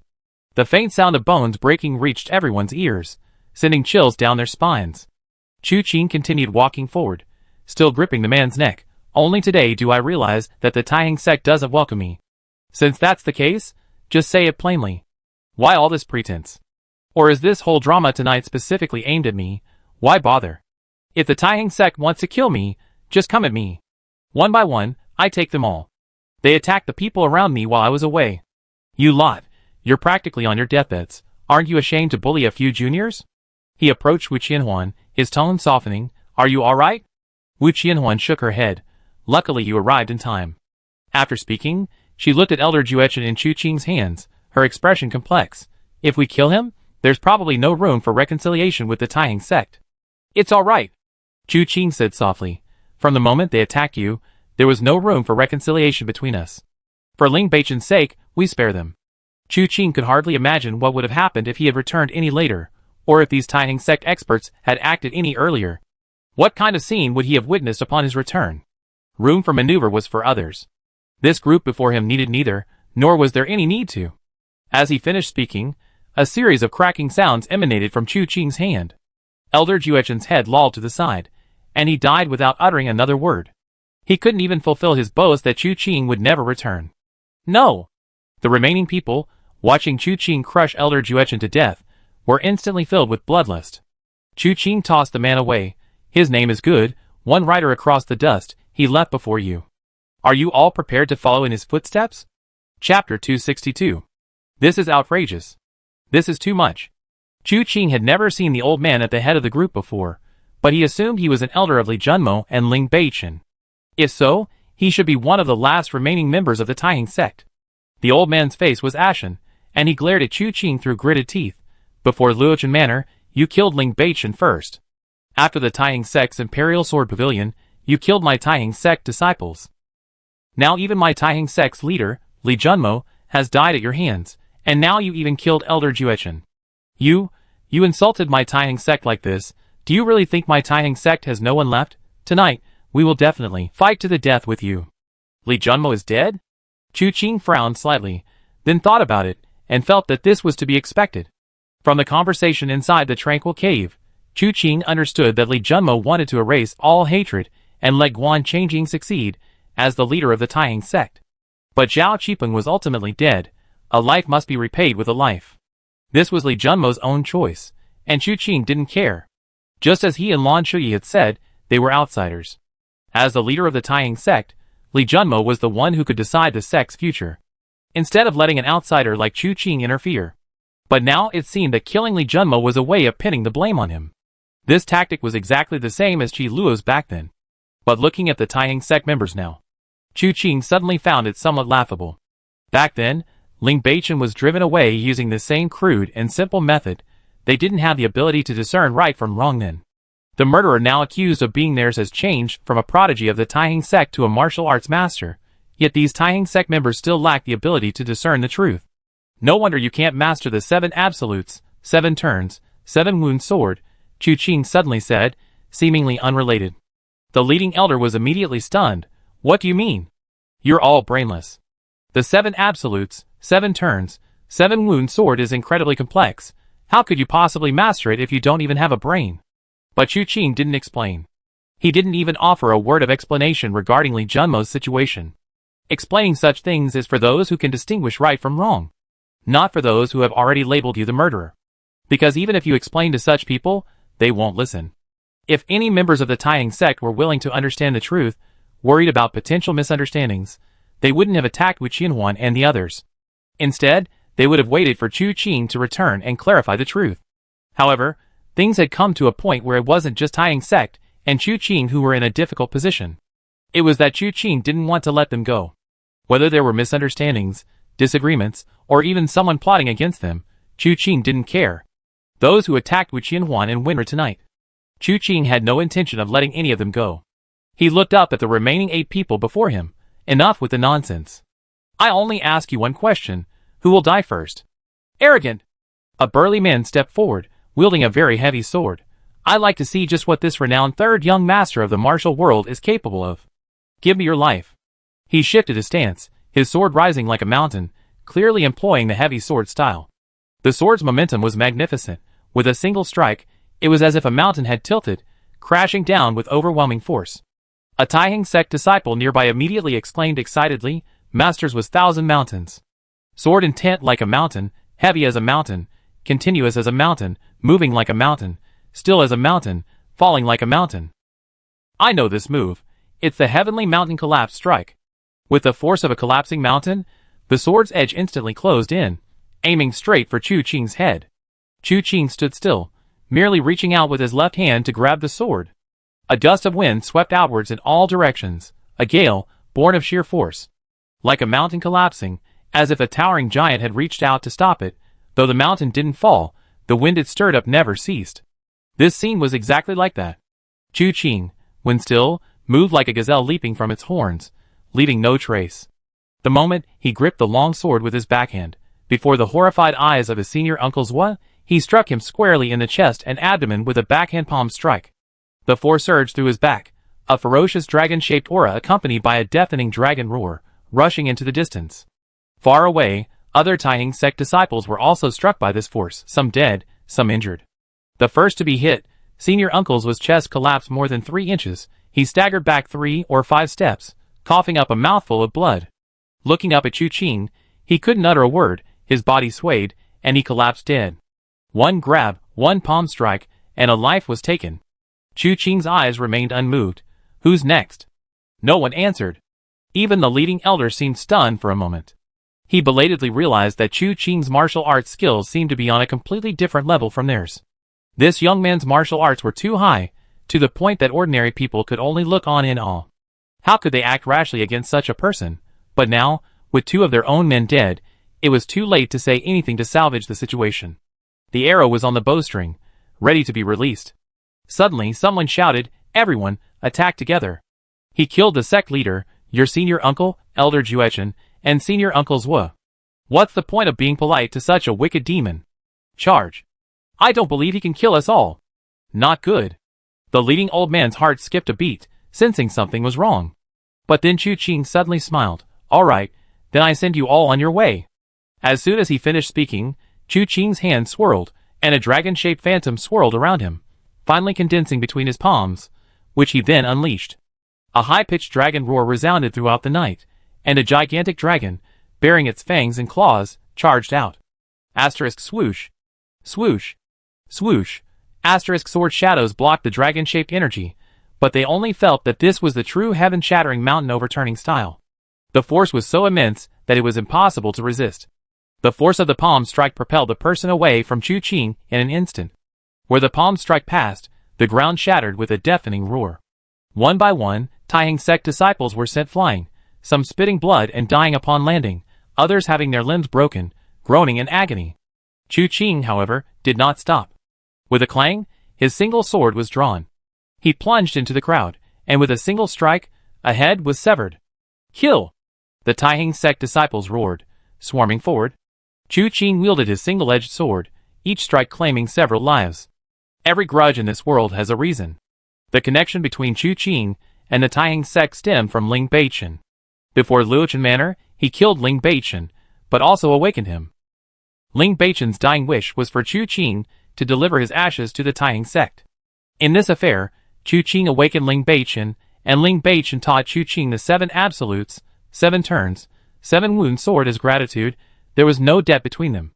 Strictly speaking, they were even.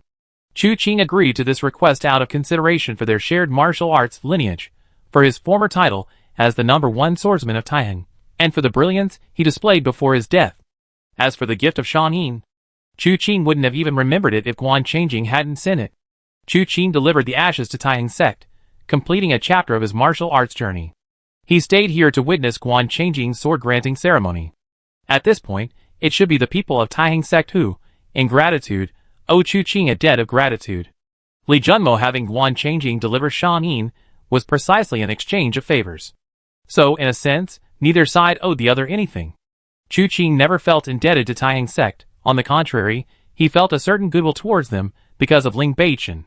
Shan Lan and the others had indeed made Chu Qing feel that Taihang sect was quite good. In the long run, perhaps a deep friendship would be formed. But what happened tonight destroyed all of that. Wu Qianhuan was a person of unyielding character, with a stubborn streak hidden beneath her gentle exterior. What if he returned a little late tonight, delayed by other matters? Would they have been injured by the Taihang sect? Perhaps even, would Wu Qianhuan have died in the 8 Directions 1000 Annihilation Formation? The thought made Chu Qing ruthless in his attacks. There are some things in this world that can be done, and some things that cannot. If you do something, you must bear the consequences. Chu Qing didn't learn this martial art to be bullied in the martial world. They come to his doorstep. Should he really argue with them about right and wrong, explaining the truth? He could talk. But he could talk after he'd beaten them senseless. Where he went, swords flashed, and blood rained down. In no time, the ground was filled with wails and corpses. When the elders finally survived the shocking 100 Miles attack, the scene was a river of blood. The old man, pale and utterly disoriented, cried out, "How could this be? Who is he? Who have we offended?" The moment he spoke, a blade of light over 10 zhang long suddenly blazed brilliantly. Countless sharp points enveloped the heavens and earth, creating a desolate wasteland. "No!" The old man cried out in alarm, but he himself was caught in the blast of light. He raised his long sword, using all his strength to resist it. But the blade light was too terrifying. Many people in this world wield swords, but in his entire life, this old man had never seen such blade light, such swordsmanship. Little did he know, this was precisely the heaven and earth, ghosts and gods, all submit technique that Chu Qing had later comprehended. In the 3 realms, gods, ghosts, demons, and Buddhas, who could stand against it? Where the blade's edge shone, only despair filled the air. When the light subsided, the old man stood frozen in shock, a scene of carnage unfolding before him. The blade had shredded corpses, the Taihang sect disciples torn to pieces. As far as the eye could see, blood gushed forth. The old man's gaze shifted from the corpses to his own hand. His sword was gone, only half a broken blade remained. The thought of killing Chu Qing was gone, replaced by a single question: why was he still alive? There were still Taihang sect disciples in the distance, but he dared not approach, having lost the courage to oppose Chu Qing. He had previously vowed not to kill them all, but now he was mingled with the corpses scattered on the ground. Chu Qing's blade pointed diagonally at the ground, drops of blood dripping from the blade, sticky and trailing. After traversing this mountain of corpses and sea of blood, he arrived before the old man. The old man had lost his former imposing presence. Although he had survived the ordeal of heaven, earth, and spirits all being powerless, his long sword was shattered, his hair ornament was gone, and his hair was disheveled and gray. His eyes were filled with terror, unease, and bewilderment, like those of an ordinary, displaced old man. He looked up at Chu Qing, who slowly said, "Unable to distinguish right from wrong, unable to discern good from evil, knowing nothing, yet daring to act recklessly. These people died tonight, not unjustly. I am not Ling Beichen. He was forced to leave by your Taihang sect because he cared for you, but I will not tolerate you. You survived because I showed mercy. Now I ask you, do you still want to kill me?" The old man murmured, his lips moving for a long time, but he couldn't utter a single word. He was sweating profusely with anxiety, shaking his head repeatedly. He couldn't kill him, he couldn't afford to kill him, he couldn't offend him, he couldn't touch him. Once touched, it would be a mountain of corpses and a sea of blood. He had no doubt that if Chu Qing truly intended to, the Taihang sect would be destroyed tonight. Not killing him? Chu Qing sneered. Then listen, the one who killed Li Junmo wasn't me. It was Guan Changjing, or maybe Li Junmo himself. In short, this mess has nothing to do with me. If your Taihang sect dares to provoke me again, I wipe out your entire sect. Do you understand? The old man shook his head repeatedly, but his eyes, filled with panic and fear, showed no shock at Chu Qing saying that Guan Changjing had killed Li Junmo. Clearly, he didn't believe this at all. Chu Qing shook his head. After the fierce battle, most of his anger had been vented. But looking up at the magnificent Imperial Sword Pavilion again, he suddenly sneered, his single-edged sword flashing in his hand, as he slammed his palm down on the hilt. The sword hummed, flying rapidly, then with a sharp crack, it embedded itself firmly in the plaque bearing the 3 characters Imperial Sword Pavilion. The plaque cracked, a faint fissure appearing, but it didn't spread. Having done this, Chu Qing turned and walked towards Wu Qianhuan and the others. Reaching them, he took Wu Qianhuan's hand, then glanced at Wenru, who was tightly clutching Wu Qian's sleeve, preventing him from chanting sutras with his hands clasped together. His mood suddenly brightened. "Let's go!" He led Wu Qianhuan, grabbed Wenru's hand, and, with Hua Jinyan and Wu Chan in tow, slowly walked towards the Taiheng sect's mountain gate. The surviving disciples of the Taiheng sect instinctively parted to make way, and no one dared to obstruct them in the slightest. Meanwhile, on a distant rooftop, Lan Shui, who had witnessed the entire scene, couldn't help but pinch her brow. We promised ourselves we wouldn't act impulsively. This has really blown up. Chapter 263. After leaving Taiheng Gate, Chu Qing and his group didn't leave immediately. Instead, they found an inn in Sword City and checked in. It was the Chunlai Inn. After assigning rooms to everyone, the waiter, looking resentful and sleepy, excused himself. In the room, the group sat down around the table. Hua Jinyan chugged a cup of tea. That was satisfying. Taiheng Gate didn't give anyone a chance to speak. They immediately claimed that third brother killed Li Junmo and wanted to capture us to blackmail him. If third brother hadn't returned in time, we would have either been killed or captured. There was no third option. This killing spree was truly exhilarating. Wu Chan frowned, clasped his hands together, and chanted Amitabha, "Benefactor, your karma is too deep. I fear it may bring misfortune. Killing is a precept. It's best to do it less." Less? Not none at all? Hua Jinyan was somewhat surprised by Wu Chan's words. Wu Chan sighed. The third benefactor is filled with murderous intent. It's impossible for him to lay down his weapons and become a Buddha. Therefore, we can only advise him to kill less. Then persuade him like you did to me during the day?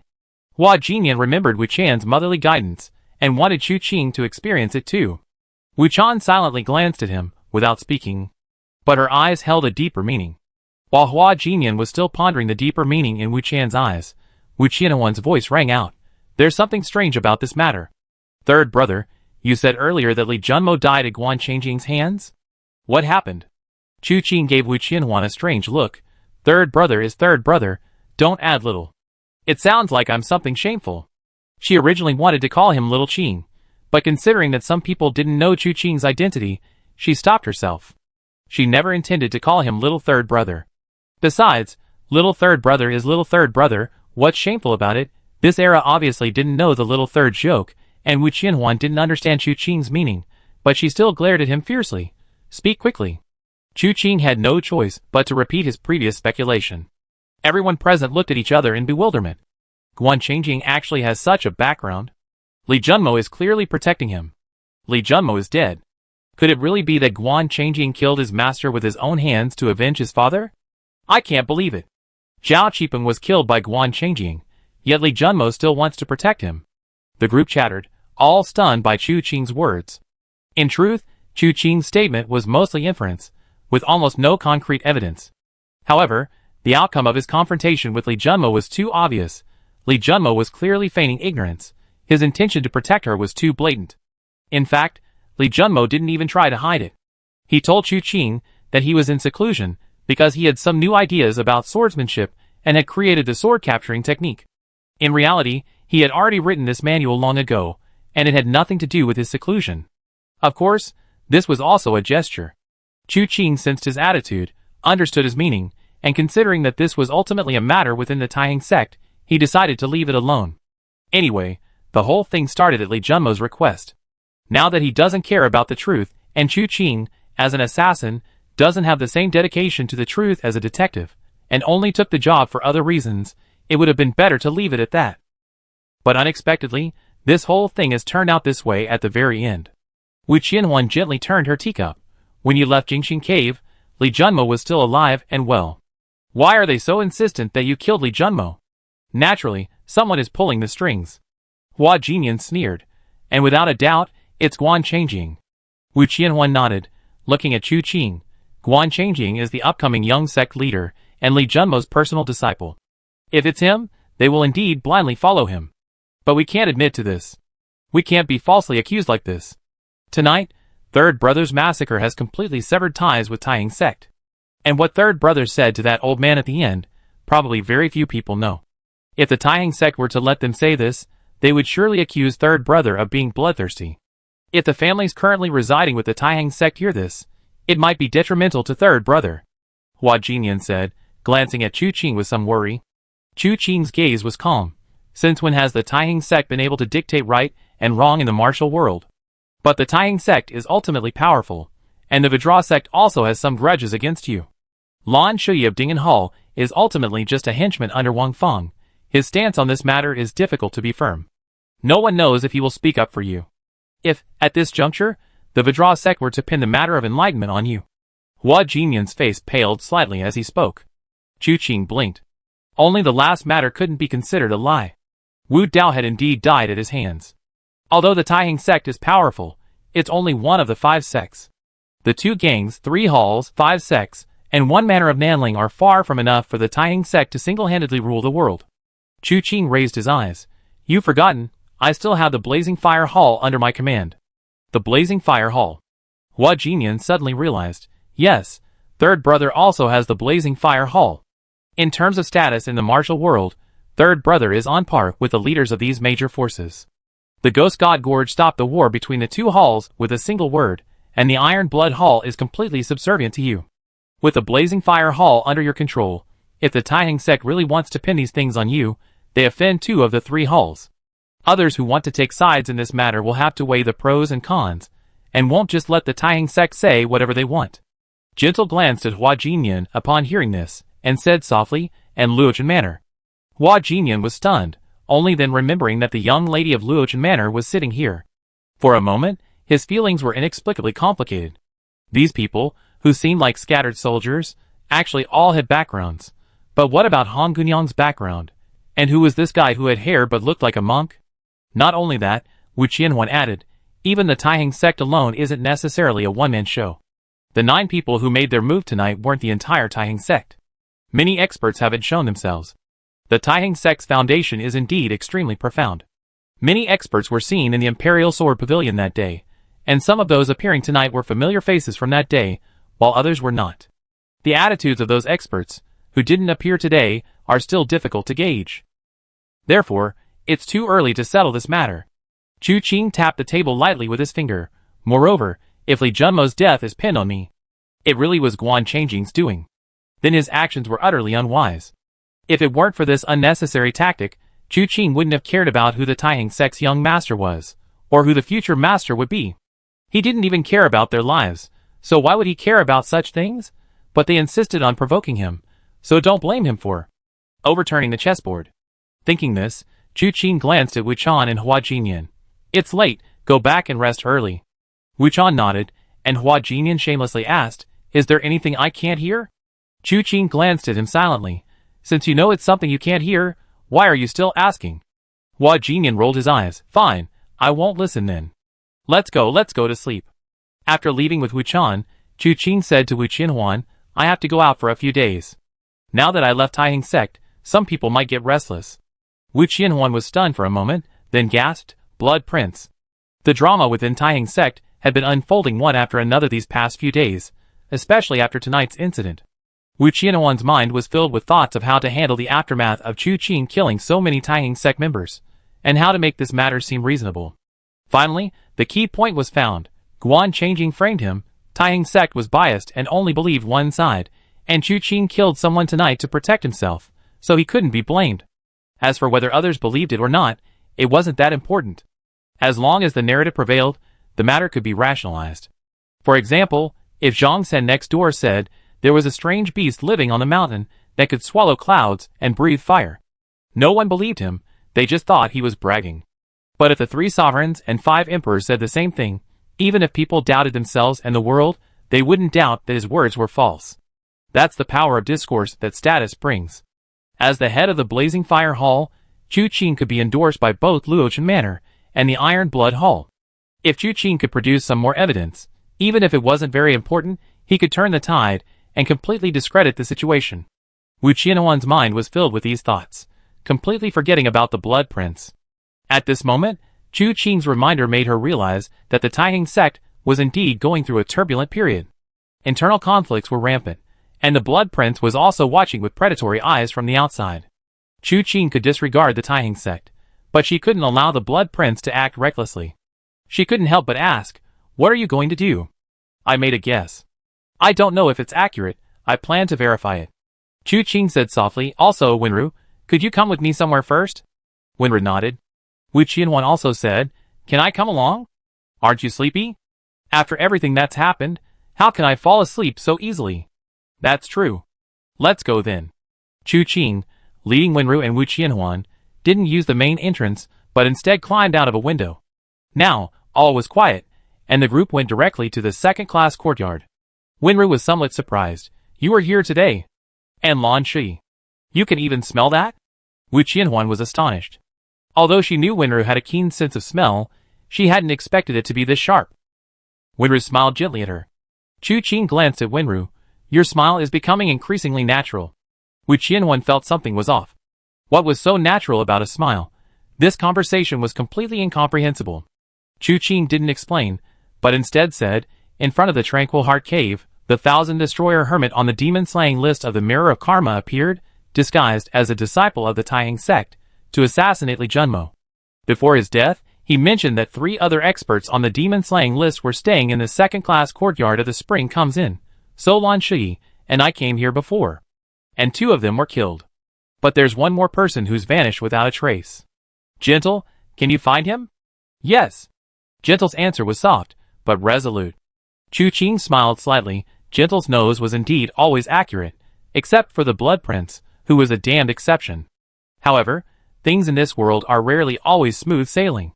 When things go well, everything falls into place naturally. If things don't go well, then try other approaches. Since Gentle could find the other person, then it's the usual procedure. Only this time, there's Wu Qianhuan. It's not that he cares about Chu Qing and Gentle acting alone. After all, before he arrived, Chu Qing had always been the one leading Gentle around the martial world. She was simply incredibly curious about Wenru, and also incredibly curious about the experts on the demon-slaying list. The reason she returned to Lonely Moon Mountain and begged Abbess Yi Tan to teach her the pointing at the moon profound technique was to improve her cultivation and help Chu Qing deal with the Mirror of Sin. Now that the people from the Mirror of Sin had appeared, she had to see what they were like. Therefore, Chu Qing had brought one person with each hand, but unexpectedly, after leaving the inn, they didn't head towards the outside of Sword City, but instead turned back to Taiheng sect. This surprised all 3 of them. Earlier, in front of the Imperial Sword Pavilion, Chu Qing had gone on a killing spree. Everyone was tallying the casualties in front of the Imperial Sword Pavilion, while the group, following the scent, had taken a completely hidden path. When they stopped at a secluded spot, Wenru let out a soft "eh." Although her voice lacked emotional fluctuation, it still surprised Chu Qing. "What's wrong?" Was she expressing her astonishment and surprise? She said gently, "I smelled someone here. This person is in contact with this expert on the demon-slaying list of the Mirror of Karma." In contact with someone on the demon-slaying list of the Mirror of Karma? Could it be a contact person for the Mirror of Karma? Or perhaps the person who hired someone to assassinate Li Junmo, but wasn't the one who hired someone to assassinate Li Junmo Guan Changjing? Chu Qing asked with some doubt. "Who is that person? Do you know them?" "Yes." Wenru nodded, then said to Chu Qing and Wu Qianhuan, "You both know them. You've seen them these past 2 days. It's Luo Wuxuang." Chapter 264. Who? Luo Wuxuang. Wu Qianhuan could hardly believe her ears. How could it be him? How could he be connected to the Mirror of Karma? This question was clearly beyond Wenru's ability to answer. Wu Qianhuan couldn't help but look at Chu Qing. A new suspicion arose in her heart. If Luo Wuxuang could have contact with the experts on the Mirror of Karma's extermination list, then this person's appearance was definitely suspicious. He was definitely not some naive young man who had just entered the martial world. Such a deliberate approach. Could he be here for Chu Qing? Chu Qing's eyes were deep. He had clearly thought a lot at this moment, but he didn't say a word of what he was thinking. Instead, he said softly, "Continue the pursuit. Luo Wuxuang's matter could be investigated later. This person on the Mirror of Karma's extermination list must die now." They came here to kill Lee Junmo. Lee Junmo died tonight. If they didn't find this person soon, he would most likely leave Taihang Sect and Sword City tomorrow. Winra nodded gently and continued to guide Chu Qing. This path, however, was even more secluded. Mount Taihang was vast, and the Taihang Sect's architectural complex was intricate. Unless one had lived within the Taihang Sect for many years, it would be impossible to find such a hidden path. This path led all the way to the back mountain, but not to the tranquil mine cave. The paths on the back mountain were complex, some leading to the Myriad Swords Forest, others to the tranquil mine cave. But this one led to the Sword Enlightenment Cliff. Besides the so-called 8 scenic spots of Taihang, the two most unique places within the Taihang Sect were the Myriad Swords Forest and the Sword Enlightenment Cliff. The 10,000 Swords Forest records all the swords and the lives of all disciples of the Taihang Sect since its founding. On the Sword Enlightenment Cliff, the profound sword techniques comprehended by these disciples of the Taihang Sect are recorded. Years ago, Ling Baichen meditated on the Sword Enlightenment Cliff and ultimately comprehended the 7 absolutes, 7 turns, 7 wound sword, which he then inscribed on the stone tablet of the cliff. Chu Qing, however, didn't understand why this expert on the demon extermination list would go to the Sword Enlightenment Cliff if he had nothing better to do. Having walked more than halfway, Chu Qing suddenly looked up, his expression slightly changing. Immediately afterward, he accelerated abruptly, as if traveling at lightning speed, leading Wenru and Wu Qianhuan towards the Sword Enlightenment Cliff. Upon approaching, Wu Qianhuan and Wenru understood why Chu Qing had suddenly accelerated. The sounds of fighting could be heard on the Sword Enlightenment Cliff. Led by Chu Qing, the three appeared quietly, then quietly disappeared again. A group of Taihang Sect disciples, led by several gray-haired Taihang Sect masters, were besieging a man in black. This man in black was extremely skilled. Despite being attacked from all sides, he remained calm and composed. Winter pointed at the man and said to Chu Qing, "That's him." Chu Qing nodded. The man was indeed dressed entirely in black, completely concealing himself. He matched Qian Sunjusher's description perfectly. However, Chu Qing found his martial arts style strangely familiar. Wu Qianhuan whispered, "Isn't there someone lying over there?" Chu Qing followed her gaze, and saw a person lying near the steel forest at Wujing Cliff. Chu Qing couldn't hear any breathing or pulse. He seemed to have been dead for some time. "Wait for me here," Chu Qing said, then his figure flashed like a shooting star. Before Wenru and Wu Qianhuan could react, Chu Qing was already standing before the corpse. The two girls exchanged a glance, both somewhat astonished. Clearly, this was the first time they had witnessed Chu Qing's lightness skill. When Chu Qing saw the corpse clearly, he too was stunned. The person looked young, frail and handsome, holding a short sword, leaning against a stone tablet, head bowed, blood trickling from the corner of his mouth. It was Luo Wuxuang. Wenru had just told Chu Qing that Luo Wuxuang and the assassin on the demon-slaying list of the Mirror of Karma had met. Turning his head, he saw the assassin being attacked by the Taihang Sect members not far away. Luo Wuxuang, on the other hand, lay dead beside this forest of steels. Chu Qing's fingers rested on the corpse. He hasn't been dead for very long, at least within the last hour or two. His heart meridian had been severed with a powerful technique. Could it be him? Chu Qing turned to look at the assassin on the demon-slaying list of the Mirror of Karma. When Wenru told Chu Qing earlier that Luo Wuxuang had met this person, many speculations arose in Chu Qing's mind. The assassins of the Nijingtai, when carrying out assassination missions, trust almost no one except their contact. Although the 72 demon-slaying list are all highly skilled, they are still assassins.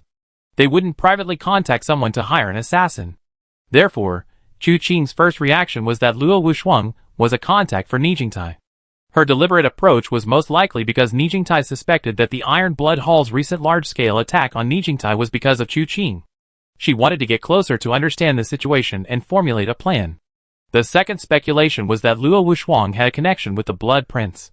Even more surprisingly, Luo Wuxuang might actually be the Blood Prince in disguise. This conjecture was valid, at least until he saw the corpse before him. But now, neither this conjecture nor the suspicion that Luo Wuxuang was a contact for the Mirror of Retribution was valid. An assassin wouldn't kill their contact. The Blood Prince wouldn't be killed so easily by a master from the Mirror of Retribution's exorcism list. But this raises new questions. Why did Luo Wuxuang die?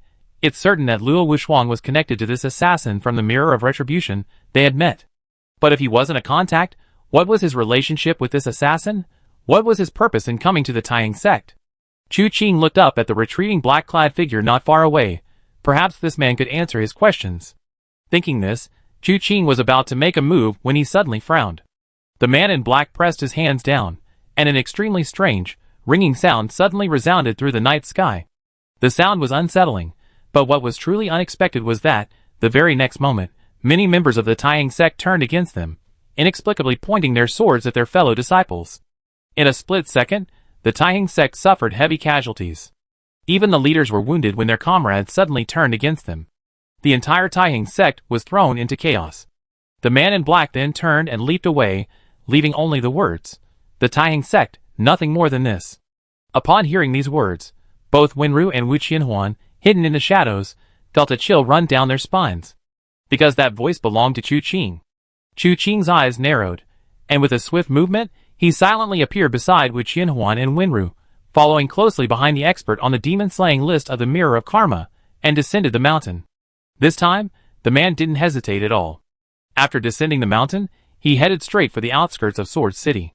By this time, he had completely shaken off his pursuers, but he didn't stop, clearly intending to use his lightness skill to escape from the Taiyang sect's territory. A sudden whooshing sound rang out, and the man abruptly turned around, his body suspended in midair, when a clanging sound was heard. A flying stone struck his chest, producing a sound like it hitting metal. This man seemed to be wearing some kind of precious armor.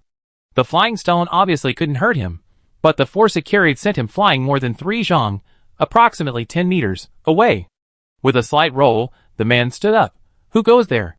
This time, however, his voice was completely different from Chu Qing's. Chu Qing's voice came from the shadows. "I felt your martial arts style seemed somewhat familiar before. Now I'm quite certain. May I ask, what is your relationship with the cold corpse Chu Huifeng?" Chu Qing emerged from the shadows, appearing in the starlight. The man's pupils contracted sharply. "Third young master." Chu Qing touched his face, then suddenly remembered that this man had imitated his voice earlier. He felt that even with a mask on, his identity would inevitably be recognized from his voice. So he didn't dwell on it, simply nodding, "It is I." The man remained silent, his sleeves fluttering slightly.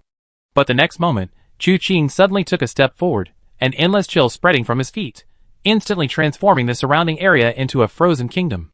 The man let out a muffled groan, then looked at Chu Qing with suspicion in his eyes. "How did you know?" "Know what?" "Know your little tricks?" Chu Qing spoke in a deep voice.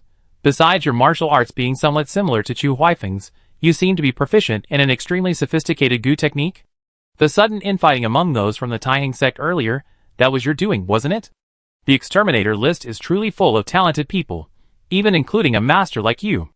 The man opposite him remained silent, his gaze hesitant, then suddenly sighed softly. "Chu Huifeng died at your hands?" "Yes." "Thank you." The man suddenly clasped his hands in a fist salute. Chu Qing remained expressionless. "What's there to thank me for? Just as the Taiyang sect thank you for giving Ling Baiche a release, I also thank you for giving Chu Huifeng a release." The man said softly, "His life has been too painful. What kind of relationship do you have with him?" A hint of surprise flashed in Chu Qing's eyes. This person's martial arts style was indeed somewhat similar to Chu Huifeng's. But the moves were often ambiguous. Chu Qing's words were merely a guess, yet they had unexpectedly come true. A relationship? The man thought for a moment. Nothing much, just 2 people in the same boat. Chu Qing nodded, not dwelling on the question further. "Why did you kill Luo Wushuang?" No comment. The man uttered those 4 cold words. "It seems your gratitude, like that of the Taiyang sect, is hollow and laughable." "So what?" the man opposite said indifferently. "And don't compare me to those fools, they are the true ingrates. You killed Ling Baichen, preserving the dignity of the Taiyang sect. Ling Baichen was their fellow disciple, once the Taiyang sect's top expert. But what are Chu Huifeng and I? Mere nodding acquaintances. Even when we eat together, we each pay our own way. Our bond isn't that deep." Chu Qing was taken aback by his words, remaining silent for a long while before asking, "You eat, and you pay? Killing for money is a low-class business, but why make money anyway? Isn't it to spend money? If everything is done by trickery and force, what's the point of making money?" The second half makes some sense. But as an assassin, Chu Qing found it hard to agree that killing was a low-class business. He immediately nodded.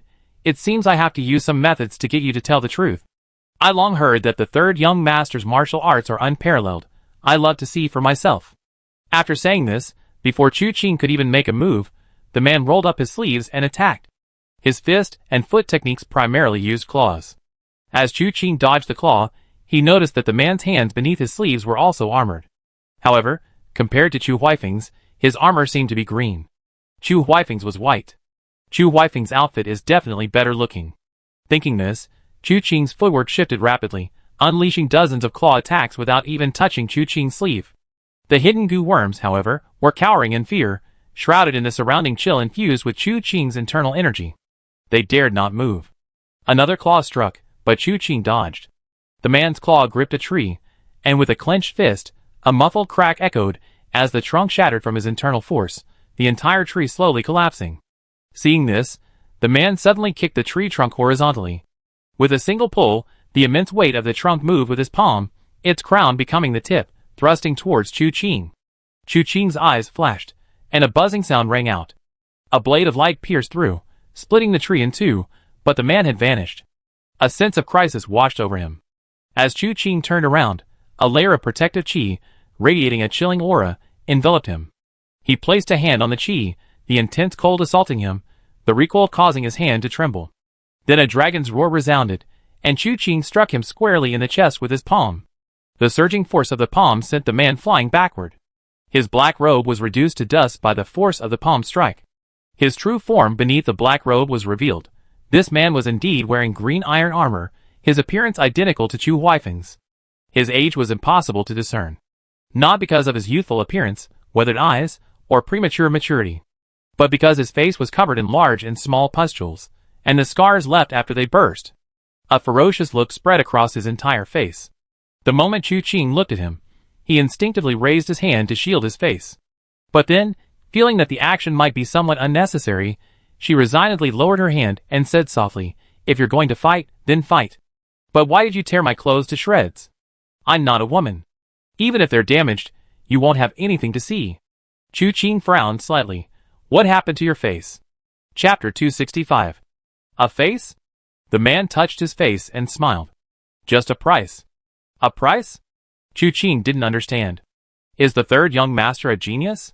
The man's tone was flat. "Geniuses probably can't understand the troubles of ordinary people.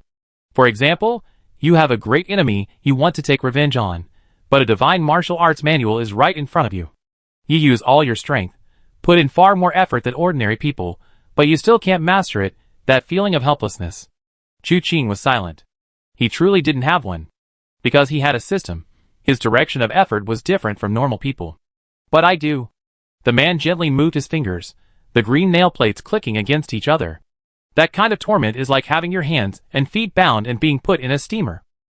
Below, flames roared, and you felt the temperature in the steamer rising steadily, drawing closer and seeping into your very being. The heat rippled around you, relentlessly influencing you, trying to cook you alive. If only you could break free of the ropes binding you, you could escape. If you were strong enough, you could even throw the person who put you in the steamer into it. But you don't have that ability. Torture, pain, spread throughout your body. And just then, someone reached out a hand to you, telling you that if you paid a price, you could change the situation. Would the third young master accept? Chu Qing remained silent. "I accepted." The person smiled and said, "Although I was powerless, at least I got my revenge, putting the person in the steamer and steaming them until their flesh and bones were torn apart. The rest doesn't matter," he said, stretching his limbs slightly. Looking up at Chu Qing again, he asked, "Third young master, are you planning to talk about something else?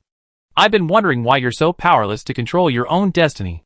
In the martial world, there are always things you know are impossible, yet you still have to do them. Like today, third young master won't let me leave, and I can't tell you the question you asked. I don't know what's wrong with third young master, but for me, it's not that I don't want to, it's that I can't." The man extended a hand. "Third young master, please make your move." The moment his words fell, he suddenly exerted force with his feet, two loud booms echoing from the ground. His inner energy swirled around him, but the sound was like the wailing of ghosts and wolves. This sound was irritating and unsettling. But looking up again, one could see countless fist shadows filling the sky. Before, he used claws, now he used fists. The fist and claw techniques were clearly of the same lineage, following a sinister and ruthless path. While appearing as a vast, overwhelming barrage, they were actually a feint, concealing the true power. The real killing move lay hidden beneath this sea of fist shadows. If one couldn't distinguish the real from the fake, they would inevitably be struck.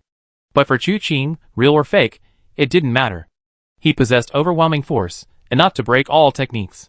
Yet, he could always see through these feints and illusions at a glance, and then, with a swift movement, the heavenly frost fist would be unleashed. Amidst the myriad fist shadows, he targeted only one point. In the dense forest, on the snow-covered ground, two figures simultaneously extended their arms and threw punches, colliding at one point. The swirling gale seemed to pause briefly on the two figures before resuming its ferocious, clawing attack, spreading in all directions, stirring up endless wind and snow. The instant their fists clashed, Chu Qing sensed a strange feeling within the opponent's internal energy. This must be an inherent characteristic of martial arts. For example, Chu Qing's 9 chapters of Divine Jade possess both Yin and Yang characteristics. Although Chu Huifeng rarely used it, his internal energy was of the Yin cold type and also contained hidden poison. The concepts of Yin and Yang are commonly seen in the martial world. But what Chu Qing sensed from him now was far more than just Yin and Yang. His internal energy was filled with a vibrant energy. It repeatedly tried to break through Chu Qing's meridians and invade his body. However, it was not only blocked by the 9 chapters of Divine Jade, but the internal energy of Chu Qing's heavenly frost fist also forcefully penetrated his meridians. The force flowed throughout his body, damaging all his meridians. The man groaned softly from the blow. Chu Qing immediately grabbed his wrist, swung him around, and hurled him away. Before the attack, they could still chat. Once the attack began, there was no mercy. Besides, the two had no real connection to begin with. The man was sent flying like a meteor, his body shattering trees in his path. After flying over 20 feet, he crashed to the ground with a thud. He should be grateful for the trees he broke along the way, otherwise, he would probably have flown another 20 feet. After landing at the base of a tree, he spat out a mouthful of blood. But the strange thing was precisely this. Chu Qing had just arrived when he saw the man vomiting blood, some of it staining the snow black. On another part of the ground, tender leaves inexplicably sprouted. They were grass, life itself. Chu Qing glanced at the man before him with a slightly surprised look. The man's head was drooping, his body barely breathing. Chu Qing's punch had been incredibly powerful, leaving him defenseless. This was also thanks to Chu Qing's previous encounter with Chu Huifeng. This man's martial arts were remarkably similar to Chu Huifeng's, and their skill levels were roughly equal, making it easier to control the intensity of his attacks. The reason he hadn't killed the man outright was because he still had questions for him. He just hadn't expected the blood this man had vomited to have such an effect. Unable to resist glancing at the man, Chu Qing asked, "What martial art do you practice?" "Wooden corpse technique." The man spoke slowly, a smirk playing on his lips. Has third young master ever heard of it? The wooden corpse technique, the cold corpse record. Chu Qing suddenly smiled. Where did you all come from? Third young master, if you have the ability in the future, you can investigate yourself. As for now. As he finished speaking, the tree the man was leaning against seemed to suddenly shrink. The assassin, who had been on the verge of death, suddenly looked up and struck out with a palm at Chu Qing. The palm strike itself was unremarkable, but the green mist it released was definitely not of any good nature. The mist arrived extremely fast, giving no time to react. Chu Qing flicked his sleeve, and with a whooshing sound, he gathered all the mist together with his internal energy. Then, he turned and flicked his right hand. With a whoosh, the green mist shot out like an arrow. It struck the assassin's chest in an instant, but was blocked by his green armor and did not penetrate. However, it dispersed and enveloped the assassin in a cloud of green mist. Ah! A piercing scream escaped his lips as he struggled to his feet, his body swaying precariously. Finally, he tumbled heavily to the ground, writhing in agony, his head repeatedly banging against the tree he had been leaning against. Unexpectedly, with this impact, the tree crumbled like paper, a chunk of it shattering inside, filled with fine wood chips. The entire tree had been drained of all its life force, seemingly without warning. Chu Qing's eyes widened in disbelief, yet he couldn't help but exclaim, impressive skill. His own heavenly frost fist had shattered his meridians, freezing every inch of his body. He appeared outwardly normal, but in reality, he was utterly incapable of fighting. Yet, someone had managed to drain the life force of an entire tree without him noticing, even transforming it into a deadly poison. A single misstep, and even someone 100 times more skilled in martial arts could meet a tragic end. The poisonous mist dissipated, revealing the man lying on the ground, covered in blood. His face, in particular, was completely gone, the hideous scars and pustules were gone. His skin was gone entirely. The outline of his facial muscles was revealed beneath the skin, and his eyes appeared large and round. He stared at Chu Qing with a ferocious expression, his lipless mouth opening and closing, managing to utter a few words with difficulty. Don't go to Taiheng sect again. Because he had no lips, his voice sounded extremely grotesque and difficult to understand. After he finished speaking, wisps of green mist suddenly surged from his body. Chu Qing had seen this scene before. Chu Huifeng had experienced something similar before his death. He leaped off the ground, his figure instantly detaching from his current location. A continuously erupting mist enveloped a radius of several feet around him, condensing and refusing to dissipate. The tree shrouded in this green mist withered at a visible rate. Chu Qing slowly exhaled, flicked his sleeve, and used his palm to disperse the mist. Looking at the man again, he was completely gone, leaving only a set of green iron armor and a skeleton. Quest completed. The system notification arrived as expected. Chu Qing casually opened it. Quest, no name on the ranking. Exterminate all visitors to the evil ranking. Current stage 3. Current progress 4 completed. Quest reward. Choose one from the available martial arts treasure chests. Stage reward. 1 random clue treasure chest, claimable. Full stage reward. 1 self-selected category martial arts treasure chest. Currently available treasure chests. Finger technique chest, extraordinary skill chest, fist technique chest, internal energy chest. Chu Qing's eyes narrowed as he stared at the internal energy chest, slowly exhaling. This person wasn't killed in vain. He dropped gold equipment. He dropped internal energy. The internal energy chest shouldn't be underestimated. It needs to be opened cautiously. Chu Qing wasn't in a hurry. He heard footsteps approaching. It was Wu Qianhuan and Wenru. Seeing the skeleton on the ground, Wu Qianhuan frowned. Chu Huifeng. Both of them had experienced the battle with the cold corpse on that snowy night, so they naturally recognized the scene. Chu Qing nodded. They should come from the same place. The cold corpse. Chu Huifeng practiced the cold corpse record, and this person practiced the wooden corpse technique. This martial art shouldn't only have the cold corpse and the wooden corpse forms, but where did they come from? Besides these two, what do the others correspond to? I chatted with this person for a bit earlier, and I have a feeling they're deliberately crafted. If what this person said wasn't a lie, given his mediocre talent, someone offered him a helping hand, teaching him the wooden corpse technique, but from then on, he would be under someone else's control. Then this person certainly didn't do it out of kindness. What does he want? And who is this person? Chu Huifeng was tight-lipped about this before his death, and this person before him was even more blunt, saying that many things weren't that he didn't want to say, but that he couldn't say. He proved with his actions that even death couldn't sway him from speaking. But what Chu Qing was more concerned about was why this person told him not to go to Taiheng sect anymore. What would happen inside Taiheng sect? Chu Qing wasn't easily swayed, although it's said that listening to advice leads to a good life. He couldn't listen to this. So, after sending Wenru and Wu Qianhuan back to Chunlian, Chu Qing went straight to Taiheng sect. After a whole night of this, it was almost dawn. The Taiheng sect, however, was eerily silent. Too much had happened last night. First, Chu Qing went on a killing spree in front of the Imperial Sword Pavilion, then, in a fit of rage, plunged his blade into the pavilion's plaque. His method was bizarre. The blood-soaked blade was utterly untouchable. The slightest touch would shatter the plaque, personally inscribed by the pavilion's founder, let alone pulling the blade out. Chu Qing had deliberately planted a thorn in the side of the Taiheng sect, leaving them with a thorn in their side, a constant source of unease. This incident had already fueled the Taiheng sect disciples' anger and resentment, making them feel suffocated by the oppressive weight of the situation. Unexpectedly, someone sneaked off to Wujian Cliff in the middle of the night. And not only did he go, but he wasn't alone. It said he was a wandering swordsman who secretly entered Wujian Cliff, wanting to steal the martial arts techniques. As a result, his enemies followed him and killed him at Wujian Cliff. He probably intended to sneak in unnoticed, but the commotion was too great, and the elders of Wujian Cliff heard it, leading to an attack. But unexpectedly, this person was proficient in goo magic, causing his fellow disciples to kill each other.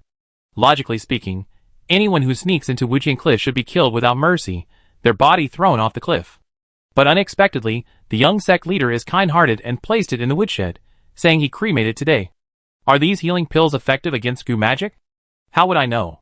Let's take it first. The two Taiheng sect disciples talked as they walked, completely unaware that a figure was on the ceiling of the corridor they were walking on, following their steps and overhearing their entire conversation. The woodshed. Chu Qing knew they were talking about Luo Wusheng. Remembering this mysterious person, Chu Qing hurried towards the so-called woodshed. The Taiheng sect was vast, and the woodsheds were also vast, and there were several in one place. Chu Qing searched quite a bit before finally finding Luo Wuxuang's body.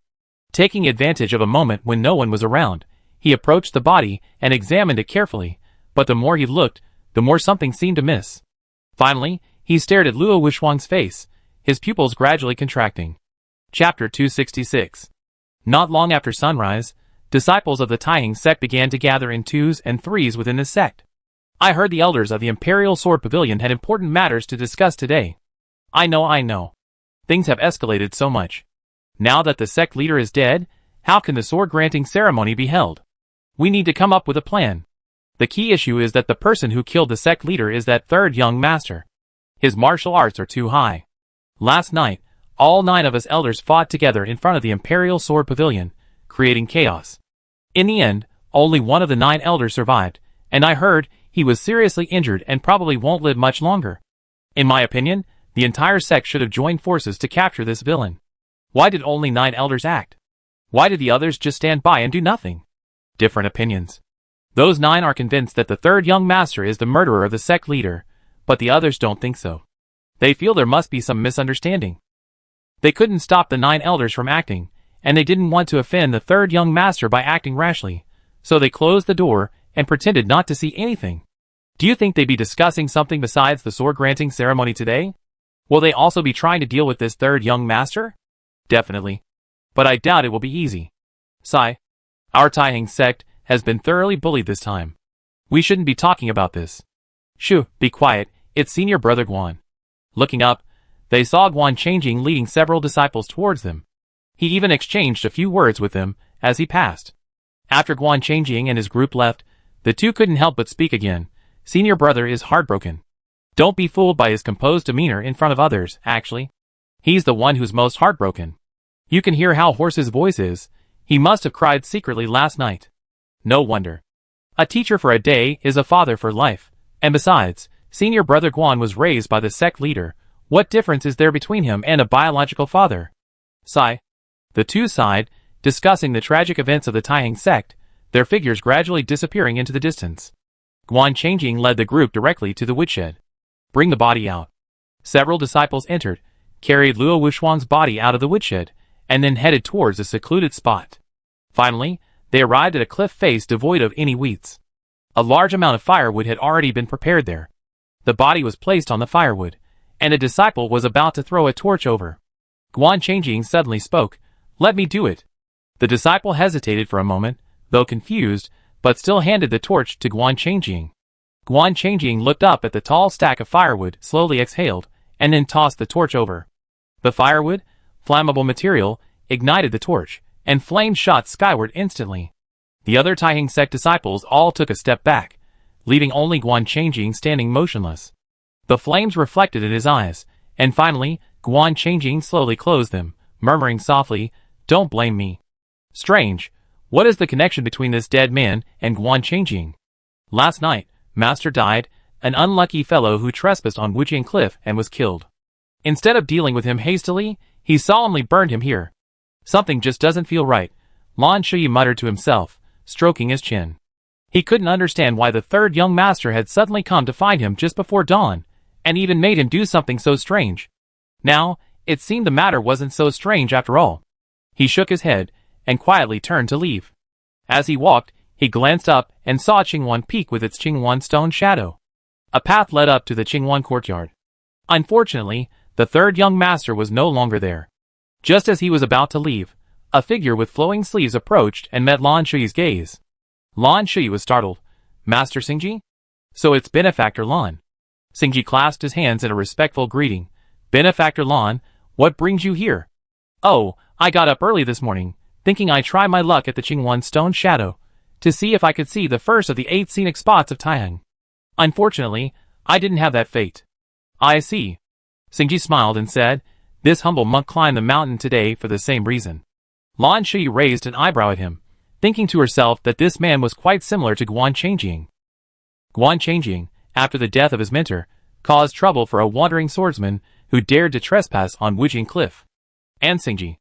Abbot Wudo of the Vajra sect had just died, and he was already in the mood to climb the mountain to see the 8 scenic spots of Taiheng.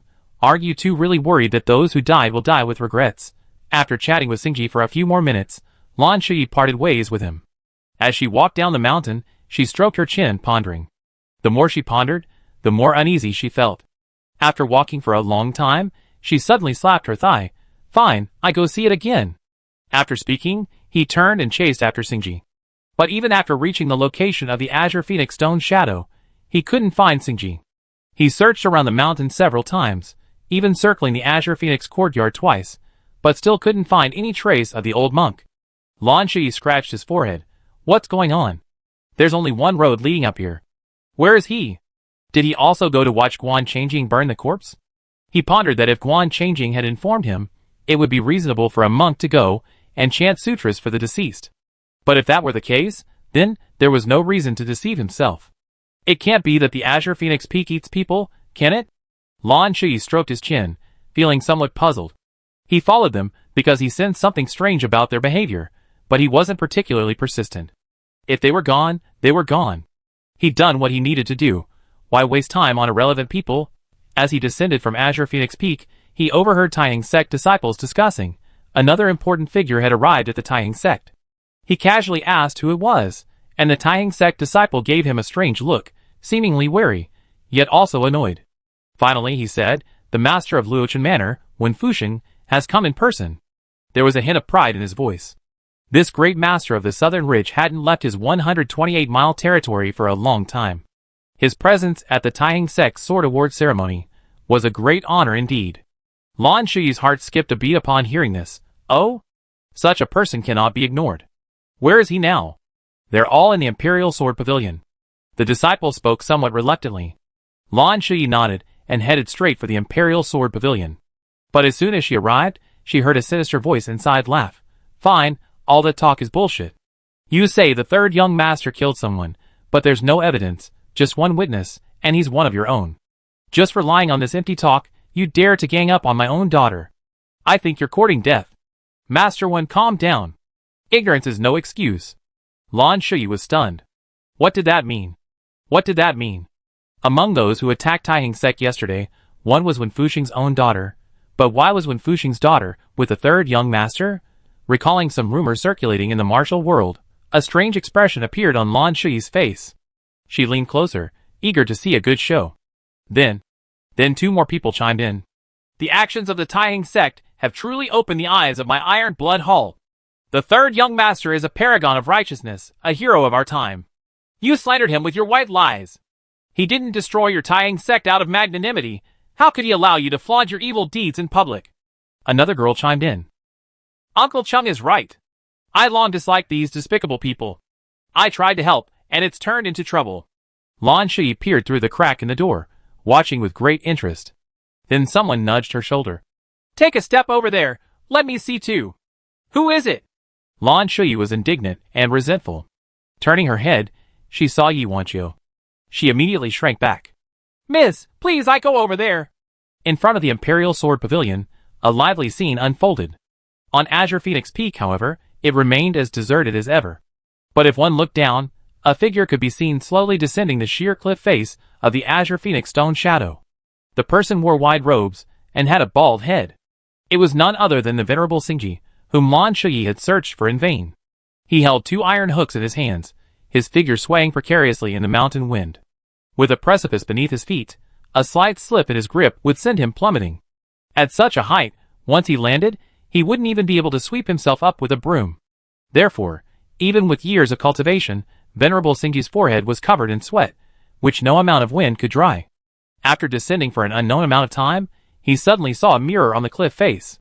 He immediately breathed a sigh of relief. This was the 7th mirror he had seen. These mirrors were all located in places inaccessible to normal people, and it was unknown who had embedded them there. Ultimately, they had been crafted by human hands into the Azure Phoenix Stone Shadow, a masterpiece of craftsmanship. Seeing this mirror meant that one was not far from their destination. Sure enough, after descending a little further, a creaking sound came from beside them. Looking down, they saw a platform beneath their feet. Embedded on the platform was an object, an iron plate shaped like a phoenix. It was swaying in the wind, making a creaking sound. Seeing this, Xingji lightly touched the ground and landed on the platform, finally able to catch his breath. Looking up, He saw mirrors all around. The area where the Phoenix iron plate was embedded was connected by a mechanism.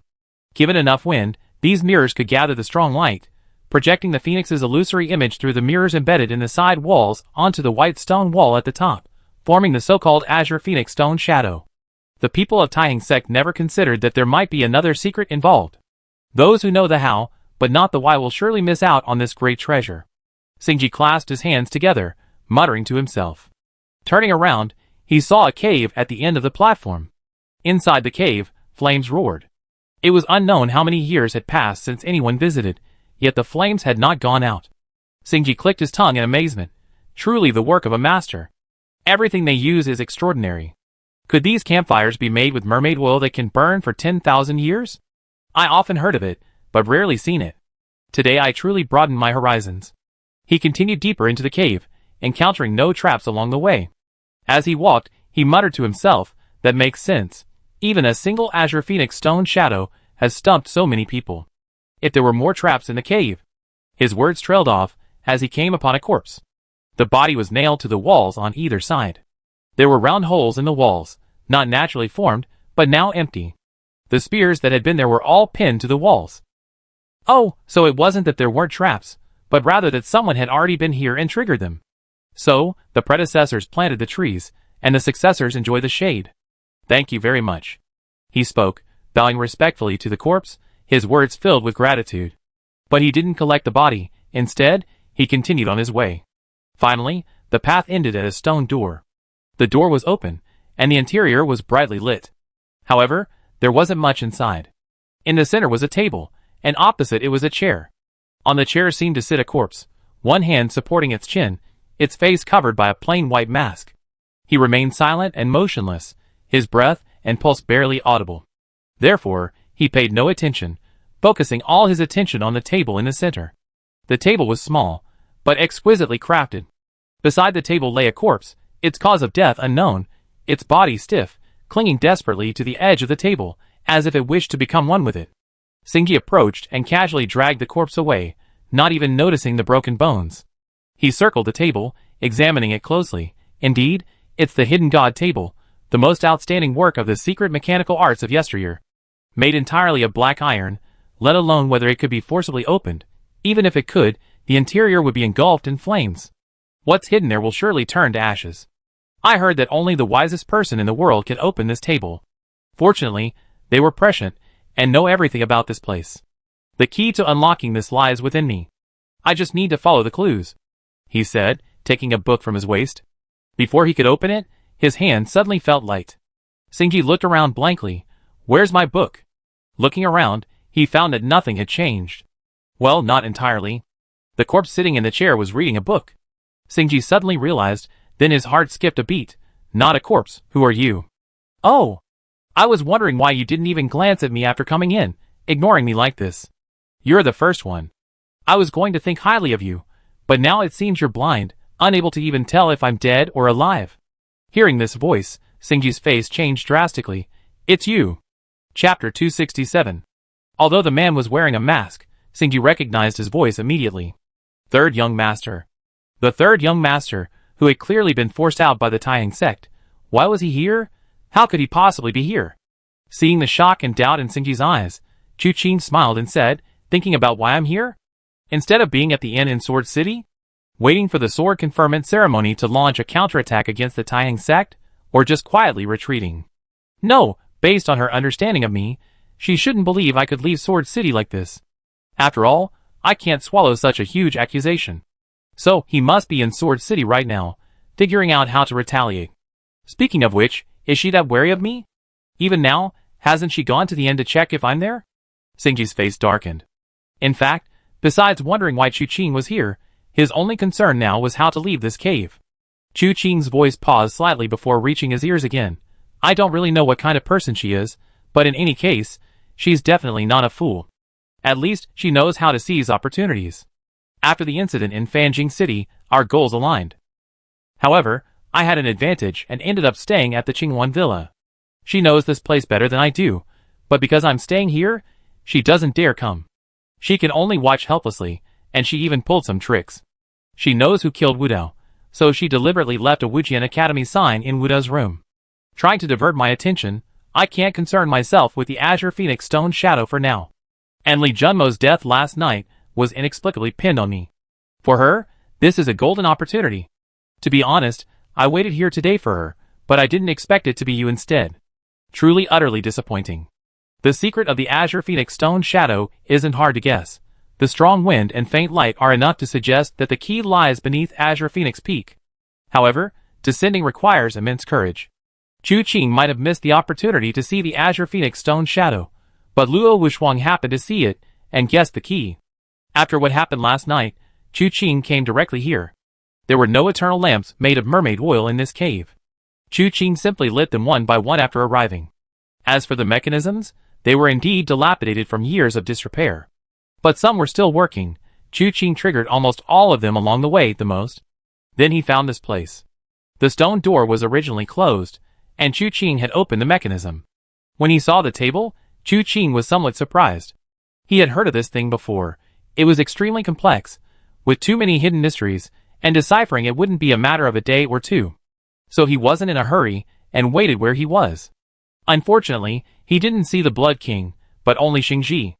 As for the fact that Xingji didn't recognize him as a person while he was sitting here, it couldn't be blamed on Xingji being too stupid. Mainly, he had a preconceived notion that this place hadn't been set foot here for many years, and that all the corpses he encountered were from who knows how many years ago, now reduced to skeletons. Seeing this masked figure, whose face was obscured, sitting there silently and motionless, he instinctively assumed it was a corpse. How could he have imagined it was actually a living person? Looking at Chu Qing sitting there, reading a book by the firelight, Xingji chuckled dryly. What is the third young master talking about? This old monk doesn't understand. Since the third young master found this place first, this old monk will take his leave. As he spoke, he took a step back, intending to leave. Chu Qing slightly raised his eyes, and an invisible aura instantly enveloped Xingji. Xingji froze. This aura was chilling, as if the slightest misstep would inevitably result in a fatal blow. He gritted his teeth. Third young master, do you have any further guidance? When did you begin colluding with the heavenly evil sect? Chu Qing glanced at him, before continuing to read. The book contained only the method for activating the Hidden God Table. The first few chapters were a summary of the Hidden God Table. The table itself didn't appear large, but it contained 108 mechanisms, 72 hidden compartments. Each has a different method of activation, filled with endless mysteries. The entire book, from beginning to end, records all the methods of activation. In this way, Chu Qing doesn't need to bring the table out, he can activate it directly here. His mind seems entirely focused on the book, paying little attention to Xingji in front of him. But Xingji knows this is not the case. Chu Qing's aura is profound, never relaxing for a moment, so much so that even a small movement like Chu Qing turning a page makes him extremely wary. He immediately took a deep breath. This old monk doesn't know what the third young master is talking about. Oh! Chu Qing said softly, then do you know that Wu Dao died by my hand? Xingji was stunned. He did know this. The Blood Prince had told him. But he didn't understand why Chu Qing was bringing this up now. It seems you know. Chu Qing smiled. The martial art used to kill Wu Dao is called the Bone-Melting Palm, my unique skill. But very few people know this. Yet you know that I killed Wu Dao. May I ask, how do you know? Master Xingji, let me advise you. This place is now only the two of us. You can't leave in front of me. If you answer my questions truthfully, I might give you a quick death. Otherwise, Master Xingji, you lived your whole life. Surely you don't have to experience being skinned alive, or being tortured, at the very end? Xingji took a deep breath. This matter. This old monk had no choice. We both have plenty of time now, Chu Qing said. You can tell me exactly how you were forced into this situation? 1,000 things to say, I don't even know where to begin. Zen Master Xingji sighed. My disciple's Dharma name is Huitong. I myself wasn't born into the Vajra sect. I was enlightened by Zen Master Fa Xiang and entered the Vajra sect. The Buddhist sect is pure, yet it's not as simple as it seems. Even among the young novices, there are conflicts. Martial monks, relying on their superior martial arts, still bully ordinary monks. Those who cook look down on those who tend the fire. Those who tend the fire look down on those who chop wood. Those who chop wood look down on those who grow vegetables. Those who grew up in the Vajra sect look down on people like me who came with prior skills. But because of this, Huitong is also considered inferior. This statement seemed off topic, a world away from Chu Qing's question. But Chu Qing didn't urge him. He was multitasking, reading a book while listening to Zen Master Xingji tell stories.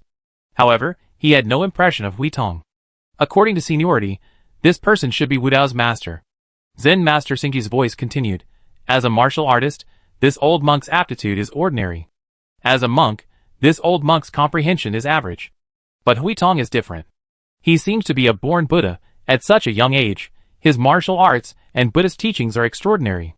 At the time, many rumors circulated in the temple, saying that I was not qualified to be Hui Tong's master at all, and that he should find another renowned teacher. Some also believe that early talent may not necessarily lead to adulthood. This old monk lacks composure, and is often anxious and insecure. I fear that one day Hui Tong will leave me. Therefore, I treated him differently, more often than better, frequently beating and scolding him, forcing him to kneel in the snow on a snowy night, beating him until he couldn't get up for 3 days, or even forbidding him from eating. Hui Tong endured it all with meekness and submissiveness. It was at this time that someone told the abbot about this. The abbot was furious and actually wanted to find Hui Tong another master. I was heartbroken, but at this point, I had no face to beg. But unexpectedly, Hui Tong refused. He willingly stayed by my side, saying, "A teacher for a day is a father for life." The master's punishment must be reasonable, and it must be that he, as the disciple, was wrong. In the end, I persuaded the abbot, but it also deeply shocked me. A sense of guilt arose within me. At that time, Hui Tong was already 18 years old. His martial arts skills were just beginning to develop. After his injuries healed, he bid me farewell, and went down the mountain to train. Master Xingji paused here, took a breath, and continued, "I originally thought that this child was talented, quick-witted, and especially filial to me. Once he returned to the mountain, I would surely pass on all my knowledge to him. I could no longer be harsh on him. But unexpectedly, when I saw him again, he was critically injured and on the verge of death. He was holding a child in his arms. He told me that while traveling the martial world, he had seen injustice, and rescued only this child from a group of bandits. He intended to take him as a disciple, giving him the Dharma name Wu Dao, and begged me to grant his request. I was heartbroken, and had no reason not to agree. After I nodded, he passed away." Chu Qing suddenly understood. No wonder he had never heard of Hui Tong before. So he died long ago. Before his death, he took on a disciple, who later became the abbot of the Vajra sect, Fangba Dao. Chu Qing frowned slightly, feeling that something was off about this story. But he couldn't quite put his finger on what it was. Because of his debt to Hui Tong, Zen Master Xingji treated Wu Dao exceptionally well. His talent and aptitude surpassed Hui Tong's. What Zen Master Xingji hadn't taught or told Hui Tong, he imparted to Wu Dao. However, Zen Master Xingji discovered that Wu Dao seemed to possess precocious intelligence. At a young age, he uttered astonishing words, and at a very young age, he had his own understanding of Buddhism and martial arts. Xingji didn't take it seriously. Instead, he felt that this might be Hui Tong's blessing, ensuring a bright future for him. But at the same time, Xingji also discovered that Wu Dao seemed to possess an inexplicable cruelty. His attitude towards living beings was one of extreme indifference. While the Vajra sect naturally forbade killing, he occasionally witnessed Wu Dao torturing wild animals in the mountains. Xingji initially wanted to punish him severely, but the thought of Hui Tong softened his heart, which had been as hard as iron. Besides this, Xingji also enjoyed listening to Wu Dao chant scriptures. At first, his childlike voice was amusing, but later, he found the rhythm and tone of his chanting unique, drawing the listener's attention. Wu Dao's talent was not only evident to Xingji, but to everyone in the Vajra sect. Naturally, while still young, he became a disciple of the Vajra sect. If things had proceeded as planned, Wu Dao would have gradually risen to the position of abbot of the Vajra sect. But then, an unexpected turn of events occurred. Wu Chan, a disciple of Zen Master Huining, was originally of mediocre talent, yet he obtained the burning lamp divine skill and unexpectedly surpassed Wu Dao, shaking his position. Especially since Zen Master Huiming actually pleaded for him to become a Buddhist disciple. Even the abbot wavered, deciding to give him a chance. This was the turning point of everything. That night, Zen Master Xingji tossed and turned, but Wu Dao came to his bedside and told him that he was determined to obtain the position of Buddhist disciple, and no one could stand in his way. If anyone dared to be an obstacle, Buddha has compassion, but also the wrath of Vajra. What happened afterward to this old monk is like a dream. Zen Master Xingji's voice was slightly dazed. To this day, I still can't believe that I actually conspired with several other nephews to poison Huining. By the time they realized what had happened, It was already a done deal. He had assumed this would incur the wrath of the Vidra sect, but unexpectedly, Wu Dao had already arranged everything. That very night, Wu Chan was branded a master killer, and after Wu Chan left the Vidra sect, everyone seemed to tacitly accept it. No one mentioned it, no one spoke of it, no one asked. But every time I looked at Wu Dao, I felt an indescribable fear. It seems that all these years, what I raised isn't my own grand disciple, but a monster disguised as Wu Dao. Chu Qing silently looked up at Xing Ji. His words matched what he had heard from Zen Master Hui Ji. However, in these words, Xing Ji had absolved himself of all responsibility. Why did he so cruelly harm Hui Ming? He himself didn't understand. But if he didn't understand, how could he so easily kill someone? This old monk is in a daze, yet I know I committed a grave mistake. Even if others don't say or ask, my heart is inevitably uneasy, and I even thought about ending it all. Xing Ji said softly, and I truly did do that. But I was saved by Wu Dao. He told me. At this point, a strange glint appeared in Xing Ji's eyes. He said he possessed innate wisdom, and was the seventh Buddha's son of the Buddhist kingdom. Entering the Vidra gate meant bringing the Vidra gate into the Buddhist kingdom. He said, everything he does now is at the behest of the Buddha, and all of this is in accordance with Buddhist principles, and is therefore perfectly natural. Chu Qing frowned slightly, unable to resist looking up at Xing Ji. The Buddha? Yes, but sometimes, I don't know why Wu Dao calls him Your Highness. Chapter 268. Chu Qing paused in his flipping through the book. Buddhist Kingdom Buddha. Your Highness. He had assumed Xing Ji was following the orders of the Blood Prince, but his words had yielded a completely different answer. Judging from the current situation, the so-called Buddha of the Buddhist kingdom was likely another of the 12 holy kings of the heavenly evil cult. Buddha, Your Highness? Chu Qing's gaze shifted from the book to Xing Ji again. Have you ever seen this, Buddha? Never. Xing Ji shook his head. Even Wu Dao doesn't often mention that Buddha. This old monk knows he has committed a grave error. Although Wu Dao saved me and promised to take me to the Buddhist kingdom after the Vidra sect matter was settled, but this old monk still feels deeply guilty, so I requested to cultivate in the pagoda forest behind the mountain. The reason I came to participate in the Taiying sect's sword awarding ceremony was at Wu Dao's behest, to have me emerge from the pagoda forest. Chu Qing pondered. Who healed Wu Dao the night before he died? It was the Lord of the Azure Sea, a subordinate of the Buddha. Huh? Chu Qing couldn't help but chuckle, then burst into laughter. Xing Ji was stunned by his laughter, somewhat confused. What a Lord of the Azure Sea! Wu Dao's death was not unjust. Chu Qing thought that even if the Blood King originally had the ability to neutralize his bone-melting palm, he probably wouldn't have bothered after hearing Wu Dao's introduction. Was it also this Lord of the Azure Sea who sent you here to retrieve that thing hidden here?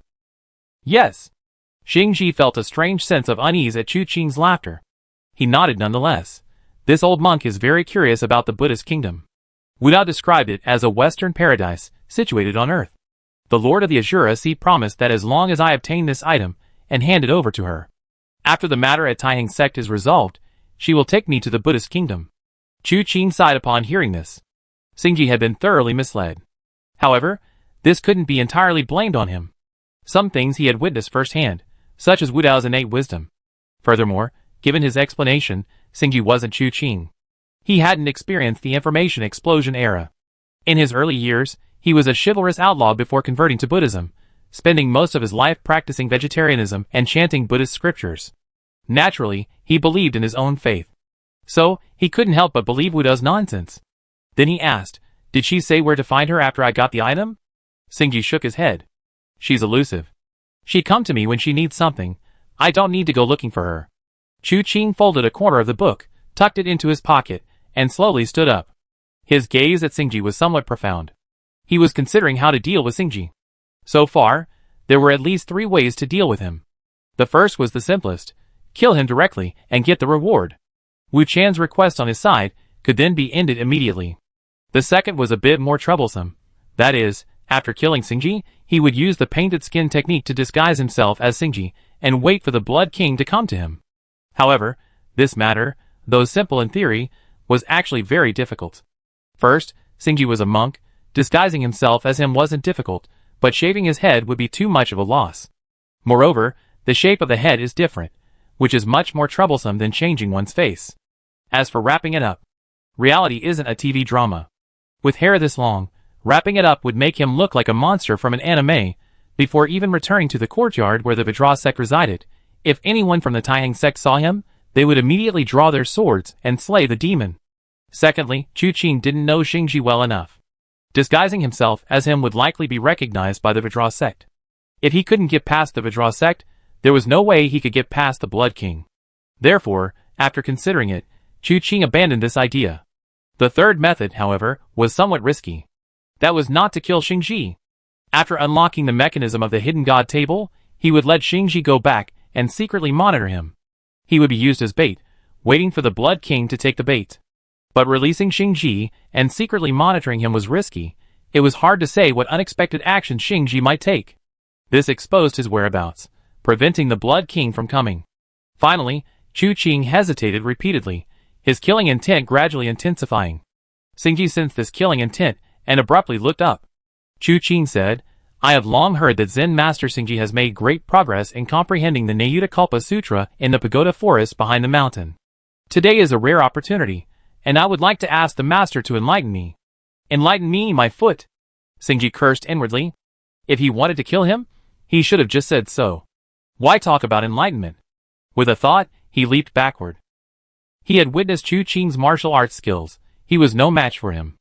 As for the Nayutakalpa Sutra, he had indeed studied it, but he hadn't mastered it. He hadn't even completed the first kalpa, let alone the Nayutakalpa. Therefore, the instant Chu Qing finished speaking, he didn't hesitate and tried to escape. His escape method was simply to do his best. He retreated while facing Chu Qing, wanting to see Chu Qing's actions clearly. But Chu Qing made no move. Only, a throwing knife had appeared at his hand sometime during the night. The throwing knife was 3 inches and 7/10 of an inch long, curved like a willow leaf, and though it gleamed coldly, it was not uncommon. Many of the third young master's martial arts were renowned, but throwing knives, how could he know how to throw knives? Wait! A throwing knife! He paused, vaguely sensing something familiar. Black clothes, a white mask, a throwing knife. The voice was indeed the third young master, but the appearance, wasn't it the legendary Night Emperor? The third young master and the Night Emperor, were they the same person? This thought filled him with even greater terror. But these thoughts only flashed through his mind for a moment, before Chu Qing flicked his wrist.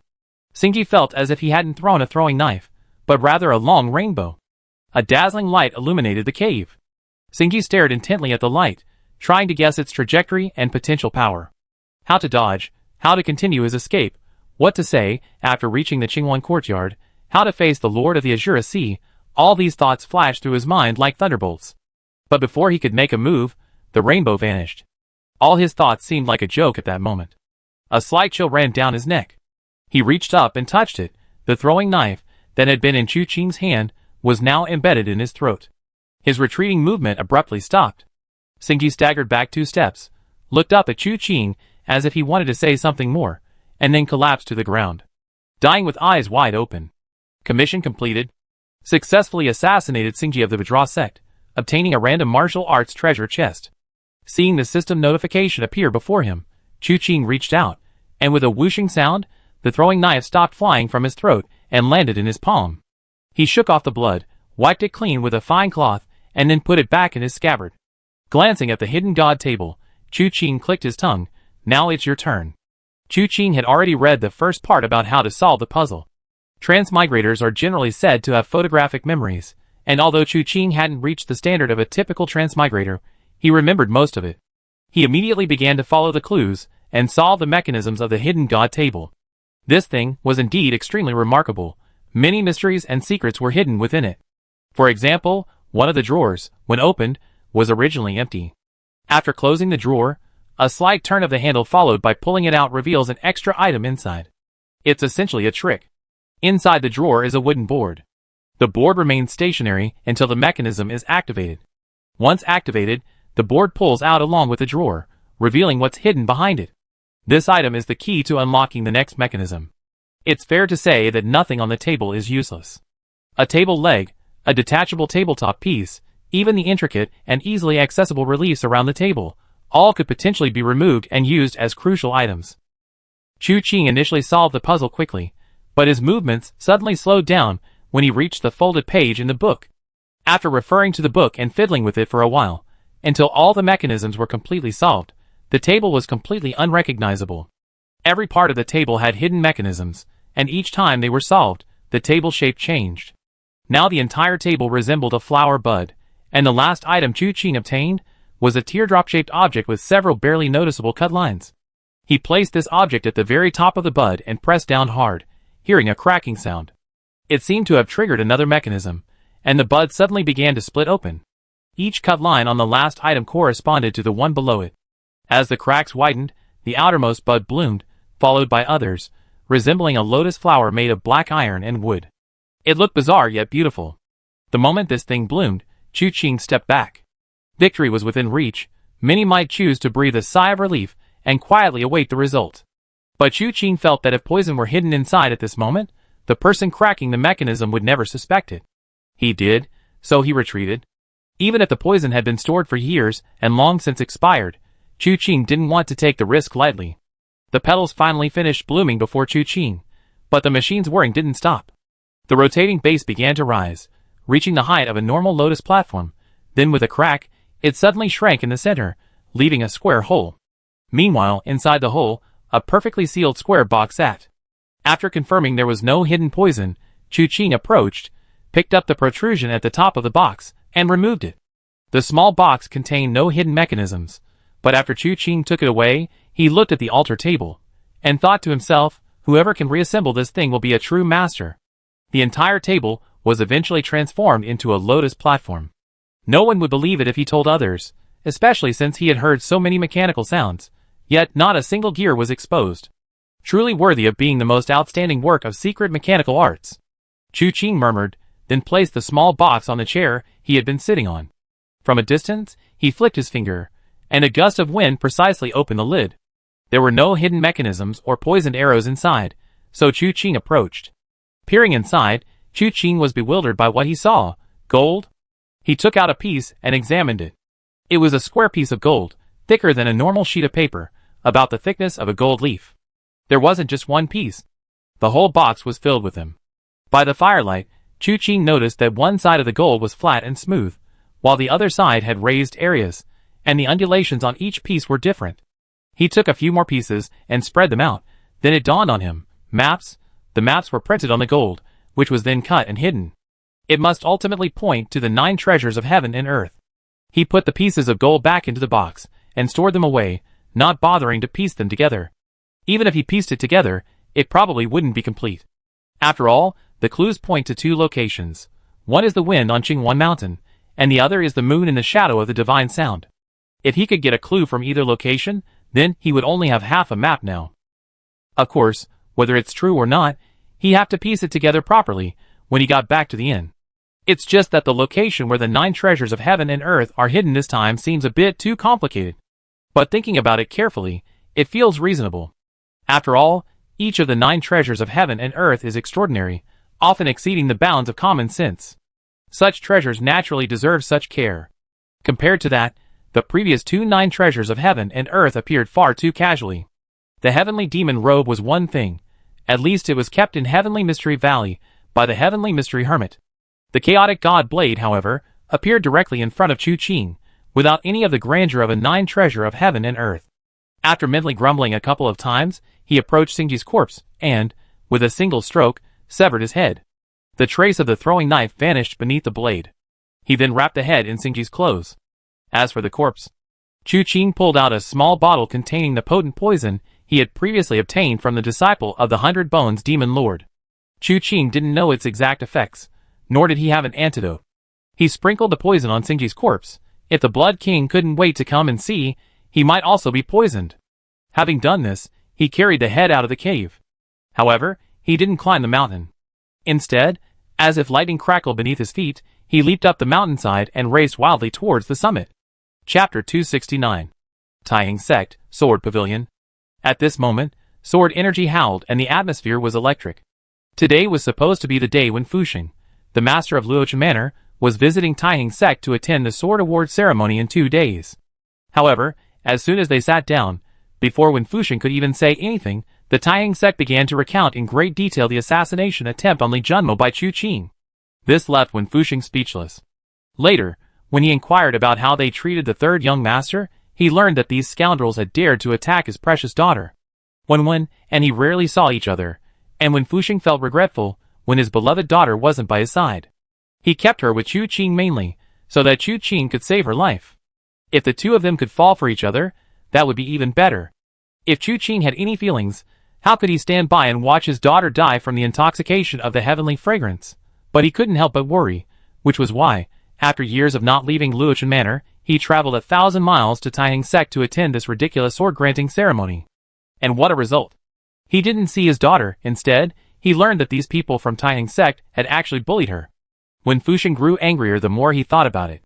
When Lan Shi and Yuan Qiu arrived earlier, they caught Wen Fuxing in a fit of rage, questioning Taiheng Sect. In the end, they simply resorted to violence. Taiheng Sect, on the one hand, didn't know that Chu Qing had a young lady from Luochen Manor by his side. On the other hand, they wanted to pin the blame on Chu Qing, solidifying the charge of indiscriminate killing. Little did they expect that before the charge could even be established, they would offend the head of Luochen Manor. For a moment, they were filled with groans and complaints. However, Wen Fuxing gave them no chance. His Yan Tianxing Yugong combined with Jiu Tianxing Chen Ji was incredibly effective. Although the Taiheng Sect swordsmanship was indeed superb, each technique possessing its own unique depth and following a different path, against the already red-hot Wen Fuxing, even the most profound sword techniques were utterly useless. Once the Yan Tianxing Yugong domain was activated, unless one's martial arts were many times superior, anyone who entered would have their speed reduced by 90%. Those with weaker martial arts were even completely immobilized. His Jiu Tianxing Chen Ji was both fast and ruthless. In no time, many people were already lying on the ground. The one presiding over the situation today was an elderly man with white hair and beard. Watching Wen Fuxing unleash his ferocious power, he was utterly speechless. There's a strong feeling that the Taiheng Sect has been having a run of bad luck these past 2 days. Otherwise, they wouldn't have been so easily wiped out last night by Chu Qing's massacre, leaving countless corpses piled up. Furthermore, 8 of the 9 elders were killed, 1 was injured, and the surviving elder is on the verge of death. While Wen Fuxing didn't go on the same rampage as Chu Qing today, judging from the current situation, those he severely injured won't be able to get out of bed for months. Even if they can get out of bed, they might not be able to recover to their peak condition. If the Taiheng Sect's foundation is allowed to deplete like this, its century-old foundation will be destroyed in an instant. The old man immediately slammed his hand on the back of his chair. Enough!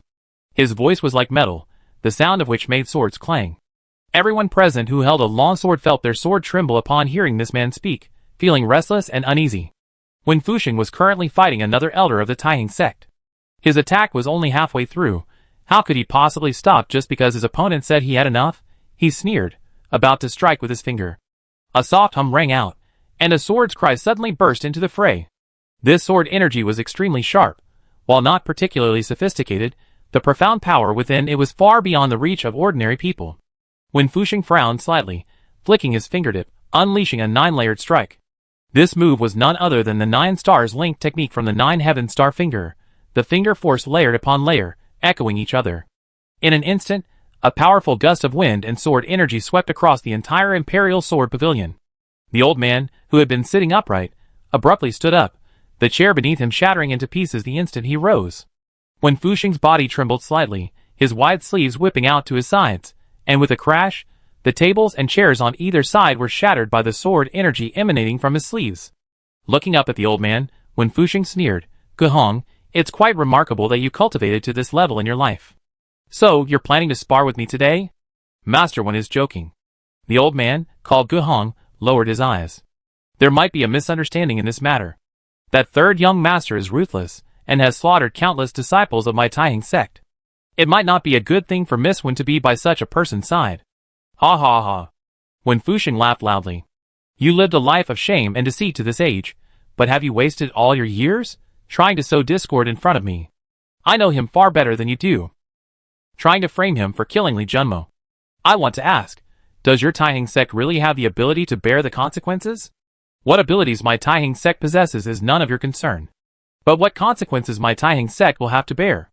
I much rather know. A voice suddenly came from outside the door. The elders in the hall, upon hearing this voice, immediately brightened up. They turned to look outside, and saw a man carrying a sword approaching.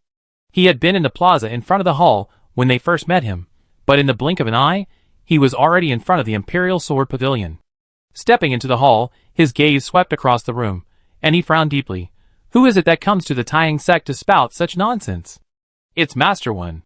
But I wonder, how exactly has my Taiyang sect offended you, Wen Fusheng, to provoke such a violent attack from my sect? Chen Zhengnan, the Iron Sword of Nanling? Wen Fusheng's eyes narrowed slightly upon seeing the newcomer. You shouldn't ask me that. You should ask your fellow disciples. Ask them what they did. Chen Zhengnan frowned. He had arrived late, and didn't know the specifics. Hearing Wen Fusheng's insolent words within the Imperial Sword Pavilion, Chen Zhengnan, though having left his sect years ago, had ultimately grown up in the Taiyang sect. Naturally, he was enraged by these remarks and retaliated. But hearing Wen Fusheng's words now, could there be more to the story? He couldn't help but look at Ge Hong. Ge Hong sighed. Your junior brother Li was murdered. The killer has a deep connection with Master One. In one sentence, he explained the general cause. Chen Zhengnan was stunned. Junior brother Li is dead? Dead. A trace of sorrow appeared in Ge Hong's eyes. Last night, you were a day too late, otherwise you might have been able to see him again. Chen Zhengnan felt a surge of indescribable emotions. Outside the Imperial Sword Pavilion, Yuanqiu, peering through a crack in the window, exclaimed with gleaming eyes, That's Chen Zhengnan, the Iron Sword of Nanling. What? You like older men? Lan Shui asked casually. Yuanqiu stomped on his foot without hesitation, then coldly asked, Tell me, if I challenged him, what would the outcome be? 10 out of 10. Lan Shui quickly interjected, Loosen your grip. Yuanqiu released her foot in surprise. You actually have a keen eye. You think so highly of me? I mean, Chen Zhengnan has a 10-fold chance of winning, and you have a 10-fold chance of losing. Yuanqiu didn't speak, but gave Lan Shui a meaningful look, from which Lan Shui sensed an inexplicable danger. But he didn't want to miss the scene unfolding inside the Imperial Sword Pavilion, so he forced himself to continue watching, his scalp tingling with unease.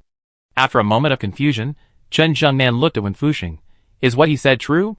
Whether it's true or false, who knows?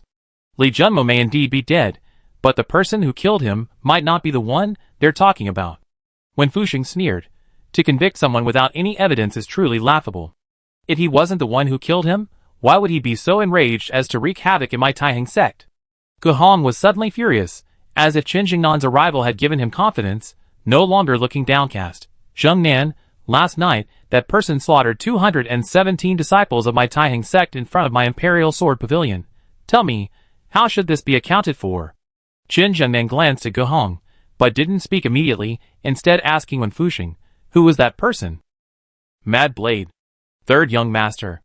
Before Wen Fusheng could speak, Ge Hong had already uttered Chu Qing's name. Chen Zhengnan turned around abruptly. Who did you say? Third young master. Ge Hong was puzzled. He had never heard of Chen Zhengnan being hard of hearing at such a young age. Although Chen Zhengnan was now over 50, to Ge Hong he was indeed still a young man. That's impossible. Chen Zhengnan shook his head decisively. The third young master isn't that kind of person.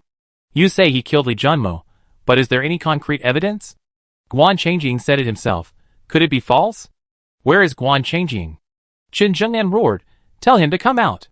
With this commotion in front of the Imperial Sword Pavilion, how can he, the young sect leader, hide behind someone and refuse to show his face? Ge Hong frowned upon hearing Chen Zhengnan's tone. Zhengnan, what do you mean by that? What do I mean? To rashly accuse someone else of being the murderer, and that it was Li Junmo who killed him. Shouldn't he, the one who witnessed it, stand up and state everything he saw, instead of just relying on your accounts? Chen Zhengnan said coldly, What are the details? How did the third young master kill Li Junmo? Why did he do it? Did they have an old grudge? Or did they only become enemies in the last 2 days? Have you figured out these questions?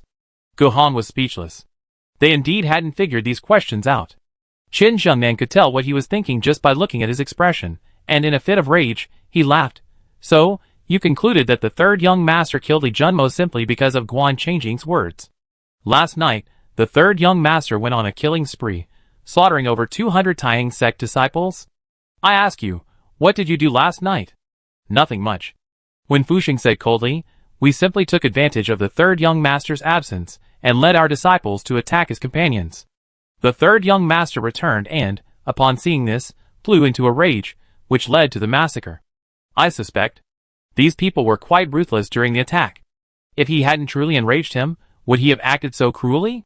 When Fusheng considered himself to know Chu Qing somewhat, he was a man of principle, and while calling him a chivalrous hero might be an exaggeration, his heart was ultimately kind. He wouldn't kill without reason. But if the other party harbored malicious intent and wanted to exterminate them, then his title of Mad Blade wasn't bought with money. Such a master cannot be easily humiliated. They should repay with blood. In other words, if the Taihang sect framed Chu Qing and even sent people to attack Chu Qing's friends, then whatever Chu Qing did last night, it's entirely their own fault. Qin Zhengnan took a deep breath. In this world, everything boils down to reason. If Li Junmo was truly killed by the third young master, then what you did last night is perfectly reasonable, and blood debts must be repaid in blood. But if Li Junmo wasn't killed by the third young master, then there's a misunderstanding. Then, from the third young master's perspective, you poisoned those around him without cause. No matter how many people died, or what the consequences, it's all your own fault. In my opinion, let's leave this matter here for now, and first investigate why Li Junmo died and who poisoned him. If the result is clear, and it really was the third young master who did it, then Taihang sect is no less powerful than others. Even if their martial arts are inferior, they still have a fighting spirit. On the contrary, sigh. Qin Zhengnan sighed deeply. Zhengnan. Gu Hong suddenly spoke slowly. You've been away from Taihang sect for many years. Qin Zhengnan was taken aback, then laughed. So, I have no right to interfere in Taihang sect's affairs, is that it? Gu Hong remained silent. Silence was tantamount to acquiescence. Qin Zhengnan smiled coldly, about to speak, when suddenly he felt a gust of wind from outside the door. In a daze, he only saw a black shadow wrapped in lightning, instantly appearing before Gu Hong. Immediately afterward, a loud cracking sound was heard. Gu Hong was thrown out, his face contorted. Everyone was stunned. Who was that? What happened? Their gazes swept around, and they saw the figure quickly circle twice within the main hall of the Imperial Sword Pavilion, then darted past Wen Fuxing, heading straight out of the hall. Wen Fuxing's heart skipped a beat, and he hurriedly shouted, "Where are you going?" With that, he leaped out and chased after him. Qin Zhengnan also wanted to chase after him, but suddenly noticed that where Gu Hong had been standing, there was something on the ground. It was round and plump, wrapped in a piece of clothing, with thin streaks of blood seeping from underneath. His heart tightened, and he immediately opened the bundle. Inside was a round, bald human head. A letter was being held in the head's mouth. Gu Hong, covering his face, was getting up from the ground, looking around blankly, not knowing who had slapped him. Looking at Qin Zhengnan, and then at the head, he was immediately astonished. Zen Master Xingji. Xingji of the Vidra sect? Qin Zhengnan's heart stirred. He looked at the letter again. The cover read, "To all members of the Vidra sect." Chapter 270. In a corner of Mount Taihang, two figures, one in front of the other, suddenly stopped in the woods. Wen Fuxing cautiously observed the person before him, unsure whether the voice he had just heard was real. However, this person's lightness skill was clearly far superior to his own, yet he had stopped several times to wait along the way. It should be real, right? Just then, the person in front of him, whose back was to him, made a gesture of removing a mask, and when he turned around, it was Chu Qing's face. "Good lad, it really is you." Wen Fuxing completely lowered his guard. In the instant Chu Qing swept past him, he said two words, "Follow me." Wen Fuxing naturally wouldn't forget Chu Qing's voice. But because that instant was so fast, although he chased after him, he couldn't help but wonder if he had misheard. Fortunately, nothing unexpected happened in the end. Chu Qing smiled and slightly clasped his hands in a fist salute. "Senior Wen, long time no see." Wen Fuxing frowned and glanced at him, then asked, "What exactly happened?" "This matter is quite complicated." Chu Qing spoke from experience. The troubles within the Taihang sect were indeed extremely complex. More than one group was stirring up trouble. Truth and falsehood were intertwined, and Chu Qing had only just managed to see through the fog and understand the intricacies of the situation. Seeing Wen Fuxing's question, he recounted the events in detail. Wen Fuxing listened, speechless, gasping repeatedly, "Good heavens! The Taihang sect is truly chaotic. Even the Blood Prince is involved? I couldn't keep it before, and now that Xingji is dead, she should know that the item is on me. I will definitely show myself on the day of the sword-granting ceremony. I wonder if she will also show herself. This time, I will make sure she doesn't leave alive." "Are you confident?" Wen Fuxing said in a deep voice. The Tomb King in Tianji Valley was merely a tomb dweller, yet he already possessed such abilities. Now, standing before us is a genuine Blood King. Don't laugh at me, but even I'm a little unsure. I defeated her the first time, and I can kill her this time. Chu Qing chuckled, her confidence overflowing. Wen Fuxing nodded repeatedly. "You truly exceed my expectations." Back at Luochen Manor, You weren't as unfathomable as you are now, but in such a short time, you become increasingly terrifying. I heard you killed 9 elders of the Taiyang sect last night. Such skill. Calling you the best in the Southern Ridge wouldn't be an exaggeration. The best in the Southern Ridge is just an empty title. Chu Qing chuckled, then suddenly remembered something and asked in a low voice, Does Master Wen know Lan Shui? The executioner of Dingen Hall? Wen Fuxing's expression was somewhat strange. Why are you suddenly asking about this person? He told me a story. Chu Qing said softly, I don't know if it's true or not, but Master Wen was also in this story. Oh! Tell me about it. Wen Fuxing immediately adopted an attentive expression. Seeing his expression, Chu Qing didn't hesitate and recounted the story he had heard from Lan Shui. At first, Wen Fuxing didn't take it seriously, but as he listened, he became lost in thought. He finally sighed, so it was him. He's become the executioner of Dingen Hall. The former flying tiger has transformed into the head of Dingen Hall. The world is indeed unpredictable. If you're asking about this story, it does exist. Moreover, after he came of age, he visited Luochen Manor to inquire about what happened back then. But whether he is indeed the current Lan Shui, I'm not sure. Fortunately, he should be at Taiyang Gate. I should be able to see him on the day of the sword-granting ceremony. Chu Qing nodded. He wants me to kill Wang Feng, but I still have doubts about this. If it's verified to be true, then I can act without hesitation. Wen Fuxing nodded, then asked about Wenru. This wasn't a good place for idle chatter, so Chu Qing took off his black clothes, changed into his usual attire, and went down the mountain with Wen Fuxing. Upon arriving at the Chunlai Inn, the anticipated tearful reunion of father and daughter didn't materialize. Wenru saw Wen Fuxing as if he were any other person. You're here? Wen Fuxing looked confused, but after confirming that Wenru was wearing a human skin mask, he burst out emotionally. Yes, father's here. Are you alright? I'm fine, third brother's here. Wenru glanced at Chu Qing. Wen Fuxing waved his hand. It's because he's here, otherwise none of this mess would have happened. Chu Qing rolled his eyes, about to say something, when Wu Qianhuan also came out of her room, clearly having heard the commotion. Facing each other, Wenru took a step back. Let's talk inside. Wu Qianhuan looked bewildered. She had never met Wen Fuxing before, so she didn't know who the seemingly noble middle-aged man was. Chu Qing pulled her over and closed the door behind him. Let me introduce you. This is Wen Fuxing, the master of Luochen Manor, and Wenru's father.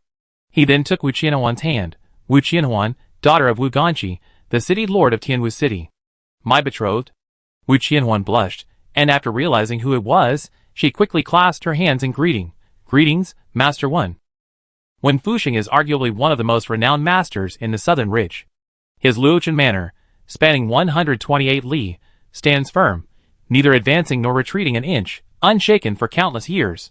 No matter which faction or gang you're from, no one can take a bite out of Luochen Manor. Seeing this almost legendary figure now, Wu Qianhuan couldn't help but feel excited. Wen Fuxing, however, seemed lost in thought for a long time after hearing Chu Qing's introduction. He glanced at Wu Qianhuan, then at Chu Qing, and said, thoughtfully, if I remember correctly, Wu Ganqi's daughter is betrothed. You wouldn't have stolen her away, would you? Taking advantage of your superior martial arts to bully someone. Chu Qing rolled her eyes, too lazy to respond. Seeing his reaction, Wen Fuxing finally realized, I knew it. That's why Chu Tian asked you to send my good daughter back. So you're the third son of the Chu family. Good heavens, a chicken coop. Ugh. He wanted to say, a golden phoenix has emerged from a chicken coop, but upon reflection, he knew that if he said that, Chu Qing would definitely beat him up. This kid's martial arts skills are becoming increasingly unfathomable. Even the Blood Prince was defeated and fled when he fought him. He even boasted that if he encountered the Blood Prince again, he would definitely take her life. Wen Fuxing didn't think this kid was talking nonsense. If his martial arts skills were truly far superior to hers, and she were beaten for saying that, besides being humiliated, she would have no way to seek justice.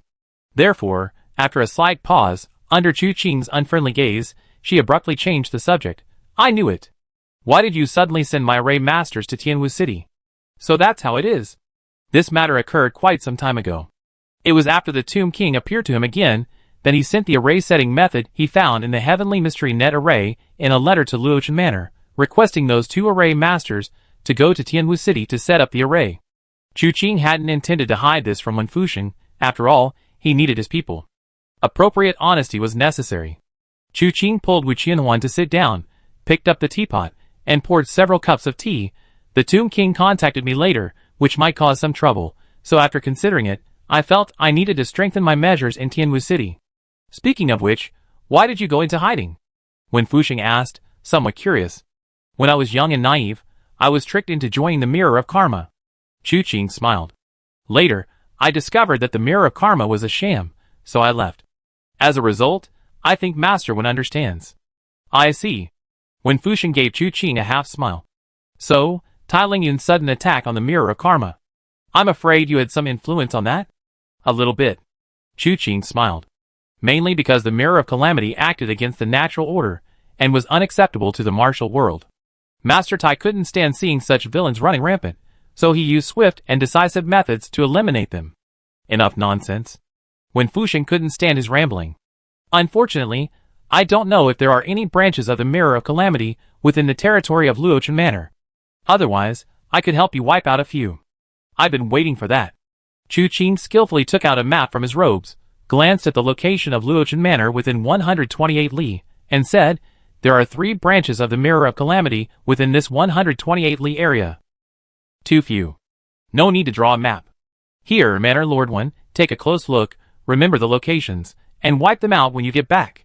Wu Qianhuan watched Chu Qing and Wen Fuxing converse, completely disregarding seniority and hierarchy, and was momentarily speechless with amusement. She found Chu Qing's behavior somewhat absurd, yet also felt that he possessed considerable ability, which was why Wen Fuxing held him in such high regard. Wen Fuxing's attitude towards Chu Qing, however, was somewhat disrespectful to his elders, which truly surprised Wu Qianhuan. Turning to look at Wenru, she met her gaze. Wenru blinked and said, those two can talk for hours behind closed doors. Are they that close? Wen Fuxing quickly said, Father came here specifically to see you. Let this brat find somewhere cool to cool off. Oh! Wenru gave a soft response, her meaning unclear.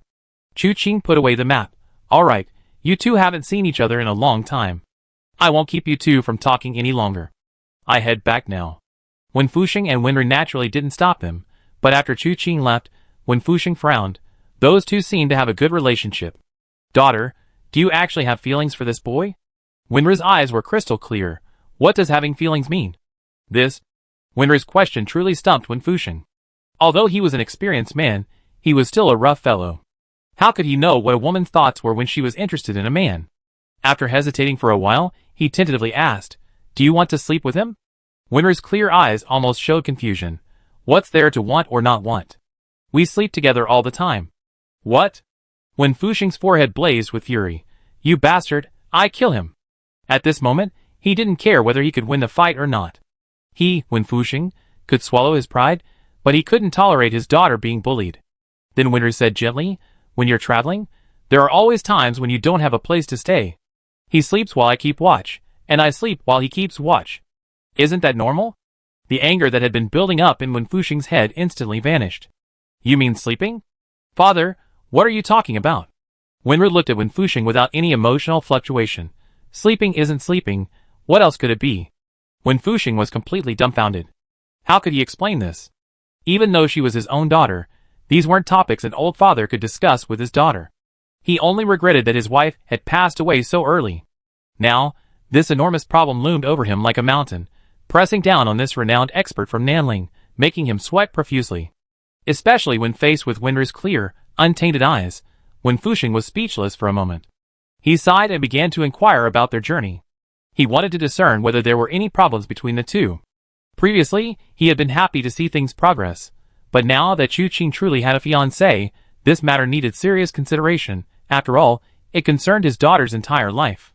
Chu Qing and Wu Qianhuan were unaware of what the father and daughter were discussing together. Chu Qing didn't return to his own room, but instead pulled Wu Qianhuan to hers. After entering, he looked around, then opened the door and called for the waiter, asking him to fetch some writing materials. Wu Qianhuan looked at him with a puzzled expression, wondering what he was up to. When the waiter brought Chu Qing what he wanted, Wu Qianhuan began grinding ink for him. Are you writing a letter home? She asked. Chu Qing shook his head. I found something at Qinghuan Peak, and I plan to print it out. What is it? Wu Qianhuan asked, curious. Chu Qing took the box out of his robes and poured it onto the table. The clinking sound of gold made Wu Qianhuan a little surprised. He picked one up and examined it closely. Is there a picture on it? Yes, Chu Qing nodded. It should be a treasure map, containing the 9 treasures of heaven and earth. Wu Qianhuan immediately nodded, grinding ink while asking him about his experiences the previous night. As Chu Qing spoke, he picked up a piece of gold mosaic, smeared it with ink, and placed it upside down on the paper. A blurry pattern formed. His narration abruptly stopped, and he grinned.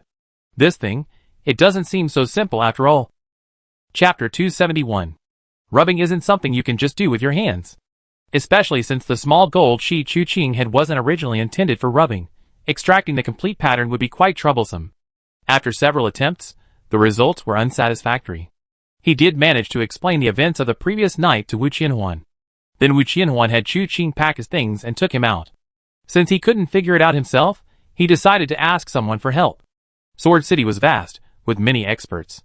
Those excelling in martial arts were masters, and those excelling in other areas were also masters. The two wandered around for a while, before finally finding a suitable person.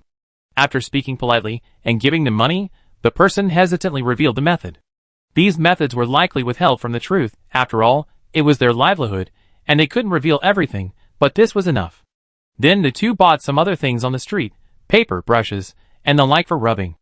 As they walked down the street, they suddenly realized that this seemed to be their first time out for a leisurely stroll. After exchanging a glance, they both felt a strange, inexplicable feeling.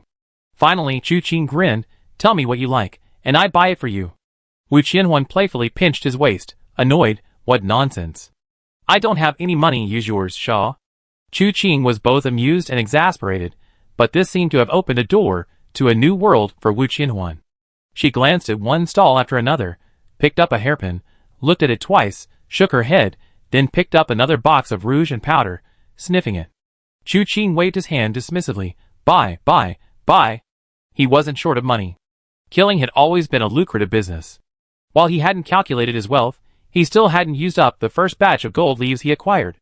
Not to mention the later rewards of thousands of taels each. Moreover, he had amassed considerable amounts of gold and silver jewelry during the several raids on the Nijingtai branch. He had carefully hidden all these items, ready to unleash them when needed. Wu Qianhuan took a liking to these trinkets, and Chu Qing, naturally, bought them without hesitation. Seeing his generosity, Wu Qianhuan didn't hold back either. The roadside stalls gradually became insufficient for her, so she started looking in the shops along the roadside, where everything was of high quality. The two of them browsed and bought along the way, Wu Qianhuan thoroughly enjoying herself. She bought not only for herself but also for Chu Qing, buying both undergarments and outer garments. Knowing that Chu Qing only had this one style of clothing, and it was either cyan or black, Wu Qianhuan waved her hand and went straight to the tailor's shop. If Chu Qing hadn't stopped her, she could have carried the whole shop back. She insisted on preparing 3 outfits for Chu Qing, 1 white, 1 off-white, and 1 red. Chu Qing didn't see anything wrong with the white and off-white outfits, but the red one felt a little awkward. Why should a grown man like him wear red? Later, after changing at the inn, he realized, well, it actually looked quite handsome. Finally, the two of them returned to the inn with bags and bundles. It was almost noon. They had the waiter bring lunch to their room, and then they started working hard on the little gold leaf. The method of rubbing involves wetting a sheet of paper and then tightly adhering it to the object to be rubbed. This method is primarily used for rubbing objects, like stone tablets. The paper absorbs the imprint, and after it dries, ink is evenly applied to the area outside the imprint. Then it's peeled off, resulting in a rubbing. Chu Qing initially thought it was simple. Coat a small gold piece with ink, and then press it onto the paper like a stamp. However, gold pieces are not stamps, and it's not that simple. The results were unsatisfactory. Now, trying out the rubbing method, while initially failing many times, the two gradually found the knack. The success rate increased. By midnight, the two had finally completed rubbings of all the gold pieces. By the lamplight, Wu Qianhuan glanced at it twice, then waved her hand. No, my eyes are blurry, I can't look. You see for yourself. Chu Qing nodded. It seems your internal strength still needs improvement. As he said this, he seemed to suddenly remember something. He opened the system and glanced at it. There were still 2 boxes unopened. Especially the box with the no name on the ranking option, which contained an internal strength treasure chest. This was extraordinary, perfect for opening at night. Thinking of this, he let out a soft breath, suppressing his impatience, and began to work on the puzzle pieces in his hands. He first found a piece of white paper, placed the rubbings in the center, and began to piece them together like a jigsaw puzzle, matching the marks. Compared to the process of extracting the rubbings, the puzzle-solving process was not complicated. Chu Qing quickly pieced together the picture, and judging by the arrangement, it was exactly half a picture. Unfortunately, the exact location wasn't clear from this half map. There was text at the bottom, but only half of it. The other half must be in the other half of the map. Setting the paper aside, he took another sheet, dipped it in paste, and pasted the rubbings onto it piece by piece, just like before. This way, he had obtained a complete half map of the treasure. After finishing this, Chu Qing stretched slightly, noticing Wu Qianhuan's even and rhythmic breathing. She was clearly asleep. She really has no guard up at all. Chu Qing muttered under his breath, then went to her bedside. Tilting his head, he glanced at Wu Qianhuan, but couldn't help thinking of the Tianming sword technique. A slight smile unconsciously appeared on his lips. Wu Qianhuan's previously rhythmic breathing suddenly became erratic after he sat down. Although she forcibly restored the rhythm, Chu Qing noticed the flaw. He spoke as if to himself. The yin-yang principles within the heavenly bright sword technique are extraordinary. Using this method might even greatly benefit her from the damage to her meridians. It seems I should persuade her to practice with me sometime. Wu Qianhuan suddenly took a deep breath. But then, feigning relaxation, she exhaled, naturally turning over and continuing to sleep, hugging the blanket. Chu Qing found it somewhat amusing, sleeping so soundly. I suppose even if I do something, she won't know. Wu Qianhuan suddenly turned around. What do you want to do? Chu Qing pinched her nose. Something that can't be told to outsiders. Go away, go away. Wu Qianhuan stood up and shooed him away. Don't try to provoke me. I'm not an ordinary woman. If you ignite my anger, believe it or not. She trailed off, her bold words cut short by Chu Qing's ambiguous gaze, and she didn't dare finish her threat. She was somewhat worried that Chu Qing would demand she take action. In the end, she could only grumble and shoo him out of the room. After seeing Chu Qing off, she felt her heart pounding in her chest. This guy, does he think he'd die if he doesn't provoke me? Back in his room, Chu Qing sat cross-legged on the bed. With a thought, he opened the system interface. One unopened treasure chest, open now. No selectable category treasure chest yet, select now. Chu Qing slowly exhaled, ignoring the lower one, and looked at the upper one, choosing to reply, open. Open successfully, obtain palm technique, Xian Tian Wu Jin Palm. Seeing this name, Chu Qing was stunned, mainly because it was unfamiliar. What kind of palm technique was this? In a flash, the key to its execution arrived. At the same time, his palms, arms, and meridians throughout his body all felt strange sensations. A moment later, Chu Qing opened his eyes, his gaze flashing with excitement. This martial art is interesting, extremely interesting. The palm force used in this technique is extremely insidious. Regardless of its power, the one struck will feel excruciating pain. Once it hits, the force of the palm strikes like thousands of needles piercing straight to the heart, causing the 8 extraordinary meridians to shatter inch by inch. This technique, used for beating people on ordinary days, is one thing. Once captured, it's perfect for extracting confession through torture. Chu Qing had long coveted the soul-piercing finger that Wen Fuxing had used. He asked Wen Fuxing to teach him, but the old man was still hoarding his skills. This time, however, he didn't need it, he already had it. The Xian Tian black gold palm was somewhat similar to the soul-piercing finger. Neither was the kind of martial art that only inflicted pain without killing. If we're talking about the ultimate torture, it has to be the life and death talisman. Using the Xian Tian black gold palm to torture an opponent, if they remained defiant, they would most likely be killed by the palm's power. But there probably weren't many people who could endure that long, were they? Chu Qing stood up and briefly practiced the Xian Tian black gold palm in the room. As the palm power was unleashed, a chilling aura spread through his forehead, philtrum, and temples. A slight thought stirred within him, and he seemed to ponder something. I don't know what kind of internal energy originally powered the Xian Tian Wu Jin palm. But I'm using the 9 chapters of Divine Jade to power this martial art, so its power should change beyond its original level. Just now, I subconsciously used the methods of the Cold Jade lineage to activate it. What would happen to the victim if Yin and Yang were unleashed simultaneously? He pondered this, ultimately feeling that he would need to find several suitable opponents to verify this. Putting his thoughts aside for now, Chu Qing sat down cross-legged again.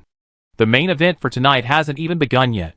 Of the 4 optional categories that weren't on the list this time, there was no need to look at the other 3. Chu Qing directly chose Internal Energy Treasure Chest. One unopened Internal Energy Treasure Chest. Open now? Open! Chu Qing took a deep breath, already prepared. No matter what kind of martial art he opened, With his current 9 chapters of divine jade cultivation, he figured he could handle it. The next moment, the system notification arrived as expected. Opened successfully, obtained internal energy, great shift of heaven and earth. There was no shock in Chu Qing's eyes, only a fleeting hint of joy. This martial art came somewhat unexpectedly, yet it was perfectly timed. Calling it an internal energy technique isn't entirely accurate, it's actually an internal energy cultivation method. Practicing this technique can unlock the potential of internal energy, allowing one to unleash its full power. The core principle is the manipulation of yin and yang energies.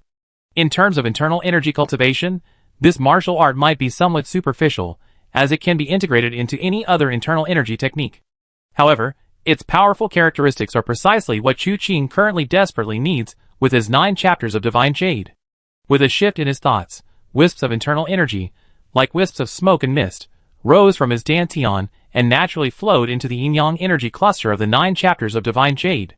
Chu Qing's eyes slightly closed, with wisps of light emanating from them. As his mind became immersed, he gradually entered a state of complete absorption, forgetting himself and the world around him. His body floated up from the bed without warning. However, this scene had happened to Chu Qing many times before, it was nothing new. But the two opposing forces of yin and yang surrounding him, stirred by the great shift of heaven and earth, caused his 10 fingers to feel a chill at times, and his face to be half red and half white at others.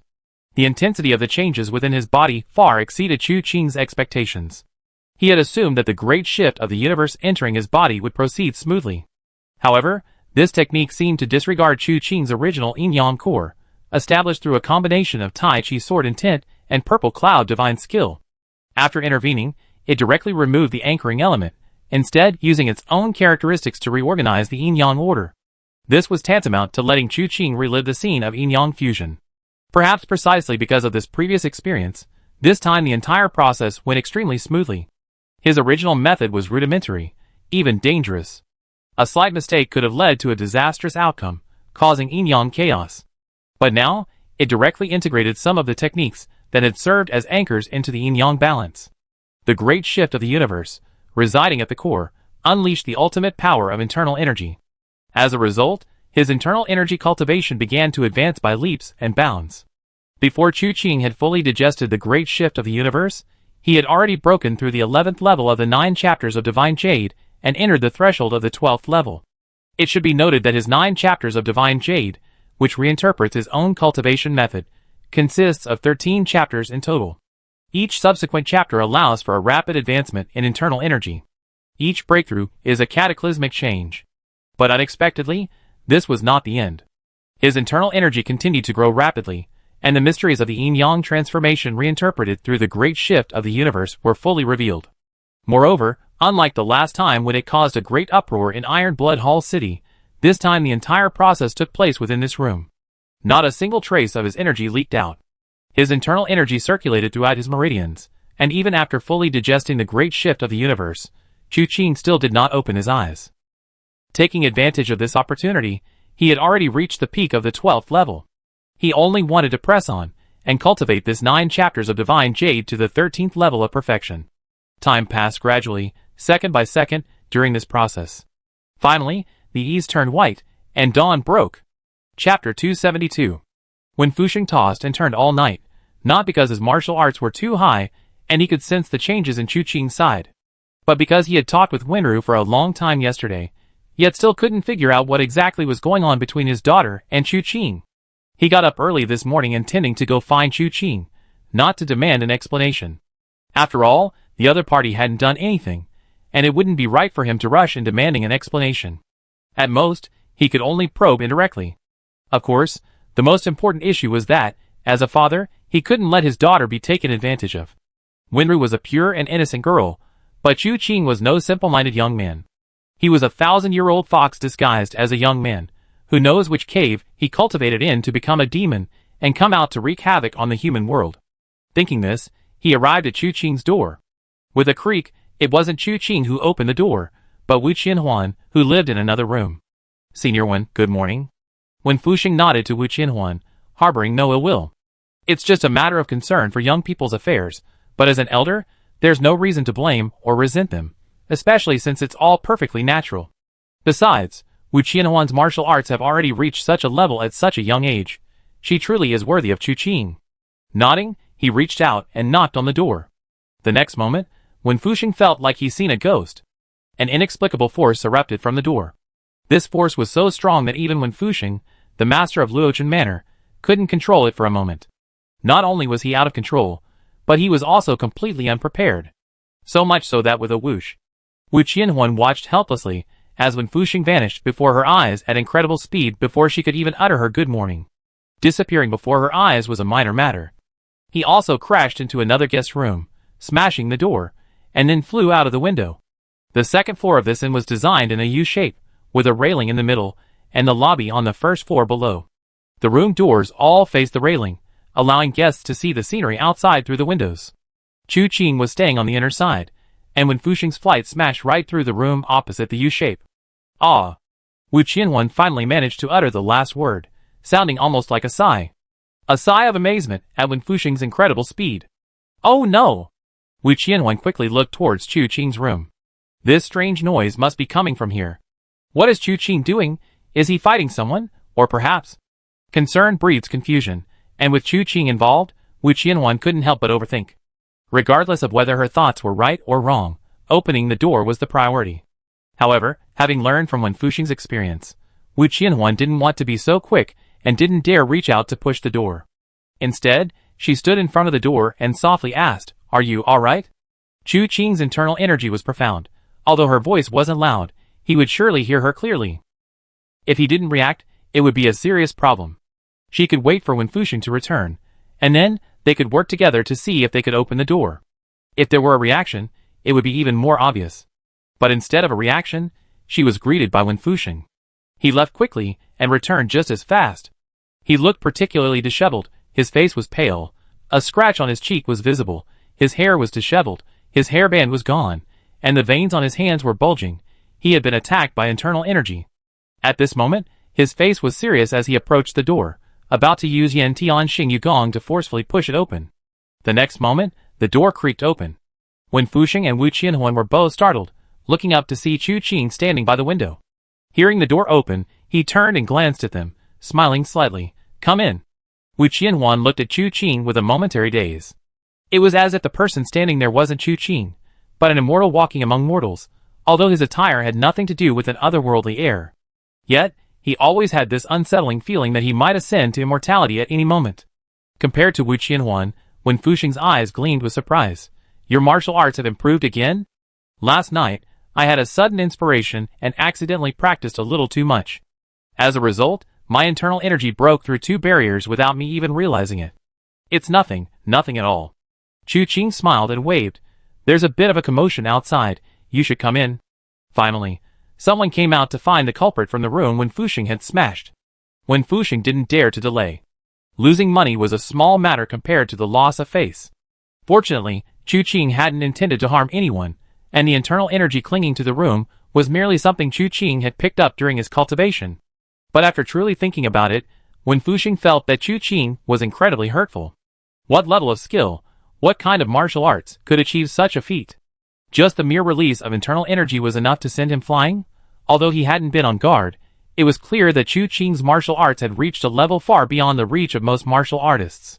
Therefore, upon entering the room, Wen Fuxing couldn't help but sigh. The new generation surpasses the old. The old generation dies on the beach?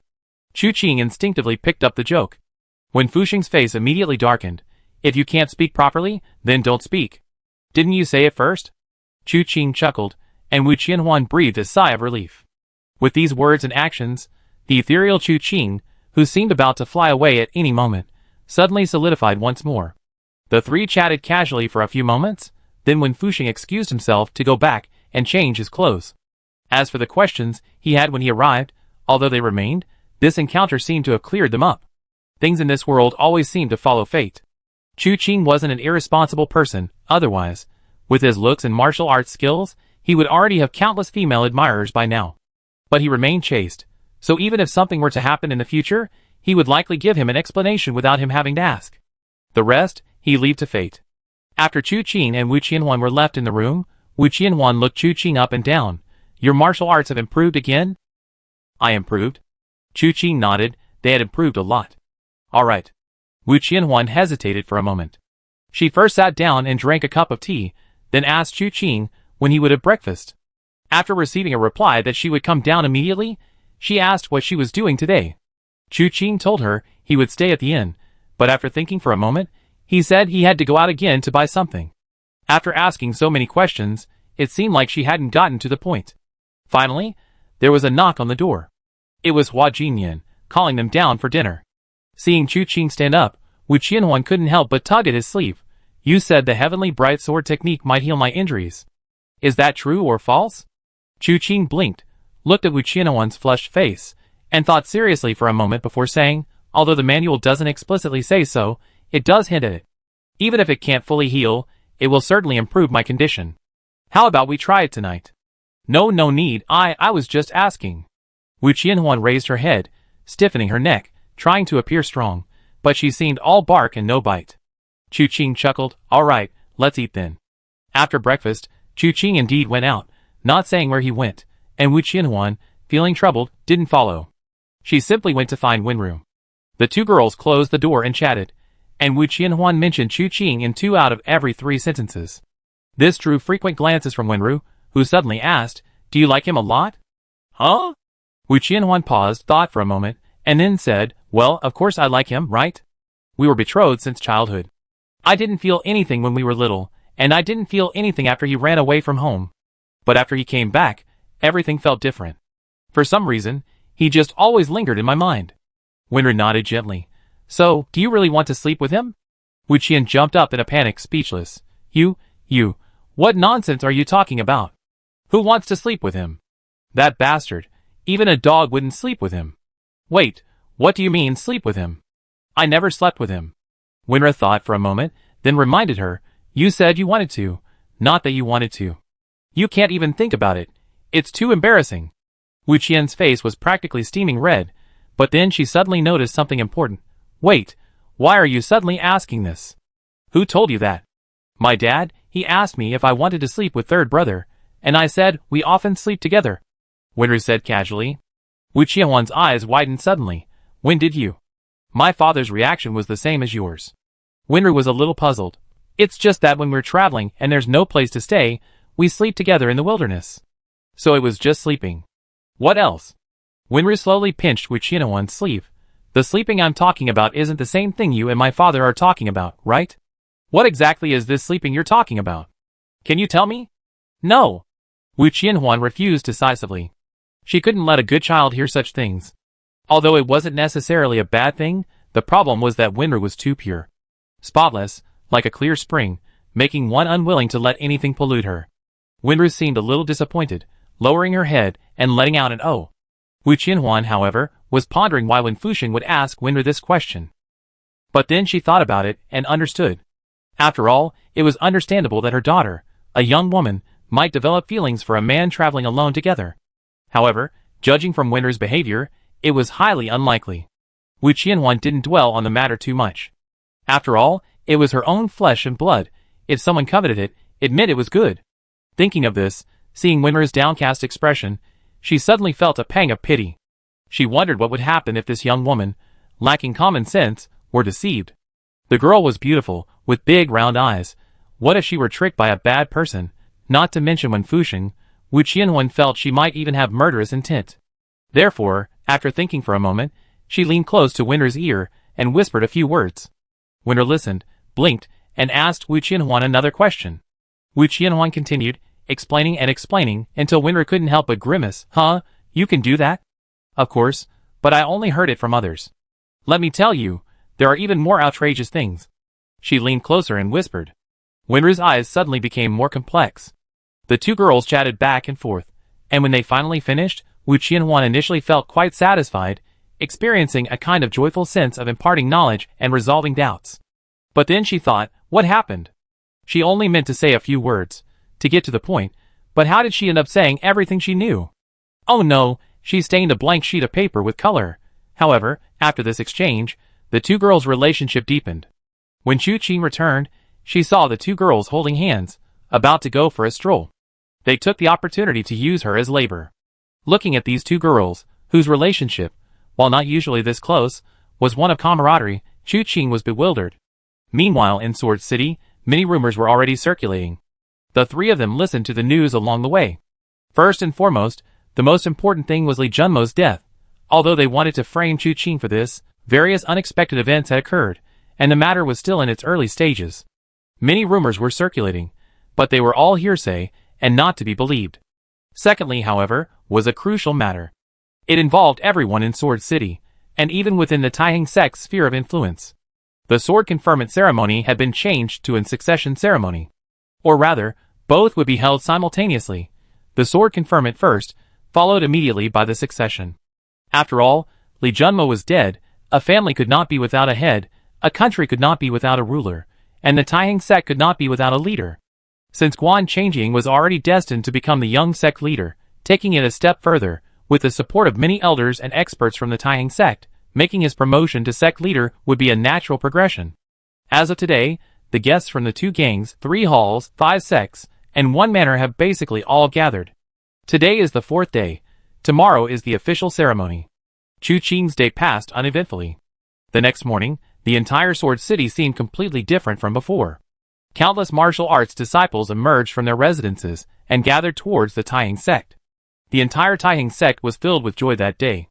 Gehong, despite his advanced age, personally greeted guests from all directions at the mountain gate with a smile, inviting them inside. Looking further up, the steps were already overflowing with people, everywhere offering congratulations and well wishes. At this very moment, the plaza in front of the Imperial Sword Pavilion of the Taiheng sect was bustling with people. The Taiheng sect disciples stood in neat rows. Groups of 3 or 5 surrounded them, consisting of martial arts heroes who had come to witness the ceremony. It has begun. Inside the room, Guan Changjing, who was sitting cross-legged on the bed, slowly opened his eyes. Chapter 273. At Taiheng Gate, on the high platform in front of the Imperial Sword Pavilion, 10 chairs were arranged on both sides. These were prepared for the leaders of the 2 gangs, 3 halls, 5 sects, and 1 manor attending the meeting. Lan Shuyi was sitting upright in the chair in Dingen Hall. He sat upright, his gaze cold and slightly icy. Suddenly, a figure walked past him, and a sharp pain shot through his foot. His usually stern face shattered in an instant. He couldn't help but grit his teeth and glare at Yi Wanqiu. "You did that on purpose," Yi Wanqiu exclaimed. "Oh dear. I didn't notice. There's someone sitting here." Sorry. There was no real remorse in her words. Lan Shuyi's face darkened, but he dared not speak his anger. Yi Wanqiu snorted and sat down in another chair next to Lan Shuyi. Her gaze swept over the 11 chairs, noticing that several were empty. Neither of the 2 factions showed up, and both chairs remained empty. Of the 5 sects present, only the Shaoyan sect and her own Yijian sect were included. The Taiheng sect, as the host, wasn't considered a guest, and neither was anyone from the Tian-Yi sect. This was understandable, however. The Tian-Yi sect was busy planning the Southern Ridge Martial Arts Tournament next June, so it was only natural that they looked down on the Taiheng sect's antics. As for the Jingang sect, Yi Wanqiu pondered for a moment and felt that the Jingang sect seemed to have offended someone. First, their sect leader, Abbot Wu Dao, had inexplicably died in his room. Yesterday, she had witnessed someone using incredibly skillful lightness techniques to walk around the Imperial Sword Pavilion, and no one had clearly seen his face. And he had left behind a human head. That head was none other than Xingji. This trip was originally centered around Wu Dao, with Xingji being the most senior among the newcomers. After Wu Dao's death, Xingji would be in charge of all matters concerning the Vajra sect. However, unexpectedly, Xingji also died in the blink of an eye. Wu Dao had a disciple named Lingjue, who, it was said, was nearly beaten to a pulp by a female swordsman on his first day at the Taiheng sect. Wu Dao even personally intervened to defend his disciple, only to be thoroughly humiliated by the 3rd young master. This was the main source of their conflict. Now that Xingji was dead, even though Lingjue wasn't of the seniority, he could still represent the Vajra sect. But for some reason, after the head was delivered to the Vajra sect, Lingjue suddenly and hastily left the Taiheng sect. Following him, the remaining monks also took their leave, leaving without a trace. As the young sect leader of the Yijian sect, Yi Wanqiu was no ordinary woman. She quickly learned that Lingjue's hasty departure from the Taiheng sect was due to being hunted, and his pursuers were none other than disciples of the Jingang sect. This Jingang sect affair astonished Yi Wanqiu. Wu Dao, disgraced, didn't leave, and both he and Xingji died one after the other. Instead of investigating the deaths of their sect leader and elders, the remaining disciples were hunting down their sect leader's disciple. These events, put together, sounded like a complete fantasy. Yu Wanqiu could only guess that the key lay in the letter held in Xingji's severed head. However, Qin Zhengnan was present. An upright man, he wouldn't touch anyone else's letter since it was addressed to all members of the Jinggang sect. Therefore, Yu Wanqiu had no idea what was written in that letter. This meant that the Jinggang sect, arriving earliest, missed the spectacle. Yu Wanqiu figured the monks probably didn't care. After all, they were just there for the spectacle. 2 of the 5 gates were occupied, 2 were empty. 2 of the 7 chairs were occupied, the remaining 3 were reserved for the 3 halls. However, the Blazing Fire Hall was destined to be empty. After all, the 3rd young master had been driven away by the Taiyang Gate. Now only the annoying Lan Shui from the Ding'an Hall remained, along with the silent Cheng Taizhan and Tai Chuqing standing to the side, her gaze fixed on the crowd. Of the 10 chairs, 3 were occupied. Yu Wanqiu knew the Shaoyan Gate members had arrived, but they weren't there yet. Even if they did arrive, the 6 empty chairs made the entire Taiyang Gate setup look like a joke. Disgraceful.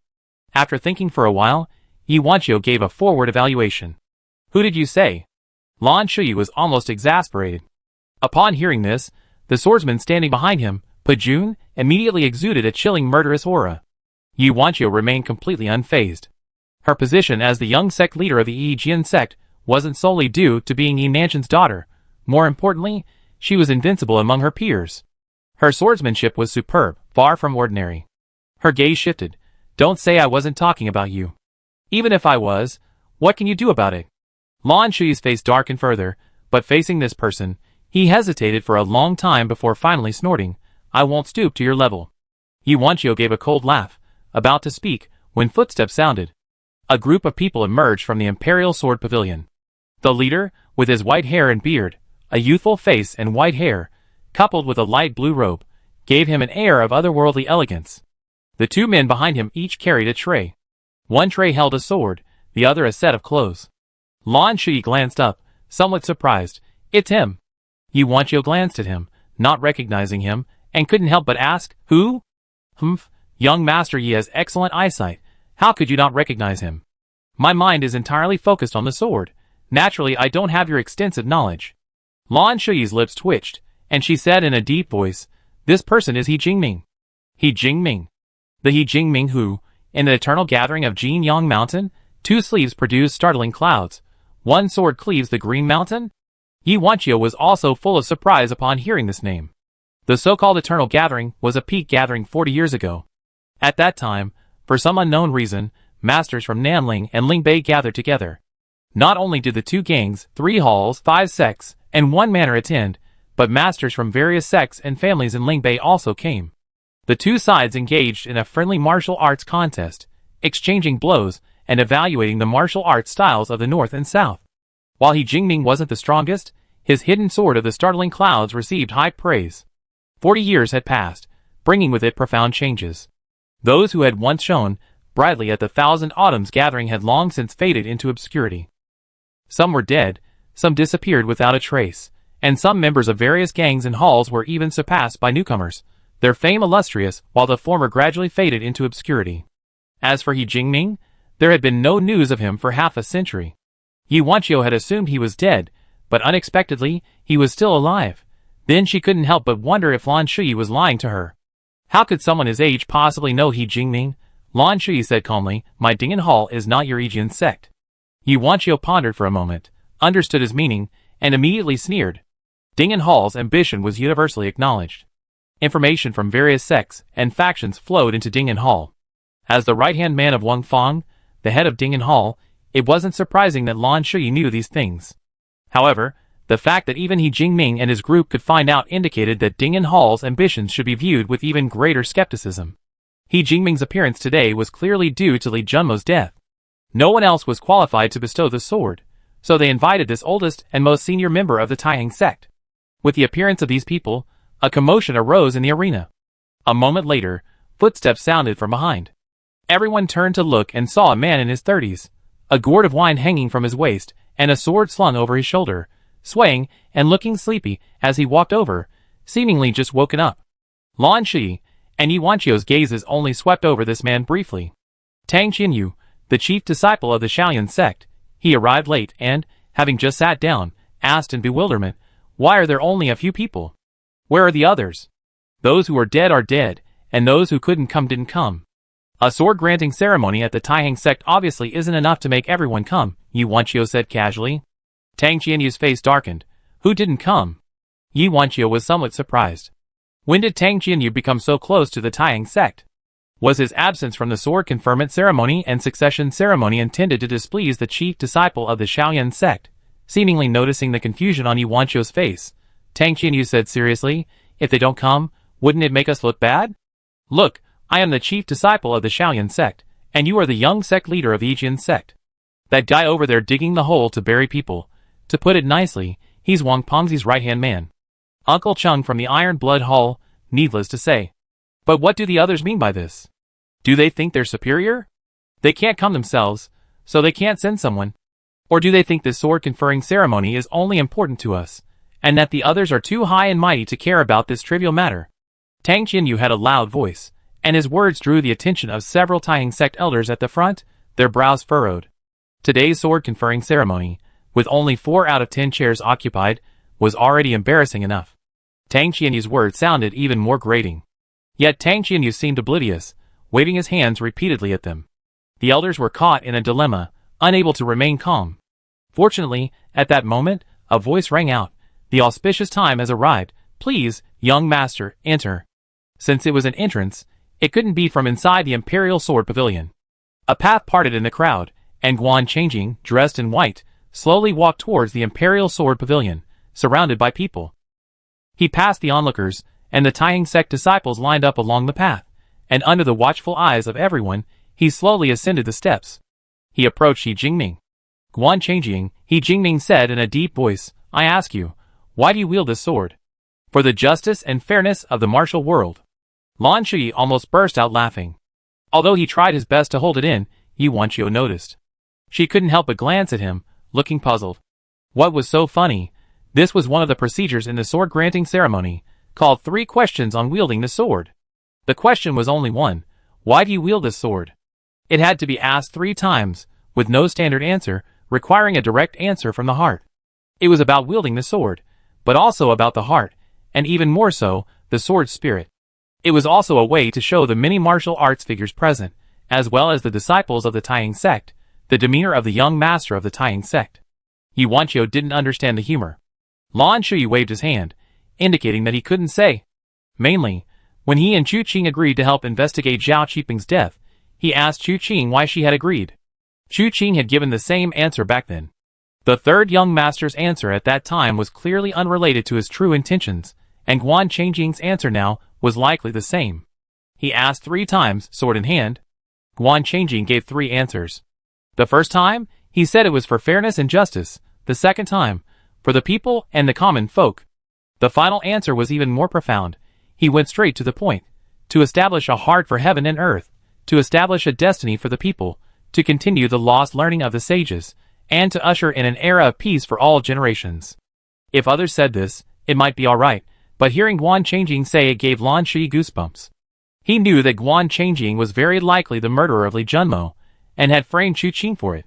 Now, everything he says sounds hypocritical and pretentious. Especially these grand pronouncements, coming from his own mouth, they feel like an insult. But what the others didn't know was that the entire plaza in front of the hall was in an uproar. At first, only the disciples of the Taihang sect cheered, but soon others were infected by the fervor, and the cheers were like a mountain collapsing into the sea. Yi Jingming was clearly satisfied with this response, and immediately first bestowed upon him the robes and cap, then the precious sword. Thus, the sword-granting ceremony came to an end. As Guan Changjing received the sword and turned around, all the disciples of the Taihang sect in the plaza in front of the hall shouted, "Young sect leader! Young sect leader!" The shout soared to the heavens. Guan Changjing reached out and gently pressed down, knowing he had something to say, and everyone immediately fell silent. But just as he was about to speak, a tremendous whooshing sound suddenly rang out. Looking in the direction of the sound, everyone saw a dark object hurtling towards the Imperial Sword Pavilion from the edge of the plaza. The object was so large that everyone recognized it at a glance. It was a black coffin. The Taihang sect's young sect leader's sword conferment ceremony had been accompanied by a coffin, Many onlookers were immediately excited, but others. A man leaped into the air roaring, "Insolence!" He intended to smash the coffin. However, the moment he approached the coffin, a powerful force sent him flying backward, spitting blood upon landing. A cry rang out, "There's someone standing on the coffin!" Hearing this, everyone realized that indeed, a person stood on the dark coffin. The person was dressed in red, a stark contrast to the coffin. A sword hung at his waist, his hair fluttered in the wind, and he stood on the coffin, arriving before the Imperial Sword Pavilion in a flash. With a resounding clang, the coffin landed smoothly, undamaged. The person standing on the coffin chuckled, "You want to be the young sect leader? Did you ask him first?" Chapter 274. Third Young Master. Why is he here? Outrageous. He dares to come to our Taiheng sect. The person who arrived stepping on the coffin was none other than Chu Qing. The Taiheng sect disciples were thrown into chaos upon seeing him. An elder behind Guan Changjing coldly ordered, "Form ranks. Prepare for battle. Capture this arrogant scoundrel." Disciple obeys. The Taiheng sect disciples on both sides gave Chu Qing no chance to speak, and figures rose into the air. In an instant, streaks of sword light flashed through the air, aimed directly at Chu Qing. Suddenly, a shout rang out, followed by a clear, melodious sword cry, stunning all around as it swept through the Taiheng sect disciples. Caught off guard, more than 10 Taiheng sect disciples had their swords knocked to the ground. The remaining disciples saw Chu Qing flip his palm, a faint chill emanating from his forehead, philtrum, and temples, before unleashing a surge of powerful palm force. It was like a gust of wind, or a giant wave. These Taiheng sect disciples were sent flying by this palm strike, lying on the ground, howling in agony, writhing in pain, none of them able to stand. Borrowing the palm wind of the Qingshu palm, he unleashed the power of the Xiantian Wujing palm. Having gained experience with the Huagumianzhong palm, all of this seemed natural.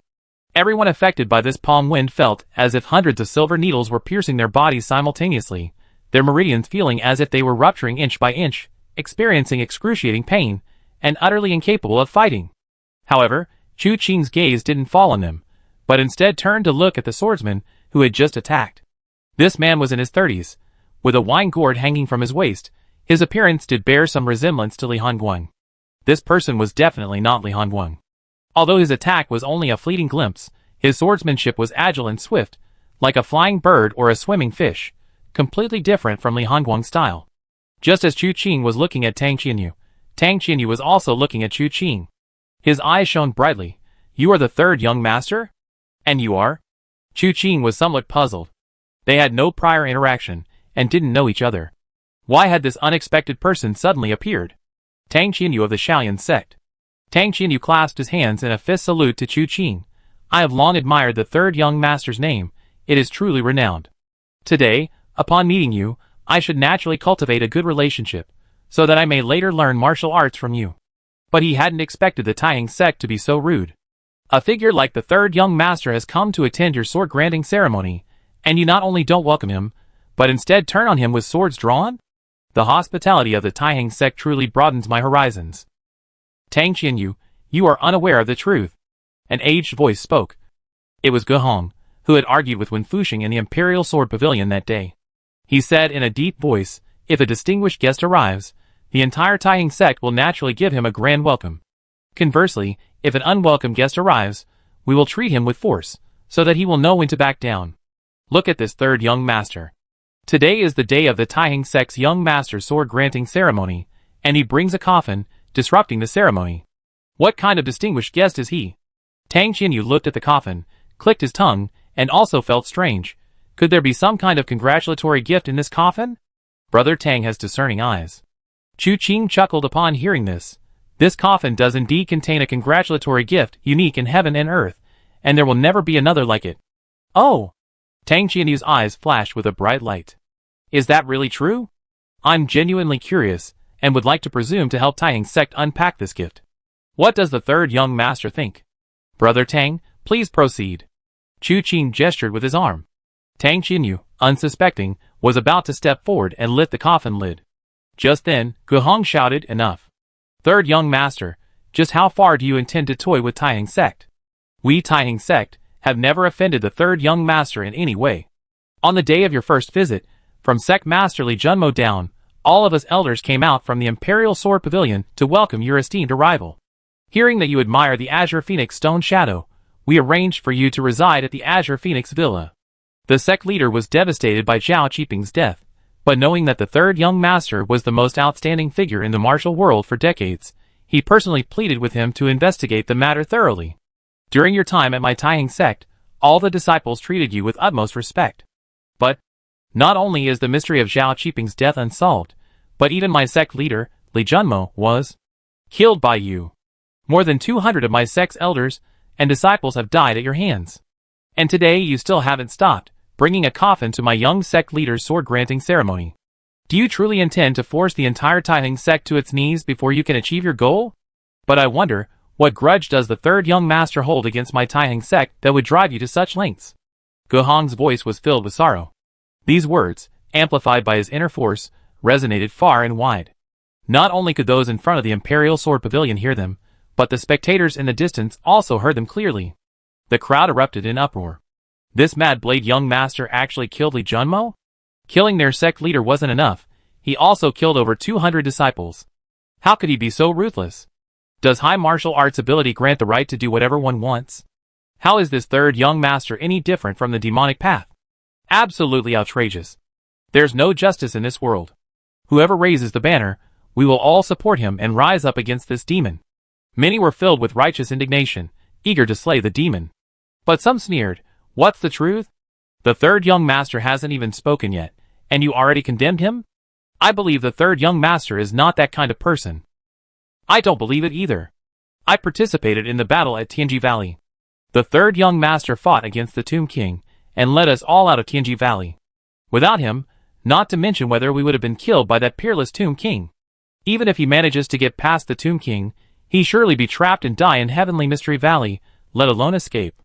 The third young master saved my life. I absolutely refuse to believe he's that kind of person. There must be something fishy about this. Perhaps it's a frame-up by the Taiheng sect. Have you noticed that since the third young master arrived today, they haven't given him a chance to speak? He seems to have only said 2 or 3 sentences so far. Anyone who dares to oppose the third young master will have to get past me first. He never saved my life, but within Divine Blade City, the third young master killed countless people for the sake of the common folk. We martial artists should act like that. How could such a person inexplicably kill the Taiheng sect's leader, and then raise his sword against the Taiheng sect for no reason? Some wanted to slay demons and monsters, while others were completely skeptical.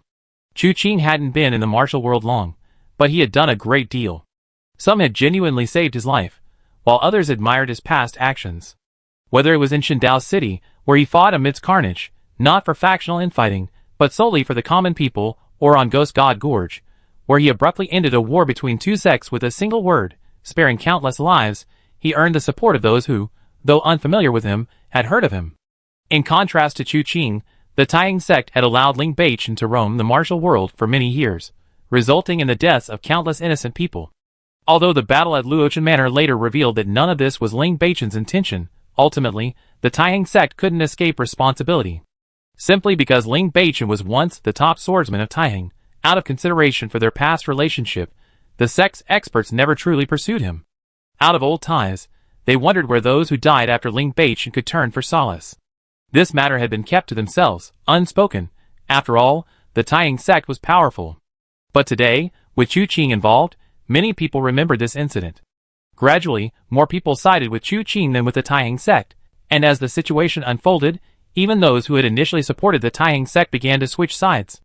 Gu Hong's expression darkened slightly, and he couldn't help but glance at Guan Changjing.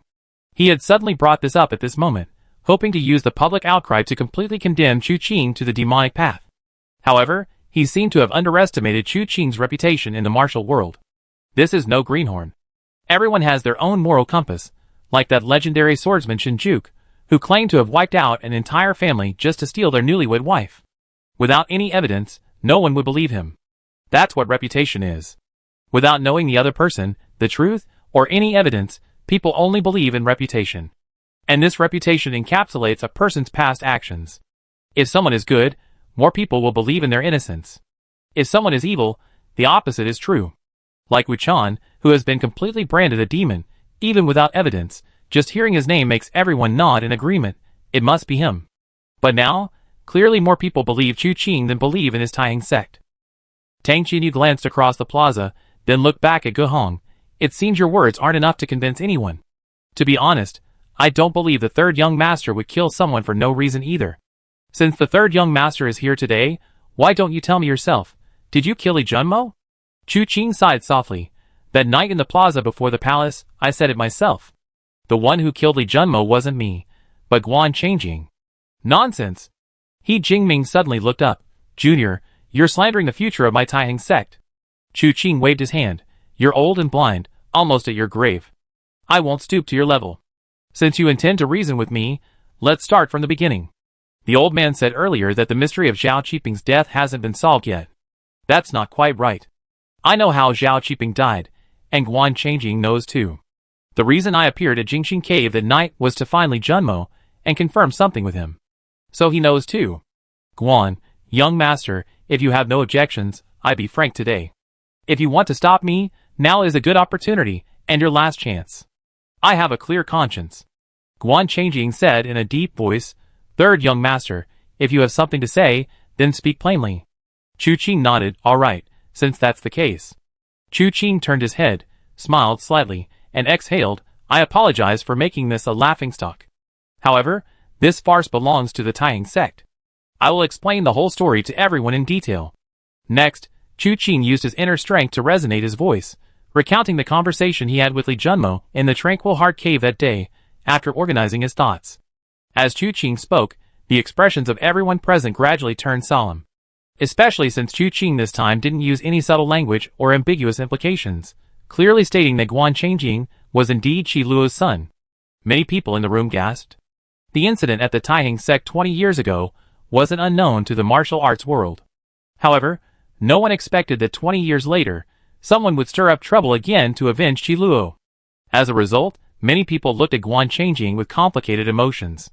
Because, based on Chu Qing's words, the person who killed Li Junmo couldn't be anyone else but Guan Changjing. Guan Changjing silently looked at Chu Qing. Third young master's words, while reasonable and seemingly justifiable, are actually all one-sided. You say I killed Uncle Zhao, then I ask you, how did I kill Uncle Zhao? Did anyone witness it? Or did Uncle Zhao leave any evidence directly pointing to me? Chu Qing decisively shook his head. No. Then I ask you again, you say I killed my master. Did you witness it yourself? No. Chu Qing smiled and said, but your Taiheng sect didn't see me kill Li Junmo, did you? Nonsense. Ge Hong roared, of course someone knows you killed my sect leader.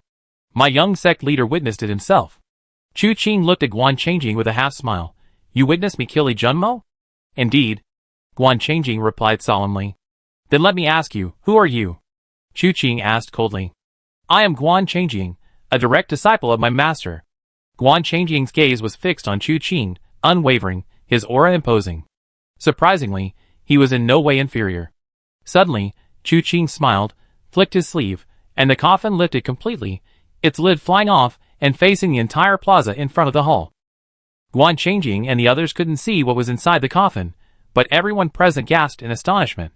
Before they knew it, Chu Qing flicked his hand, turned the coffin around, and pointed. You say you're Guan Changjing, then I ask you, who is he?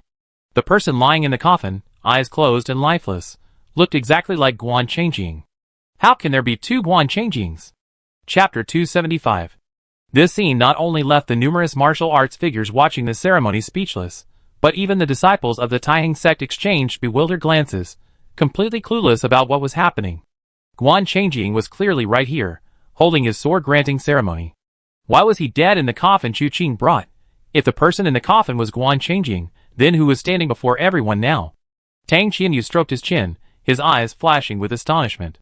Yu Wanqiu's gaze shifted back and forth between the two Guan Changjings, looking at one and then the other, seemingly trying to distinguish between the real Guan Changjing and the impostor.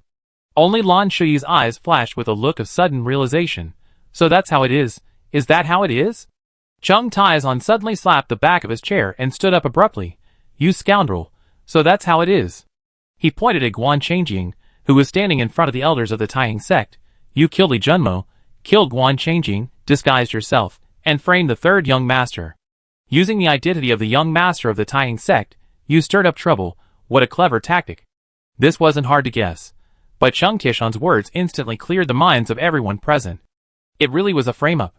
We thought Guan Changjing was framing the third young master, but it turns out it was a fake. Who is this person? He's impersonating Guan Changjing, and the people of the Taihang sect didn't even notice? What a vicious scheme. If he succeeds, what will become of us? Amidst the discussions, Chu Qing looked at Guan Changjing. Now that things have come to this, are you planning to speak for yourself, or should I speak for you? What do you want to say? Guan Changjing silently looked at Chu Qing, his eyes showing no panic at being exposed, his face remaining calm. Chu Qing glanced at Guan Changjing in the coffin, and said softly, the one who killed Zhao Qiping was indeed Guan Changjing. I know this, Lan Shui knows, and Li Junmo knows too. But Li Junmo truly cared deeply for this former fellow disciple, now his beloved student. Even knowing he killed Zhao Qiping, he didn't expose him, but instead helped him conceal the truth. Ultimately, it's because Guan Changjing is a promising talent, the best among his peers, with top-notch talent and martial arts skills, making him the most suitable leader of the Taihang sect. Although I don't know the specifics of what happened that night, judging from the situation after Li Junmo's death, it seems Guan Changjing came looking for Li Junmo. Although Li Junmo claimed to be in seclusion, Guan Changjing shouldn't have disturbed him at this time. But something else happened that night, causing Guan Changjing to come specifically to investigate. What happened? Tang Qianyu couldn't help but ask. He was becoming increasingly interested in this matter. If it were merely a case of Taihang sect trying to frame Chu Qing, this trivial matter wouldn't be worth much attention. Anyway, given Chu Qing's abilities, this matter would ultimately fizzle out. But now, this unexpected turn of events had made the matter even more perplexing. Now, hearing Chu Qing say that something else happened that night, he couldn't help but be even more curious about what exactly happened. The Thousand Destroyer Hermit on the Mirror of Karma's extermination list impersonated a disciple of the Taihang sect and assassinated Li Junmo, Chu Qing said, glancing at Lan Shui. Lan Shui of the Dingen Hall, the thousand-thread soul-stabilizing hand, witnessed this with me. Lan Shui stood up. That's right. At the time, sect leader Li was caught off guard and injured by the Thousand Destroyer Hermit's heart-severing and soul-breaking finger. His life hung by a thread, but it was the third young master who saved him. That's how sect leader Li escaped with his life. Therefore, from the very beginning, I didn't believe that the third young master killed sect leader Li. Because that night, before the news of sect leader Li's death spread, I was with the third young master, searching for trouble with the remaining 3 assassins on the Mirror of Karma's extermination list. There's such a thing? Yi Wanqiu couldn't help but give Lan Shui a cold look. You're truly a treacherous person. Since the third young master was with you, there was no way he could have killed sect leader Li. Why didn't you say so then? Why didn't you testify for the third young master when someone questioned this matter earlier? Lan Shui was speechless. For Chu Qing that night, the truth was no longer important. He didn't need her to testify. At that time, Chu Qing was enraged by the Taihang sect disciples and only wanted to go on a killing spree. Whether she spoke or not, the result would be the same. Moreover, the Taihang sect members were easily swayed by others. If she spoke then, they wouldn't believe her, and she wouldn't be able to stay in the Taihang sect. It was better to remain silent for now and testify later. And the timing of testifying was also crucial. This time was perfect. He had no reason to explain the details to Yi Wanqiu. Anyway, this woman harbored deep resentment towards him, and he didn't care what image he held in her heart. Chu Qing had already recounted most of what happened that night, skipping over the confrontation with Li Junmo in the tranquil cave. Chu Qing spoke in a deep voice. The people from the Mirror of Karma appeared silently in the tranquil cave. Given the guards of the Taihang sect, and with Qian Sunjusher's abilities, it would be impossible for him to achieve this without alerting anyone. Considering the grudge between Guan Changjing and the Taihang sect, some of the truth isn't hard to guess. The person who commissioned the Mirror of Karma to assassinate Li Junmo was Guan Changjing. He came to investigate simply to see if the assassin had succeeded? But instead of seeing the assassin, he saw a severely injured Li Junmo. What happened in between, I don't know. After learning the whereabouts of the other assassins from Qian Sunjusher, I left Taihang sect and headed to Chunlian in Sword City to search for them. That night, the Taihang sect disciples guarding the city gates should have seen me and 2 assassins leap over the city walls, fight outside the city, and ultimately successfully kill the assassin. Sure enough, some Taihang sect disciples nodded. The commotion that night was immense. While they didn't intercept the experts leaving Sword City, the aftershocks of the subsequent battle were felt not only by martial artists like themselves, but also by the city's inhabitants. This was undeniable. Therefore, Chu Qing was telling the truth. It really wasn't him who killed the sect leader. Some people looked at Guan Changjing with extremely complicated expressions. Chu Qing said, "But I never expected that after I resolved the assassin threat for sect leader Li, when I returned to Taiying sect, I would find the 9 elders of Taiying sect leading over 200 disciples, besieging my companions."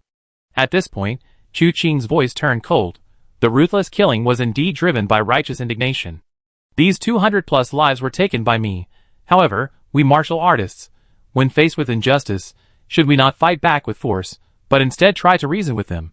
If the people of Taiying sect were willing to reason, why would they have taken advantage of my absence to slaughter those around me? If I had arrived any later, wouldn't they have all died in Taiying sect?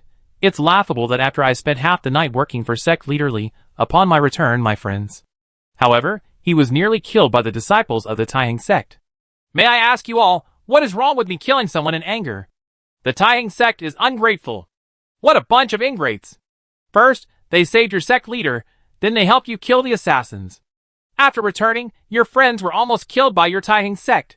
If I had the martial arts skills of the third young master, wouldn't I have wiped out your entire Taiying sect? It's truly chilling to think about. They attack without even knowing right from wrong. Is this the style of the Taiying sect? Speaking of which, isn't the Nijingtai supposed to act on behalf of heaven, using death as the punishment? What wrong has sect leader Li done? How dare they make money off of such a despicable act? You don't understand. The so-called acting on behalf of heaven is just a fig leaf. During the battle between the two halls, the people of the Nijingtai even tried to assassinate Tai Lingyun. Their actions are no different from those of an ordinary assassin organization. They are all just killing for money. Therefore, Master Tai has recently been carrying out a major campaign to eliminate the Nijingtai branch, and the results are remarkable. Furthermore, many relatives and friends of those who died at the hands of the Mirror of Retribution and were falsely accused are gathering at the Iron Blood Hall, seeking revenge for their loved ones. Such a thing? I never heard of it. Amidst the murmurs, Chu Qing's voice rang out again. Before the killings, I learned from them that they believed I killed Li Junmo. But Li Junmo was perfectly fine before I left the Tranquil Heart Cave. Later, I deduced that it was Guan Changjing who went to the Tranquil Heart Cave, and something happened during that time. Initially, I also thought that Guan Changjing killed Li Junmo, and then framed me for it.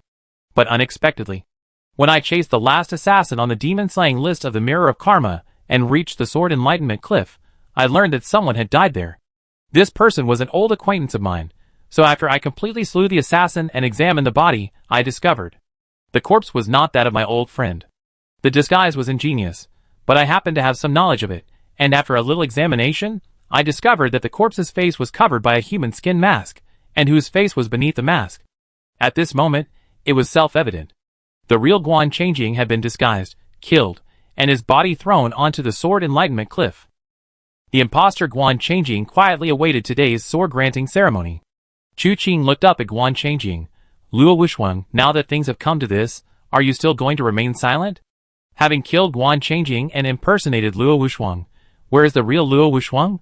He didn't die. He had naturally transformed into Guan Changjing. That night, Winru had mentioned that the last assassin from the Mirror of Retribution, the one who cultivated the wooden corpse technique, had once interacted with Luo Wuxuang. At the time, Chu Qing was quite surprised, but when he saw the face beneath the corpse's human skin mask, everything made sense. There must be an extremely deep connection between Luo Wuxuang and Guan Changjing. The one who sought the assassin to kill Li Junmo might not have been Guan Changjing from the beginning, but Luo Wuxuang. That's why Luo Wuxuang was involved with the last assassin. They had a secret meeting within the Taiying sect. However, the name Luo Wuxuang was unfamiliar. Practically no one in the martial world had ever heard of it. After Chu Qing uttered those 3 words, everyone in the room exchanged bewildered glances. Guan Changjing slowly exhaled. So that night, you switched the body? I had important matters to attend to at the time. The one who switched the body wasn't me. It was Lan Shuyi. Chu Qing glanced at Lan Shuyi. Lan Shuyi nodded. That night, Chu Qing came to him and asked him to do something very inexplicable. He was to find a corpse, change its clothes, and throw it in the woodshed, and to put a human skin mask on the corpse. Lan Shuyi had no idea why this was happening, but he did as he was told. That's why he went to the woodshed the next day to see what had happened, only to find Guan Changjing with his men, hastily burning the corpse. Guan Changjing then said softly, I thought that after what happened, you wouldn't return to Taiying Gate that night. A moment's lapse in judgment led to this flaw, and it's my fate to be exposed in public today. Third young master. Are you my nemesis? Chu Qing pondered for a moment, then spoke softly. You mean, the cold corpse Chu Huifeng? What else? Guan Changjing sighed. Many things are ultimately up to human intervention. If you hadn't killed the cold corpse Chu Huifeng, Guan Changjing wouldn't have needed to kill Zhao Qiping. Then the outcome would be entirely different.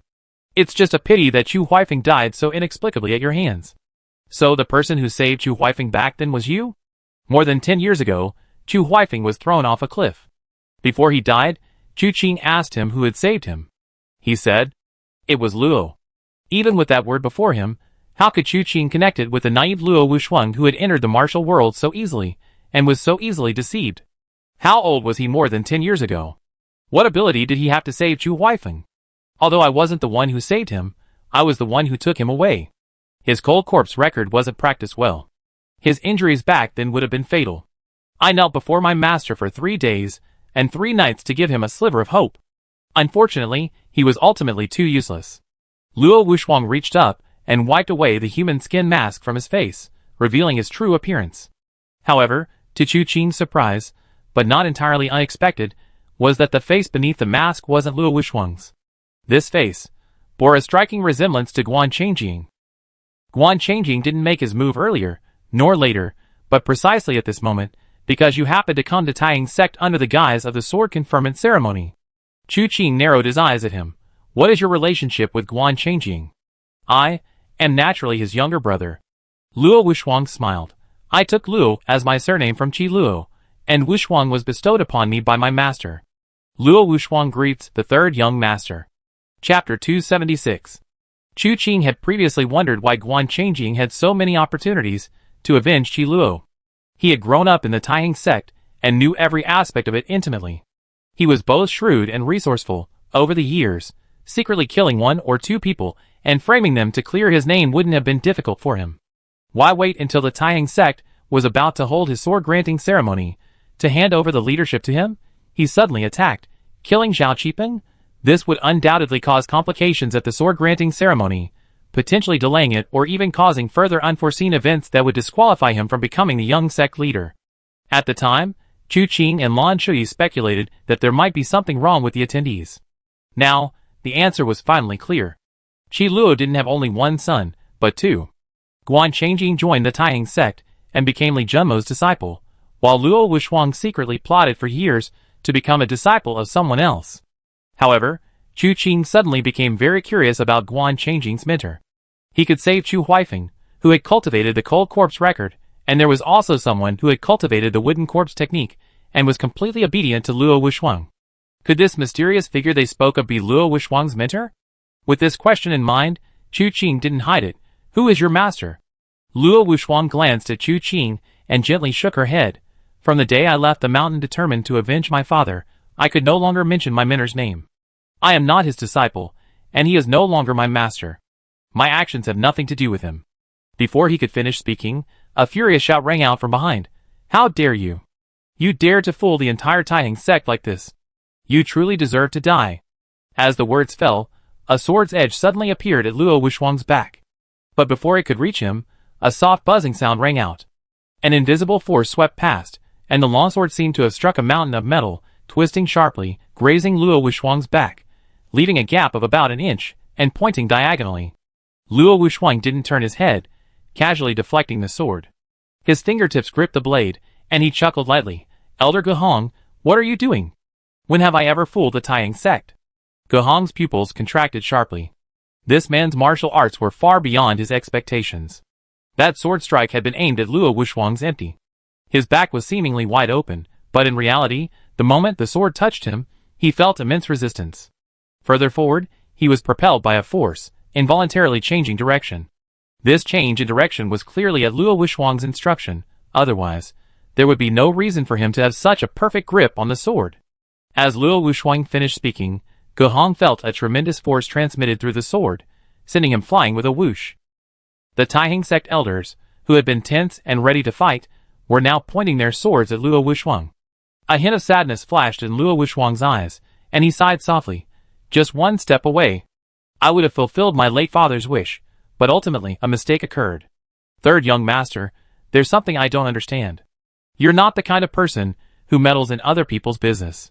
Logically speaking, after Li Junmo's death, the Taihang sect, blindly believing what they heard, didn't give you any chance to explain before ruthlessly harming those around you.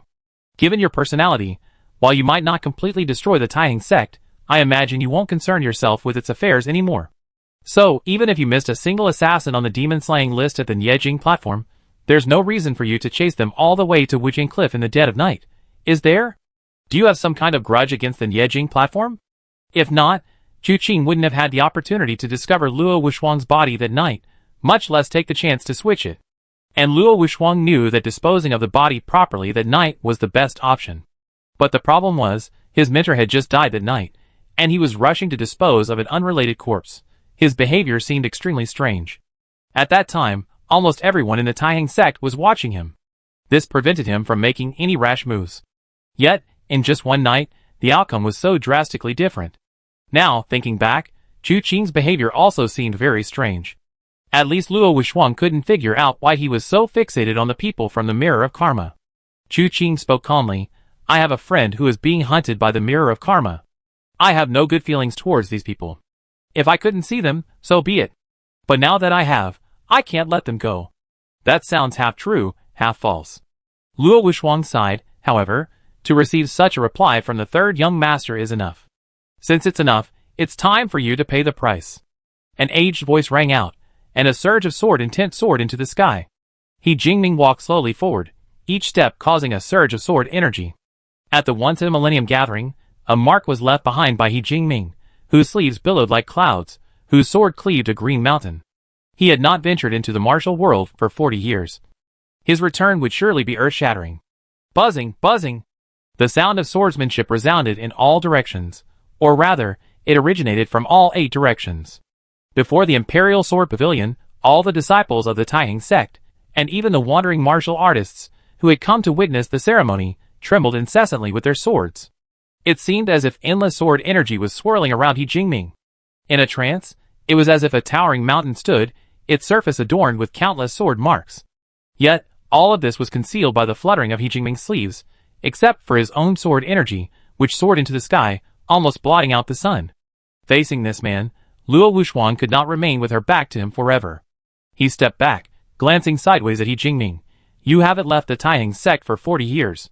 If you hadn't made your move today, you could still be enjoying your retirement. Why make things difficult for yourself?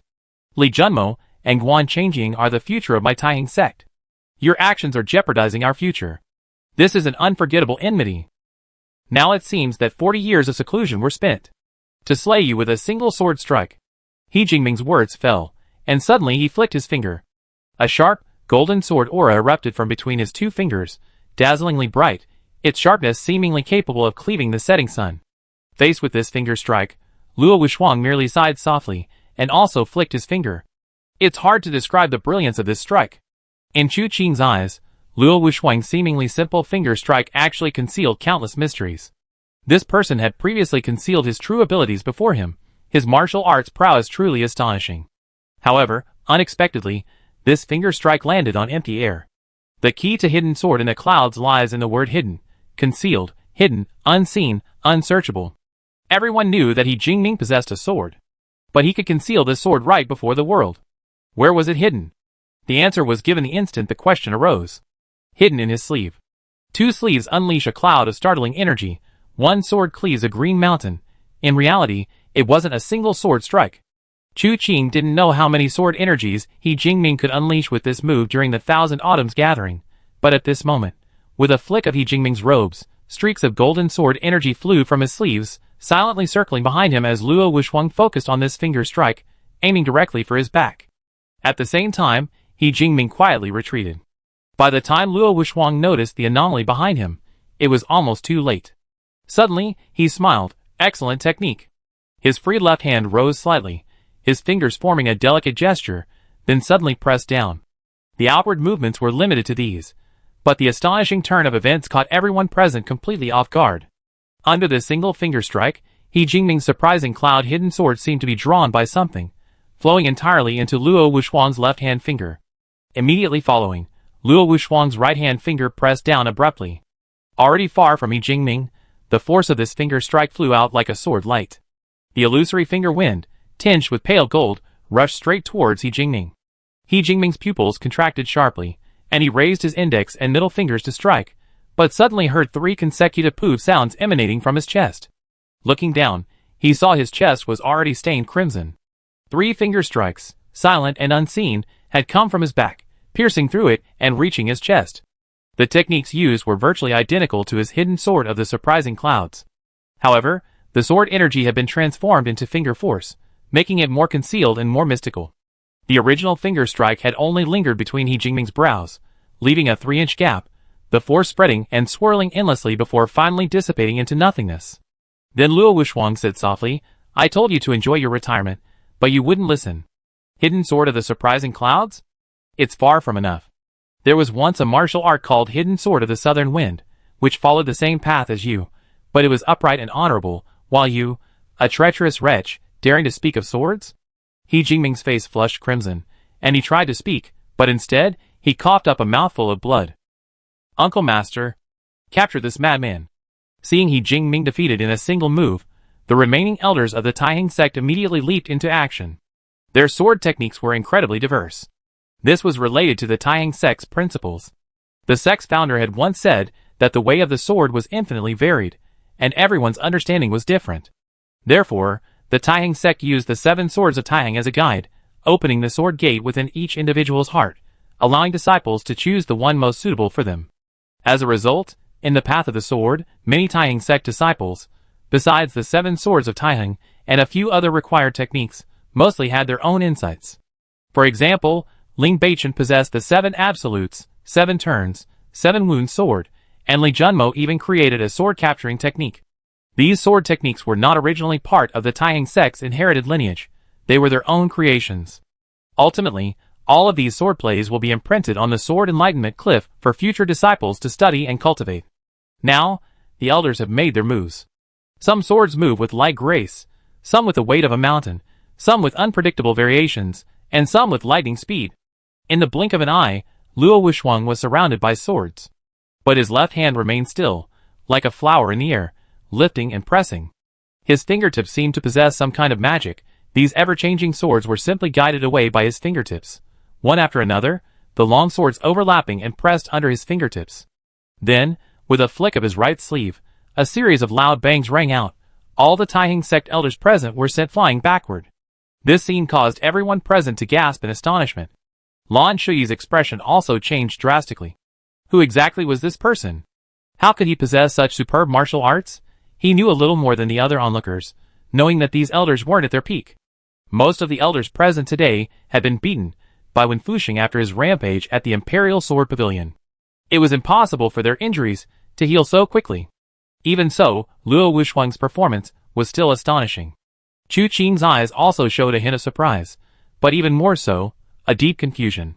The Taiheng sect disciples who witnessed this scene should have rushed forward immediately, but seeing that so many elders were no match for Luo Wushang, none dared to make a move.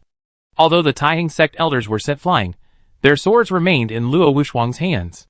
With a flick of his wrist, Luo Wushang sent the swords soaring into the air before they fell back down, lining up in a row and embedding themselves in the ground. Looking at Chu Qing again, Luo Wushang smiled. "You flatter me." Chu Qing waved his hand. "I thought you were skilled with a sword. The sword hanging at my waist is just for decoration." Luo Wushang said with a smile, "When people think I'm skilled with a sword, I can kill them with a single finger.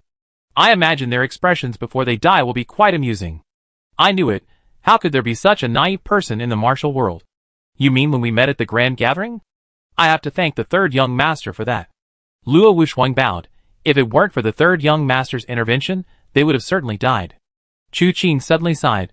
Clearly a disciple of the martial emperor, why resort to such despicable acts? The two exchanged rapid questions and answers, but Luo Wushang suddenly paused. When he looked up at Chu Qing again, an unprecedentedly heavy killing intent flashed in his eyes. "3rd young master, are you perhaps drunk? Why are you spouting nonsense?" His voice was slow, each word carrying a strong killing intent. Chu Qing silently looked at him, slowly uttering 8 words. 8,000 yuan's path, all transformations returned to one. Luo Wushang's ugly expression only lasted a short time before turning into a soft sigh. "Good eyesight. I thought that no one in the entire southern region would recognize this move of mine. It has been rumored for a long time, and I yearn for it. The 3 sovereigns and 5 emperors naturally all possessed unique skills. The 9 profound divine art of Emperor Xian, Shang Qiuyu, was one such skill. Emperor Ghost, Mo Duo, was unpredictable, combining righteousness and demonic power. Few had heard of his true form, and none had ever seen it. But Emperor Martial, Li Juechen, was different. This person is renowned for his martial arts skills, proficient in fists, feet, palms, fingers, and claws. However, what people talk about most is the move Luo Wufang used just now. 1000 yuan 1 path, myriad transformations return to 1. Chapter 277. 1000 elements in 1 path, myriad transformations returning to 1 refers to the highest realm of martial arts. 1000 techniques all converge on 1 principle, 10,000 variations all return to 1 point. The martial emperor's entire life's learning was contained within his fingertips, and he mastered it all to the extreme. Ultimately, he comprehended this 1000 elements in 1 path, myriad transformations returning to 1. First, it was applied to the fingertips, then to fists and feet. It is said that 20 years ago, when Li Juechen made his last move before the world, there was no weakness to be found in his entire body. In the common sense, he had no flaws. Even every inch of his body had been integrated into 1000 elements in 1 path, myriad transformations returning to 1. From then on, any martial art in the world that struck him had no effect. Not only could it not harm him in the slightest, but it could also be used to counterattack. It was precisely this principle of I do not exert my power, but the attacking power counters my attack, ultimately making him invincible. This realm is practically mythical. From then on, no one dared to challenge him again. Since childhood, Chu Qing had dreamed of roaming the martial world as a chivalrous hero. The martial emperor, standing invincible at the pinnacle of the martial world, naturally inspired his admiration. Therefore, upon first seeing Luo Wuxuang use this method to fight, he subconsciously thought of that legendary martial art. However, he didn't dare to make a hasty judgment. Only after inquiring did he become certain. But this made things more mysterious. Chu Huifeng's cold corpse record and the wooden corpse technique of the person on the extermination list, these two must be connected. Luo Wuxuang knew what martial art Chu Huifeng practiced, but Chu Huifeng was extremely secretive about the person who taught him it. Even the person on the extermination list, after being killed by Chu Qing, told Chu Qing not to go to the Taiheng sect again. Chu Qing refused to believe there wasn't some connection between them. A vague answer was right before his eyes. The creator of the cold corpse record and wooden corpse technique was none other than the martial emperor Li Juechen. Whether it was Chu Huifeng or the assassin on the demon extermination list, they were all tight-lipped about the person behind it.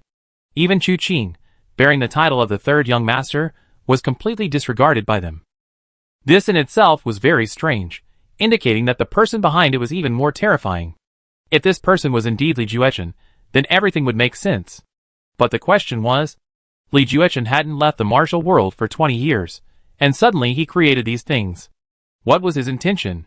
Chu Huifeng was causing havoc in the martial world, yet Li Juechen didn't step in to stop him, letting him run rampant. What was going on? His mind was filled with confusion when he heard a gust of wind. Luo Wuxuang had turned to leave. With a swift movement, Chu Qing blocked his path. Where are you going? Luo Wuxuang scratched his head. Third young master, although I did frame you, haven't you now revealed the truth to the world? If you're really angry, you can beat me up later, and I won't retaliate. But now, please step aside, third young master. I can no longer be the head of the Taiheng sect, and there's something I must do first. What are you going to do? Chu Qing narrowed his eyes. Kill someone. Kill who? Chen Zhengnan. You must kill him? The hatred for my father is irreconcilable. After saying the hatred for my father is irreconcilable, it seemed unnecessary to say anything more. But Chu Qing still asked, but why do you want to kill Guan Changjing? Luo Wuxuang remained silent for a short while, then a smile appeared on her face. He deserved to die. Deserved to die? He was raised by Li Junmo for almost 20 years, and he forgot who his father was. That day in the Tranquil Heart Cave, you learned of Li Junmo's attitude. And then, you guessed right, Guan Changjing also went to the Tranquil Heart Cave. Li Junmo explained the whole story to him, and finally offered his neck for execution. But do you know what he did? Luo Wuxuang laughed mockingly. He didn't kill him. If it weren't for Li Junmo, Xiao Qipeng, and Chen Jingnan's interference back then, would my father have died so easily? He can just let go of such deep-seated hatred so easily. He even wants to admit that Xiao Qipeng died at his hands, and he's even giving up his position as the young master of the Taiheng sect. This is truly outrageous. Luo Wuxuang filled in the details of what happened after that night. When Li Junmo ordered Guan Changjing to act, Guan Changjing didn't. The details of what happened are now unknown. Luo Wuxuang was also waiting that night, but what she got was. But it was Guan Changjing, earnestly persuading him to let go of his hatred. No one knew what Luo Wuxuang had sacrificed for revenge over the past 20 years. He practiced diligently, enduring unimaginable pain, all for the day he could avenge his father's death. And fulfill Qi Luo's unfulfilled wish, to become the leader of the Taihang sect. Guan Changjing originally had this opportunity, he could become the leader, and he could take his revenge. But at the final moment, he actually wanted to give up. He was actually moved by Li Junmo. For Luo Wuxuang, this was betrayal. He advised me to let go of my hatred, and even put on the airs of an older brother, not hesitating to draw his sword against me. A hint of tears welled in Luo Wuxuang's eyes. We haven't seen each other for almost 20 years. It's only natural for an older brother to discipline his younger brother. If it weren't for this incident, I might have even been happy if he had hit me a few times or scolded me. Unfortunately, from the moment he said he wanted to let go of his hatred, he was no longer my brother. My father only had me as his son after that. What he's unwilling to do, I do. The people he's unwilling to kill, I kill. Third young master, please step aside, I'll be right back. You can't go. Chu Qing gently shook his head. Our score isn't settled like that. Then what do you intend to do? Luo Wuxuang frowned slightly. Although we have some grudges, it was indeed my fault for sowing discord between you and the Taihang sect, and I accept the punishment. However, after this experience, you should have a better understanding of the kind of people the Taihang sect members are. My grudges with them are none of your concern, third young master. Chu Qing looked at his completely self-righteous expression, and almost laughed in anger. His gaze sharpened, his voice turning cold. The feud between you and the Taihang sect, if it didn't involve me, I truly wouldn't bother with it. But you killed Li Junmo to avenge yourself, framed me, and almost reduced me to a state of utter injustice and treachery. In the martial world, what matters most is having a thick skin. If I could simply let this matter slide and put it aside, wouldn't anyone be able to trample on my head from then on? Besides, Qin Zhengnan and I have a past. I wasn't there when you killed Li Junmo, and now, in front of me, you want to kill Qin Zhengnan too? Luo Wuxuang, you completely disregard me. Third young master, are you determined to make things difficult for me? Luo Wuxuang's gaze also turned cold. You're wrong. Chu Qing shook his head. It's not that I'm determined to make things difficult for you, but from the moment you framed me, there was no room for negotiation between us. Back then, your father, Qi Luo, didn't hesitate to slaughter his elders for the position of sect leader, framing Ling Beichen. His actions were despicable, yet you, as his son, feel no shame, instead using the excuse of avenging your father to do whatever you want. And how are your actions today any different from your father's? You just said that He Jingming was a treacherous person unworthy to discuss swordsmanship. But what are you anyway? What qualifications do you have to be the head of the Taihang sect? What qualifications do you have to bargain with me here? Chu Qing couldn't understand how Luo Wuxuang could have the audacity to act like a good friend after committing such an act. It was as if his actions were all trivial matters. But what was the reality? That night, it was because of him that Wu Qianhuan and the others were in danger. It was also because of him that Chu Qing killed in a fit of rage.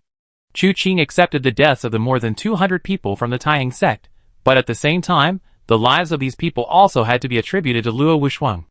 Without him, none of this would have happened. Luo Wuxuang's eyes darkened. I don't care what you say about me. But you shouldn't insult my deceased father. Third young master, you're courting death. The world's affairs are for the world to judge.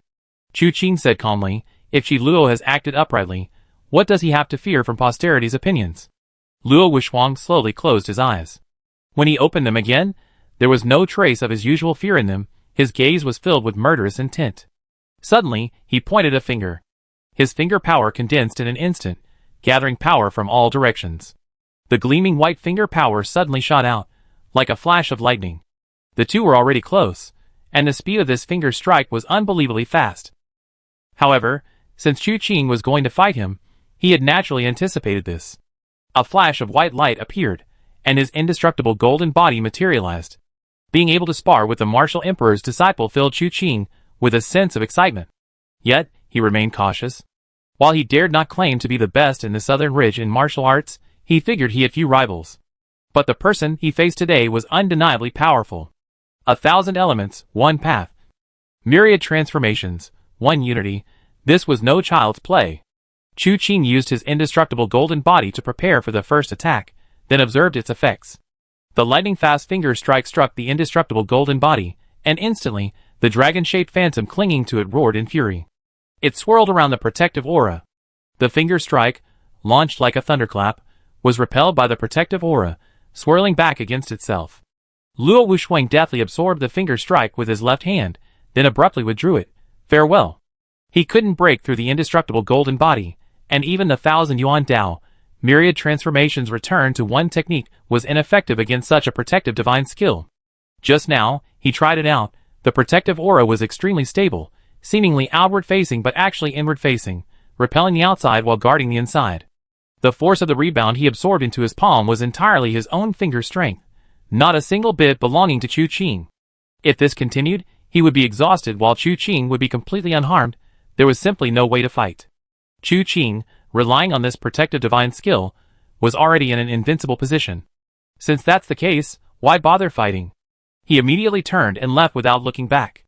Trying to leave? Chu Qing laughed heartily. That's wishful thinking. With a flick of his wrists, the sound of a dragon's roar instantly filled the heavens and earth. Since the Qianquan Great Shift had been integrated into the 9 chapters of Divine Jade, Chu Qing's martial arts had once again advanced by leaps and bounds. When Fuxing's martial arts, even in the Southern Ridge, would probably rank in the top 10. He merely pushed the door open, and the force of the impact sent him flying dozens of feet, crashing through 2 walls and landing outside. This demonstrates just how terrifying Chu Qing's internal energy has become. His 9 chapters of Divine Jade has reached the 13th level. Although not yet truly perfected, his skills have been truly refined to perfection after this battle. Now, with arms outstretched, he unleashes the 18 subduing dragon palms. The dragon-shaped phantom emerges with the force of his palm strikes, every scale and horn meticulously detailed. The sudden burst of power and prestige causes thunder to rumble in all directions. Wherever it passes, explosions resound endlessly. One thing is certain, Luo Wuxuang was right. Regardless of whether someone framed him, after this battle, Chu Qing's goodwill towards the Taiheng sect has completely vanished. He didn't even want to glance at these Taiheng sect elders, who were so easily swayed and whose minds seemed to be reversed. Now, attacking in front of the Imperial Sword Pavilion, he showed no mercy. The first to suffer from this dragon-shaped palm strike wasn't Luo Wuxuang, but the Imperial Sword Pavilion. A series of cracking sounds rang out as the entire gate was shattered by the aftershocks of the palm strike, and half the wall was torn open. Luo Wuxuang turned sharply, his expression changing drastically upon seeing this.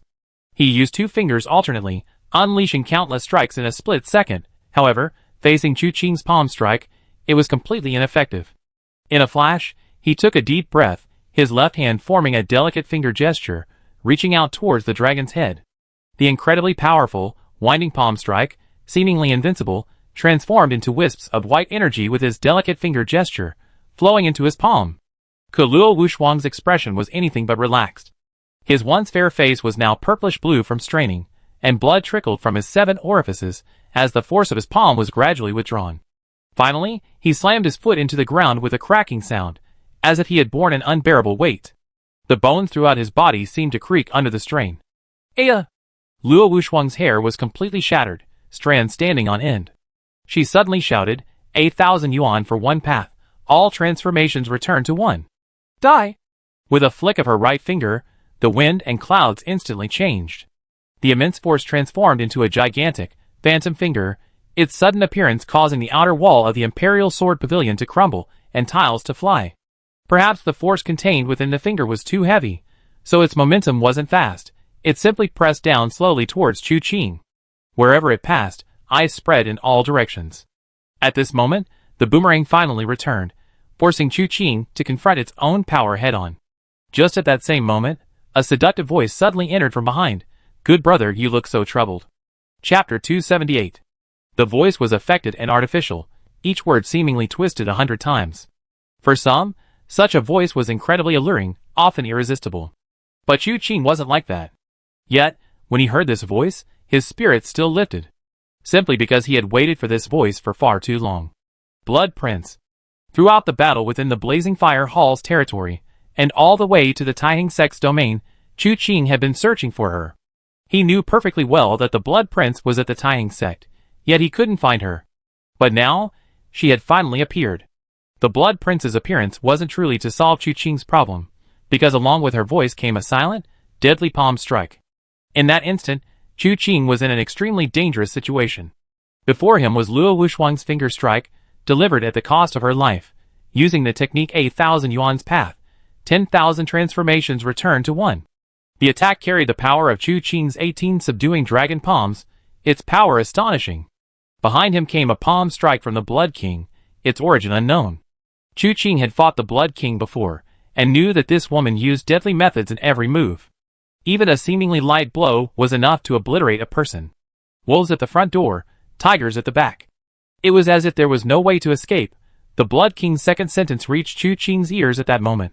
Hand over the item, and I not only help you this time, but I also clean myself up and give myself to you. What do you say? Dream on. Chu Qing sneered. He felt a palm strike land on his back. Then don't blame your sister for being ruthless. Before he could finish his sentence, he suddenly froze. The instant the palm strike landed on Chu Qing, the force entering his body vanished from his grasp. Chu Qing abruptly reached out, and a crimson palm force shot from his hand, heading straight for the slowly approaching finger. You? The Blood King was shocked.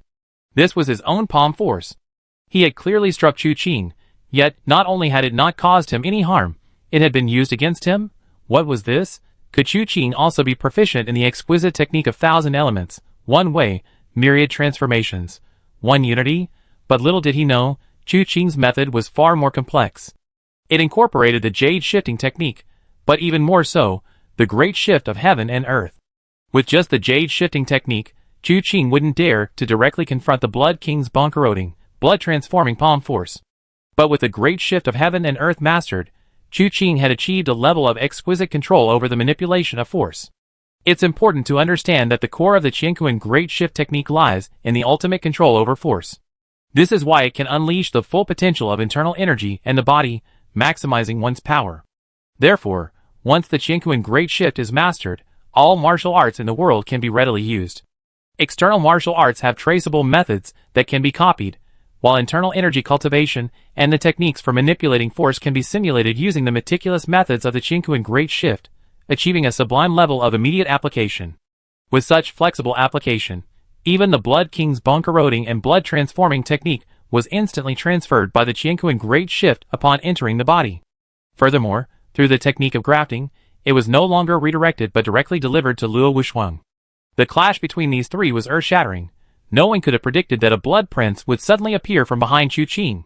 Even more unexpected was that this woman's sudden appearance and strike on Chu Qing resulted in Chu Qing being completely unharmed, instead unleashing a palm strike that was clearly a demonic technique. What's going on? With the three of them engaging in combat, the crowd in the arena was already stretched thin.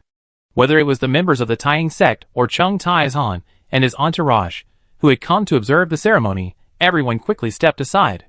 Tai Chu Qing, seeing the three of them locked in a stalemate, felt an awkward unease.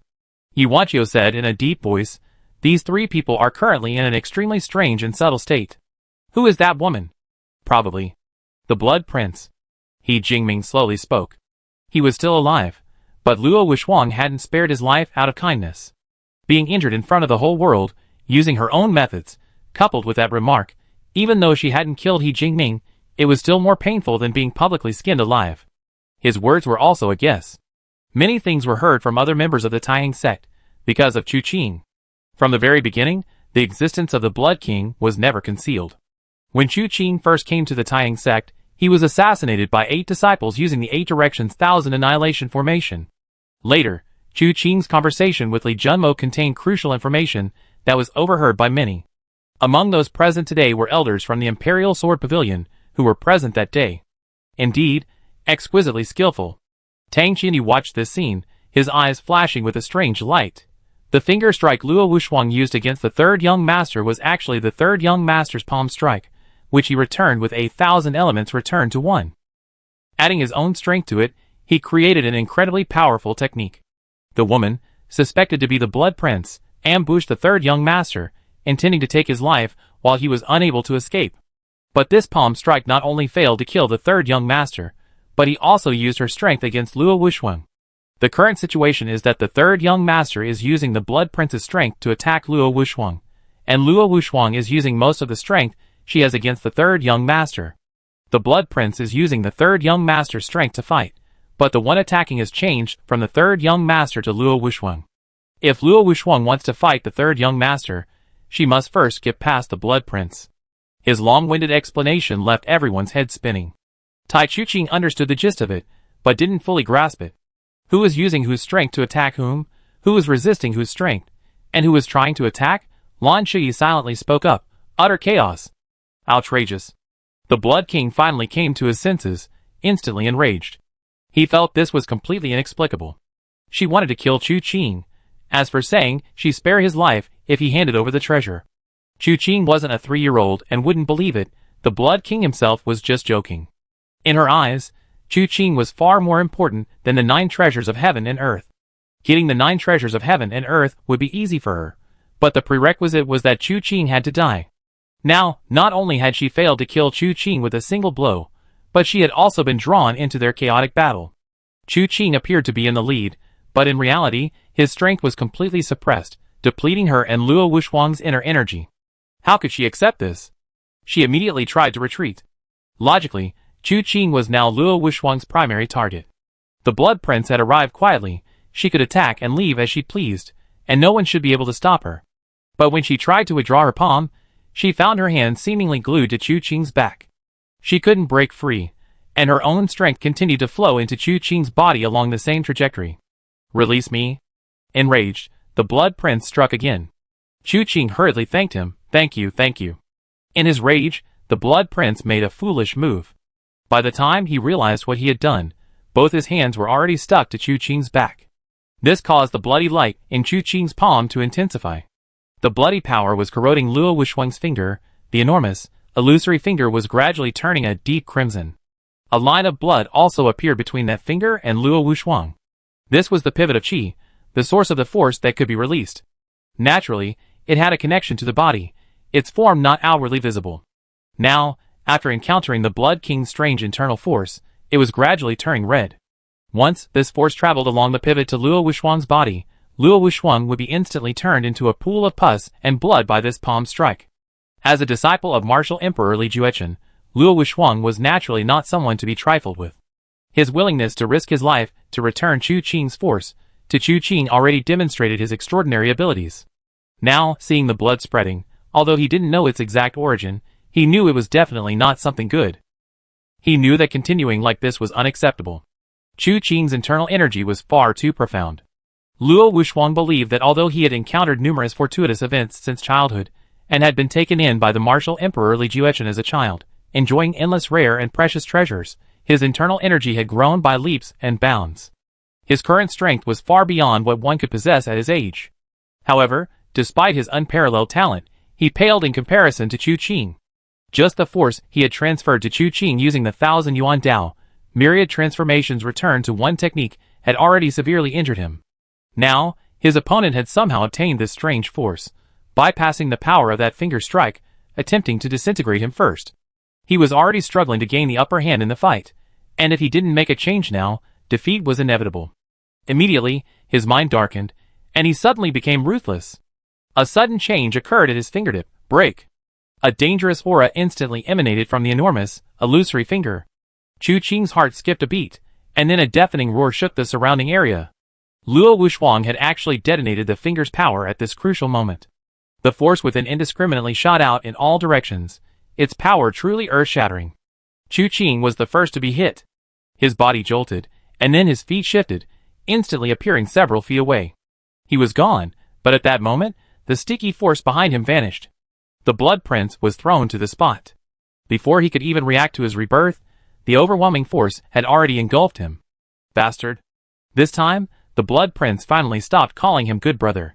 A deafening explosion occurred before everyone's eyes, followed by endless waves that surged in all directions.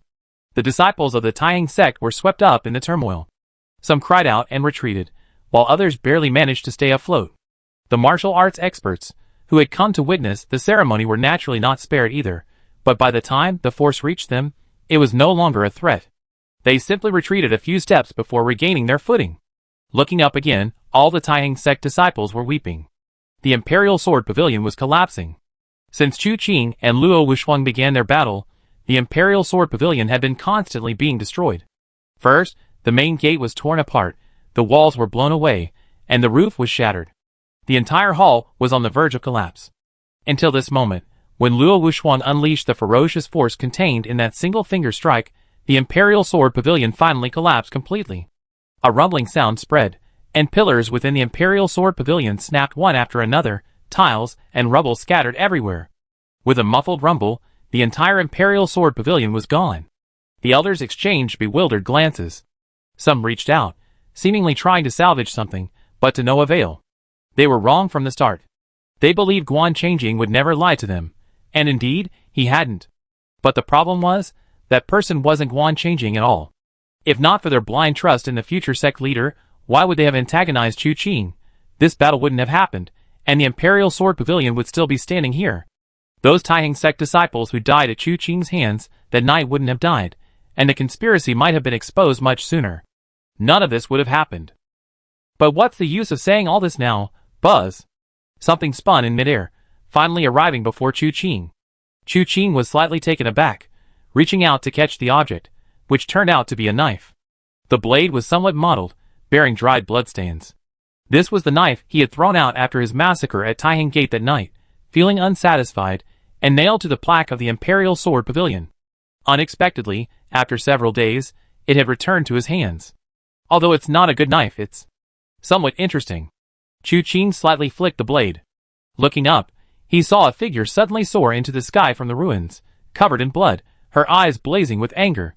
Her figure finally landed slowly on a crumbling wall, coldly staring at Chu Qing. Meanwhile, Luo Wuxuang, leaning against a rock, glanced at Chu Qing with some annoyance. Why isn't he dead yet? It was clear he was genuinely afraid. Not dead? Then beat him to death. The Blood King coldly declared. Luo Wuxuang looked at the Blood King with surprise. Who are you? Who I am is unimportant. What's important is that we now share the same enemy. The Blood King glanced at Luo Wuxuang. How about we join forces? Kill this man, you go and avenge yourself, and I go do my thing. Chu Qing smiled upon hearing this. The Blood King, one of the 12 holy kings of the heavenly evil cult, actually joins forces with someone. Luo Wuxuang was taken aback. You're from the heavenly evil cult? So what? The Blood King sneered. You're qualified to join forces with me. Luo Wuxuang suddenly perked up and stood up abruptly. Then it's as you say, kill this man, I go and avenge myself, and you go and do your thing. The Blood King looked at Luo Wuxuang with some surprise, then suddenly laughed. Little brother, I'm suddenly starting to like you. Demons and monsters, colluding in each other. Chu Qing stepped forward slowly, his blade flicking slightly. Come, let me see what else you got up your sleeve. Chapter 279. The Blood Prince and Luo Wuxuang exchanged a glance, then simultaneously launched their attack. Luo Wuxuang, still in midair, pointed two fingers, the sharpness of which resembled a hurled blade or spear. The fingers rained down, a flurry of energy. In an instant, the area within a dozen feet of Chu Qing was completely enveloped by this finger force. Chu Qing flicked his single-edged sword, a massive blade of light instantly piercing the void. The myriad finger shadows were swept away. But at that moment, a blood-red shadow suddenly appeared. Having learned from her previous experience, the Blood Prince dared not engage Chu Qing in any palm strikes this time. Her 5 fingers were like hooks, the tips flashing with a bloody light, her claws menacing and sinister, like a vengeful ghost from the depths of hell. Every move was fraught with danger, utterly treacherous. Chu Qing countered with his 16 styles of the evil-slaying blade, both moving at incredible speeds, too fast for the naked eye to follow. In a blur, only a flurry of blades and claw shadows could be seen. Where they passed, the ground shattered, and countless fragments of rock swirled in all directions. Meanwhile, Luo Wuxuang launched another attack. Dust billowed in the air, instantly forming a vortex, from which a finger emerged. Like a sudden clap of thunder. The fingertip seemed to truly be imbued with lightning. It was none other than Martial Emperor Li Juechen's ultimate technique, 5 thunderbolts hanging from the sky finger. Descending from the heavens, carrying the weight of thunder, while the Blood Prince restrained Chu Qing, Luo Wuxuang secretly gathered his strength, seizing this opportune moment to strike with his finger. His aim, of course, was to secure victory in one fell swoop. The Blood Prince's eyes narrowed slightly. Even she was somewhat alarmed by the power of that finger strike. Although she and Luo Wuxuang were temporarily allied because Chu Qing was their greatest enemy, once Chu Qing died, it seemed unlikely that they could coexist peacefully. After all, their positions were different. Even with temporary cooperation, it was impossible to truly consider each other as partners who would never betray them. Now, all the methods Luo Wuxuang used could ultimately backfire on him. However, he didn't reveal his thoughts. Instead, he chuckled, as expected of Li Jueqin's disciple. That finger strike was incredibly sharp. Good brother, if you agree to my conditions now, maybe I can still. Can still what? Chu Qing suddenly smiled, his single-edged sword gleaming brightly, its sharpness far surpassing its previous sharpness. The Blood Prince had fought Chu Qing before, and knew just how high Chu Qing's martial arts were. Although he didn't know where the technique that borrowed his strength came from, he was certain that in a normal fight, it would take at least 1,000 moves to determine a winner. That was precisely why he proposed joining forces with Luo Wuxuang. They were evenly matched. If Luo Wuxuang helped Chu Qing, the Blood King turned and fled. Conversely, Chu Qing would undoubtedly die. But this strike, in both speed and power, was far beyond the Blood King's expectations. Without time to think, her face filled with horror, she flashed forward, already 5 zhang away. The movement technique of the Blood Demon True Scripture is one of the fastest in the world. Even so, the moment the Blood King stood still, she realized that while she was indeed fast, she had forgotten something. She had forgotten her arm, which Chu Qing had slain. An arm had vanished just like that. Fortunately, no blood flowed from the wound. All the blood had been contained by her Blood Demon True Scripture, not a single drop wasted. Looking up again, Luo Wuxuang's 5 thunderbolts hanging from the sky finger was already above Chu Qing's head. Chu Qing twirled his single-edged sword, and a 12 zhang long blade of light suddenly appeared above his head. Whoosh! Endless sharpness rippled, and countless blade lights swept across the sky. The breathtaking scene that filled the air in an instant, even a single glance, instilled a chilling fear. Heaven and earth, ghosts and gods, all submit. Who in the 8 wastelands and 6 directions could withstand this? Lightning and blade light clashed, finger force and blade edge met, and endless power spread outwards, causing the onlookers' expressions to change drastically. Among these martial arts masters were many young people. Before venturing into the martial world, they had been warned by their elders that if they could witness masters fighting, they should not miss it. Learning from others can be beneficial. Witnessing masters display their martial arts is extremely helpful to oneself. However, if you encounter a clash between unparalleled masters, you can watch, but remember to stay far away. Most of these people remembered this advice, so when these 3 masters suddenly clashed today, no one dared to get too close. They were afraid of being drawn into this battle of masters. But at this moment, they only regretted not asking one more question. How far is far? Chu Qing's blade light stretched 12 zhang. 10 zhang is a distance for ordinary people, but for Chu Qing, it was still within his attack range. Now the group had retreated to the edge of the plaza in front of the Imperial Sword Pavilion, but the force generated by their clash still inevitably affected them. Those at the front were more severely affected, coughing up blood from the shockwaves of the finger strikes and blade clashes. Those less affected were inevitably bruised and swollen. One by one, people retreated frantically, the crowd surging like a tide, wave after wave. Tai Chu Qing watched, grimacing, thinking to herself that this guy's martial arts were getting higher and higher. When would she be able to surpass him and give him a real shock? But then she thought again, and felt that was unrealistic. If she could actually surpass this 3rd young master one day, not only would he be shocked, but her own father would be scared to death, suspecting that she had practiced some kind of demonic art. Just as she was lost in thought, Luo Wuxuang's shrill scream rang out from midair. As Chu Qing's blade strike subsided, a figure fell from midair. It was none other than Luo Wuxuang, covered in blood. His appearance was extremely miserable. His limbs had all been shredded by Chu Qing's blade light, leaving only a bald body, disheveled, falling from midair, spitting out another mouthful of blood. He couldn't care less about that, desperately turning his head to look at his body, repeatedly crying out, "My hands, my feet, my hands, my feet." Unable to accept this reality, he roared to the sky, "You cut off my hands and feet. You cut off my hands and feet. I swear I will never forgive you. I swear I will never forgive you." Associating with the demonic path, this is the end you deserve. Chu Qing sneered, his gaze shifting as he searched for the Blood King's figure, only to suddenly see the Blood King already beside Luo Wuxuang.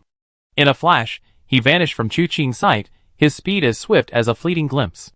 Not good. Chu Qing knew something was wrong and immediately shouted, "Everyone, retreat." He then moved swiftly, heading straight for the Blood King. The Blood Prince's movements were as swift as teleportation, but Chu Qing's lightning speed steps were no ordinary feat. If those martial artists could step back and create distance between themselves and the Blood Prince, Chu Qing was confident he could prevent the Blood Prince from harming anyone present. Suddenly, He Jingming shouted, "No! Today, the disciples of the Taiheng sect, even if it means fighting to the death, will not retreat a single step below are the people of Sword City." Although he didn't understand why Chu Qing was ordering everyone to retreat, he could tell from the Blood Prince's martial arts that this person's methods were absolutely cunning and cruel. She must have some ulterior motive for rushing into the crowd. Perhaps she had some way to recover. But regardless, there was no retreat today. Once they moved aside, and this demon reached the foot of the mountain. Who could guarantee that Chu Qing could kill this demon before he harmed a single citizen of Sword City? Therefore, they could not retreat. Although the Taiheng sect disciples didn't know the specific reasons, upon hearing He Jingming's words, "Those below are the citizens of Sword City," they agreed without hesitation. Not only did they not retreat, but they stepped forward. Chu Qing wanted to stop them, but this was a split second. He was already taking a moment to utter a single sentence. How could he possibly have another chance to speak now? The Blood King laughed heartily, and the first dozen or so Taiheng sect disciples instantly turned into skeletons, their blood flowing into the Blood King's body. The next moment, she leaped into the crowd, her 5 fingers flashing, and limbs and severed bodies flew everywhere. Watching her fight with Chu Qing, one might think the Blood Prince was nothing special. But now, seeing her fall into the crowd, killing like cutting grass, making so-called experts seem like mere decorations to her, it became clear that the Blood Prince lived up to his name, a genuine top-tier expert. "Stop!" Chu Qing caught up in an instant, but she had already killed several people. He immediately raised his arm, and unleashed the profound heaven black gold palm. The palm strike only pierced through a layer of blood shadow. If the movement techniques in the Blood Demon True Scripture were like instantaneous teleportation, then the blood shadow illusion she was using now was true instantaneous teleportation. Using her own life force as a sacrifice, this sudden movement technique allowed her to easily leap back and forth in the face of death. Turning back, she saw the Blood Prince had already brought Luo Wuxuang into the arena. Holding a pile of limbs, she pulled out an arm, and swiftly pressed it onto Luo Wuxuang's shoulder. Luo Wuxuang's screams grew even more agonizing, but then wisps of blood emanated from the Blood King's hand. To Luo Wuxuang's astonishment, the pain in her arm subsided. Moreover, his hand could move. No, to be precise, it wasn't his hand. It was the hand of a disciple of the Taiheng sect. But regardless, at this moment, this hand was part of her own body. Such methods exist? Even Luo Wuxuang, witnessing the Blood King's abilities, couldn't help but be filled with astonishment.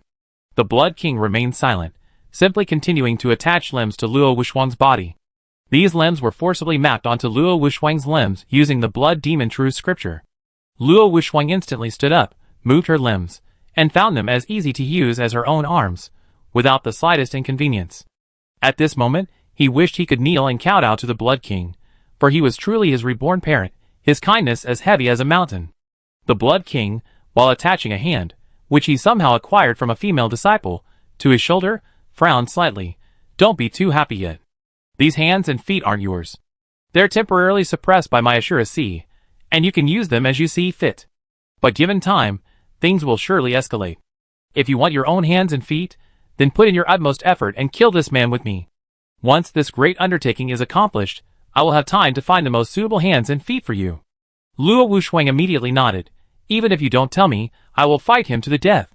He had never experienced anything like this before, having his hands and feet severed. The despair he felt even surpassed the hatred for his parents. His hatred for Chu Qing had already reached its peak. Now, he took a step forward, coldly looking at Chu Qing. "Didn't expect that, did you? Now that my hands and feet have grown back, what can you do to me? Today, you will surely die within the Taiheng sect." Chu Qing's gaze swept over the corpses of those in the Taiheng sect, whose blood essence had been drained by the Blood King. This made his feelings towards the Taiheng sect even more complicated. Chu Qing resented them for being so easily swayed, not giving anyone a chance to explain. They rashly and ruthlessly attacked others. But now, seeing them risking their lives to prevent the Blood King from leaving Mount Taiheng and harming the people of Sword City, whether it was self-pity or a futile effort, Chu Qing felt that the Taiheng sect ultimately lived up to its reputation as a righteous force in the martial world. Things in this world are never simply black and white. Many in the Taiyang sect are easily swayed by others, but there are also those like Chen Xiangnan who can distinguish right from wrong. While his martial arts might be somewhat sinister, like Crane cries, his sense of righteousness was unwavering. There were those like Gu Hong, who would recklessly smear Chu Qing for the sake of Taiyang sect's reputation, but there were also those like Ling Beichen, whose martial arts prowess and demeanor inevitably evoked goodwill. This was a sect, composed of many individuals.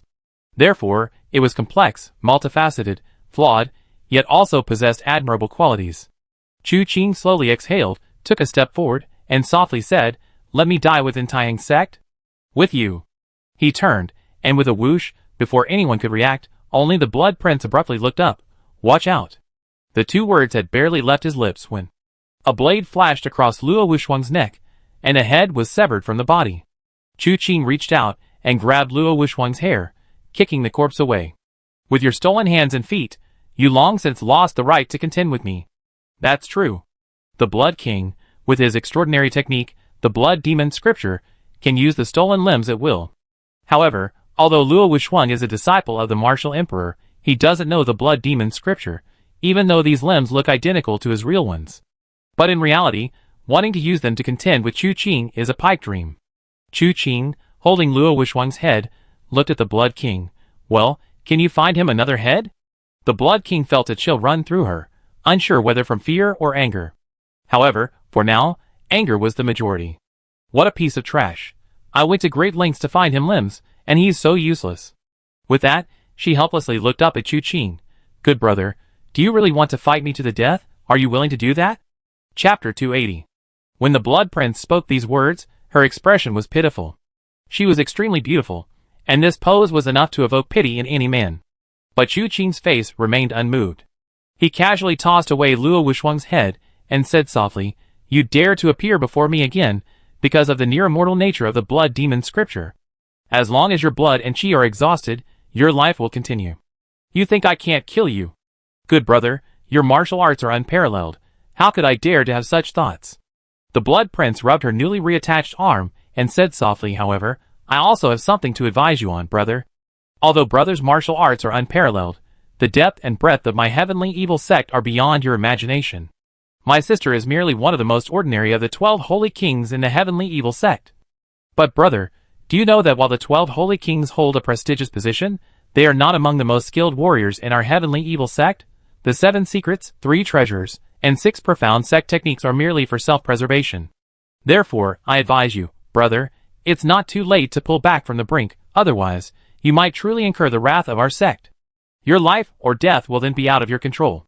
Then I'd like to know, who is this so-called skilled warrior you speak of?" Chu Qing asked softly. "The leader of the heavenly evil sect? The leader's martial arts have long transcended the mundane world. Even the 3 sovereigns and 5 emperors could not match them. But dear brother, with your current abilities, you are not worthy of the leader's personal intervention." The Blood King said with a smile, "However, dear brother, you are perhaps a little too hasty in trying to extract information from me.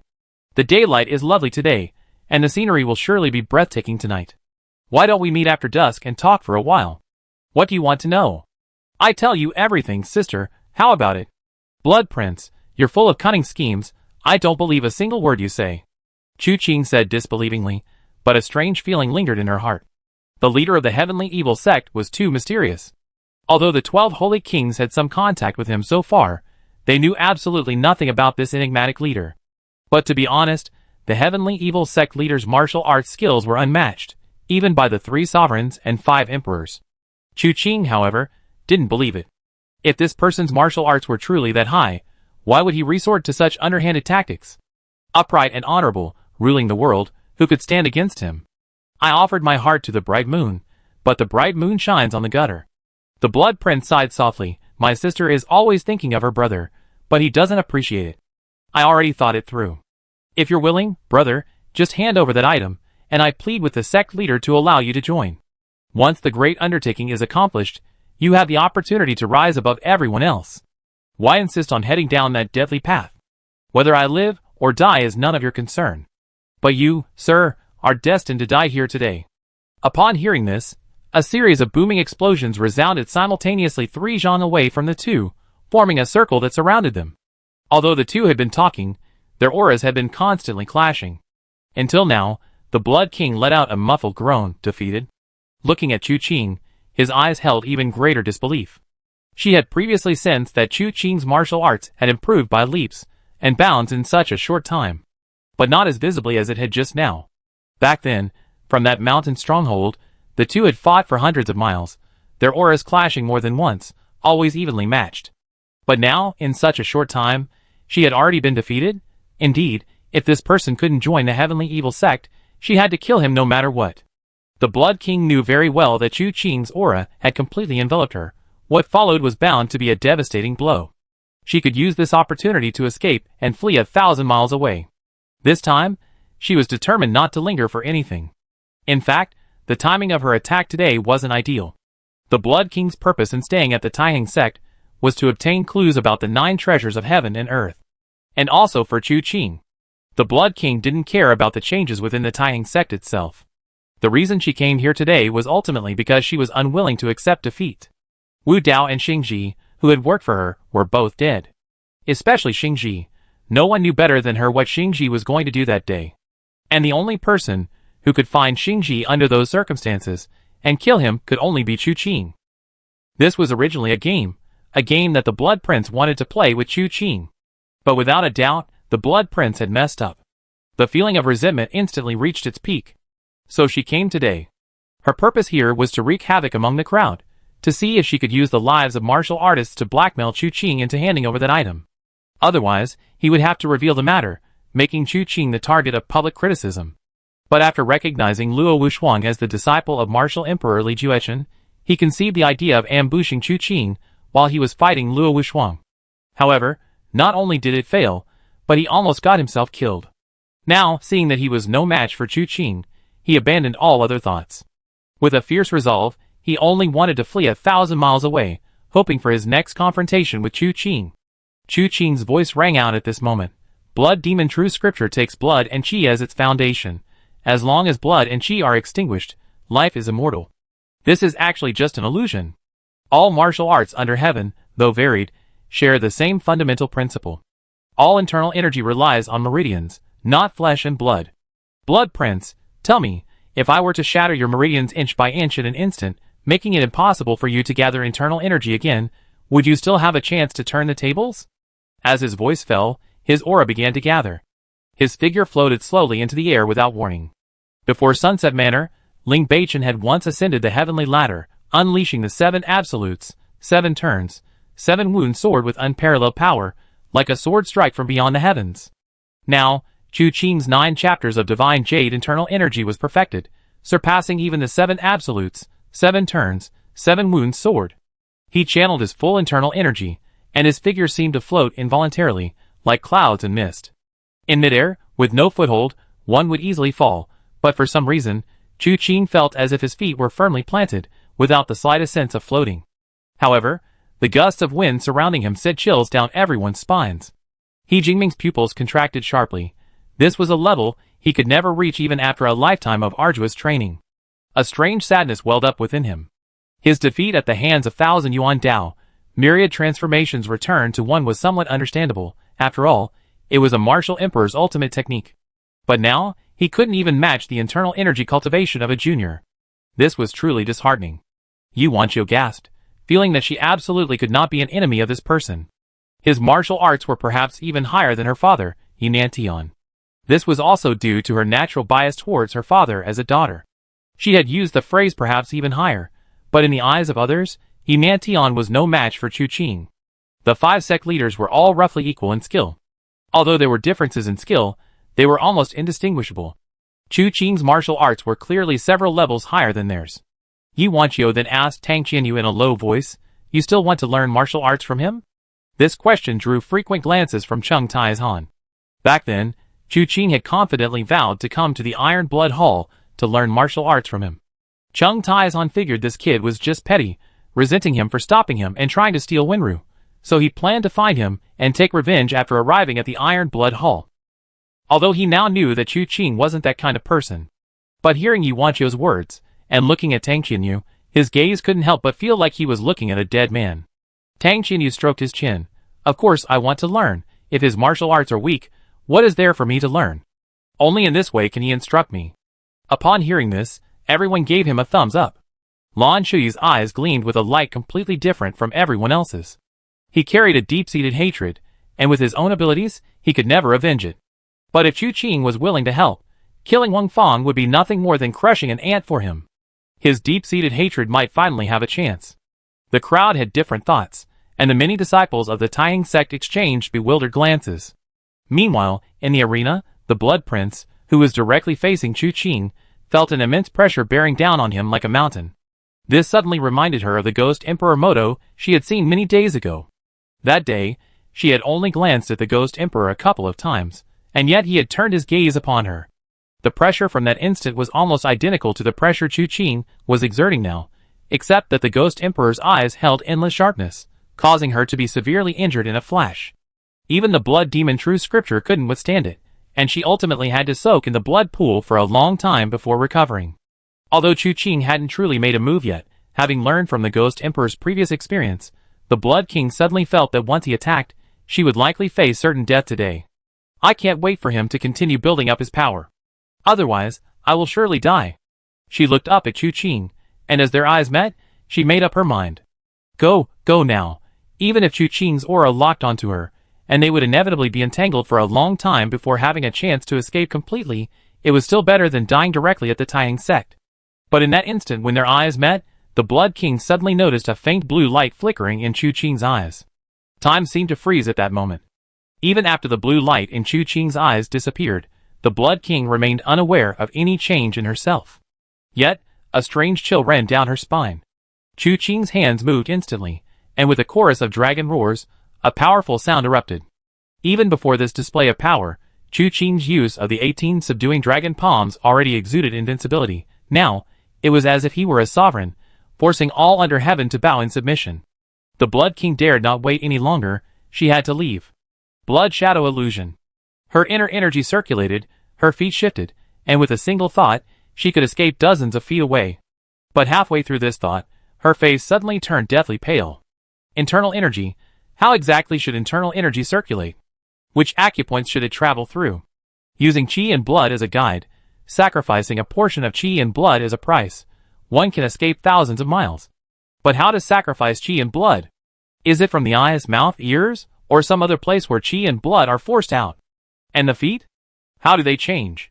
She remembered that it contained the principles of the 9 palaces and 8 trigrams. But how are the 9 palaces arranged? And which of the 8 trigrams should she follow? Qian, Kuan, Jin, Dui, Can, Li Sun, Jin? Qian and Kuan, Jin, and Dui. Can. What comes after Can? Qian and Kuan, Jin and Dui. Why can't I remember? Having used the Blood Shadow Illusion body her whole life, how could she suddenly forget how to use it? She tried hard to recall, but the more she thought, the more she realized she had forgotten. Not only had she forgotten how to use the Blood Shadow Illusion body, but she had even forgotten the ultimate techniques within the Blood Demon True Scripture. Blood Demon Palm. Blood Demon Shadowless Kick. Blood Demon Soul-Stealing Claw. All these techniques, the martial arts she had practiced her entire life, were silently slipping away from her. No, it's not like that. She took a deep breath, suddenly feeling an excruciating pain in her shoulder. The arm she had just reinforced on her shoulder with the Blood Demon True Scripture had fallen to the ground without warning. She hurriedly reached to pick it up, but blood gushed from her shoulder. No, I must control my qi and blood first, but how can I control it? The Blood King looked up at Chu Qing, his eyes filled with confusion. Chu Qing, however, was already poised to strike, unleashing a move called Flying Dragon in the sky. A dragon's roar rose high, and a massive dragon-shaped aura, carrying Chu Qing, descended from the sky, fiercely attacking the Blood King. But everyone noticed that the Blood King seemed to have lost his mind at this moment. She stood there, stunned, unsure how to dodge, how to respond, or how to retaliate. Her reattached arm had fallen off, blood staining her entire body, yet she seemed oblivious. This scene, witnessed by Chu Qing, couldn't help but elicit a sigh of admiration. The art of absolute wisdom was indeed terrifying. Because this technique required accumulating eye spring energy, and could only be used once a day, Chu Qing dared not attempt it lightly. He feared that making the Blood Prince forget something incorrect would lead to unforeseen circumstances, and allow this slippery woman to escape once more. Previously, when the Blood Prince attacked the Taiying sect members, it had been ineffective because his back was to Chu Qing. Therefore, he had only just now used this technique, because he had realized the Blood Prince wanted to escape. The art of absolute wisdom used now would make her forget how to run. Unexpectedly, the effect of this move far exceeded his expectations. Not only did it make the Blood Prince forget to run, but it also made him forget the Blood Demon scripture, and even how to control his blood and chi. His martial arts were essentially ruined. If only he had known this would happen, why did he bother with such a grand display? However, it was too late to say anything more. A palm, embodying a gigantic dragon shape, finally descended from the sky. Boom! Mount Taihang shook violently.